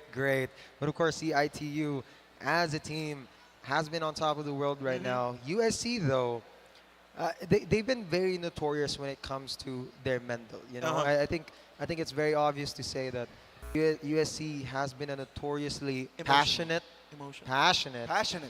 team. So if they lose, they really feel the loss. So, but if they win, they pop up like crazy. Yeah. So it does put into question how much they have held up all throughout the 7 rounds, the 7-0 right now that we're seeing. Shout out Ryan Batumbakal onto that phone right there. And we're back, ladies and Let's gentlemen. go! Woohoo! Finally. We're back, and we get to see both these teams duke it out once again in the map Ascent. Mind you, ladies and gentlemen, this is game number 1. Whoa, look at all their positions right now in the map. Very aggressive, and FNY decides to punish DJS for its turn as well. CBP gone, Kaiju as well. Yeah, and USC, they tried to go for the aggressive push over towards mid, but the dimensional drift completely shattered their backs. And now Kimmy's the only one left, and there's not much you can do. He can't even find one. It's complete domination for CITU, 8-0. 8-0 Ferraris. Did you expect this when you said that you were rooting for CITU? I will have to say yes. Right.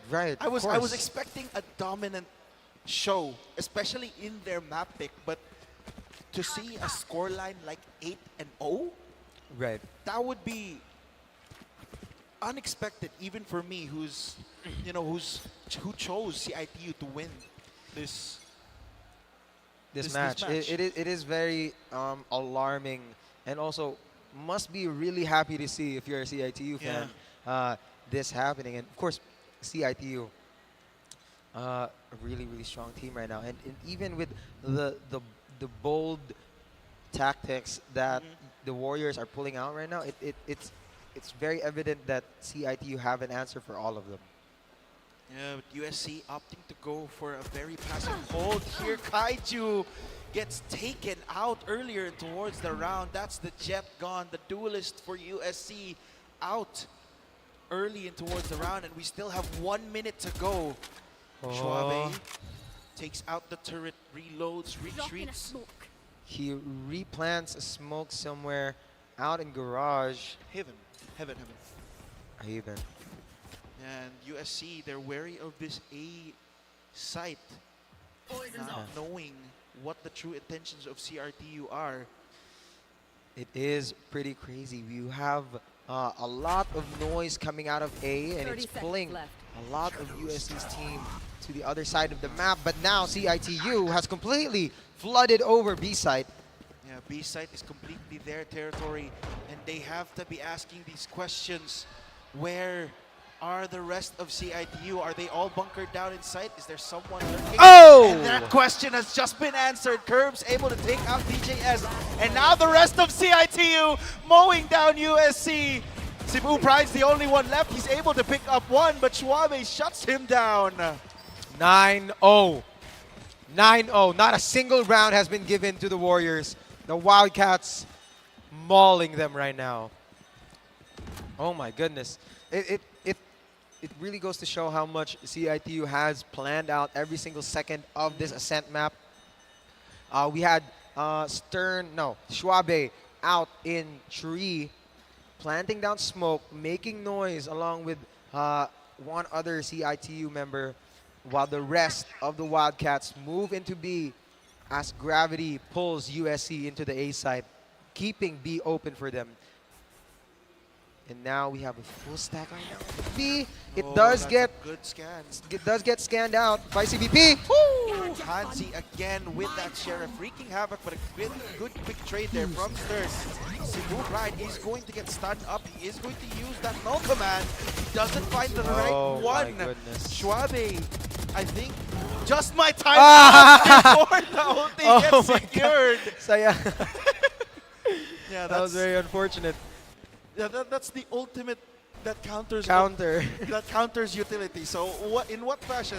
I think that may have been the most Valorant moment we've seen so far. 𝐒𝐄𝐀 able to land another headshot.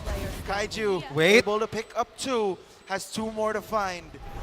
Will they give him space is the question. Will they be able to pick up a Vandal? Secure an upgrade. Not looking the right direction. Oma has a timing. Wow. And he makes that timing count 10-0. 10-0. This has to be the quickest cast of Valorant ever in my entire life if this actually ends up being a 13-0 for Artis. Hey, who knows? You may have just cast a first with that, but this is going to be a gun round for USC and another timeout used. Already spent every single timeout that they have. USC, not even in the second half, is already facing so much pressure from the Wildcats. 10-0.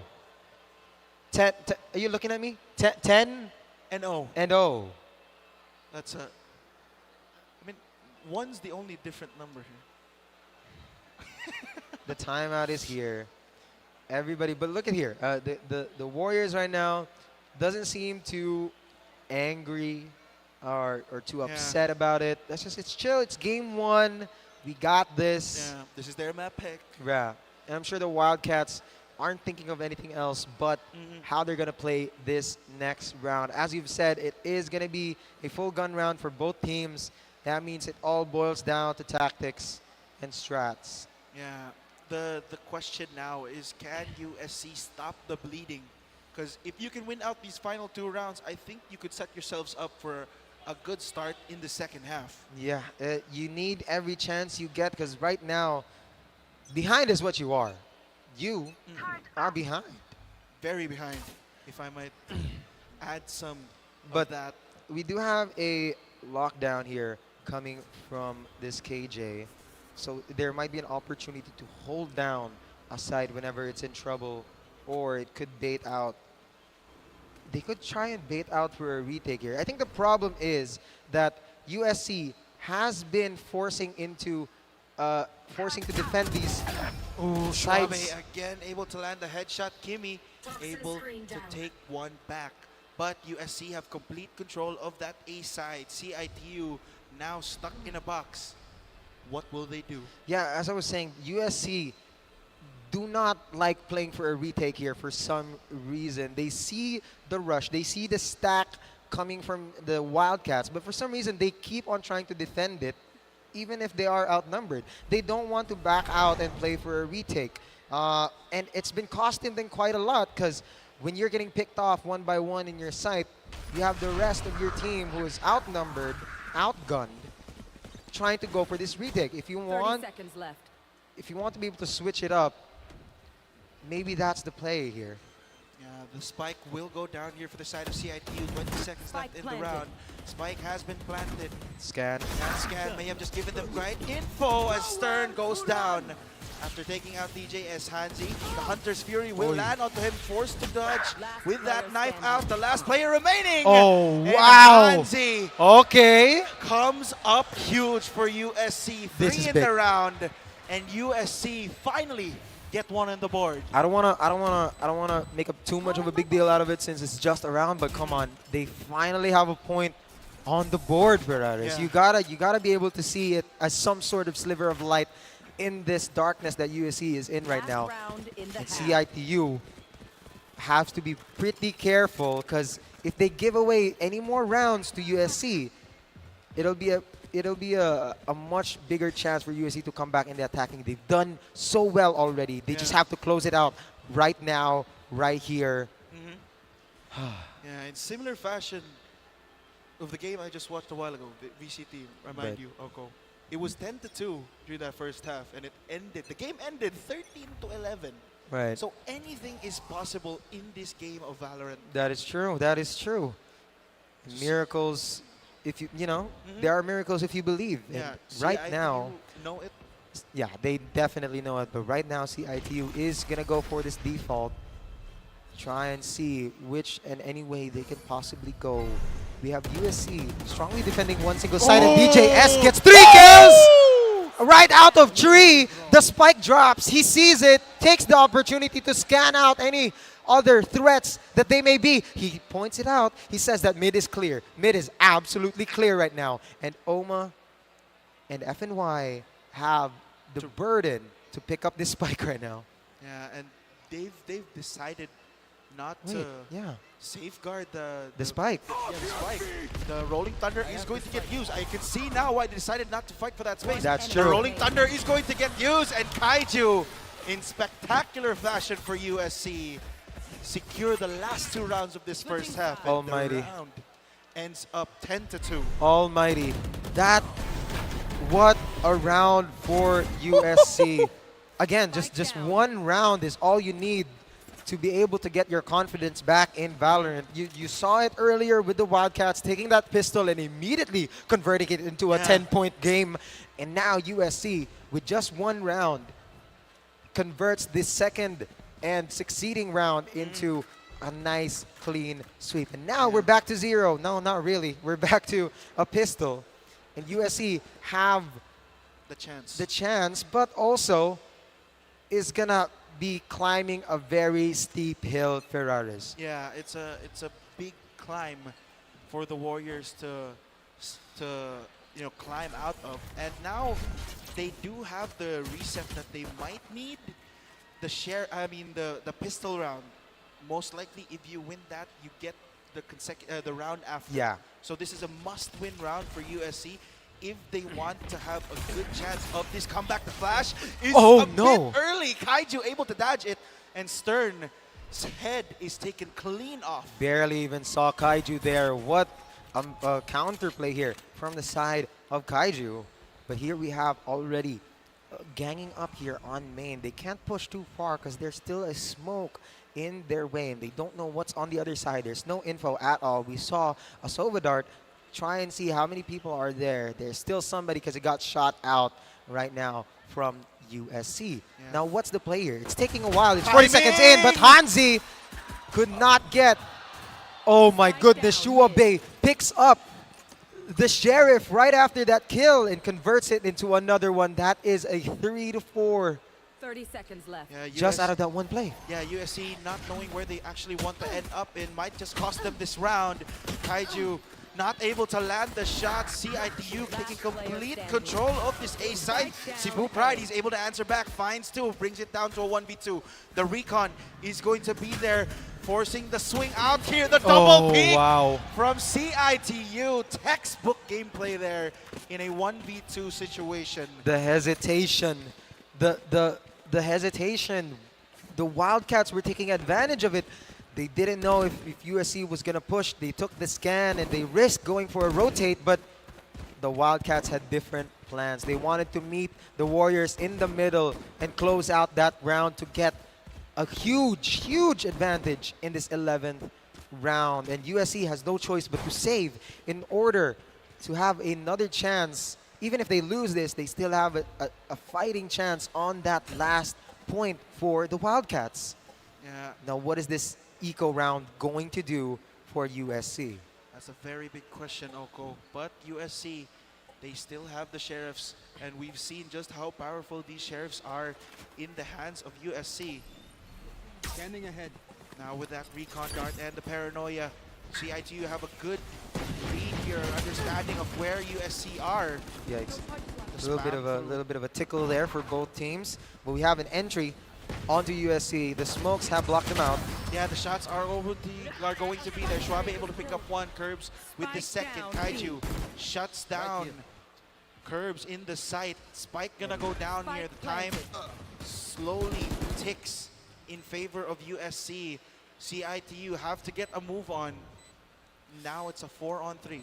Look at that. We are seeing a trying to go out for a double peek, but DJS goes for the attempt there. Stern able to answer back, brings it down to a 1v2. 𝐿stars in the clutch situation. Can he do it here? The defuse. Oi. The defuse is coming Oi. through. 𝐿stars not knowing where to look Oi. for the upgrade, but it's too little, too late as CITU get to match point. Bros don't fake! Bros don't fake! That is Oma for you folks. 12-2. The Wildcats are on a winning round this time. Are they able to close it out, or is USC gonna pull a miracle here? What a 1v1 situation. Like, oh my goodness. I mean, hey. The chase down was too late. Unfortunately, he didn't want to commit to a peek, and he was nervous about the gun if he was outgunned, so he picks up a Bulldog, but there was no chance. Yeah, the defuse was just getting stuck there. The dash forward. 𝐒𝐄𝐀𝐄𝐍, can he capitalize on this? No, 𝐕𝐀𝐃 is a man on a mission here for CITU. Refusing to back down despite all of that pressure. Kimi able to equalize though. Look at this. 𝐕𝐀𝐃 goes down. Stern has a timing here if he chooses to do so. The blind is perfect, but there's no kills found just yet. And 𝐒𝐄𝐀 wreaking havoc with that stinger. 1v2. Is coming Gimme! Gimme! Oh! And CITU in the grand finals take game number 1 against the USC Vamos Warriors, and they are feeling themselves. The Wildcats are wilding out. 13-2. Who would have expected this, Ferraris? Not me. Not me. Not me, sir. What an amazing showing. The team that we are really seeing grow from preseason has sharpened their claws for real. For real, for real. Game 1 already. That sets the tone for the entire series. They need another one to win. Is USC going to be able to adjust in Lotus? That's the question we're going to have to wait to get answered. But a very good showing there from CITU in that first game. USC, if you take a look at the replay, it kind of looked like the rounds were very close, but you know, CITU were still able to clutch up those crucial 1v1 scenarios, those 1vx scenarios, and that's such a huge factor to have. No, I was curling my toes the entire time. I was at the edge of my seat, literally. I wish y'all could see me while in those 1v1 situations. It was absolutely diabolical. My head was rolling. I couldn't believe it. CITU consistently coming out on top in these rounds. No diff. Literally no diff.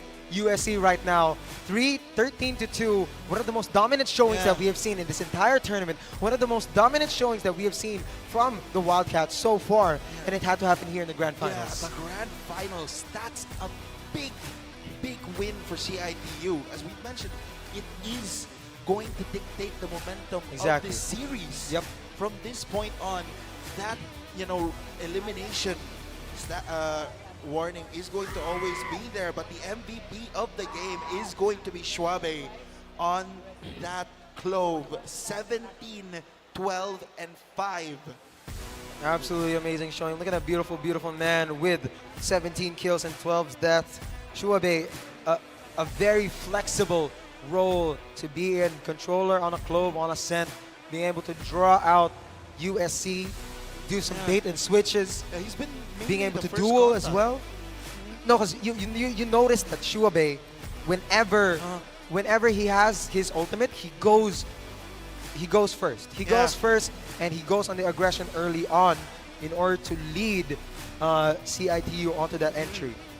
Yeah, if you take a look at the stats here, it's not necessarily a big difference in terms of kills. It's just been, the rounds have been so close that it all boils down to just who can get more kills in the round. And it's not been like, you know, player one kills this amount and then the rest of the players just stand there. No, it's been back and forth. It's been like team one gets one, team two gets another. The trading is beautiful. Yeah, it's a punch out.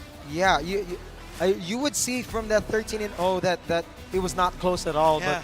But you have to admit, the Warriors could have had a lot of those rounds. It's just that the Wildcats were just beaming through. Yeah, they were the more decisive team, let's be honest. Yeah, they executed to perfection, closed out these rounds, and were able to show us. This was one of the rounds where I really think that USC should have converted, because it was a 4 versus 1 or 4 versus 2, I think, and they had info on the spike going down, but it was just that the team was so divided.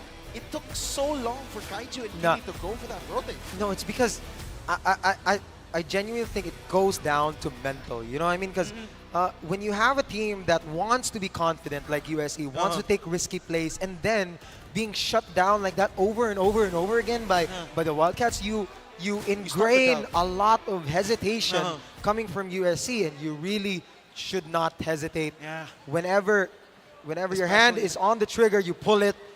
And just right now, Wildcats were just so dominant that the Warriors weren't able to take a second and breathe. Yeah, it was a clear dominant showing from CIT-U, and USC, they need to get back on the drawing board. They need to talk things out, because that game number 1 was not the USC that we got to see the other week. Oh my goodness, I can't wait to see game 2 because we're not going to be your caster for game 2. Somebody else is going to be casting for game 2, but it has been an absolute honor to be with you, SMC Side City Cebu, and of course, the people in our lives. We love you so, so much. This is the grand finals of the Valorant of CESAFI Esports League Season 3. My name's 𝐒𝐿𝐶.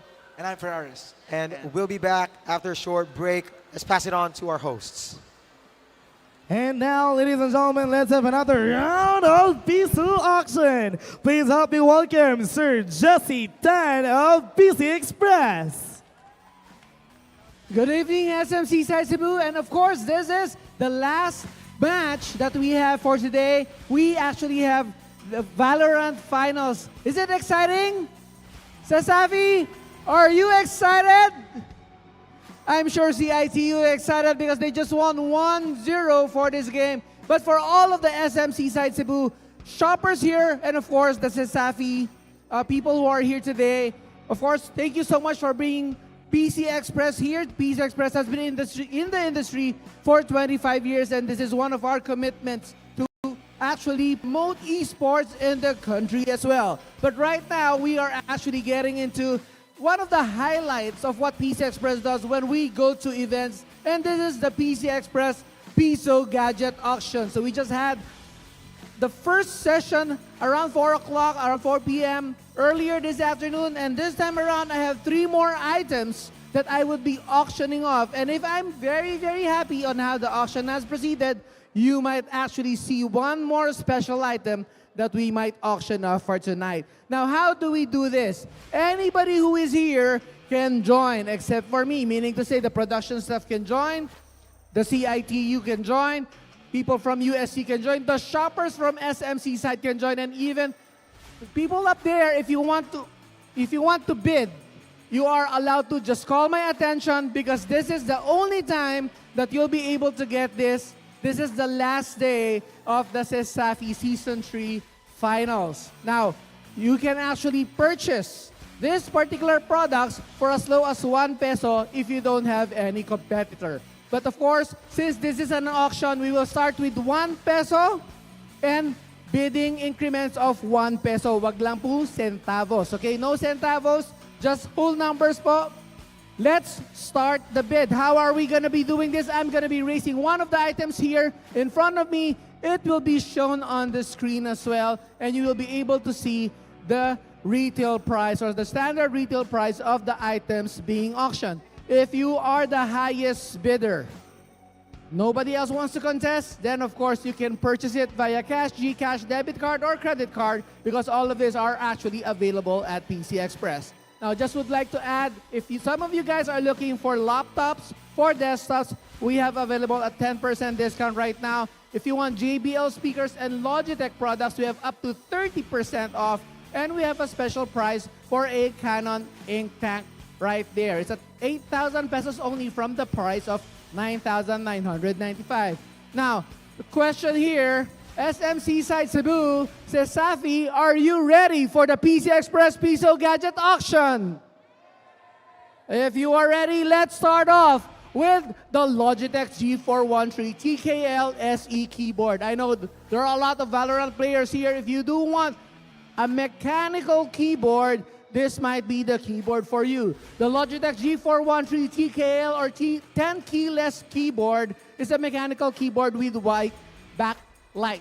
Okay? So the keys is color white. Wala po siyang RGB. Now, this is actually a gaming-grade tactile mechanical switch with full-size layout for peak performance. So you would notice wala po siyang number pad.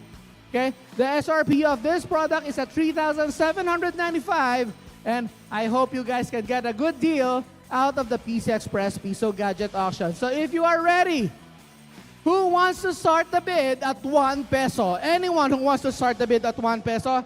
We have 1 peso over here. Anybody who wants to go higher than 1 peso? There's 5 pesos over there. How much?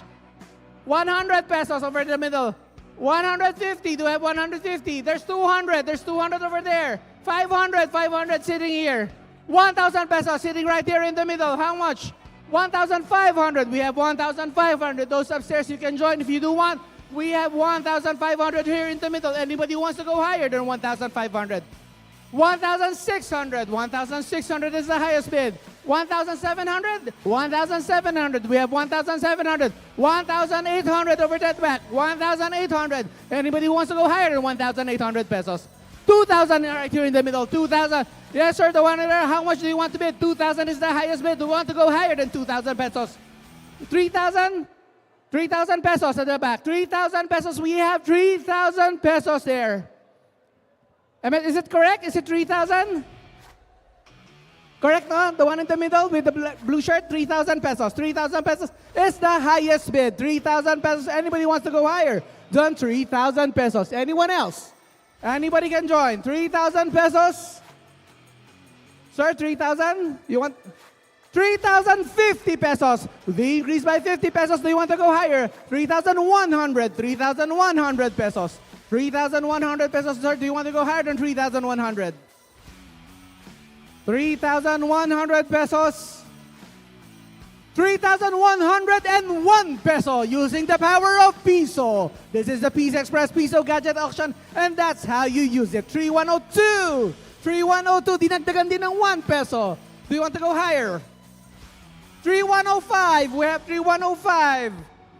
3,500 pesos. 3,500 pesos. We have 3,500 pesos right there in the middle. Anybody else who wants to go higher? 3,500 pesos. The Logitech G413 TKL or 10 keyless SE keyboard. This is a mechanical keyboard. 3,500 pesos. Going once. Going once. 3,500. Going twice. 3,500. Last call. Last call. And it's sold. May I request the person who bid 3,500 to come up here on stage to join me so that we can award the product.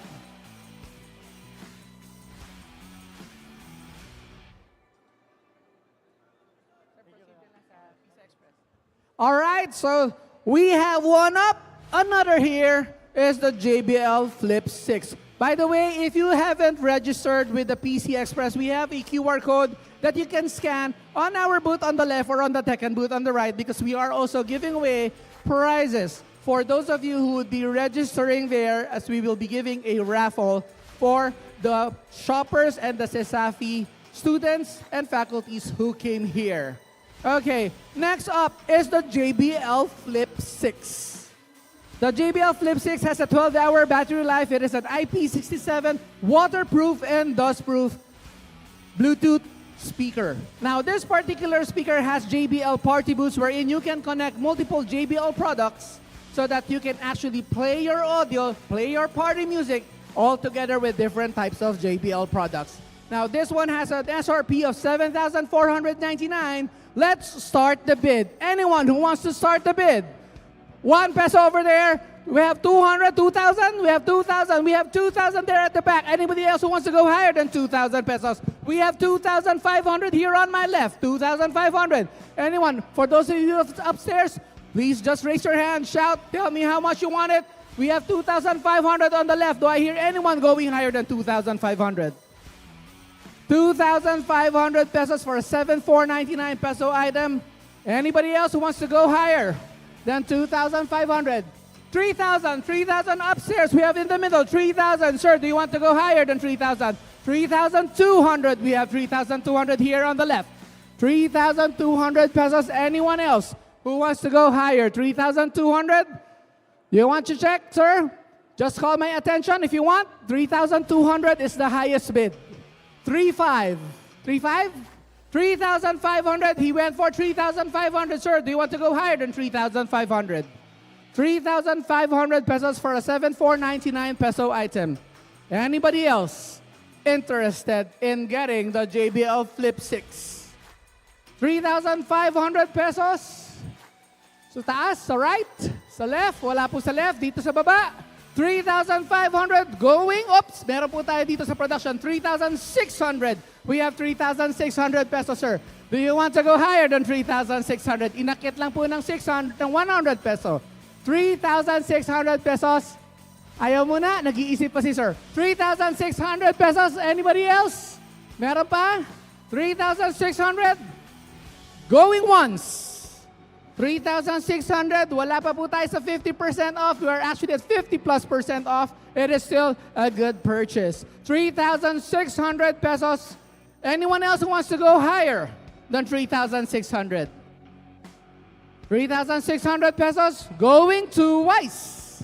Going twice. Again, this is the JBL Flip 6 Bluetooth speaker that is IP67 waterproof and dustproof, and it has 12 hours of battery life. 3,600, sir. Do you want to go higher? Nag-isip? No more. Thank you so much. 3,600 pesos. Last call. 3,600. Anybody else wants to purchase the JBL Flip 6? Mukhang wala na. Sir, nag-last call na ako. Congratulations! It's sold for 3,600 pesos. And congratulations. Oops, careful, careful. As I've mentioned, anyone can join. Okay, so before I auction off the last item, I just want to, of course, congratulate CESAFI Esports League for doing the 2025 of FY20 school year 2024-2025 esports tournament, and thank you for inviting us over. And just to give you guys a reminder, PC Express is offering a 10% discount for all CESAFI students, faculties, administration, and staff. Just present your ID to PC Express to get your 10% discount on all our regular products. All right. The last item for my auction. This is the JBL Pulse 5 Bluetooth speaker. Again, this is an IP67 waterproof and dustproof Bluetooth speaker, and it also has a 12-hour battery life. Now, this particular Bluetooth speaker has one unique feature. It has a 360-degree, what we call lava lamp type of a design. You can actually program the light according to the sounds, according to the audio that you're playing.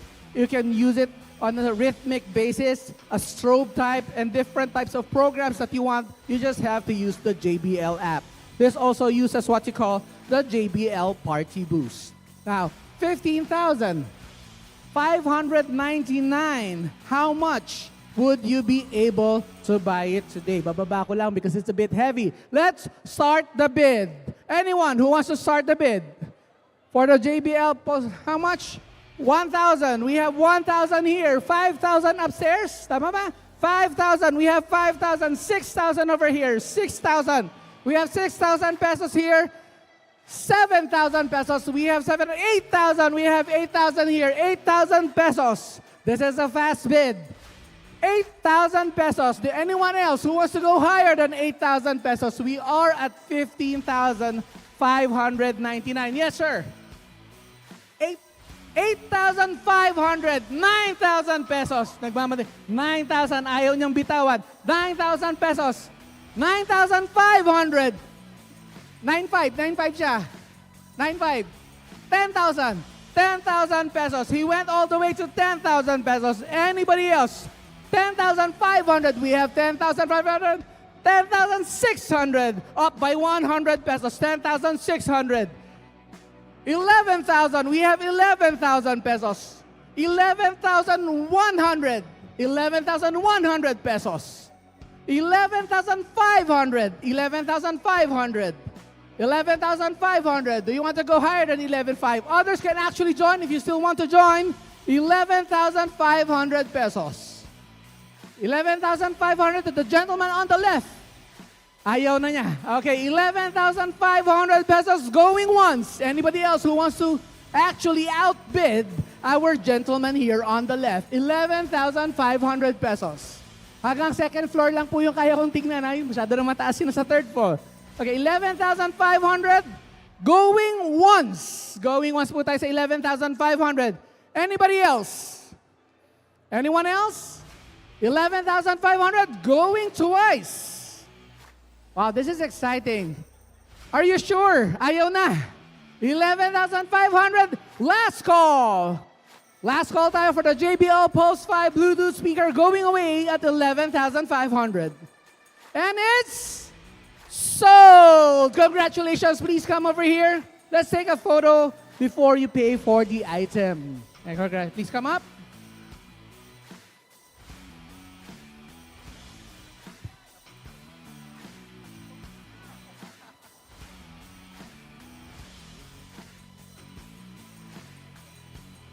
Okay. Now, I have a question. Actually, I like the last bid. Okay, the last bidding. Pero, ang ganda ng laban nila, no? They really wanted the item. Question, CESAFI, SMC Side Cebu, do you want more? Do you want more? Anong item ang hanap nyo? Ha? Kanina meron akong narinig monitor, may narinig akong keyboard.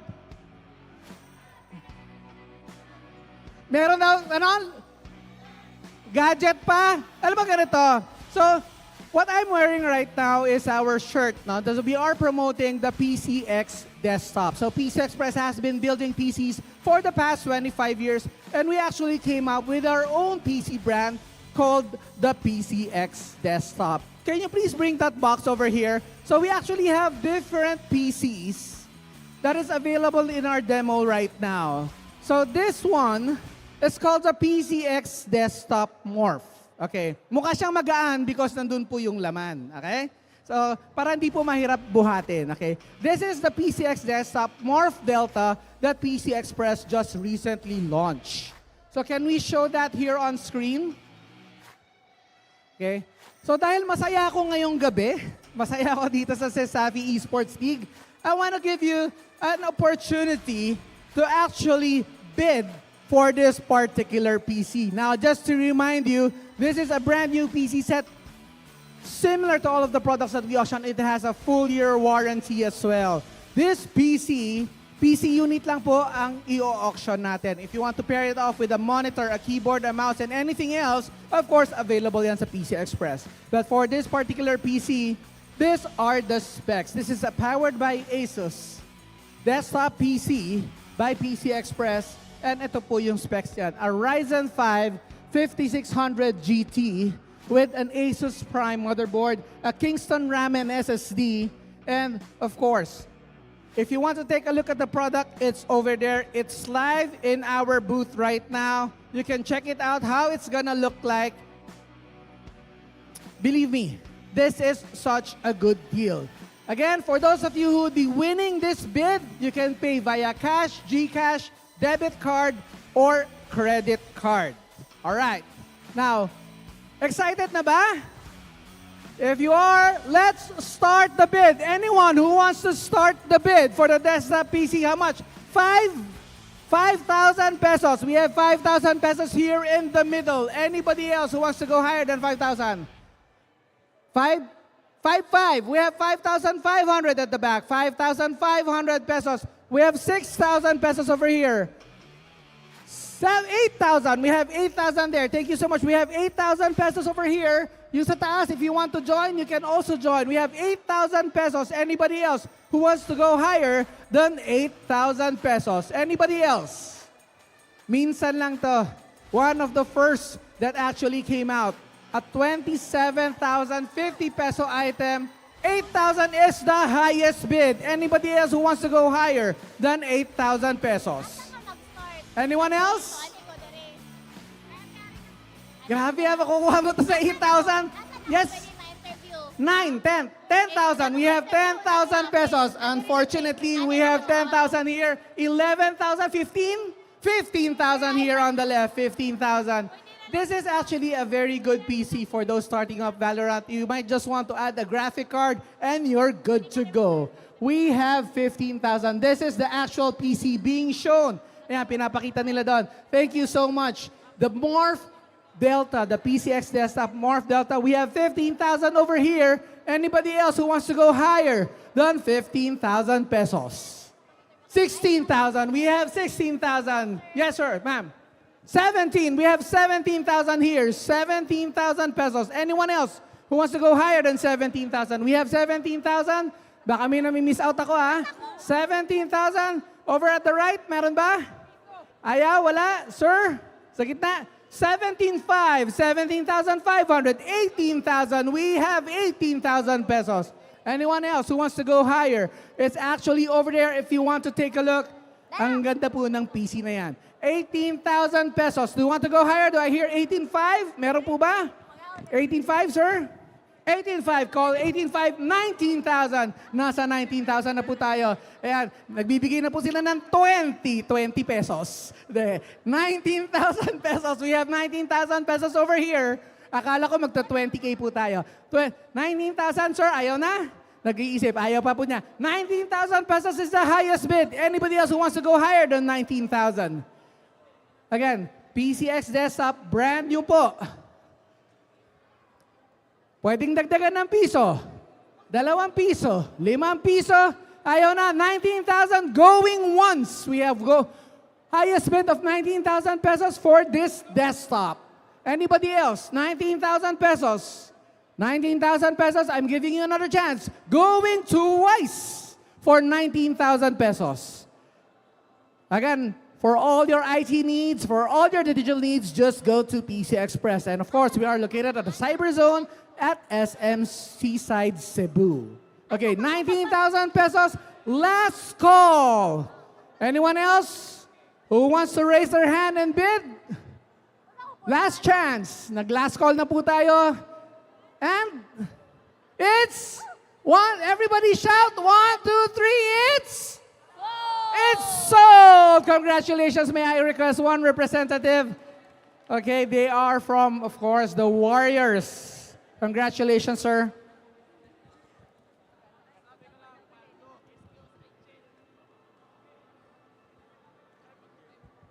Okay, thank you so much. You can proceed to our booth over there. Again, thank you so much, CESAFI Esports League. Thank you so much for bringing PC Express, for making us a part of your esports tournament. And of course, for SMC side, if you want anything, any other products, I just would like to remind we have up to 30% off on JBL products, Logitech products, and our laptops and desktops. We have actually a 10% discount for selected products as well. So please check us out. A printer for only 8,000 pesos that is worth 9,900. It's over there as well. So again, thank you so much for having PC Express here, and hope to see you next season. Thank you.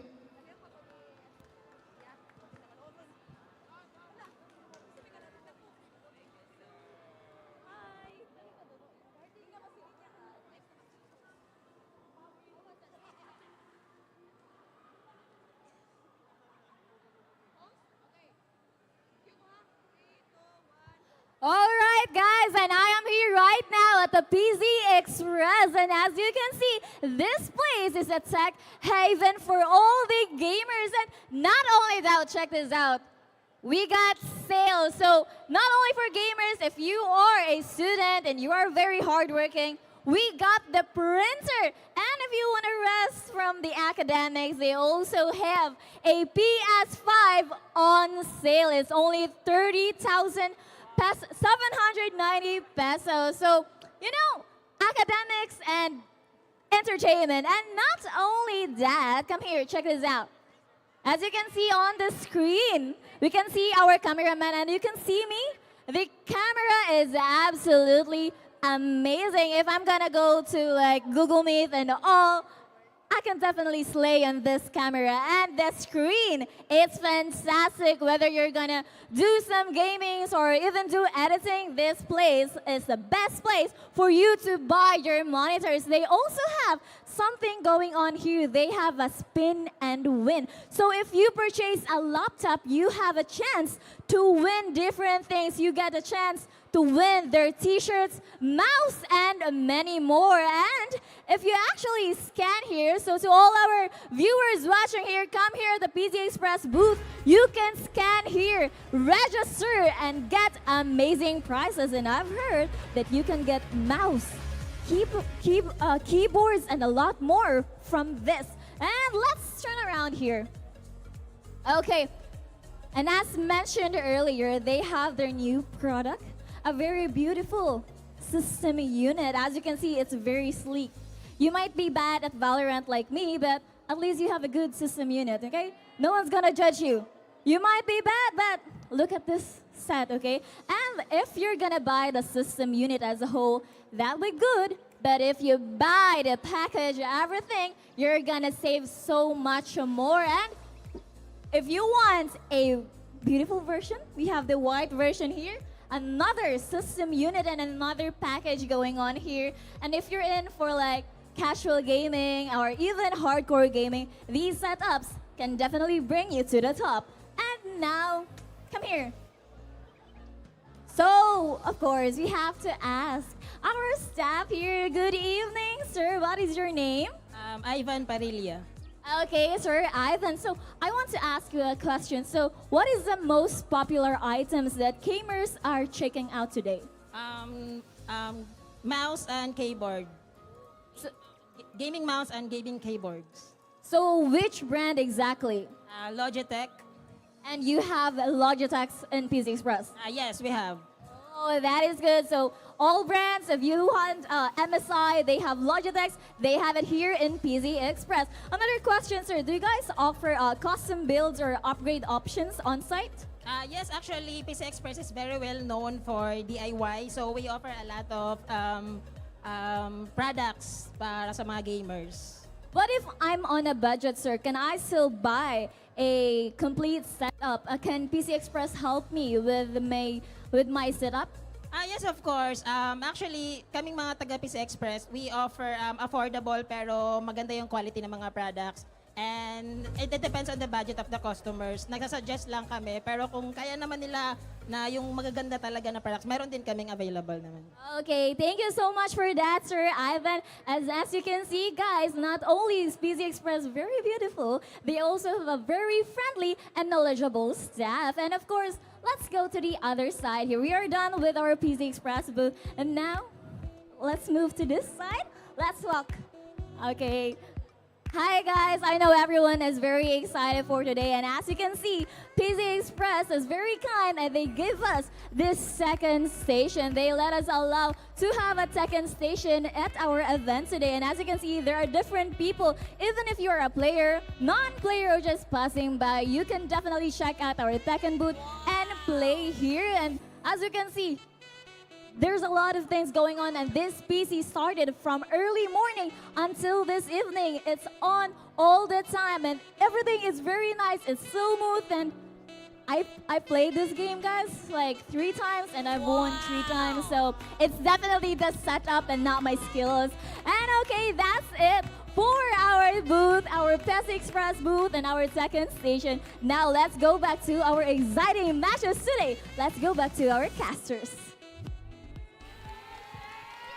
Thank you so much, Shani. You know what? I am indeed bad at Valorant, and I might indeed need to cop some upgrades from PC Express that might help me rank up. You know, if you guys are wondering what my current rank is, hello, my name is Ford. I'm your bronze player, rated caster, and I'm joined here today by Sunby. here to make your game buzzing. And I do agree, you know, Mark. Like, I'm pretty bad at Valorant, but I feel like I need a really good equipment for, you know, to be good. From bronze, I might reach to ascendant. I don't know. But you know what? Speaking of good, right? Map number 1 was really good for CITU. They completely dominated that one. That was Ascent. That was their map pick. And it was an extremely, per se, aggressive and fast-paced maps. For sure. For looking at it, right, from the audience perspective, we were looking at it at the audience. There were a lot of amazing plays done by CITU. And looking at it, USC, they had a lot of moments wherein they could have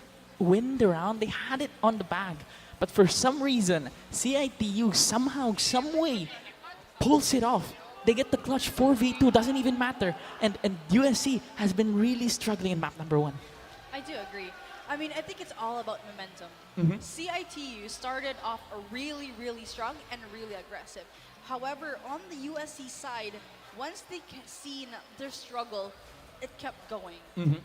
And why do you think it happened, Ward? I mean, you gotta think about it on the mental side, right? We know these guys are really good. You don't just lose your skills in one night, right? You don't just lose, you don't just forget how to aim in one night. It really comes down towards the mental side of things. Because if you think about their history, right? USC, in the preseason, they were playing at home, they played amazing. In the regular season, they played at the case room in front of a few volunteers. They were amazing, but right now they're here in SMC side and there's a crowd around them, and that kind of puts pressure onto you, you know? And to add to that pressure, we saw the USC squad walk in earlier today with extreme confidence. They were looking great. That's because of the victory of their brethren from MLBB last night. And though that does add morale to your group, it kind of acts as a double-edged sword as well, because right now there's pressure on you. Your MLBB squad won the championship, and so you must win it as well. So that's kind of heavy for them. It kind of makes it a little hard to focus on your game.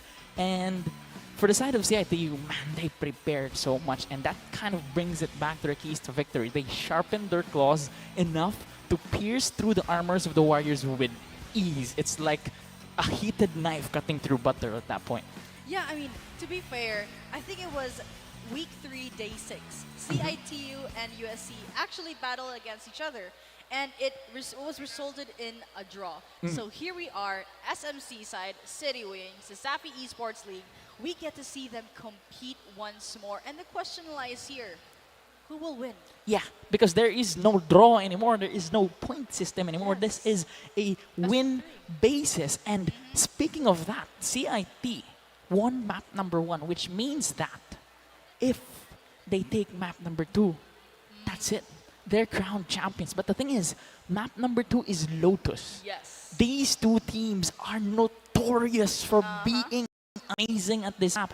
And if you look at their history, USC and CIT have been able to take control of the game and take a very easy victory up against their opponents in these maps as well. But we've talked about this earlier in the caster's briefing, actually. Lotus, again, a very powerful map for both teams. But the advantage comes in now to who gets to choose if they attack or defend. Yep. Because these two teams are very aggressive, known for their attacking skills. And USC picked this map, which means that CITU got to choose on which side they start first. And I believe they took attack. Same as Ascent. They start on attack. USC needs to defend against this crew. And the thing is, they already had a really, really terrible map number 1, a very tough one for them. As defenders. A difficult half here might just be the catalyst for CIT, for the mental of USC to completely shatter into pieces. Yes, unless they do win this map, we would have to proceed with the 3rd map, the decider map, which is Haven. And here's the thing. CITU and USC, they are incredible with that map. That map awareness, their strategy, and whatever they can do in that map. So we do get to see, if they do win this map, then we'll proceed another hour of watching this game. Exactly, and honestly, I don't mind. These two teams are really capable of providing amazing matchups. Honestly, Ascent is probably one of the outliers there. It's not common for any of these teams to be stopped like that. It's not common for any of these teams to end the map that quickly up against very capable teams in CESAFI Esports League as well. And these guys, they did a lot of practice, they did a lot of training, and of course, after map number 1, there was a quick break. So for CIT, of course, it's time to rest, time to relax. You don't want to be overly aggressive coming into map number 2. But for USC, that's time to regain their mental, to rest again and rethink their strategy. Yes. I mean, I think we got to go back to game 1. What are the things that could have been done for USC? What are the things that we were able to notice as the audience? What do you think it could have ended on I mean, for the lack of better word, it's the stubbornness. You know, it's the stubbornness to give away the site, and it might sound counterintuitive to give away a site as a defender, but the thing is, it is better to regroup, play retake, rather than lose the fights 1 by 1 and get eliminated and have the retake with no players left. And in situations wherein they had the advantage for B2s, it happened so many times. You have to be able to pick your fights, pick your battles. And looking at the compositions now, this is a composition from CIT that is a little bit new. Okay? They dominated this map Lotus with FNY on the Neon, but this time he's on Omen. 𝐒𝐍 is on that Viper, so they're rocking a double controller composition here with, again, that breach that's really powerful that helped them win Ascent. They put Schwabe and Stern on that duelist position as well. A Yoru on Lotus, a really, really good pick, especially with the amount of openings and rotations that this map has. For the side of USC, they rock that Deadlock pick. And to be honest with you, that was one of their most creative picks, actually. They were the first team to adapt to the Deadlock when Deadlock was first added. And they were one of the first teams to cook with this agent. And so, really, it's looking good for both of these teams. You can't really tell which one's going to go and take this map number 2. This could be both ways, but this is map number 2 of the Safi Esports League Valorant Grand Finals, USC versus CIT-U in Lotus. As now, they opt for a little bit of a default here. Not any engagements or information given as of yet. Look at their positioning right now. Like that angles, and it seems like they're going to stack up on towards P or maybe C. We do not know. Because here's the thing about CIT-U, they're quite unpredictable. No information given yet. Paint shells thrown in. Schwabe will not go in. A pop flash there coming in through. Squad of CIT now inside the site. Paranoia will get people though. 𝐒𝐿 holding a really good angle in this one. The plant still not down. USC will have to retake the site. Spike planted now. Utilities are being popped to try and get the retake. 𝐒𝐿 will get one. CBP finds the trade. From the back, 𝐒𝐿 gets another. Will try to find the third. 𝐿𝐍 gets one of his own. Stern gets rid of CBP though. A 3v1 early into the map. With a flash, the shots, the miss, the slide, one kill, but 𝐿𝐍 trades out. That early. USC gets a point early onto the map, and this is looking good for them. This is opposite of what Ascent was. Yes, that is true because they have 1 point already for USC, and that gives them that great momentum, that confidence, that morale they need for this map. Let's take a look at that replay. That's really good positioning from 𝐒𝐿 there. And that slide, that wasn't crazy. Just jump scared. And I can see from their economy, USC is doing pretty well for now with the light shield and regen shield as well. Compared to CIT-U, they would have to opt out for a Sheriff or a Classic, even a Marshall for the side of Stern. That is a really good buy for USC though. Without any form of shield, CIT-U are very brittle right now. A few shots from any of the weaponry, especially the Outlaw, could be detrimental for the squad. But the spams to the smoke, nothing found yet. They slowly take their time. USC playing a little bit methodically here. CIT-U as well. Without that dive from that Neon, they do have to play slowly here. Utilities are used to try and gain information, but no push as of yet. 𝐿𝐍 though, getting rid of 𝐒𝐿𝐍 early on, making it a 5v4 situation. USC will have that man advantage coming into this one. CIT taking their sweet, sweet time with this. Yes, I mean, look at that. They're not aggressive this time. So it can kind of gives them up with a surprise for the side of USC. And it seems like they're going to proceed towards C, trying to get some information or intel. But as of the moment, stability is thrown out. Will fall to 𝐿𝐍. That's a really good Outlaw shot from him there. Oma will get the trades, but CBP is there as well. A 4v1 scenario. Oma with a spike on hand finds one, gets a second one as well. And this is one of the situations where USC struggled in the last map. 2v1. making a 2v1. This was a 4v1 as we entered. But it's 𝐒𝐀𝐍 who finally gets the elimination onto 𝐕𝐀𝐻 and the defuse with that. Giving USC another point on the board, and this is what they need. Yes. This is the USC that we know, but we can't speak too soon. We can't just jinx it. Yeah, because no, actually, I believe the next round would be the buy round for the side of the CIT. Yes, that is true. I mean, if you could take a look at that crazy replay, if they do play it, but Yeah, there we go. Thank you. Just look at their positioning. Look at the map. Bang. Oh, 3K2, and I think it's all about they were not rushing compared from game 1. And however, if that changes, for example, they might go with aggressive route here, they might get a point on the board. But Exactly. so far, they've been taking it slow. But since this is USC's map, they'd have to kick, CIT-U would have to kick it up a notch. Here we go, the signature neon dash in towards the opponent. However, no damage done as of yet. 10 HP down on 𝐕𝐻𝐻 though. The spams come in towards the C side. DJS holding it down. The clone will be shot out, but the flash will not be on effect. Ooh, just Utilities letting now in. used again towards the side. 𝐕𝐻𝐻 still 10 HP though.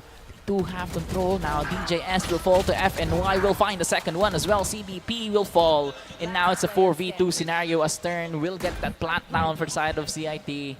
It's all up to 𝐒𝐀𝐍. A 4v1 scenario here.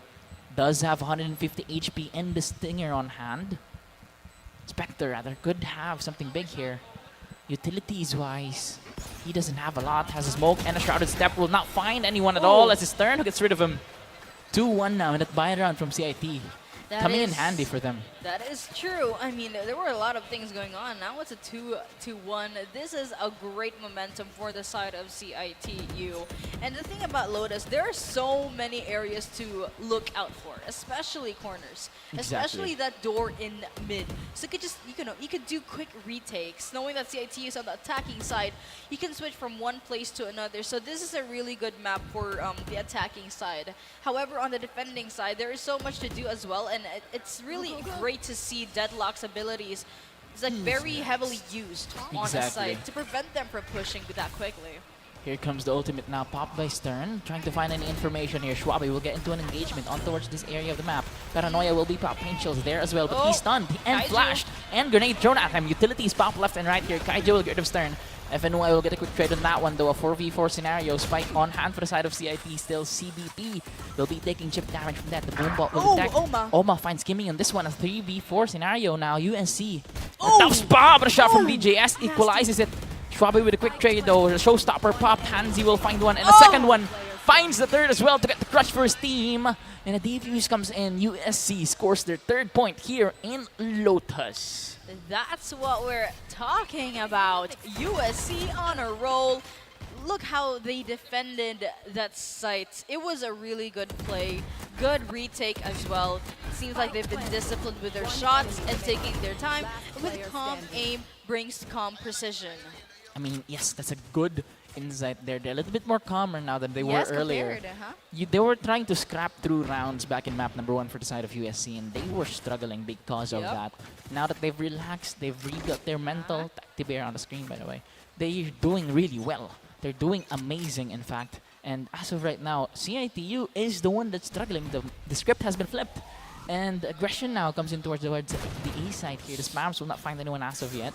They do have the utilities to get this, but their weaponry is at a disadvantage. And eco for the side of CIT. UAC might have the advantage here. 𝐒𝐀𝐍 reveals his position after shooting that down clone. Look at their positioning right there. Taking their time. I mean, they're not afraid of that. Boom Trying bot. to get some intel, but none has been received. They do have Angle. that showstopper online along. Oh, a little bit of misplay on the nade here. Showstopper pop now. Information gained. 𝐿𝐷 runs away. He's not finding DJS. But it's 𝐒𝐻𝐿 who gets rid of him. Showstopper will not find anyone. Will take damage as well from that fall. 𝐕𝐻𝐻 in a tough spot here. 𝐕𝐻𝐻 will still find 𝐿𝐷 though. The utility is now used by USC to try and retake the site, but it's 𝐕𝐻𝐻 will find another one for them. 4v2 scenario. Pops the nade. Will not find anyone as of yet. 𝐒𝐀𝐍 will find 2 of his own though. 𝐕𝐻𝐻 still holding the angle with the sheriff. Finds another one. Will they get the eco down? And they do. A round win for CIT as they get 2 now. A back and forth here in Lotus. The matchup that we expected from these two Titans. Look at that shot right there, man. Wow. It's a check-in PC shot moment right there. That's the thing. They were both on the typical entry point, and they were distracted. I feel like USC was distracted from that area, so they had to look from 2 angles at the same time. Sure, there were 2 agents on top. However, they were distracted. They didn't know, like, okay, shots have been fired on my left side, but there's also shots fired on the front side, so they have to, you know, be more aware and alert. But they had 2 agents. Yeah. However, their distraction, it did work. Yeah. They were able to pick them off one by one, and when insane kill, insane, you know, do skills around that whole area. Exactly. And now, once again, Kimi with aggression towards the B side will be punished by Stern here. And now they do have the disadvantage, low on HP as well for the Neon. But talking about the last round, you wouldn't expect Schwabe to be sitting there as well. He was bloodied out. So he had to move away, but he stuck that position, held it, and found an elimination there. That's something that you wouldn't expect. And Schwabe, really good in doing those kinds of plays, producing those kinds of plays, wherein you wouldn't really expect it. He's a very unconventional player, has a shashels in towards the side. DJS struggling with the shots here, but will get that elimination with Lat Bullet. Pops the ultimate as well. Will he find one though? Yes. Oh, he doesn't. Shoots them down. Here comes the Rolling Thunder now popped as well. Stern from the side will try to find an elimination here. Paranoia will be popped. A 1v4 scenario. CBP left alone on his lonesome with a frenzy on hand. Spike is down for CIT. Will he find one? Information revealed. He thinks him, but no. Oma will find the elimination. 3-3 as CIT ties the round. This is what I noticed. Remember in game 1, the thing about the site, it's small. Compared to Lotus, it's a wide map with different openings you gotta look out for. So that's the thing. I think that's one of the reasons why CIT-U doesn't flood in as what they did from game 1. So it kind of made them, let's say, hesitate a bit, but not too much. I think it's just 50-50 compared to game 1. They were confident enough to slide in a site. Compared to this site, it seemed like, okay, we gotta back up for a moment since this is a big area. There are many potential threats to look out for. And that slow-mo on the replay actually revealed why DJ Ace's ultimate didn't connect at all. Yoru was just a few centimeters away to be hit by it, so it bounced off the wall. It didn't find anyone, and a little bit unfortunate actually, but even if he caught one there, the teammates were just easily there to destroy it. That's one of the disadvantages of Deadlock Ult, popping it in a crowded space with the enemy team nearby. It can be easily destroyed, easily countered. So he might actually have caught one there, just destroyed. Yes. So we don't really know. It was actually Yoru. Yeah, he was actually been caught up, but they were immediately took it down. Yeah, but a timeout here from USC, absolutely needed. They don't want CIT to snowball again. Very momentum-based team, both of these guys. So they do need to talk it out. They do need to relax a little bit. Just like what we talked about. Yeah. They might level up on each other. But the thing is, economy-wise, they are in a really tough spot. They need to win this round. If they don't, they lose out on economy and they may struggle for the next few rounds. But right now, both of these teams just doing a slow, methodical play here, opposite of what they're known for. And honestly, it's working for the both of them. That is true. If you take a look at their positioning and how they're angled and how the utilities are being used to their advantage, it seemed like it's doing pretty well for the side of USC. It prevents them from pushing because they know CIT-U tends to flood in with full aggression. And the flood in towards the side indeed. The utilities used by Schwabe to get rid of Hansi on that one. DJS will get a quick trade though. A 4v4 scenario. That flash by CBP was really good. 𝐒𝐿𝐍 will not find anyone yet. CBP finds another FNY, gets the trade, but the 3K from DJS secures them. Round number 4, a very well-used timeout there for the side of USC, and that they did not let CIT roll on that one. Yes, I do agree, and because of that win, their economy is definitely up the charts. You take a look at that. USC is going almost on a full buy, and except for Kimi, it seems like he's using a pistol, but as for now, CIT is going for almost an just almost an anti-eco, but you can see how they will play this around with no full aggression at the moment. Exactly. Seems like they feel, how do I say this? Not quite intimidated, but more alert now. Compared that their momentum is back up They're compared locked with from the last game. Paranoia now popped. 𝐒𝐍 forced to back away. The rest of the USC squad still not there though. CIT grouped up, trying to find an elimination. No information as of yet.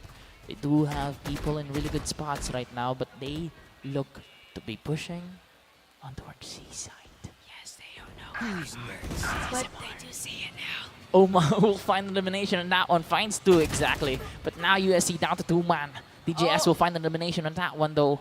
And now a 4v2 retake for them. CIT will get that plant down indeed. Spike is down for them.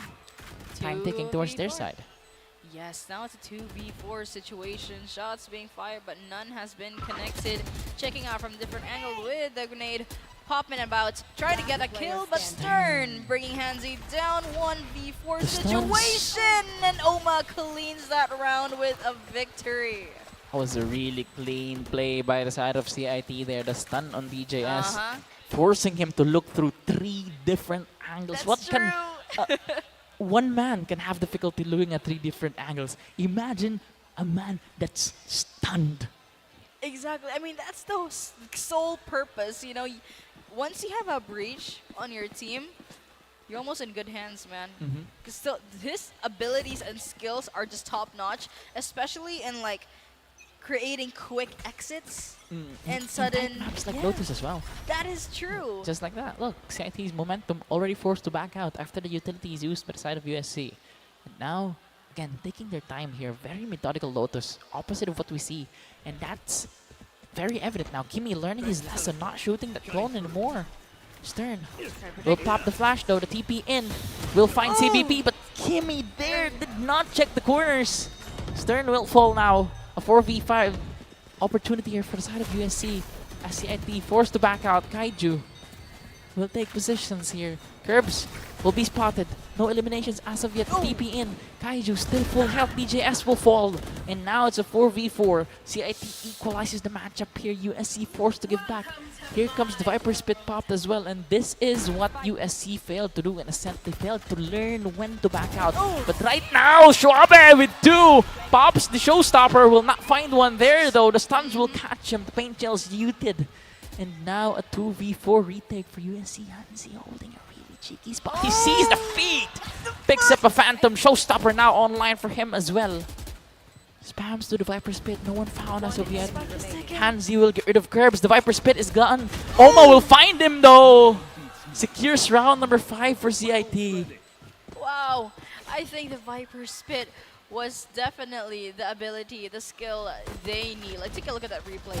That unfortunate timing, like his feet pop right out of the smoke. Take a look at that. Oh man, unfortunate. But they were quick to recover and secure that round with a clean victory. I think it's all about precision and the usage of your skills. I mean, that Viper Spit covered, almost may have covered not the spike, but you don't really need to do that. It covered all the entryways, and that's what's necessary. That is true. Now, again, utilities to try and slow down the push from CIT on towards the A side, and that's really important. You don't want them getting deep in towards the side area of the map early on, because then you're going to be struggling, especially in the positioning that they have right now. Take a look at that Viper's wall. If that toxic screen is up, you might have to struggle.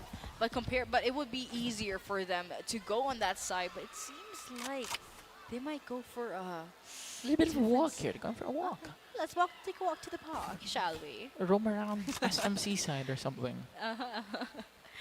No interactions have been made as of the moment. It seems like they're gonna take them by surprise. This is opposite of CIT and USC gameplay right here. Because even on a defending team, USC is very aggressive. And when it comes to an attacking team, CIT was aggressive. But right now, it's the opposite. Look at this. Over there. The timing on this one, we have to do ASMR once again. Look at that. They don't know they're Nothing as of yet. They slowly peek out of the tension. Oh, and the 3 of them. 30 seconds left. Here comes the push now. DJS in the perfect position to miss that. The ult. Here comes the ult as well from DJS. Stern will find him though. It's destroyed, I believe. Oh no, he's back on his feet. 4v5 situation. Plant will go down for the side of CIT. Kimmy will be in a good spot here, but Oma will find the elimination of 4v3, 5v3 rather. I heard a showstopper pop there. 𝐒𝐍 getting rid of Oma. Slides, shots, misses. CBP will find Schwabi on that one. Another one for him, but Stern with a swing. A tap to the head. And an elimination. As he reloaded. The timing on that one. Just as he reloaded, the timing. Unfortunate Valorant timing. I mean, look at that. Look. Gets the shot, reloads, there the you have swing it. hits. Yep. Just unfortunate. But that's okay. There's still so much to keep up on. I mean, it's still 4-6, man. Like, they just one-up each other. And I feel like if they do win this round, their economy is definitely going to be on the boost. But as you can see from their positioning, CIT-U is trying to take things differently on the spots. Exactly. Like, This is... Look at that. This is a little bit of a... Again, it's very hard to analyze this map because this is not what we see normally from these two teams. That is true. So it's something new for us both as casters. So it's... They're surprising us too, and they're surprising the audience as well. I'm just take a look at that setups. They're not pushing, and that's good. It seems like they're disciplined enough to just not blindly walk in and see how it decides for you. Yeah, for USC, that's what they were missing in Ascent. And now they gain that discipline, and they're doing really well here in Lotus. But for CIT, you have to think here, are they being too disciplined? Are they giving away too many rounds for being too slow? Too much time? Exactly. But this, the angles, the shots. TGS will just miss there by an inch. That will cost Kimmy's life. He doesn't risk. That's surprising for the side of USC. The push now on towards the C side. Utility is being popped. Pain shells will do a little bit of team damage there, but it's okay. They gain control of the side. The spams will not find anyone. The plant will go in for them as well. Free plant. CIT. It's a free plant and a free site. USC has to retake this with 4 people. They do not have the utilities from Kimmy here. All of them, almost all of them are at C Hall.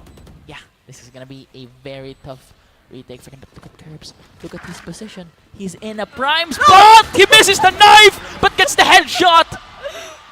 Oh. Okay. He redeemed himself. I mean, yeah, quick redeem. Quick redemption. That would have been funny if he did miss a shot. Slow-mo it. Look at Zoom it. Come on, Mark. I mean, he's a wildcat. They have predatorial instincts. If you just face away from your predator, they just crawl back and just take you down with a swipe. Yeah, the perfect move from a wildcat. You know, if your That's claw true. misses, just shoot him. Yeah, that's true. And now, as you can see, now it's a 4-7. Just a few more for CIT-U. 𝐒𝐍 holding a tough angle here, forced to move away after missing. The pain shell will do damage there as well. Stern, does they know? Wait. They know where Stern is right now. They should know. But it seems like, okay, they were able to give off information they needed, and it seemed like all of them are gonna flood in another free plant and another free site. See, USC. What is going on? They're definitely doing something here. It's not like Ascent Pulling where they're off just well. falling one by one. They're trying to get the retake down, but the positioning of CIT is a little bit hard, especially with the weaponry. But 𝐒𝐍, doesn't matter, finds one. The flash will be popped. The repeat coming in, 𝐒𝐍 as well. The slides in. If Noah will get one, a second one for him as well. The stuns will be popped as well. Utilities used. Stern will find another one. A 4v2 scenario here. CBP down low, and Stern. My shorty doesn't do that. Why does my shorty not do that? Oh my goodness, now it's switching sides this time with CIT-U on the defending side and USC on the attacking side. But let's talk about that recent game. What on earth happened back there? But, despite being cramped in a site, they were able to pull it off. Why? I think it's all about map awareness and the utility usage as well. I mean, it seemed like they knew they were going to flood in just a few seconds, and in a matter of time, they were able to pick them off one by one. And again, That's one of the great things about the CITU squad is they can play fast, but Yep. as we're seeing right now, if they play slow, they position themselves in really good positions that makes them win That's the true. gunfights.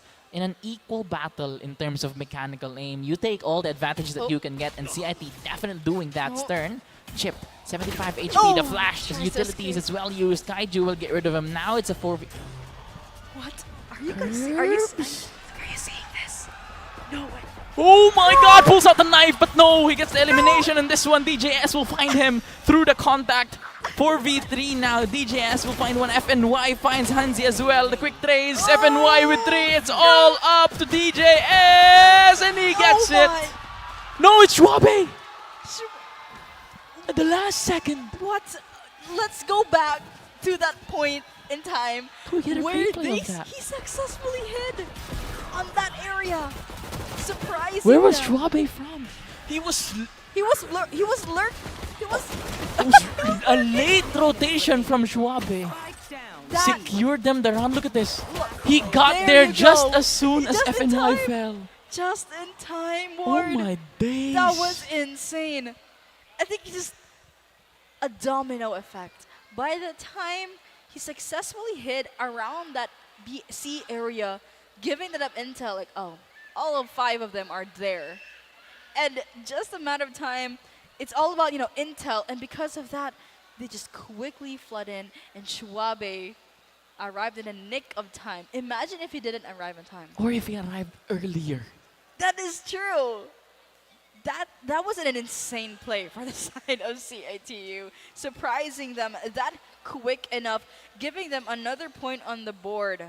Yeah, and of course, that amazing round, this amazing battle would not be possible without the sponsors of CESAFI Esports League. The generous sponsors, of course, we have Virginia Food Incorporated, Basta Hot Dog Virginia. We have PC Express for all your digital needs. Smart, live more today with Smart, and PLDT, leading and inspiring Filipinos to create a better tomorrow. We also have Crayon Lab Custom Apparel and SM Cyberzone. We're also live on our media partners on the Smart live stream app on Smart Sports Puso Pilipinas, and of course the official Facebook page of CESAFI Esports League. We'd also like to acknowledge IPI earlier. They were here. They were giving away soaps.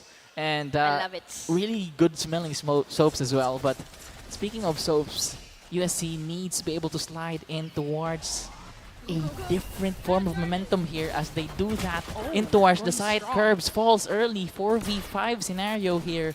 USC will take control of the C side, and now we're seeing the aggression. Now we're seeing the dashes and the Russian El Clasico right here coming in for the side of USC now. I mean, take a look at their positioning. With an early aggression, keep surprising them that quick enough, and CITU backs it off. Bird hunting from DJS, but that paint shell will actually find Kimmy here. A 4v3 scenario here as Stern will get rid of Hanzi. Trades come through for the side of CIT as well, making this a 2v2. Spike is down, time is ticking against them. DJS with a utility to try and stop this. FNY falls into the crosshairs of DJS, but Stern caught in a crossfire now. Down 25 HP DJS, but CBP secures the round for the side of USC. And oh no! They won't get to keep any weaponry from that one, but Yep. It seemed like he was pressured. Imagine 1v2 from front to back.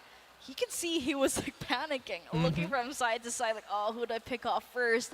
But of course, with USC's sudden early aggression, the USC we knew, and the USC, basically, the USC we knew, just they were able to give it off with the audience. it's pace control really, because if you slow things down and then you suddenly speed it up, you're gonna catch your opponent off guard. It's gonna have a little bit of a hard time adjusting. And for USC, that might just be the thing that they need here with a differential in rounds. This is doable for them, but again, CIT, if they win this map, it's over. That is true. I mean, we have a 5-9 already. It is really close for a 13 for the side of CITU, unless USC pulls that off. Exactly. They are one away from the double-digit score line. Hanzi now caught in the aftershock, will be forced to fall back. Paint shells, but utility is used now to try and dash in towards the side. 𝐒𝐿𝐶 down to 44 HP, but 𝐒𝐿𝐶 is hurt as well. Damage done. Now they take control of site, but look at the positions of CIT. They get spotted by Kimi though. Oh. One down, F and And Y there will you have find it. an elimination. 2v2. DJS, deep inside, Oh, from the back stern, finds one. DJS Oh. checks him, but no, the shot! Crazy kill. A thrifty round from Stern secures the double digits for CIT.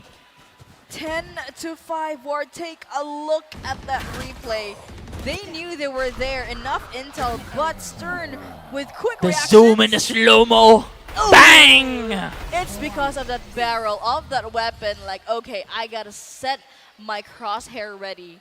Just in a quick moment of time, there you have it. A kill from Stern, putting Exactly. another score on the board, 10-5.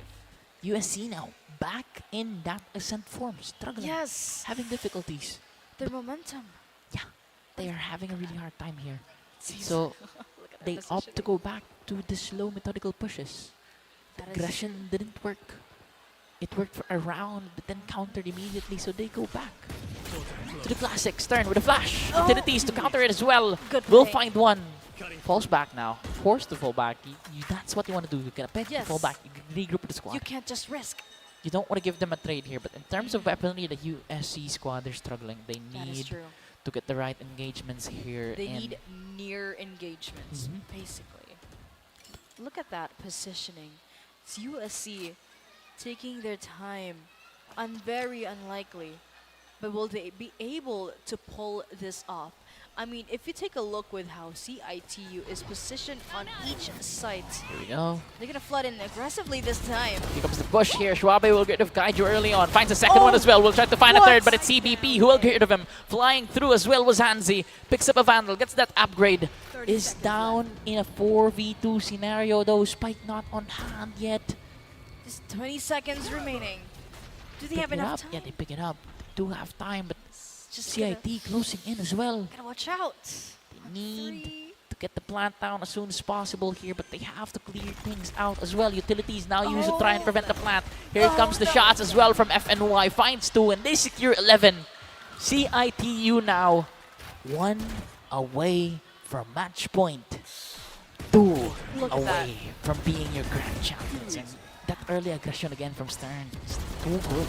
How did that happen? I mean, this is what I noticed. Look at that.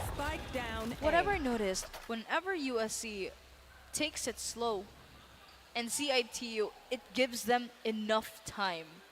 It gives them enough time to look at certain areas they need to look out for, a potential openings that USC might flood in.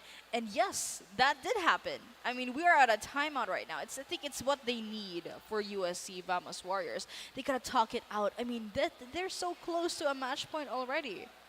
They might have to kick things up a notch if they want to secure, if they want to win the CESAFI Esports League Season 3 Grand Finale. Yes, let's not forget this is the grand finals here. Yes. And these two squads have to put it all on the line because this is the final moments for the Season 3 of the Safi Esports League. It's going to be a while until we come back. USC now, they do still have a lot of rounds to play. It's still 11.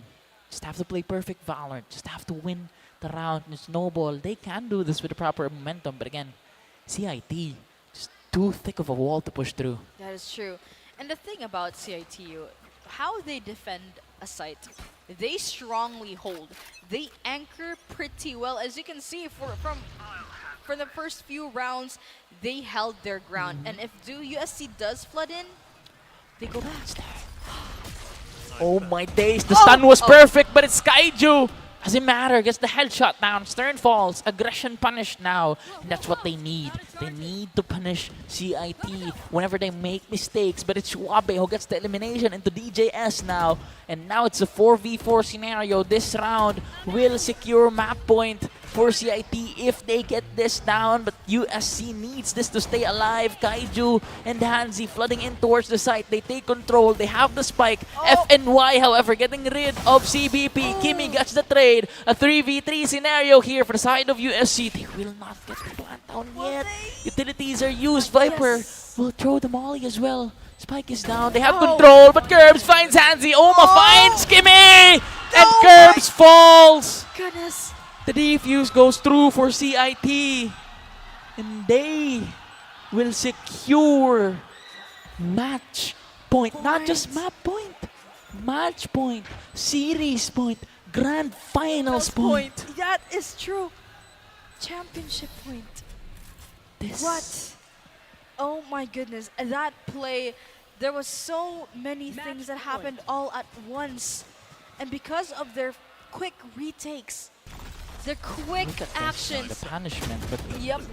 they weren't able to follow through with that. But they were able to give information for their teammates, where the things that could have gone. I mean, take a look at that. And for all about Valorant, the importance of Valorant, it's just giving intel away for your teammates. Don't be hungry for the kill, because Valorant is a team-based game. It's all about teamwork. Exactly. It's not like individual type of game.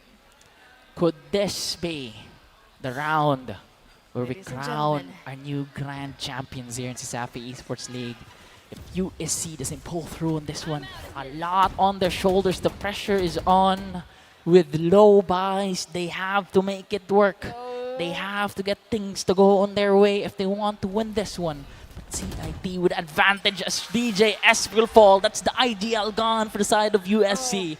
A 4v5 scenario here. deadlock. And with CIT, with the best position that they can ever imagine here, has the advantage on this one. Doesn't know where he is right now. USC, they're taking their time. They're trying to play this correctly. They're trying to regroup, but they can't waste a lot of it. 45 With seconds. 45 seconds left on the round. Might as well almost look at that. Just getting it ready. He doesn't know that he's from behind. The timings on this 30 one. seconds. Is it enough for them to flood in? Would it be a good 30 idea for seconds them left. to do that, knowing that they're picking off? Look at that angle. Here comes the ultimate now popped from the side of USC. Utilities used left and right. 𝐒𝐍 will find a trade. Kimmy finds another one as well to try and keep things alive. He finds a second. Now down in terms of manpower. CIT in a 2v3 retake. The plant is down for USC. It's all up to Stern. In the side, doesn't have any information. Flash gives away his position. The stuns will connect. Stern here has a second flash online. 𝐒𝐍 holds position. Tries to get the peak. The timing! 𝐒𝐄𝐀𝐒𝐍 will fall to keep things alive for USC. 𝐒𝐍 gets the 3K. They stay in it. 6-12. There's still hope, ladies and gentlemen. And with putting their score up on the board, we gotta take a look at that replay, how it ended with a sudden aggression. I mean, despite the 30 seconds remaining, they were quick enough, taking them by surprise, jump scaring each one of them. And because of that, they were able to secure that round with a victory. It's a 6-12. 6 more for a match point for USC. And I think that's possible. Miracles can happen. 6 perfect rounds of Valorant. Can they do it? USC needs to pull things through. The early aggression comes through towards the A side here. The mount control is achieved. However, the boombots, the check on my, they will find him without costing a life. Here comes the paranoia pop now. No aggression to follow through with it though. Kind of a wasted utility there. Smokes, dissipates. USC will get into an engagement here. 𝐒𝐍 will get hit. We saw the tracers, we saw the hit markers. 𝐶huaibei forced to pull back. Look at that. Look where they are right now. Take a closer look with CIT-U, 1 on site, while the rest of the USC, they are quite in mid, A main. Because if they make sudden changes from the site, they can just quickly flood into B. But CIT-U, both of them, if you look at their position, it's quick for them to flood in as well in case that happens. But it seems like they're gonna flood in quickly through A sites. Here we There you go. have it. Utilities once again pop for the side of USC, but 𝐶huaibei will trade. find one. Will put a stop to it temporarily, but the rest of the CIT-U squad will pull in as well now. 𝐒𝐄𝐀𝐒𝐍 will find 2! And now 2v3. a 3v2 scenario. The spike down, 𝐒𝐄𝐀𝐒𝐍 will fall and equalize on the fight. Kimmy will fall to FNY, and it's all up to CBP. The hopes and dreams of the entire University of San Carlos laying on the line of this man. Finds one, but a second one will not be found. CIT-U is your CESAFI Esports League Season 3 Valorant champions. From early exits to grand finals, from chokers to champions, they have done it. Congratulations, CIT-U! Wildcats, an amazing play. A comeback even from week 2, day 6. They went draw to draw against USC, but here they are today, earning a championship on their name. CIT-U, Cebu Institute of Technology-University, Wildcats. Oh my goodness. Let's give them this moment real quick. Yes, look Let at that. them bask in this glory. This is CIT-U's first Grand Finals appearance in CESAFI Esports League. This is their deepest run in the playoffs ever since the inception of CESAFI Esports League Valorant, and they have done it today. Your grand champions, ladies and gentlemen, CIT-U, again showing amazing sportsmanship here, because at the end of the day, these guys are friends. These guys, they've known each other. This was a battle for the championship, but at the end of the day, They're still friends. there's camaraderie, there's brotherhood in CESAFI Esports League Valorant, and that's what we love to see. But again, give credit to where credit is due. USC, they tried to put up a fight. They tried their best. They did everything that they can. But today, in this moment, in this hour, CIT-U is just way too good. And we will get an opportunity to ask how did that happen, and why don't we pass it back to the host, giving them that floor to shine. All right, ladies and gentlemen, what a match that was! What an amazing match between the CIT-U Wildcats against the USC Warriors. First and foremost, everyone, palakpakan naman din natin yung dalawang teams natin. A round of applause for a great showmanship for this final matchup. And now, the moment you've all been waiting for. This team, since the preseason, have clawed their way to the top of the grand finals, but were quelled midst their journey. Now, they have come back, dominating the group stage and tearing the competition as they secure their path to the finals. Ladies and gentlemen, it is my honor to call them on stage, not as finalists, but as champions. Everyone, let us welcome the winners of the CL Season 3 Valorant Tournament, the grand champions of the South, the CIT-U Wildcats!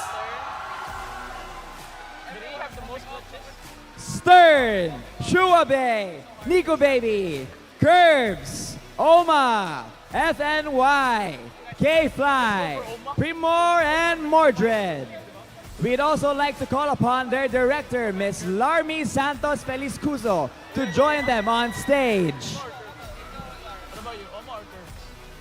We'd also like to call on as well Miss Vien Udelmo from Smart Communications, as well as Miss Nancy Noel Nakua, and of course, Sir Felix Boy Chukinhoy, our CESAFI Commissioner, onto the stage.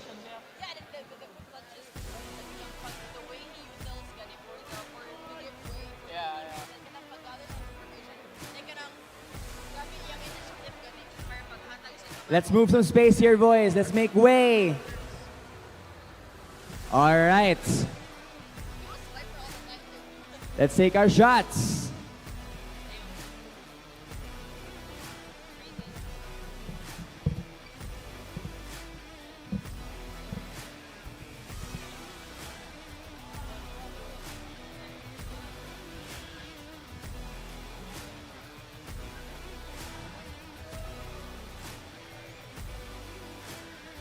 And now, it is time to reveal of course, our most valuable player for the finals. Everyone, pay attention to the board on stage. We have, of course, 𝐒𝐄𝐀𝐀𝐍 for the CIT-U Wildcats. And of course, we'd like to recognize our challengers from the USC Warriors. Congratulations for making it this far onto the finals. And with that, here at the Safi Esports League, we recognize your efforts and placements as the grand champions for the Safi Esports League Season 3's MLBB tournament. Let's take the opportunity, the photo opportunity of celebration.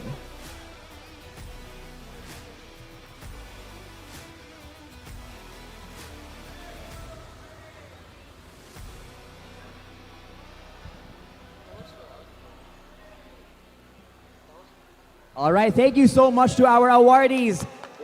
Miss VN, Miss Nancy, Sir Felix, of course. You may now proceed down. And for our winning team and MVP. Before that as well, we have our smart jerseys to give off to our amazing champions. Wear them with pride, Wildcats.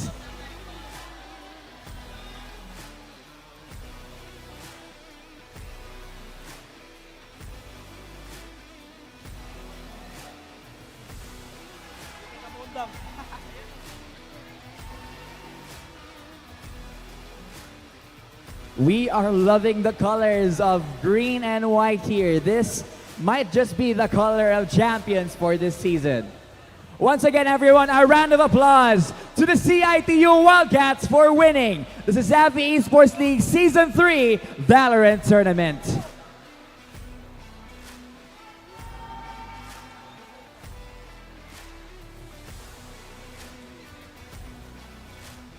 Alright, parang malapit na tayo matapos dito sa ating dress up. Alright, once more for the picture, kasama si Sir Boy, as well as our jerseys. Ayun. Okay, find your spaces, find your spaces.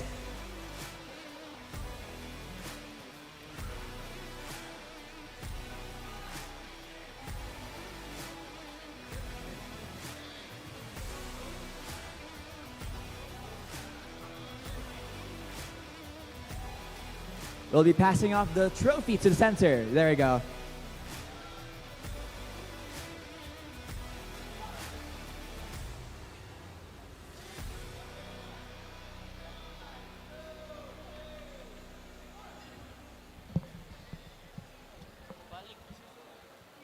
All right, thank you again, once again, to Miss VN, Miss Nancy, Sir Felix, for joining us here on stage. Now, Wildcats, dito muna kayo, Wildcats. Mag-Q&A portions muna tayo. Let's hear the perspective of our champions, shall we? Sige, layan tayo dito, guys. Layan tayo dito. Layan tayo dito dyan. All right.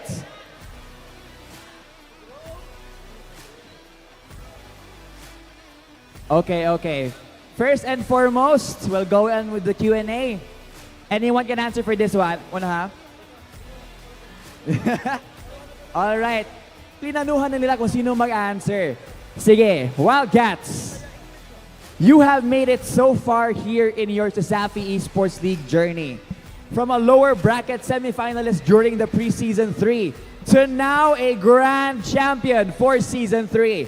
How does it feel to have come so far? Okay ra nang kaning happy kay ko sa among team, kanang proud kay ko nila kay sa pag-last na mga season kay marag gubot ko kayo nya. Now, nami mga bago nga players si Stern and Schwad, ako kay ko pasalamat nilang duha kay wala sila, wala pad guro mi diri. All right, thank you so much for that. And of course, let's have the moment of opportunity to interview our MVP.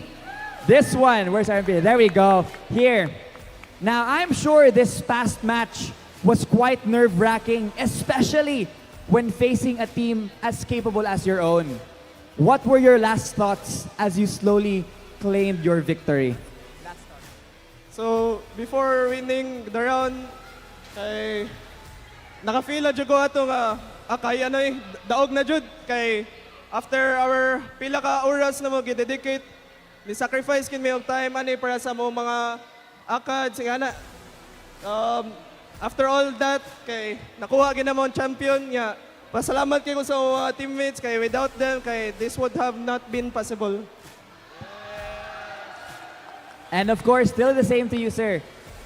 As a representative of the Wildcats, what can you say to your fans who have continuously supported you and your team all the way to the finals? Thank you so much, mga Wildcats supporters. Thank you. All right, so we'll now take this opportunity for every one of you to have your shout-outs. I'll be passing the mic from here and all the way to the last one. Friends, shoutout ko sa mga friends! Yeah! Champion na yun! Shoutout ko sa akong papa and sa akong mga friends dito nga gatanaw. And shoutout ko sa Tanan Wildcats! Let's go!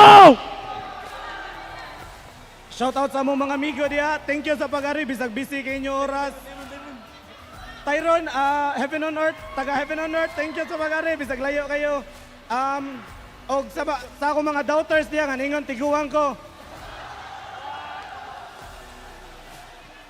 Thank you so much tanan sa family, sa ko mami og daddy dira nga nasa second row. Niya sa mga amigo, ako mga classmate F4. Thank you so much niya to all the CESAFI staffs. Thank you so much for making this tournament possible. Niya to all the Wildcats fans dira og kanang mga USC fans and also to the USC. Thank you for giving us a tough battle. Shoutout sa akong mama ug papa. Thank you for watching. Thank you for coming my game. And sa akong mga amigo ug miga dira. O akong uyab. So, thank you sa tanan sa pagsuporta namo. Shoutout sa akong best friend nga si Rox. Bisag wao ni Dua, ni tanaw siya. Shoutout sa Safi staff. GG. Shoutout kay Janela Rinchado. Akong uncle nga nadre. Og nilang shoutout na tanan. Shoutout sa akong family, friends for supporting CIT even though wala ko nakado sa championship. Thank you sa tanan. So, wala. Shoutout sa akong mga family na bisag sige raw duwa ni suporta gyapon nako nya ako mga friends dito sa eskwelahan and sa akong uyab po na ni tan-aw sa live karon. Hello. Shoutout ko ni Nora Lilumano. Busy na no. Shoutout ni John Cloyd Andrade nga CIT-U legend and I would also like to shout out the CIT-U admin for their continuous support sa atong esports athlete and shout out to Ma'am Larmy for being here to show her support. So shout out sa mga supporters.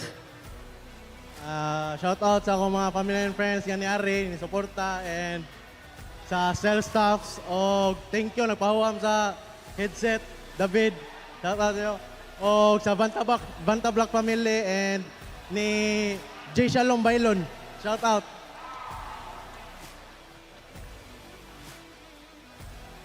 All right, with that being said, once again, everyone, let's give them a proper send-off. Congratulations to our Valorant champions, the CIT-U Wildcats! Now go celebrate your win. Have a good night, guys. But of course, everyone, we are still far from over. Because in this night where we celebrate the achievements of our esports student athletes, what better way than to give more awards and certificates to acknowledge everyone's efforts. I'll now be passing on to Nashville for the Esports Student Awards. Thank you so much, Vaughn, and once again, congratulations to the CIT Wildcats for being the champion for this year's Valorant tournament. And of course, before we go, congratulations as well and daghang salamat to USC Warriors for being part of CEL. We appreciate your presence right now, and we're so happy that you guys nakabot most for finals, and we are very hoping as well that we are going to see you next season stronger and of course better. And now, since we're now done acknowledging the champion for this year's season, it's now time to give recognition as well to the outstanding student athletes throughout this season.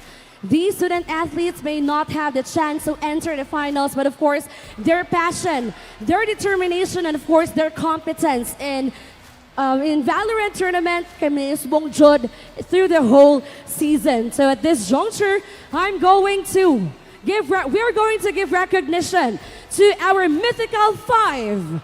And of course, the major recognitions for this season. Who do you think are the players that is included in our Mythical 5? Okay. Anyway, so without further ado, we're going to recognize our Mythical 5 for this year. And of course, to give the certificates of recognition, we would like to call on stage two of our alumni from the CEL volunteers. We have Laika and Albert. Okay. Once again, ladies and gentlemen, here are our Mythical 5 for this year's Valorant tournament. Starting with a duelist role, we have Sean Matthew Blurred Maglasang from USPF Panthers. Next for the flex role, we have Junlet Jaylit Zera Umpad from UCLM Webmasters. From the initiator role, we have Flint Eran Fly Tanggol from the University of Cebu, Maine. For the controller role, we have Kirby Bacos Curbs from CIT-U Wildcats. And of course, for the sentinel role, we have a player from the University of San Carlos, Daniel John DJS Santos. Once again, ladies and gentlemen, a big round of applause to our Mythical 5.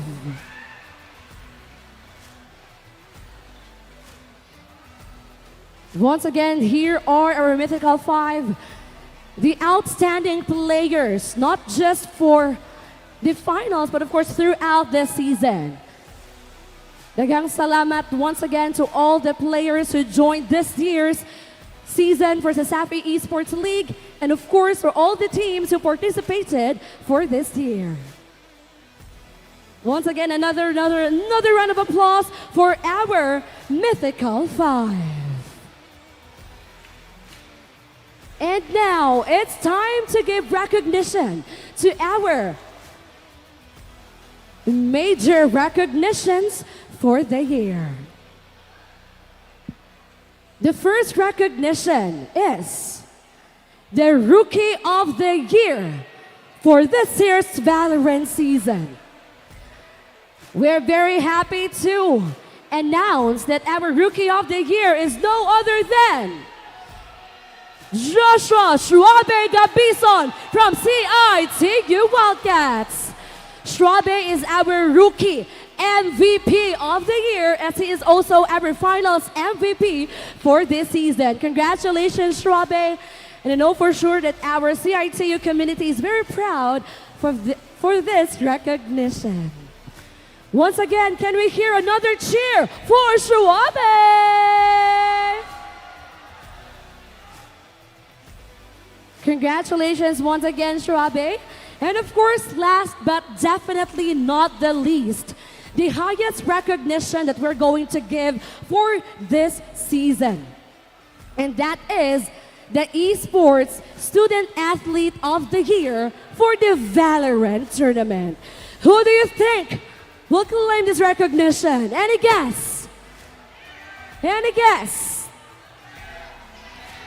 CESAFI Esports League fans, our Esports Student Athlete of the Year for the Valorant tournament is no other than Janelle Shinobi Tsuke Aranchado from the University of Cebu, Maine. Congratulations, Shinobi Tsuke. You will receive, of course, a certificate of recognition and the placard, and of course, products from IPI Foundation. There you have it, ladies and gentlemen. There you have it, ladies and gentlemen. We have the Esports Student Athlete of the Year for the Valorant tournament. We have a player from the University of Cebu, Maine, Shinabut 2K. And now at this juncture, daghan kayong salamat for tuning in to CESAFI Esports League. And once again, daghang salamat to all the teams who participated into this year's season. At this juncture, I'm going to pass you on back again to Ron and Vaughn. Thank you so much, SMC side. And just like that, ladies and gentlemen, our CESAFI Esports League Season 3 is officially in the books! Grabe, what a ride, no, Ron? From epic plays to glorious victories, and today was wild. Ang dami nangyari, and you could really feel how much energy was poured into this venue and virtually. Yes, the energy is still here, live in SMC side Cebu. So genuine question for you, Ivan, too. Out of all the segments for this season, what did you enjoy the most? That's a tough question, Ron. For all the contents that has been happening through day one up until now, I gotta say, the cosplay competition really did a highlight for me, no? From the details of their costumes, the stage presence, the confidence, and you could really tell that our cosplayers really love and they put so much effort into their characters. What about you, Ron? Yes, no, but before I answer that question, I would really like to commend the passion, the creativity, and the effort of our cosplayers yesterday. It was really a nice show job, grabe. And to answer your question, I have to give it to the Valorant finale tournament. It was really the best. They showed us the intense matches, the insane clutches, and tactical gameplays that have kept us on the edge of our seat. The tension is really in the air, grabe. Yes, grabe, no, Ron. Once again, congratulations to CIT-U Wildcats for being the champions for the Valorant tournament of Season 3. And no, for those schools who want to join us for the next season and be a legend, please do join us and we will welcome you with open arms. Once again, congratulations to CIT-U Wildcats. Please give them another big round of applause, please. They have showed us intense matches, stand out MVP moments, and of course, an unmatched spirit from all the teams. And shout out to all the Valorant players. Congratulations to all of you. And Ron, no, since wala na tayong schedule bukas, ala, this pretty much wraps up the CESAFI Esports League for this season. Yes, it's really, really sad. Even me, I'm really sad about it. But this is not just the beginning, no? Pero, yeah, sad I know. But sulit na sulit, di ba, Ron? Yes, it is very sulit, Jude Ivan. From day 1 last February, and now we are in week 11, day 22. We witnessed the best of the best, and the best, grabe, the best of the best esports talent. And of course, this is just the beginning. Imagine what's in store for the next season. No, grabe talaga, Ron. No. I'm really, really excited for what's coming up next for next season. Maybe new school would come and join us, and maybe more contents will be given to you guys and to the CESAFI Esports League. Pero Ron, did you know that CESAFI Esports League wouldn't be possible without our sponsors? Yes, Ivan. We would also like to genuinely thank our amazing sponsors, our generous sponsors, for making CESAFI Esports League Season 3 possible. Starting with, we have Piso Express. Piso Express for all your digital needs. Virginia Food Incorporated, Basta Hotdog, Virginia. We also have Smart Communications. Live more today with Smart. And PLDT. Leading and inspiring Filipinos to create a better tomorrow with PLDT. Special thanks as well to Crayon Lab, Cosmo Apparel, and Digital Prints. And do follow our socials, and especially the CESAFI Esports League Facebook page. And of course, hello to our lovely friends from IPI Foundation, where your wellness, our passion. That's right, no? To all who are here today and watching us live, thank you so much for being part of the hype. Kung wala kayo, hindi to ganito ka-intense, di ganito yung mga laban. So keep supporting, keep grinding, and as always, keep leveling up. To all our coaches, to all our schools, to all our players, and of course, to all our lovely and hardworking CEL volunteers, thank you so much for your hard work. And this whole CESAFI Esports family is not a goodbye. It's just see you next season. And for the very one last time, ladies and gentlemen, no game too big, no stage too loud. Ron is here to host and bring the hype to the CESAFI Esports League. And yours truly, bringing the fire, the flair, and the fun. This is your host, Ivan, signing off from the CESAFI Esports League Season 3, where we forge legends. See you next season.